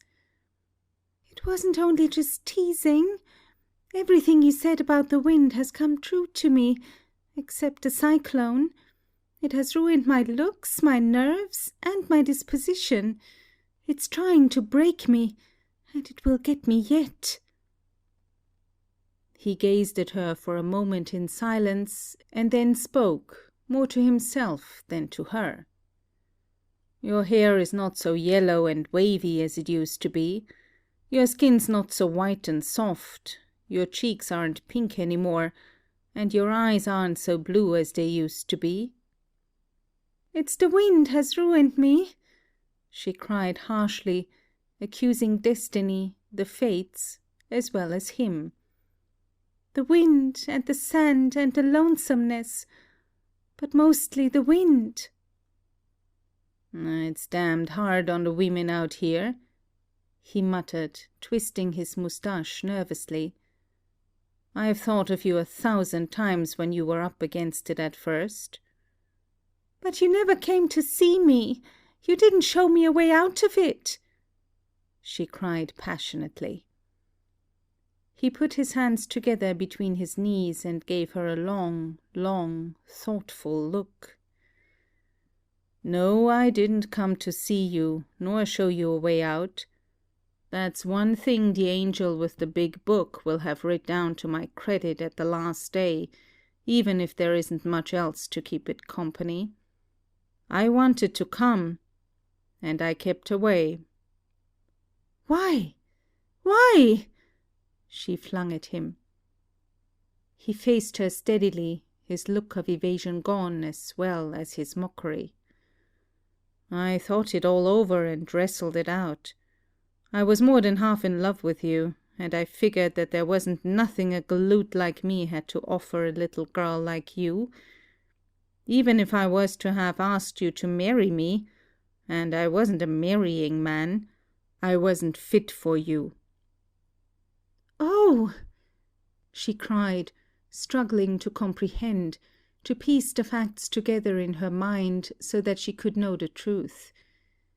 He was not lying to her now, she knew, nor was he evading.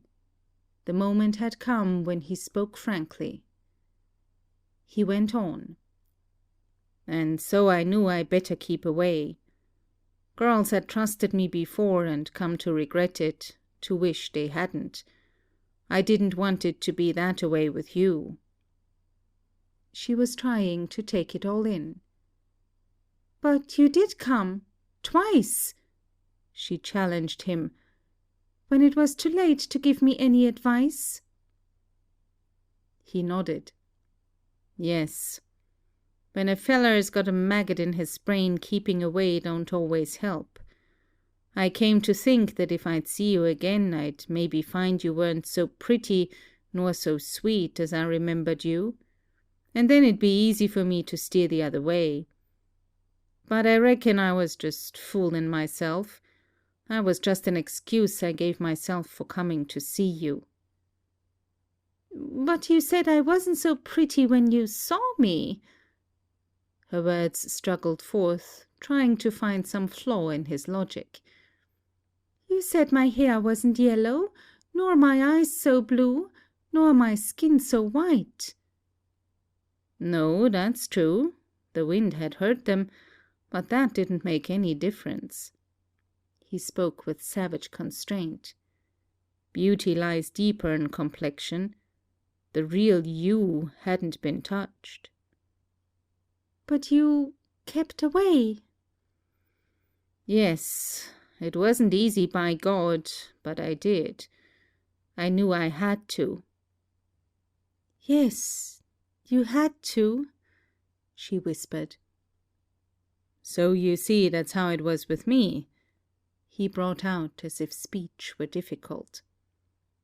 She made no answer, for words would not piece themselves together in her brain.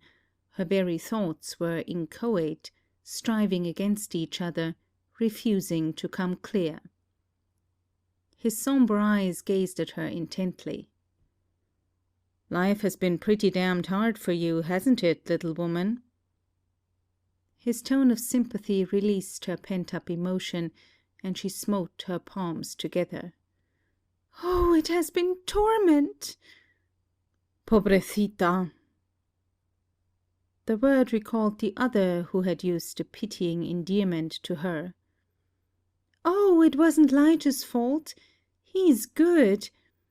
It's this country, this terrible country where it never rains, and no green things grow, and no birds sing." "Some years there are birds," he protested with a trace of his old humour. She gave a rasping laugh.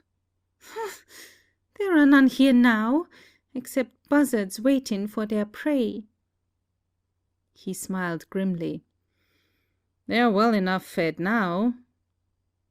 "Yes, they're the only things in this God-forgotten land that isn't starved or starving. Nothing here but wind and sand, till it's enough to drive me crazy." She made a wild, rending gesture with her hands. He watched her in silence for a moment, twisting his moustache, a frown of uncertainty on his forehead, his eyes restless. "You need to get away for a while, for a change," he said. "I'll go mad if I don't. But I can't," she cried, bitter remembrance surging back into her mind. "That's what was the trouble with Lige today. I hounded him to get money from somewhere to send me back to Virginia to stay till spring. You ought to go. Yes, if I could rest and get my breath from the wind, I could be myself again. Oh, I know I'm not myself now. I feel like I'll jump out of my skin if I have to stay here through another winter and face these devil winds. He drew a long breath and then spoke rapidly, as if his mind were made up and he must not let himself think again. Come away with me, and you shan't need to face them again, ever. She shrank back, aghast. Oh, no, no! How could I? He leaned toward her eagerly, his hands outstretched, his words coming with swift passion. You need to get away. You've got to think of yourself now. If you stay here, it's like you say, you'll die or go loco. And what good would that do Lige or anybody? She felt the falseness of his logic, but was unable to argue convincingly as he did. She could only protest. Oh, no, I couldn't treat him like that. He's been kind to me, and he's had so much to bear lately. He'd soon get over it. Men do. The old light of mockery was in his eyes. Not Lige. And anyway, it would be wrong. Her eyes widened in horror as she realized what he was asking. It's wrong to commit suicide, isn't it? He demanded. Yes, that's a sin. Then to stay on here when you know yourself it's more than you can stand is committing suicide, isn't it? He leaned nearer and laid his burning hand on her wrist. She shivered and shrank away, but she could not marshal her words to refute his argument. The wind smote the house with redoubled fury.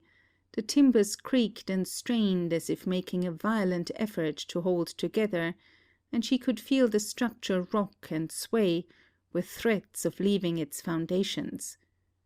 She turned to him with sudden, desperate appeal. Why can't you lend us the money for a ticket for Virginia, so I can go home? Not on your life. He shook his head vehemently. That would mean me nor Lige either would ever see you again. I won't work it like that. She gave a little, choking sob. Oh, I'd go down on my knees to beg anybody for a ticket home. I'll give you anything but that. Anything but that, I swear it. But I won't put the country between you and me. You say you didn't want me to be like those others, that trusted you and were sorry, she half whispered, her eyes on his as in a trance. He drew one hand across his forehead. I don't know what I want, except that I want you. His passionate words seemed to echo and re-echo through the room, their sound lingering in her ears above the clamor of the storm. No, no! Listen. His voice was tense and stern, almost savage in its vehemence. We can leave as soon as daylight comes and can make for the railroad. We can be a long ways off from here before Lige gets over his drunk. And then he can't stop us. No, no! Her words were an incoherent cry, unreasoning, instinctive. But Lige can't do no more for you now, the way he's fixed. And I've got money. I'm big rich, I tell you, and I'll give you anything you want, take you anywhere you want to go. What sort of woman would I be? She cried, as memory crashed in upon her once more. He drew back, and then he shook himself as in a dream. Make it any way you like. You can get a divorce and we'll get married if you say so. I want you and I've got to have you. Don't matter how.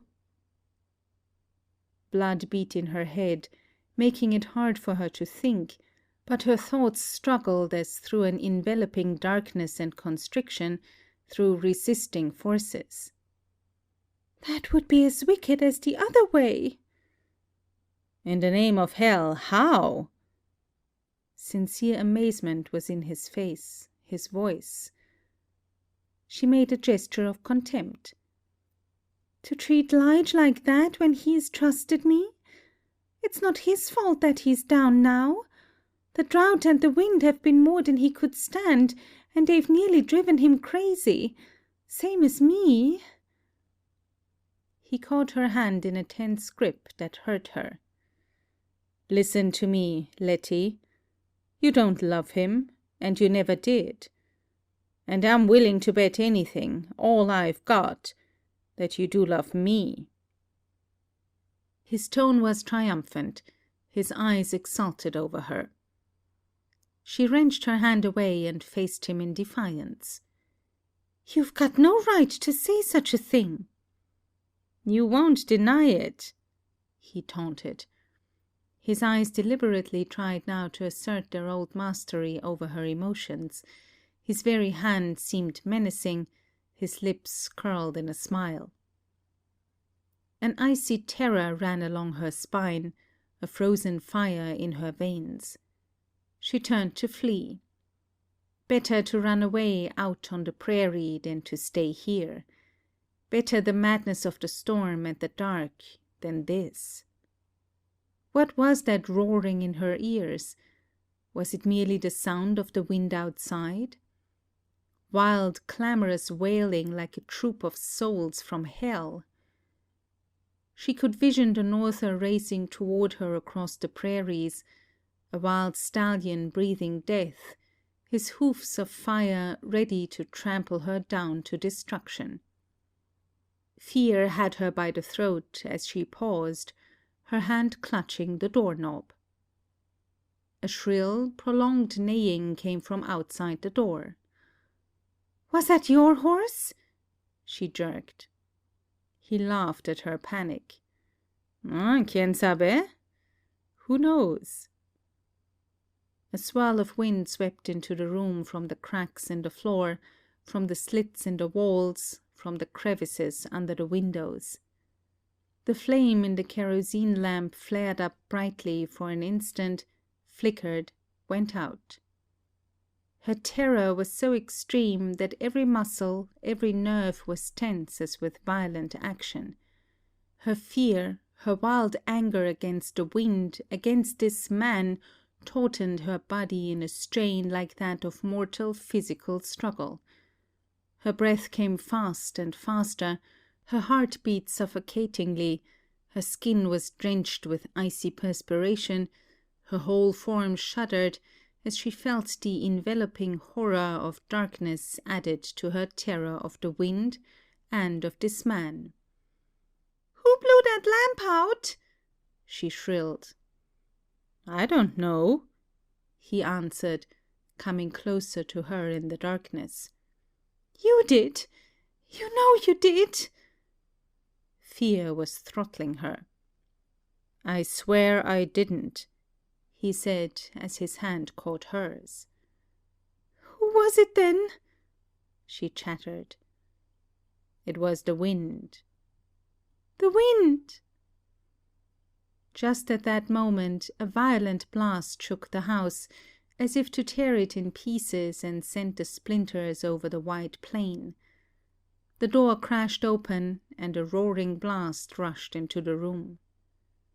Half swooning with terror of the invisible, the unearthly, Letty flung herself into Roddy's arms and clung round his neck as a drowning person would. The wind! The wind! Don't let the wind get me. I won't, he said hoarsely, as his arms closed round her. End of chapter 14.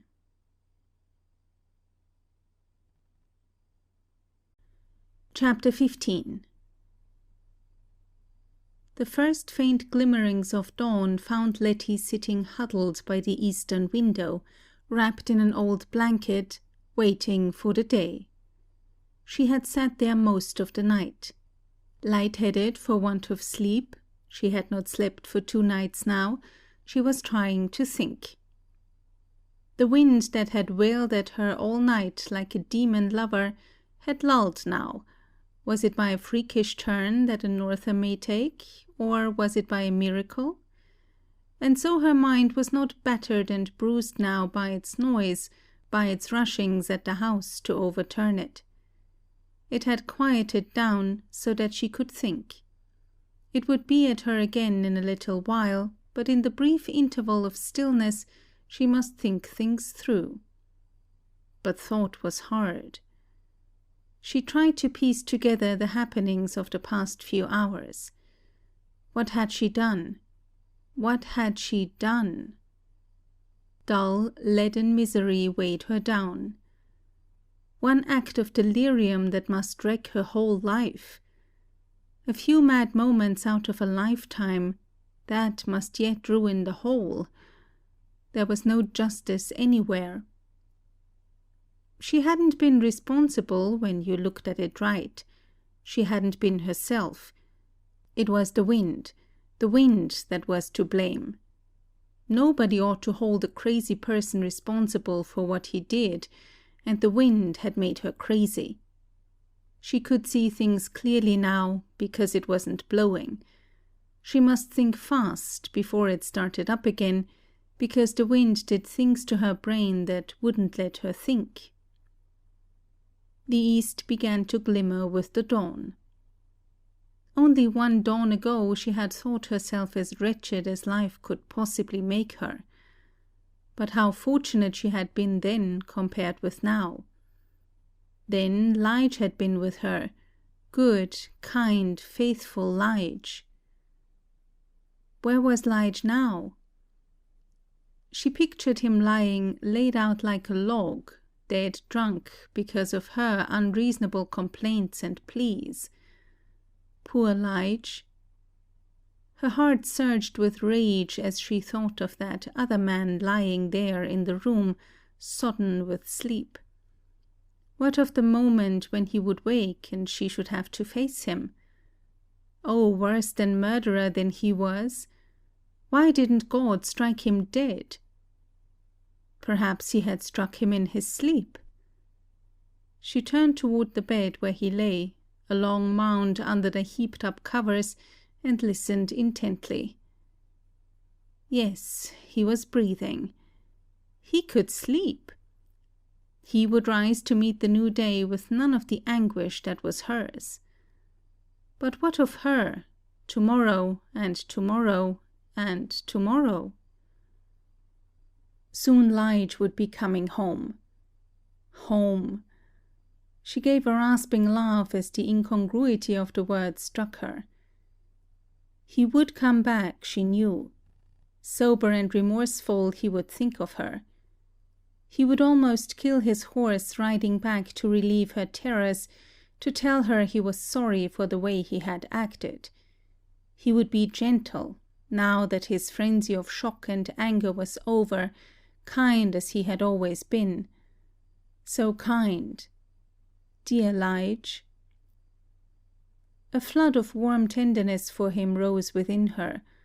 For the first time since her marriage she began to appreciate her husband. She had longed for romance, she told herself, but what lover of romance had been more tender, more considerate than Lige? She had dreamed of a cavalier with plumes and sword, a gallant figure. But what knight of legend or of history had battled more bravely against heavy odds, had been more truly chivalrous than Lige had? And always so just, so generous. She looked back on what she had held as grievances against him. She had blamed him for her sufferings, but what had he done but take her from an unbearable situation, make her his wife, give her a home? Just a poor shack, but the best he could afford. But she hadn't made any sort of home for him. She had been selfish, wrapped in her own wrongs, cold, hard to him. She gave a low sob as she thought how much happier she might have made his life if she had been brave and loving. And he had never once complained, until yesterday when she had driven him mad. She could see now how he must have been tortured in soul all along, where she was too selfish to care. She saw his chiseled, haggard face, his burning eyes, his tall frame shrunken and stooped from his worry and privation, but bearing his load without outcry or complaint. Poor Lige, he'd had so much to bear, and she hadn't helped him at all. She had only loaded him with more. Tears ran down her cheeks, and her heart softened incredibly as the realization of the truth came to her. She loved him, Lige, her husband. Now at last she saw him for the man he was, and loved him as he deserved. She clasped the thought to her soul, as a mother clasps a little newborn baby, so novel, so strange, so precious beyond words. How glad he would be when he came home and she put her arms about his neck and told him that she loved him. She would kiss him. She had never before, she had always merely suffered his kisses. But now she would make it up to him. Now that the wind wasn't blowing and she had a chance to think, she could see the truth. The wind and the sand had hidden the truth from her before. Then, like a sword of ice and fire, remembrance pierced her. She was no longer worthy to be called his wife. What sort of woman was she, in very truth? Her body writhed. How could she tell Lige anything now?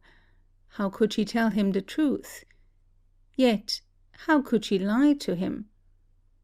She saw his honest eyes searching hers. She couldn't lie to him. Now, when for the first time she knew what it was to love him, she must slay his love for her. If only she could somehow make him understand that it was the wind and not she herself that was responsible.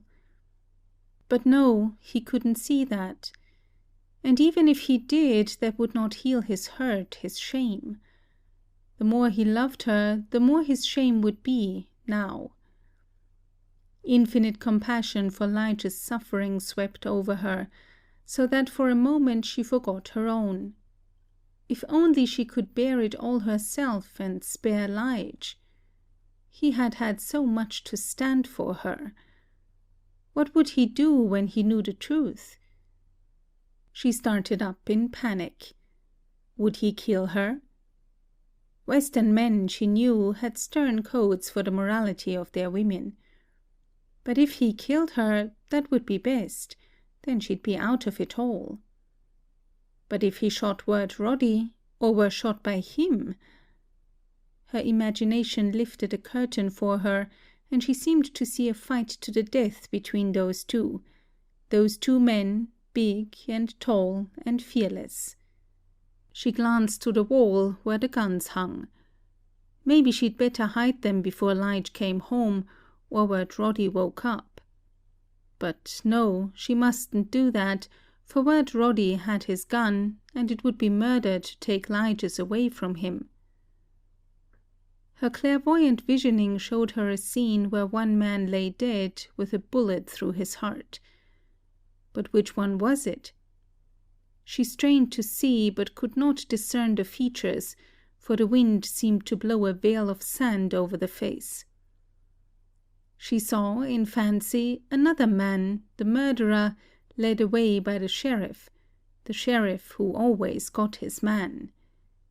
If he turned to flee in an effort to escape, the sheriff would spit quickly and then shoot. The dawn glimmered more brightly in the empty sky. Soon sunrise would come. Will you sometimes watch a sunrise on the plains and think of me? Could she ever see a sunrise again, anywhere on God's earth, without her mind being soiled and tortured by the remembrance of him? Oh, if only the sun need never rise at all any more. Day would soon be here. What would it bring? She must make a fire so that Lige would be warm when he came home. She emptied the stove of its dead ashes of last night and clumsily built a fire. She was not used to doing that, for Lige always did it for her. Would he ever do it for her again? At last, when the flame cracked and leaped, and the round-bellied stove began to glow, she turned about. The man had risen and was sitting in the chair by the window, staring fixedly at her. His black hair was rumpled, his face was swollen with the heaviness of his sleep. Self-loathing looked at her out of his bloodshot eyes. Cold hatred possessed her for a moment, so that she had a mad, blinding vision of how one could commit murder, and then she felt sick, in body as well as in spirit. Her heart beat to suffocation, her limbs trembled violently. They stared at each other like two guilty souls meeting in hell. Silence like crossed swords clashed between them. Letty felt that she could lift the weight of the world more easily than she could speak a word to this man. At last he spoke, with sardonic attempt at jauntiness, as if he thought by ignoring the situation he could wave it away by a word. "Good morning." She drew a long, shuddering breath, but said nothing. The room was growing lighter now, as dawn progressed. The furniture cast grotesque shadows on the floor, and the round stove made a circle of light as well as of heat in the room, while it crackled cheerfully, disregardful of the situation as the man. He made another attempt at conversation. "We better have a little snack and make our getaway before long." Oh, the callous, unfeeling heart of him! This stung her to speech. "And you can think that I'm going away with you?" Genuine surprise widened his eyes. "Sure. Why not?" She turned on him with a look of loathing, but she spoke no word in answer. "What else can you do now?" he demanded. She flung her head back. "I'd make my bed with the coyotes and the rattlesnakes before I'd go away with you." "So?" He nodded slightly, in meditative way, as he tried to puzzle out her feelings. She could not endure the look in those dark, bloodshot eyes, so she turned to the window and gazed out. Outside, the light was clear enough now to show the freakish effects of the storm. Sand lay in billows, wind waved along the plains. Some spaces were swept bare as a floor, while in others were long, irregular mounds where there had been some slight obstruction to catch the sand and form a nucleus for a drift. The windbreak, built to form a slight shelter for Lige's cattle, when he had any cattle, had caught the full force of the drive, and there sand lay piled against it in a deep drift, like snow in a northern gale. She turned round again to hear what the man was saying to her. "But I'd think to go away with me would be the best way out. No?" "No!"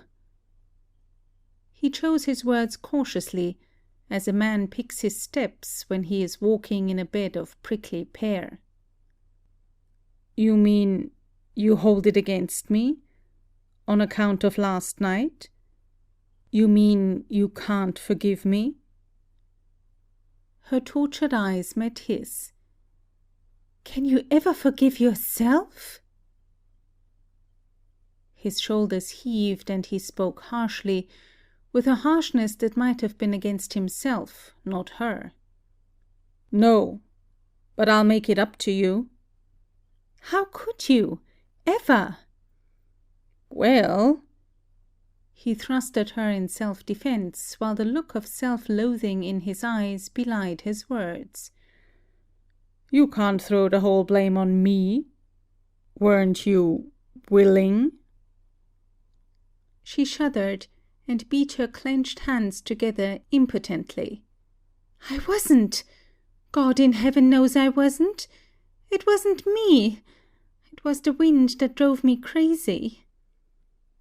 "You'll not be likely to make your husband see it that way, huh?" he jeered. Her shoulders sagged, her whole defiant pride seemed to collapse. "No, I know that," she said with dull misery. "It ain't safe to leave you here," he argued. "No telling what he may take it in his head to do when he finds out the facts." "I know that," she said. "And he'll sure find out." "Oh, yes. I'll tell him." Memory flashed her a picture of Sourdough polishing his gun, as he sang softly, afterward Roddy's last visit to the ranch. "If you come monkeying with my Lula gal, I tell you what I'll do. I'll shoot you up with my 44 and carve you through and through." Why, Sourdough himself would follow the man down and shoot him as he would a rattlesnake, would grind him under his heel as he would a vingaroon, a whip-tailed scorpion. What train of tragedies had she not started? But not she, the wind, the devil wind, that could take so many forms to torment and to madden her. Wet Roddy tried another tack. "When we get to Fort Worth, if you want it that way, I'll buy you a ticket to Virginia and start you home." Wild hope leaped up in her eyes for an instant, and then despair came again. "I couldn't go back home to Virginia now." He smiled sardonically. "So you figure out that I've queered the whole world for you, huh?" "Yes," came in a broken cry.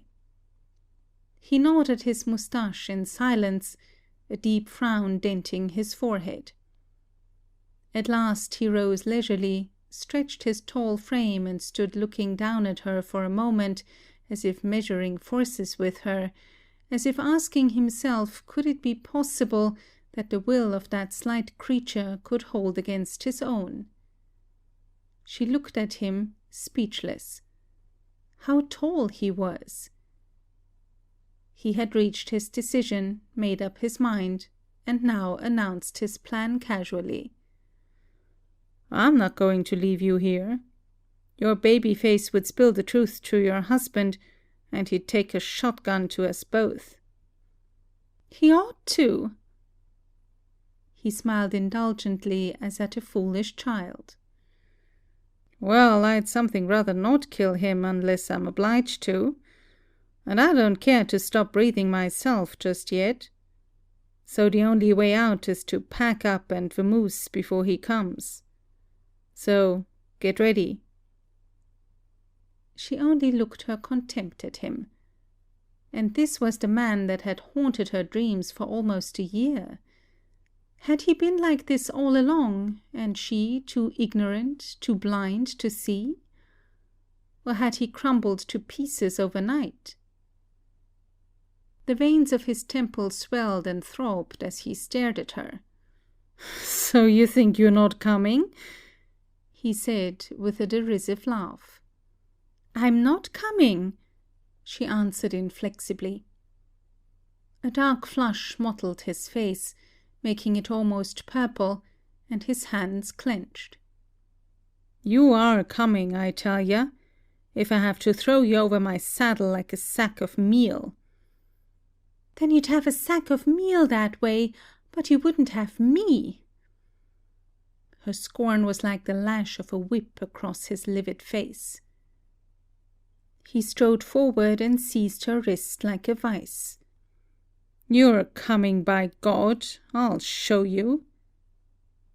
Mad terror of him clutched her again, such terror as she had known last night, before despair had come. She wrenched from his grasp, and without thinking what she did, she snatched a gun from the wall. He gave a jeering laugh. "Oh, so you think you'll shoot me, eh?" "Yes, I will." Her hands trembled so that she thought the rifle would surely clatter to the floor. She had never held a gun in her hands before. "I know you," he scoffed. "You wouldn't hurt a horned toad, and you couldn't if you wanted to." He advanced closer. "Stop your damned foolishness and get ready to come on with me. I'm not going to have a double killing here because you've got no brains. And I'm not going to leave you here by yourself to be shot." He spoke between clenched teeth, his eyes savage. Palsied by terror, she reeled backward to escape him. In an instant, his hand seized her arm to take away the rifle. Scarcely knowing what she did, she blindly pulled the trigger. A sharp crack followed, and a puff of smoke. His hand released her to clutch at his breast. A look of astonishment came over his face. He grasped the edge of the table for support a moment, and then lurched heavily to the floor, his fall jarring the flimsy house and making the dishes bounce and rattle on the kitchen table. Her astonishment was as complete as his own. She stared at him while the gun clattered to the floor, and she saw, for the first time, that it was the target rifle he had brought her for a present, and which she had never touched before. Letty stared in a daze at the man lying there, her first impression being that he was so tall. It did not seem possible that she had shot him, but she must have. Was he badly hurt? She bent over him to listen to his breathing. It was fainter and fainter with each gasp, and each exhalation brought a trickle of blood from his breast. His dark eyes still stared up at her, unbelievingly, till, in a few moments, they were covered by a light film. One hand twitched, then was still. The eyelids gradually closed, all except for a narrow slit, through which the dark eyes seemed to stare at her, incredulous, accusing. She touched his wrist and found no pulse there. She laid her hand over his heart, to feel no slightest flutter of motion. But of course it would begin again. It couldn't be possible that he was dead. One couldn't be alive 1 minute, so full of life, and then dead right after. Life didn't work that way. He was only asleep, as he had been through the night. He would wake soon. He would wake and be very angry that she had shot him. But he must get up soon before Lige came. Lige wouldn't like to find him here like this. She crouched on the floor beside him, waiting for him to rouse. The lids would lift slowly, the moustache would twitch, a canny smile would come over the lips, and the man would be all awake in an instant. That is the way it would come. But he lay inert. She put a hand on his forehead and found it chill. But her hand was cold too, so that didn't mean anything. Then she began to realize, slowly, so that her reason might not topple. The man was dead. She had killed him. She, who had never hurt any living thing before, who could not have harmed a mouse caught in a trap. She gave a low scream, and then she clapped her hand over her mouth. She mustn't lose control of herself, lest she go to pieces. She must keep her head, so she could think what to do. Soon Lige would come riding over the prairies. And what could she say to him? Soon the sheriff would come and put handcuffs on her to lead her away to prison. It wouldn't be any use to try to run, for the sheriff always got his man. But if only she could hide the body somewhere, then the sheriff wouldn't know about it. No one would know, for who would come to look for the man here? They wouldn't know he was dead, and they'd think he had gone back to Fort Worth. If they asked her, she would tell them he had gone back to Fort Worth. That was the idea. She must hide the body. But where?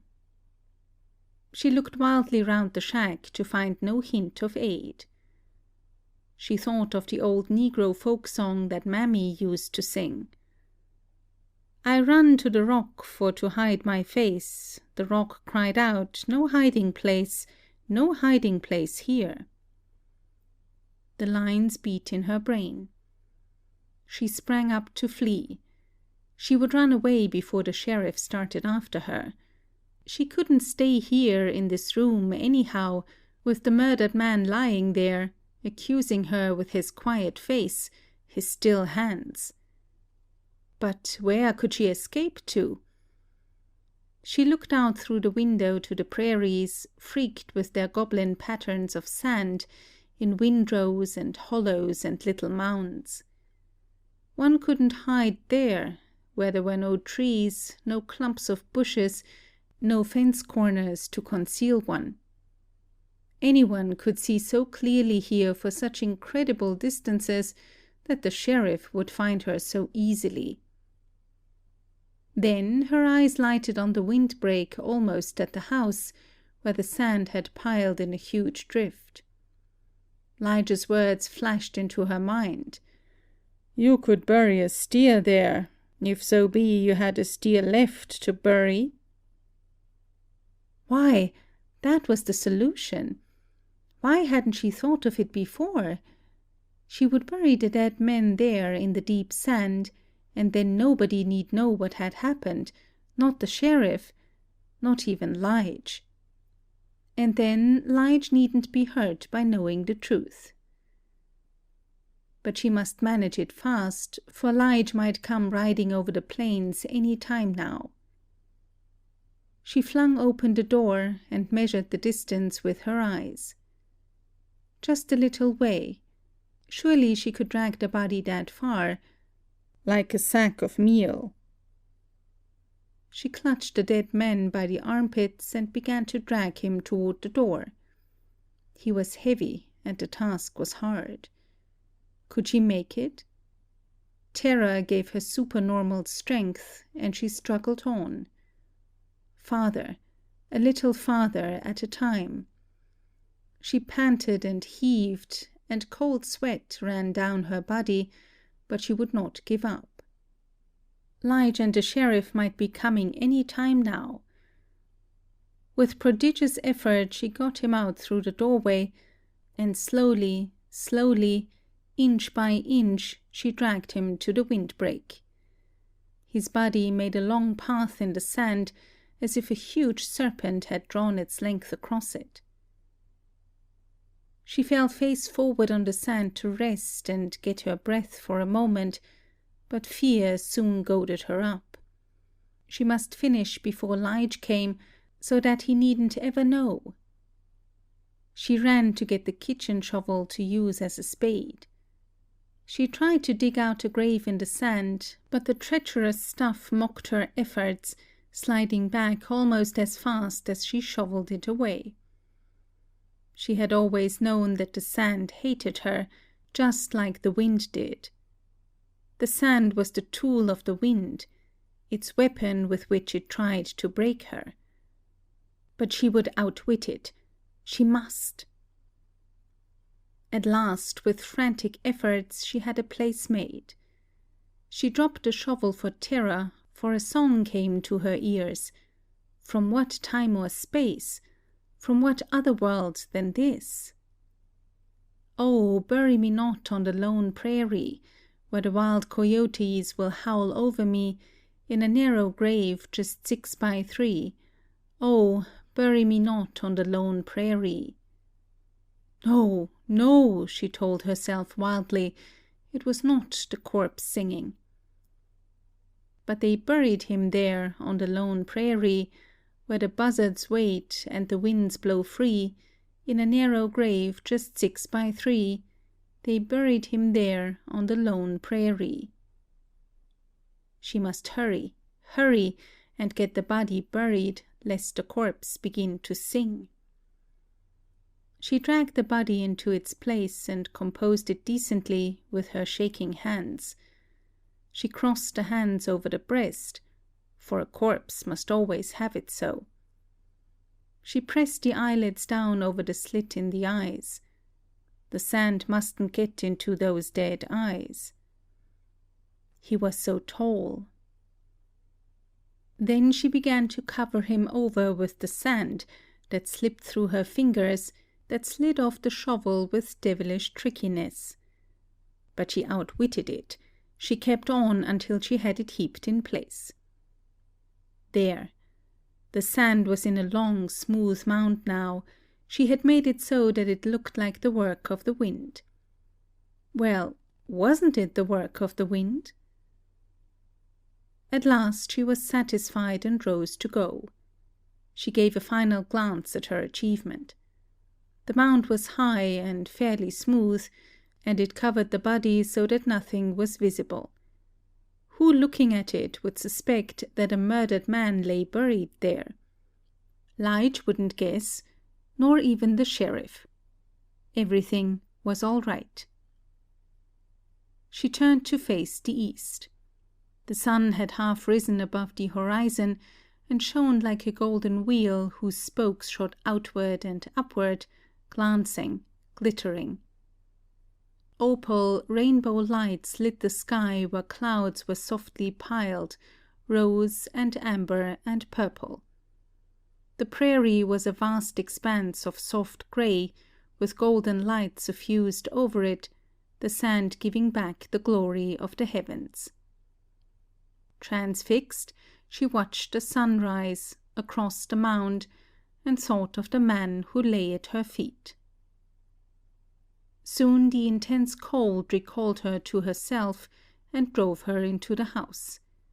She must get in and keep the fire going, because Lige would be so cold when he came in, almost frozen from his long ride. He would come as fast as he could, once he was sober and able to think again.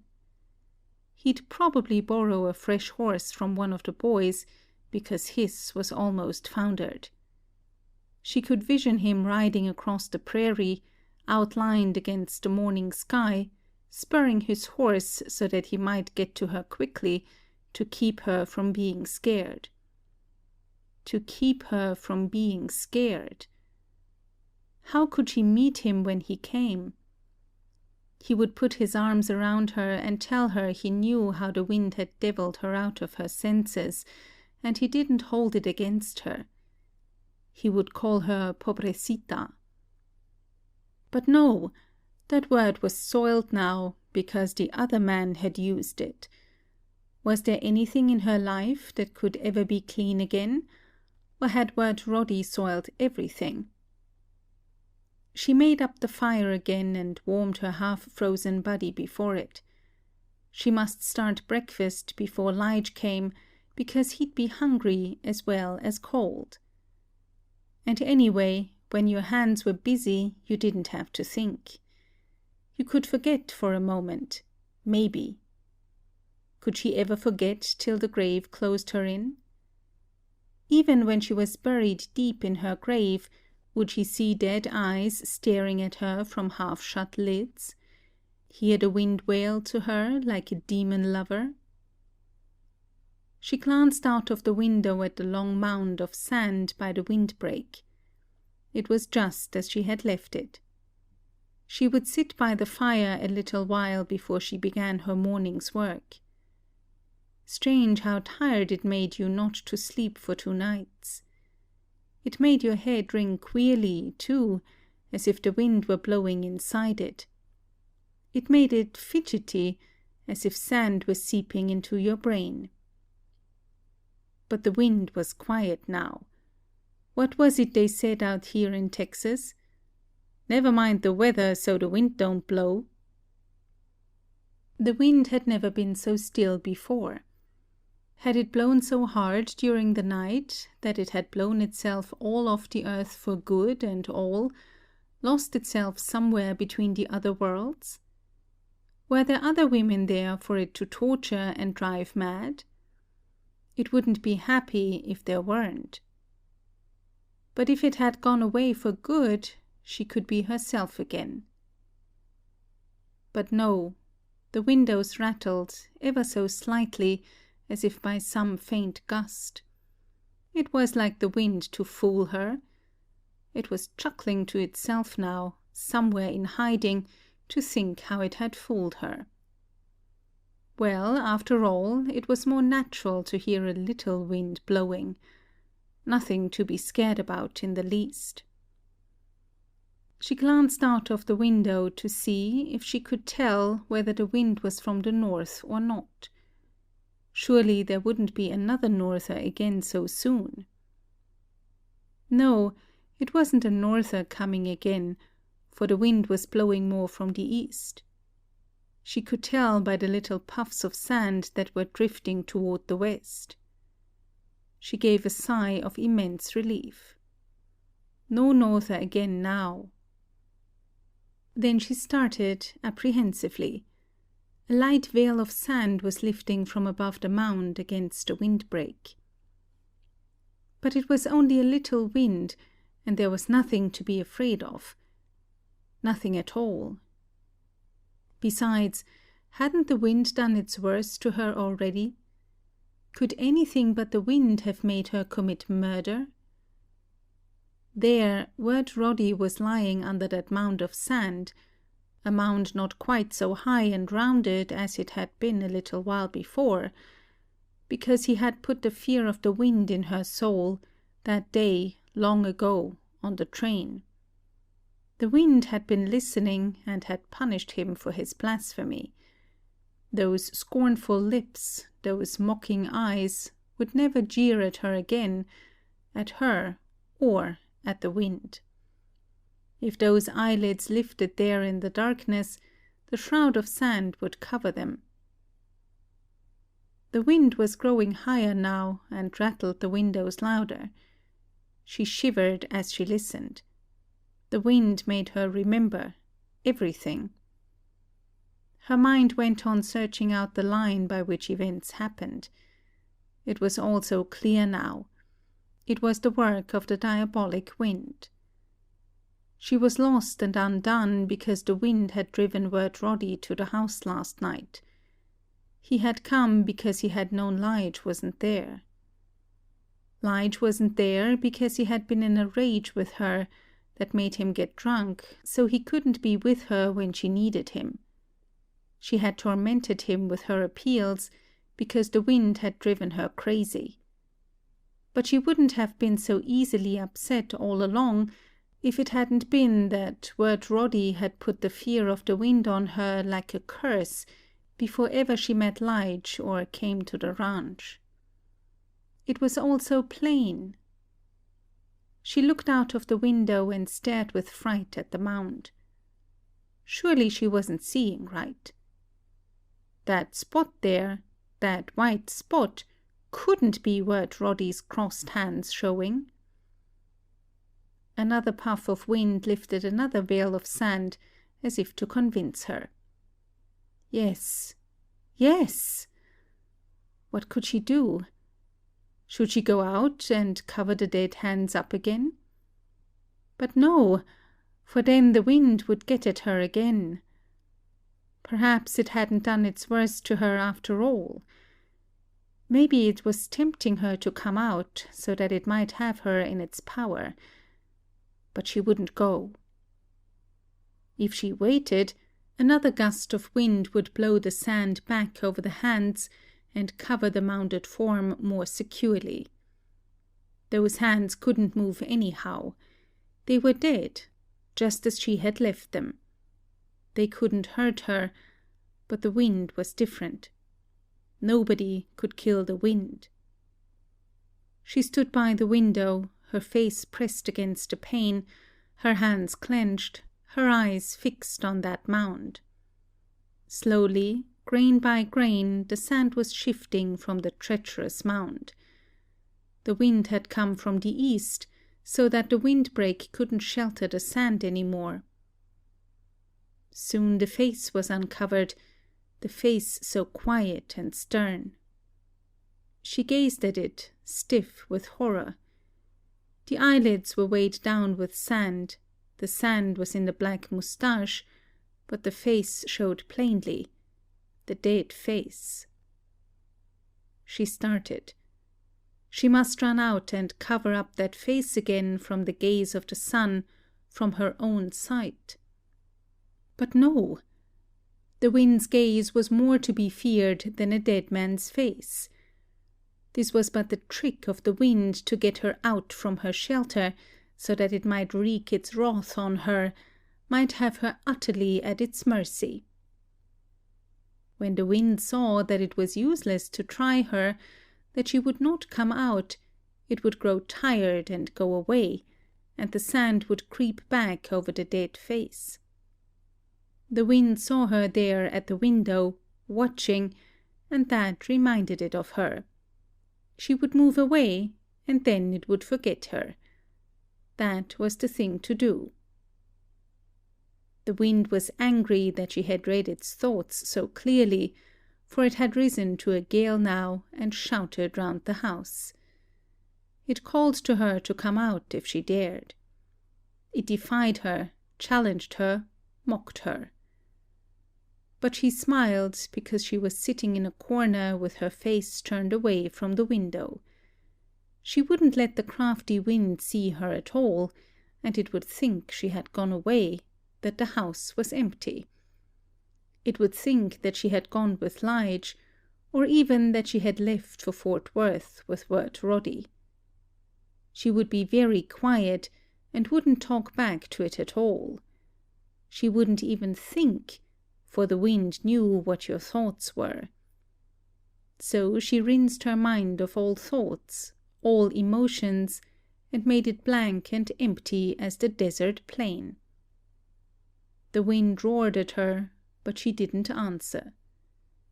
She sat there in her corner and smiled craftily to think how she was fooling the wind that thought itself so wise. Still, she couldn't keep her mind entirely blank. A little thought worried her like a heel fly. Why didn't Lige come home? When would he be coming home? After a while she had to listen to the clamour of the wind because it was so loud. She thought of Lige as he might be riding home. It would torment Lige as it had her, since it couldn't get at her any more. It would batter him, try to turn him back, to keep him from coming to her. But Lige would do his best to come to her. Dear Lige. The thought of him steadied her for a moment, made her forget the ringing in her ears, the shouting in her brain. Perhaps he was coming now. Maybe if she looked out she could see him riding to her across the prairies. She rose and crept stealthily to the window to look out toward the west. But he was not in sight. But perhaps, by some queer chance, he was coming from the other way. So she turned to the window facing east. No, he wasn't there, anywhere on the plains. The wind had taken him. So it hadn't done its worst to her after all, a while ago, when she thought it had. Should she look once at the mound to see that the sand had shifted back safely over it? Just once would she look, to satisfy herself that it was all covered again. She would peer so quickly that the wind couldn't see her. She looked, then gave a wild scream. There was no mound at all by the windbreak, only bare ground, and the dead body of a man lying there, with his hands folded across his breast. A buzzard floated above it. So the wind was determined Lige should know. The wind was even now whispering the truth in his ears, shouting it at him. Why struggle against a force that was a devil and all-powerful? She had known all along that the wind would get her. Hadn't she even told Wat Roddy that? No use to fight any more. She would give up. The wind had risen almost to cyclonic fury now. Again the curtains of sand were rolling up from the plains to the sky, wavering, shifting, their gigantic folds writhing with hideous suggestion. What horrors did those curtains hide? With a laugh that strangled on a scream, the woman sped to the door, flung it open, and rushed out. She fled across the prairies like a leaf blown in a gale, borne along in the force of the wind that was at last to have its way with her. End of chapter 15. End of The Wind by Dorothy Scarborough.